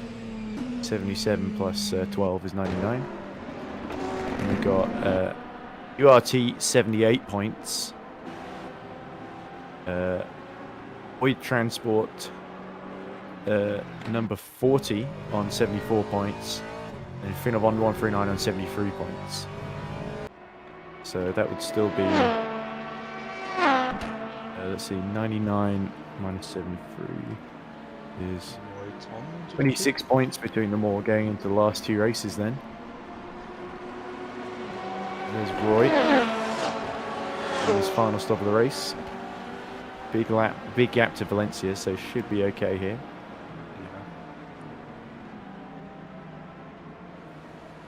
Pepper Miguel is also still ahead of Fuentes by 57 seconds. I think they're just sort of trying to psych each other out into doing a final stop. Radnotti is being closed on rapidly by Belay. I'm not sure what's happening there. There he is. Oh, very slow coming out the hill, out the gravel. I think something's happened to the 69 here. It's not at full throttle, that's for sure. It's ironic. And that could well hand the 36 back their 6th position with only 25 minutes left. So a late blunder for the 69 has crippled the car. Surely going to have to go into the pits for repairs. Could potentially allow Frank Bonhard and even Louis Hesketh through as well. Yeah, I guess we he were got a bored. bit boring. We tried. We didn't have much to work with. Well, after 8 hours of sitting around, can't expect us That's to be- kind of what endurance commentary is, though. It's hard to sort of muster up that. It's a bit easier when you're doing 24 hours, you go to sleep and then wake up in the morning and then suddenly there's a battle for the lead in one of the classes or something. In like 3 or 4 teams that suddenly are still awake or something. I think the 139 has the same problem Meshed had. Their laps not counting. The 139 is losing laps. Yeah, we're seeing Arshad and Diziu coming out the pits as well.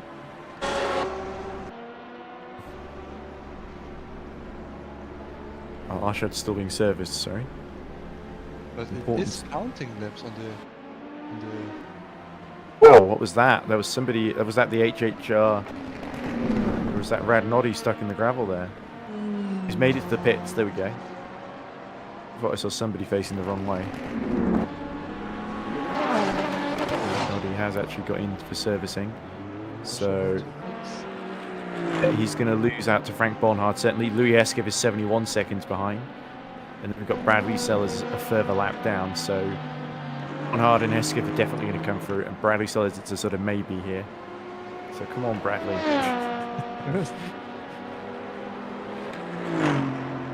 Hunter Bridge simulation. Here he is. Just a racing Auto car. director. Yeah. Gotta get that full name for good luck. The number 485. Wait, how long can we do this? The number 485, Hunter Birch Racing Reading Game Studios. It's Aston Hunter Martin Birch simulation, Vantage my 63. friend. Wait, it's Reading. What? It's a Hunter Birch Birch simulation. What did I say? Hunter Birch Racing. Yes. Oh, Simulation has got more consonant. Oh, not only more consonants, but more syllables as well. So it's longer and more stretched out. And also, I thought it might work for like a sim racing team, calling them simulation. yeah. It's also I request. Oh no, that's the wrong word. I hope you you can get make any apology. request you want. That's I how you hope do you get it. apologies for mispronouncing your magnificent team.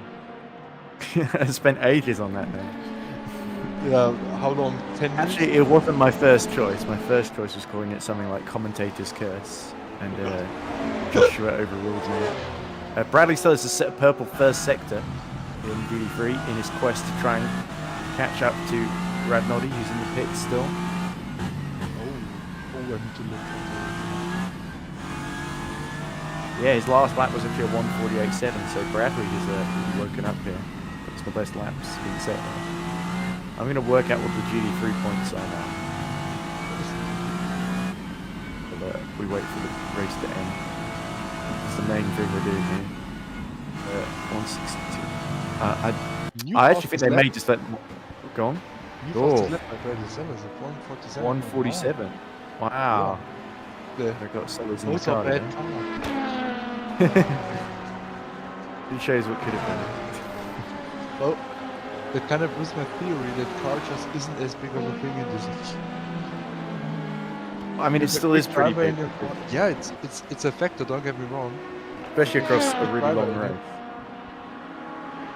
That purple sector at the end is immense. 48.6 in the duty-free car. But he's also on soft tires now. Well, that's true. That might be a He's factor. really trying. He wants that. Probably going to go for fastest lap anyway. And it just happens that Ragnardi is messed up at the same time as well. 59 seconds the gap currently. Louis Hartley hits. That's almost certainly to the final time. And also the situation with Abascal and losing his laps has calmed down a bit, so maybe it was just a bit of a bad. So Baskel retired. Oh no, he didn't. Yeah, he's still there. So it's 8 laps between the pair. So it's probably going to be as is.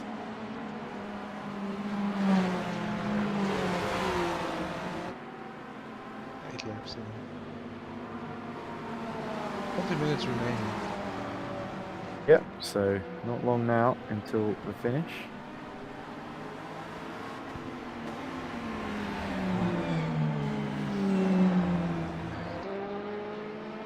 But this has been, I have to say, quite a calm race.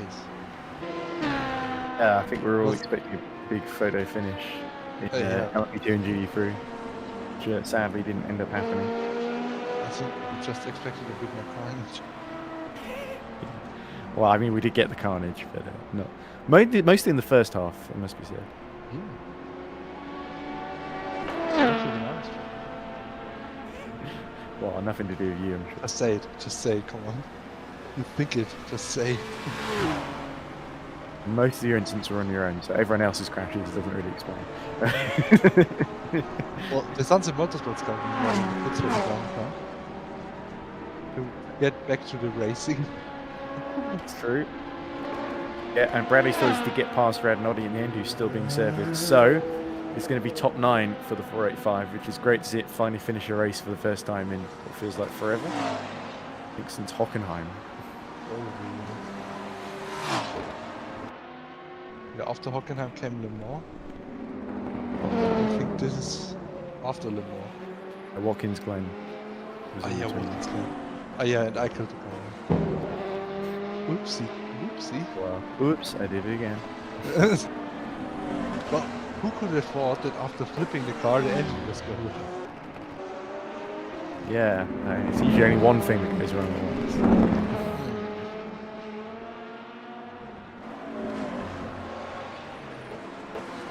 How many points for 7th again? It's like no, that's 10 is for 5th. 8's for 6th. I think. Oh, is it 7th? Then it's 6 points. 6 points. 1, 2, 4, 6, 8, 10, 12, 15, 18, 44. I'm just trying to figure out what they're looking at here in the championship. In GD3. 45 plus 18.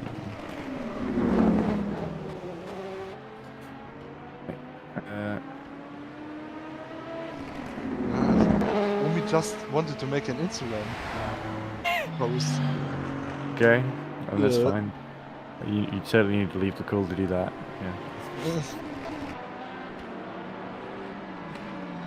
need to record the pictures. So. Okay, so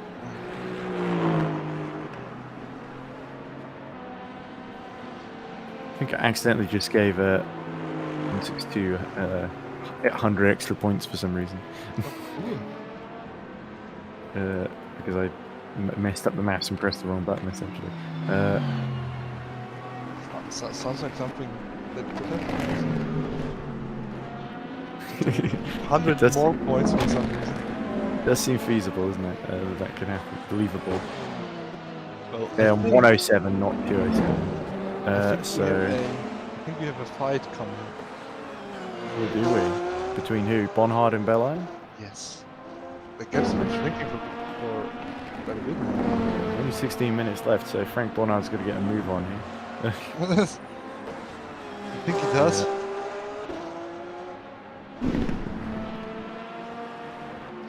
Let me actually in terms of lap time. So I believe in GD3, if it finishes as is, with 162, we got the 444 in second, 162 in fourth, the 163 in third, and the Trax VR car fighting for 6th but 7th at the moment, as we see Priebek make it's almost certainly his final stop of the race.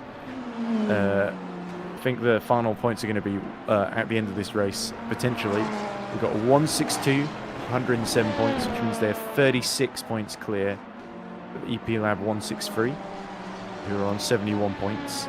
So definitely not enough to win it at the moment, with 57 up for grabs, but they could well clinch it in the penultimate race.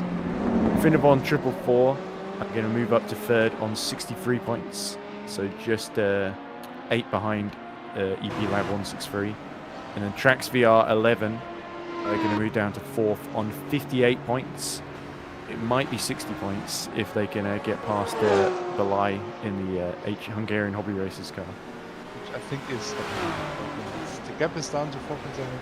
Okay, well we can watch it if you want, because we haven't got too much else to do. 4.6 seconds to get. There they are. Frank Bonhard's very much got the bit between his teeth then. Hello. Let's see if he can beat Bradley Sellers' black record in duty free. It's only 27 seconds between Bradley Sellers and Louis Hesketh actually, so it's probably too late to catch, but that's a good effort from Bradley, considering how far down he started. It was 2 laps down at one point. So, Fuentes is slowly catching Papa Mihail, but they're 47 seconds apart. What were you going to say, sorry, Thomas? Can we maybe go on board? Sure. Let me See him catch up? To watch the track a bit, because I have to say it looks absolutely amazing in the dark. do you want us from in the cockpit or on the bonnet? Okay, well this is what you're getting then. This just looks astonishing, this track. Under the lights, a few lights that are there. There's a great angle on the hypercars, but there's only 2 of them in the race, and they're 6 laps apart, so there's never much reason to cut to them. But they've got some of the great low wheel angles. We can really see the stars and the lighting really well. Not affected too. 3 seconds to go. Yeah, it's less than that. He's got him on the end of a string here, and surely Gogo Belay is going to be absolutely helpless against the mighty Mercedes of Frank Bonhard in the Trax VR machine.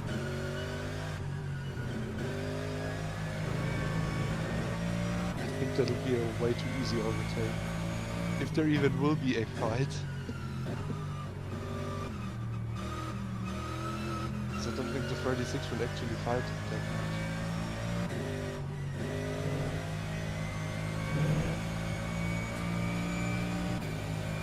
1.6 seconds to go now. Yeah. There's going to be like a... If you can get through, it's still going to be a 47-point gap to the lead in the championship. So the Trax VR's chances look remote whatever happens here. As Fuentes has to make a splash and dash right at the end of the race. So we should see if Papa Mihail has to come in the last 20 minutes as well. Bonhard is obviously yellow in the first sector. That could affect these two. It clears now.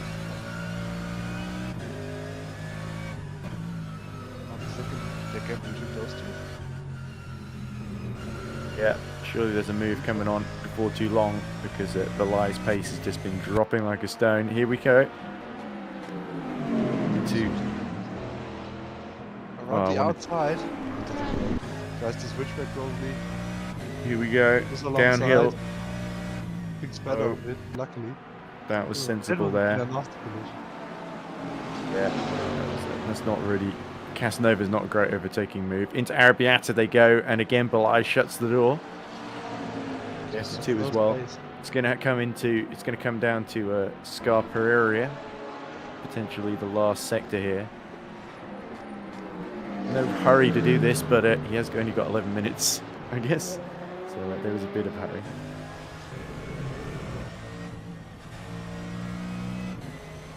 Keep going out of the throttle.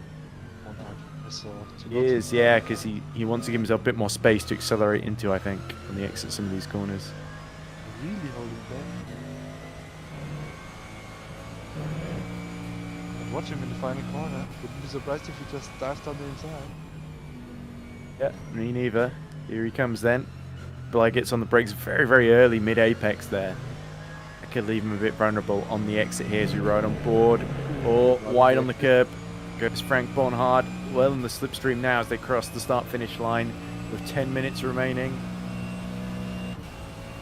Trebek starting lap 287 here as he pulls out to the outside. Then side by side they go. How late will Frank Bonhard be able to break here into San Donato? Not late enough. This is going to compromise Gogo Belay on exit then. Got him on the outside here, Thomas, but it's still no way through for the Mercedes. You have to give Belay that. He defends this very well. He might not be the fastest driver out there, but he defends it like... Especially because it's so close to the end, it would suck for the 3016 to lose this 6th place. Well, he has his reasons to fight, and he has all the... like he can. Yeah. Other things going on is that the 162, with its late stop for fuel, has actually only come out about 15 seconds ahead of Ben Catch, which is interesting, but I don't see Ben quite mounting a challenge on the championship leaders. That would make things interesting. Oh, looking, he's looking. Oh, no way through. But no place for him in the... looks like we are going to get a thrilling finish after all for 6th position in GD3. To the outside. This is going to be the long way around. This is really difficult to pull off. He's got so much extra road to cover going that way around, and then into the chicane. He's going to be stranded on the outside. Indeed, he has to get out the throttle once more. But that would have been an amazing move if he pulled it off. Looking towards the inside in the last corner. Getting very close. Yeah, Belay learning a little bit from last time, but then again getting squirrely on the power. He doesn't quite have the rear traction here.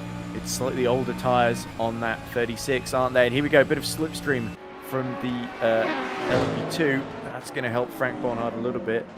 Let's see if we can get him alongside then. Again, around the outside. And this time, Belay again does the exact same thing he did the previous lap, which is just hold the inside line. And, again, now goes back to the middle of the road. And there's no chink in there. There's no way through. Or no daylight here for him to put that Tranx VR car through for Frank Bonhard. Also in the background, you can see Bradley Sellers catching up, which probably isn't for position, but it's for... still interesting nonetheless. Probably another reason Bonhard looks a bit faster. So Bonhard, I think, has been on those tyres 25 laps. Belay has been on them actually 18, so it's pretty similar between the pair. It's just the Mercedes has got better tyre wear. Well, there's that as well. That sometimes helps, but he's not. Can't make up for the fact that Belay is just a better defender, or good at defending, I guess. Around the outside again. Oh, he's trying that again, and again Belay's coming. And now there's some traffic here that has to negotiate them. That's Trebek on the way to securing the Hypercar Championship. Oh, here we go. That was very close. There's a little nibble around the outside, and again the LMP2 field has to negotiate its way through. Here we go. Oh, look at that around this outside. Yeah, look how wide he's going. He's got to let the GD3 leaders, I think, right there, is it? Right, it's Bradley Sellers, which sadly isn't a GT leader. Sellers, I don't think he's fighting him for position either, is he? Oh, he's a lap down, yeah. That's a shame. Still looking though. Still make a nuisance of himself, I guess. The last 6 minutes. At least we've got some Hunter Birch screen time. I mean, it's not much, but it's better than nothing. Oh dear, that looks like Geordie has gone onto the grass. Something's happened to Geordie. He's slowing down there. I think he just pushed the car a bit too much. Yeah. There's a Porsche running right there. Yeah. There's only one Porsche, and it's the 888 of Louis Hesketh. There he is. But I think he's got a lap on Bradley Sellers, if I'm not mistaken. 114. There we go. He's just letting them all through. Oh dear. Bonhard still all over the back of Gogo Belay. He refuses to brake in the last 5 minutes left to go. But this is getting really, really sketchy and hectic now, with everyone trying to lap and unlap them. Apparently all cars now want to drive in this position because the stream's on it or something. I don't know. They just want us to talk about them. They just want to part the moment. Yeah, get the sponsors out there, you know. Oh, look at that, the 72 and the Finna 1 getting really sketchy into the Biandetti chicane as well. But luckily avoiding collision. And now Bonhard has got free track ahead of him, apart from Bradley Sellers behind, just pushing him onwards. I think it's because Bradley's on the soft, isn't it? That he's got this sort of pace. Bradley sort of... nonetheless. Yeah, I think Bradley can get through at least one of them. He'll be pretty happy about that. As there we go, Geordie up the inside then of the Finna Bond LMP2 into the first corner. Here comes oh, that's the Trex VR car spinning. That's the 69 of Ramzotti. 4 laps down on all of these guys. Getting into more trouble. I don't think Louis Hesker must be trying to save fuel or something, because Bradley says he's catching him quite a rate of knots at the moment. Oh, he would be if he wasn't stuck behind these two at least. Here he comes. So he lets Arshad through. Now Arshad, oh, look at the rears complaining through turn 7 on that HHR car. Bonhard is going to be stuck around the outside here. Now he's got Arshad all over him as well. Ooh, this could end in inside. tears. Oh, it doesn't work as well. Oh, here we go. Up the hill they all come. Arshad flashing his lights. Bonhard gets out of the way. Belay gets out of the way. Bradley Sellers fancies to look around the outside then. So what an intense fight we're being treated to now.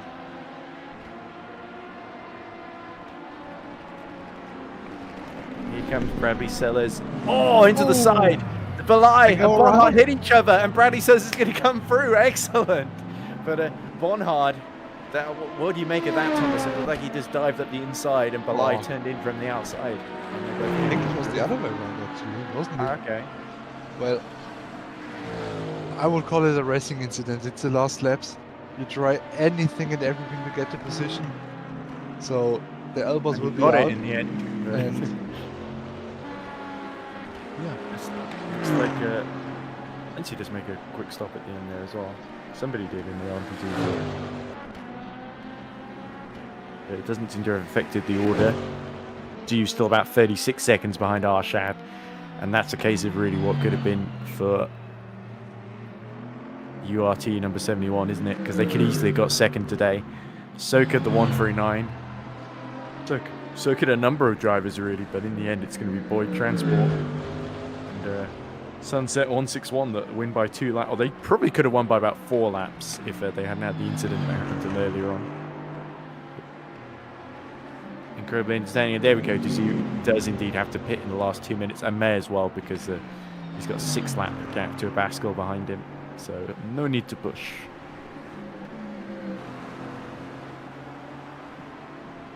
I'll be back in like 5 minutes. The race will be over by then. You'll miss the finish. You'll miss the champion, Thomas. I'm still in here. I just want to talk to Roddy about this stuff. Okay. All right, fair enough. That's probably more important. Okay, you do that. So the clock running down then. And just 90 seconds then until Ribek, this man, crowned our 23 hypercar champion in EERC. And they will richly have deserved it, of course. Let's recap how their season has gone in hypercar. Second in the first race at Istanbul to Finabon 137. Third in Abu Dhabi to Rookie Monsters and Aztec Falcon. But then winners in Hockenheim. Winners at the 24 Hours of Le Mans, getting 38 points. And winners at well, actually no, they were fourth in Watkins Glen with Scuderia Moreira winning. Now they're back on top with the sporadic attendance. It's really made it a foregone conclusion. And they're going to win by a whopping 7 laps as well. So long stop for Dizu as well, actually, but in the end it won't matter too much because there's a big gap to Abascal. Couch is 10 seconds behind Fuentes, but it look like he's going to be able to challenge before the end. So let's run on board then with Matt Prubeck. This will be a nicely awaited moment for our reigning champions. Of course, have fought so hard all season. Only 2 wins, I guess, but 2 very important ones and 4 podiums as well. It's the 5th podium, the 3rd win is going to put them in an untouchable position. The clock now runs out then.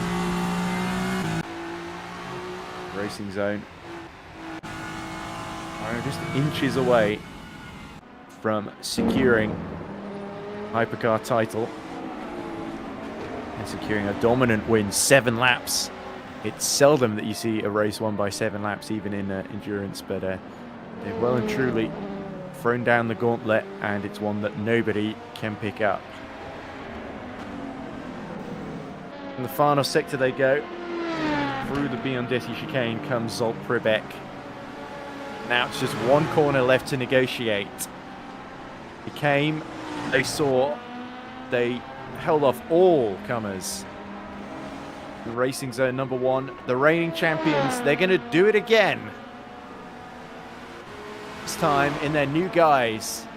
Hungarian team crosses the line. Zsolt Prubeck wins the 6 Hours of Mugello, and with it, the 2023 EERC Hypercar Championship.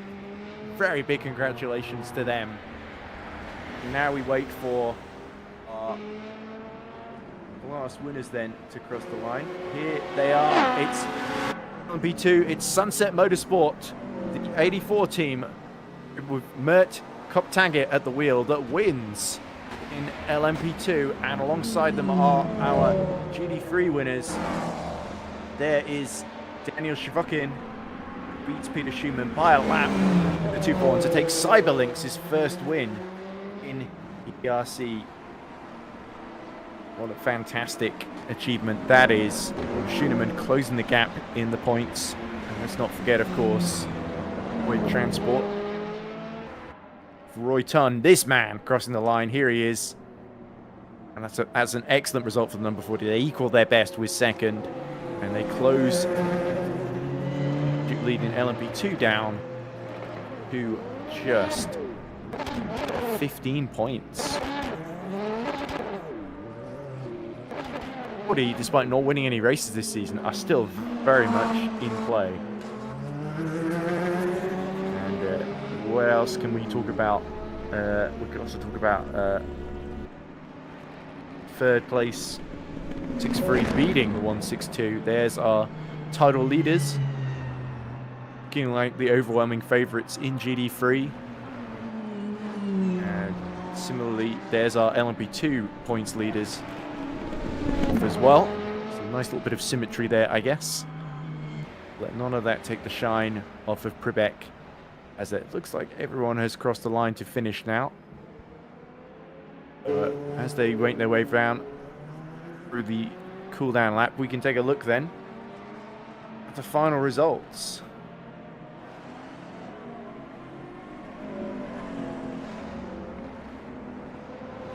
Let's do on Hypercar first. There's not a lot of results to cover. There's nothing to recover at all. Here we go. So, confirmation then. Zsolt Prubeck accomplishes 294 laps, beating Louis Hartley by 7 laps. The 137. Norbert Precker crashed out early on, as did Balanzidze. And look at that big spin from the Racing Zone car. That's the biggest accident they've done all day. And there we go. Only 4 competitors in the end. The number 1 that retains the title then, with an unassailable 60-point lead over the 137 in the LM Le Mans Hypercar points. LMP2, here they are. Cup Taggett takes Sunset Motorsports' second win in EERC. fine LMP2 victory by beating Royton by 2 laps. Harry Valencia is third for Finnebond Motorsport, but not the Finnebond that they would have wanted on the podium with a 139, not getting the ground they would have hoped in the championship. Still, nonetheless, a great drive by Valencia. Samir Arshad, he's beaten back to 4th. Still good recovery drive, beating their championship rivals Remco de Ziu and United Racing Team number 71. Thomas Abascal, that late drama. It's another case of what could have been 6th place for the 139, but they still do at least hold on to beat Jordi Lewis by no, not 10 laps, 9 laps in reading game number 72, who of course will be happy after all their setbacks to finish. Not making it to the flag was Ruben Machete for Optimal Esports, Pablo Avolio for the Sport Junior team, Victor Brasselet for the online sim races. If we go to next page, I think it's actually only 10 in LMP2. So final category then is GD3. Here they are with Daniel Shavokskin taking victory. Cyberlinks' first victory in EERC, a landmark moment for them in the Ferrari. Peter Schooneman takes second, well-earned second place in the 444, with Nikos Papamichael taking third, beating the sister team, the championship leaders, driven by Juan Fuentes at the end, with Ben Cadge on a great recovery for Boyd Transport in 5th in the 206. Frank Bonhard, another driver that had horrible luck today, but still came away with 6th to stay mathematically in the championship battle. Gergo Balai just lost out at the end to finish 7th. Bradley Sellers gets to the end in 8th, ahead of Louis Hesketh, actually, so there was a late overtake there on the final lap. Balaz Radnotti is going to round out the top 10, and our non-finishers in GD3 are Valentin Iliev for Boyd Transport, Mattia Vigrotagli for SD Shiba, Alexander Lenko for 42, the other Cyberlinks, and Elisio Neto for the XRL number 47. So that concludes the race order then. So that is race completed, but we've still got interviews to come, hopefully. I don't know how we're going to do them. We might have to see if we can drag someone into Mumble. Well, I think Chris can put them in here, but currently there's no one waiting. Or is there anyone waiting on the There Mumble? isn't, no, because they're all on Mumble, of course, aren't they? I could go up to the and ask those guys if they want to do an interview.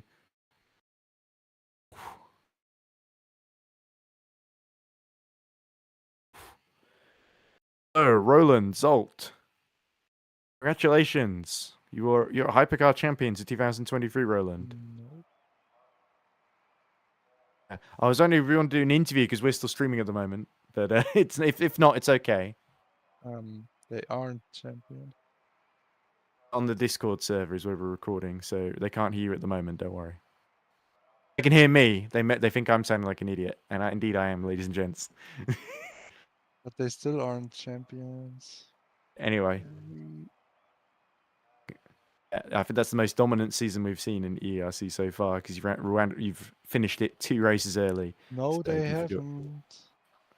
They haven't. Oh, Thomas, have they not? Thomas, Oh, they're 60 points ahead with 57 available, right? Chris said they are 47 ahead. Oh, so Chris is saying they're 47 ahead, not 57. Okay, so I've got the maths wrong. So they've all but done it, but still a great victory nonetheless, Roland. Right. Okay. So I suppose that's about as good as I'm going to get from Roland. So Roland sounds delighted. He also thinks I'm a bit of an idiot when I was making fun of myself, so he laughed. And they seem very happy with the job they did, and they said they didn't put a foot wrong. So that's about the. I can do these second-hand interviews because it takes too long to drag people out from Mumble into Discord. We really need a better way of doing this, Thomas. But Well, we also need yeah. like people that want to have an interview. interviews.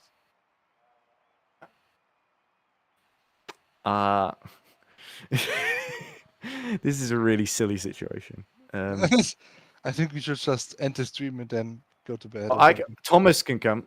Thomas, are you there? I can't hear you on stream because it's been done through Discord. So if you want, you're in the interview waiting room on Mumble, but that doesn't matter because the interview's been done on Discord. I don't think anyone seems to realize Uh, that. I'm just sitting in there, so if people come, Yeah. I can tell them that they can come to the Discord. Oh, is that what you're doing? Okay. Yes. Okay. Wasn't following. Hearing two I of me heard now, so I'll get out. I heard it like double now, and it was really confusing. Okay. Twice the Looks like amount Victor of Cabello bad wants to words. do an interview.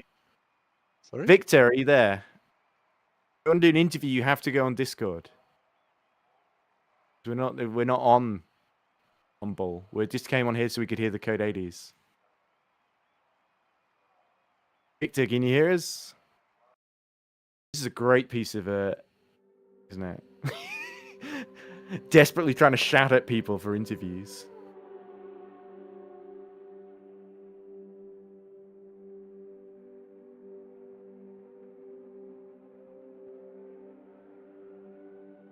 Sod this. I think we can just end the stream because nobody wants a bloody interview. Why does nobody want to talk to us? Well, they go in the interview waiting room, but that's clearly because they want to just take a dump or something, and they're just not paying attention. You know what? I'm going to go straight to Peter. Peter will do this an interview. Oh. Peter, are you there? Yes. Peter. Okay.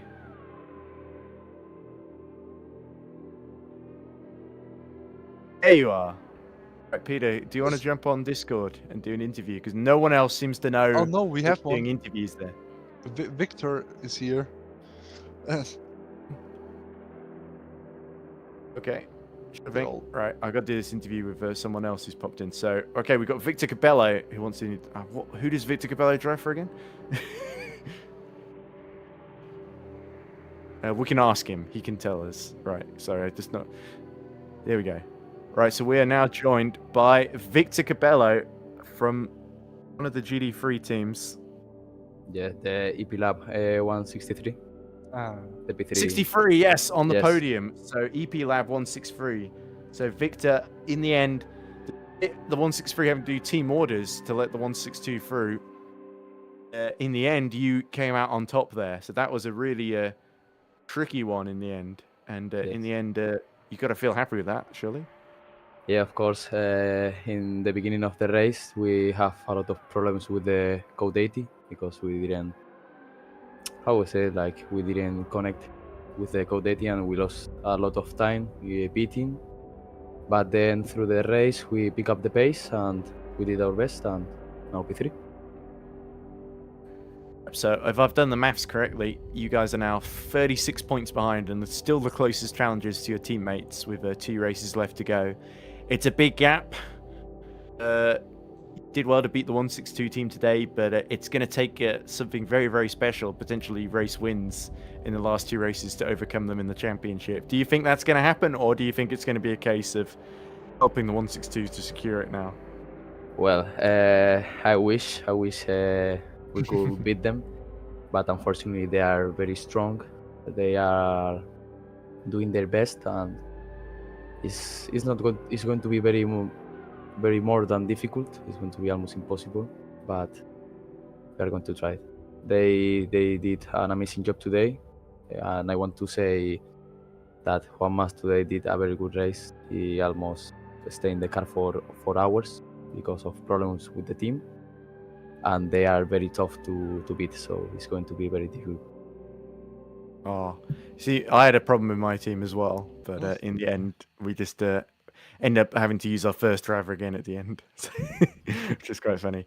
But anyway, Victor, congratulations on the 3rd place. It's been a really strong season for EP Lab overall, and to get both cars home 3rd and 4th, I think it's really bringing up what's the end of a great season for the team in GD3, and I think you've been a big part of that. So thanks for putting on a great show for us, and the best of luck at Suzuka next month. Okay, thank you, Edward. So with Victor Cabello having talked to us, I think we should now drag in. Should we put in Mario Valencia and Peter Schumann at the same time, just to get them out of the way? Yeah, it's the Final One Motorsports duo then, basically. All right. So we are now joined by Mario Valencia and Peter Schoenemann, Finnevond 140 LMP2 team finished third, and the Finnevond GD3 team that finished second, respectively. Yes, thanks. Thank you. Thank you. But shall we go Peter first then? So second place, runners up for the 444. You must be pretty happy with that overall. Yeah, I'm pretty because, happy. Halfway through the race, it definitely didn't look like we were gonna get anywhere near the podium, but it was yeah. certainly a slow burn. Yeah, I mean, Put it that way. we saved the best for the last part of the race, and Benjamin had a good final stint, bringing me to second place when I got in, and after that I just had to drive it home, kinda, and then I did it, and it was nice. And it's good that you mentioned Benjamin Reinhardt, because his defensive driving quite early in the race was very key. Some of the rival teams from getting through. So he was a real good roadblock in that race. I think it was Elisio Neto in the first couple of stints he had to keep behind him, and he did pretty well doing that. And then afterwards he had decent pace and stayed out of trouble. That's the most important thing. And then with others not staying out of trouble, it's brought us P2. So I'm very pleased with it. So 2 races to go in GD3. Let's have a brief look at the projected standings. So I think Finnevond 444 moves up to third, 63 points. So unfortunately, EPL have 162 on 107 points after this. So that means you are about 45 points down, essentially. And there are 57 points up for grabs. So theoretically it's possible, but it's going to be a really hard task to get do you anywhere. think third in the championship for a second year in a row? Is it going to be as good as it gets for 444? Or do you think maybe you can catch 163, who are on 71 points, so just 8 ahead of you? It's that will definitely be the goal to get second, or the goal will be first, but I would really like second place as well. So and surely the 444, it'd be nice that if you had to win every season so far, it'd be nice to keep that up in the last few races. The thing is, Nick is not has not been driving with us a lot, and we need Nick to get a win, to be honest. Yeah, that was probably why you didn't do quite as well here as you did. A few years ago we need Nick. We need Nick. That's all I'm saying. But still, to be only 1 place off victory, and especially with Cyberlinks being as strong as they were today, I think they were really strong and consistent. Yeah. Okay, well, congrats to Cyberlinks as well, to be honest. They drove an amazing race, and even I just couldn't keep up, and they stayed out of trouble as well. So, congratulations to them. Moving on then to, I think, the final driver that wants to be interviewed by us. And I could probably drag someone in against their will, but I'm not sure they enjoy that. We got Mario Valencia then here. So Mario, mixed feelings, I'm guessing, because the 140 had an amazing race from far back down the grid to get up into the top 3 in the end. Ultimately, it was at the cost of the 139 that was fighting for the championship in the sister car. So while personally, you did a really good job, and you got the number 46 down to 4th near the end there. Surely you'd be feeling deep inside that it could have been maybe 2 Finnevonds on the podium in the end, not just the one. Yeah, that would have been very good. But when Abascal crashed, I thought, yeah, it's either him or me on the podium, because I think he was like P2 or P3. Then I was P4 or P5. Depending on the amount of damage that he had, I would have been on the podium or not. But yeah, he was really unlucky with the crashes and the time the damage took. But at least for the team, it's a podium at the end of the day. So we had at the beginning a not very good race, but we tried to keep it out of the walls as much as we could, and we kept ranking up the places. And yeah, it seems like a lucky track for me. I won here my first endurance race, and now another podium. Yes, exactly. So you can do it in GD3 and LMP2, and Exactly. I think it's all. I think Finnevon got a podium in all 3 classes today. Yeah, it did. Although Hypercar, they were last, but still. It's a podium. It's a podium. It's true. The 2 people behind them retired, and they didn't. So It's almost secure. Yeah, we were talking about that all the time. Like even Well if you done to DNF, you're Luke gonna and get a Louis. podium. Yeah, we were Luke, talking. Louis, and Milan. Yes. Mhm. but, but there we go. So I suppose it's maybe a bit wrong to put you on the spot for the 139 team, but they are a very, very close battle for second, really, in LMP2.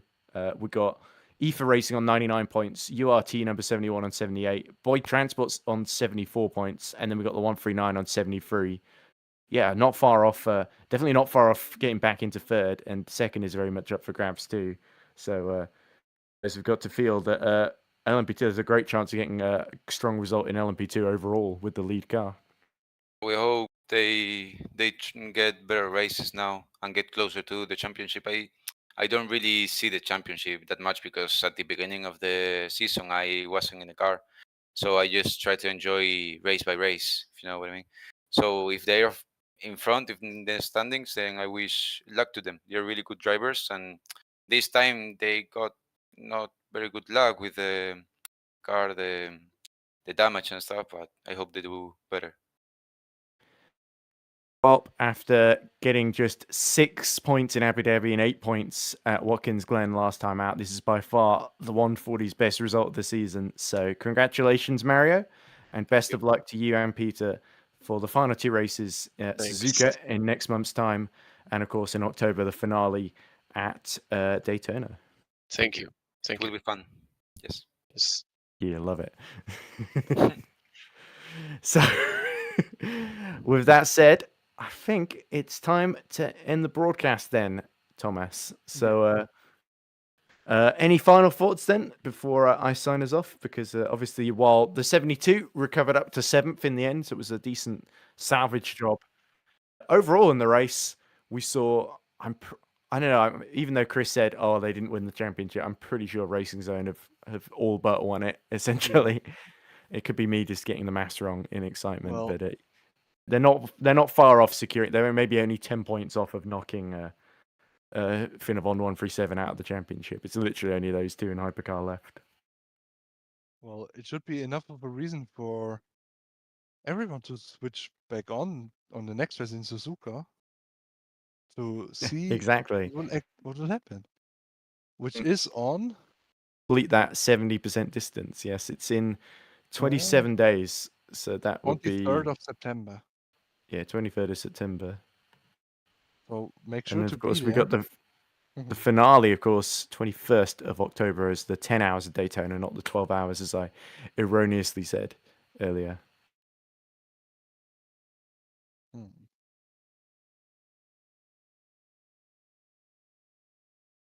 A little bit,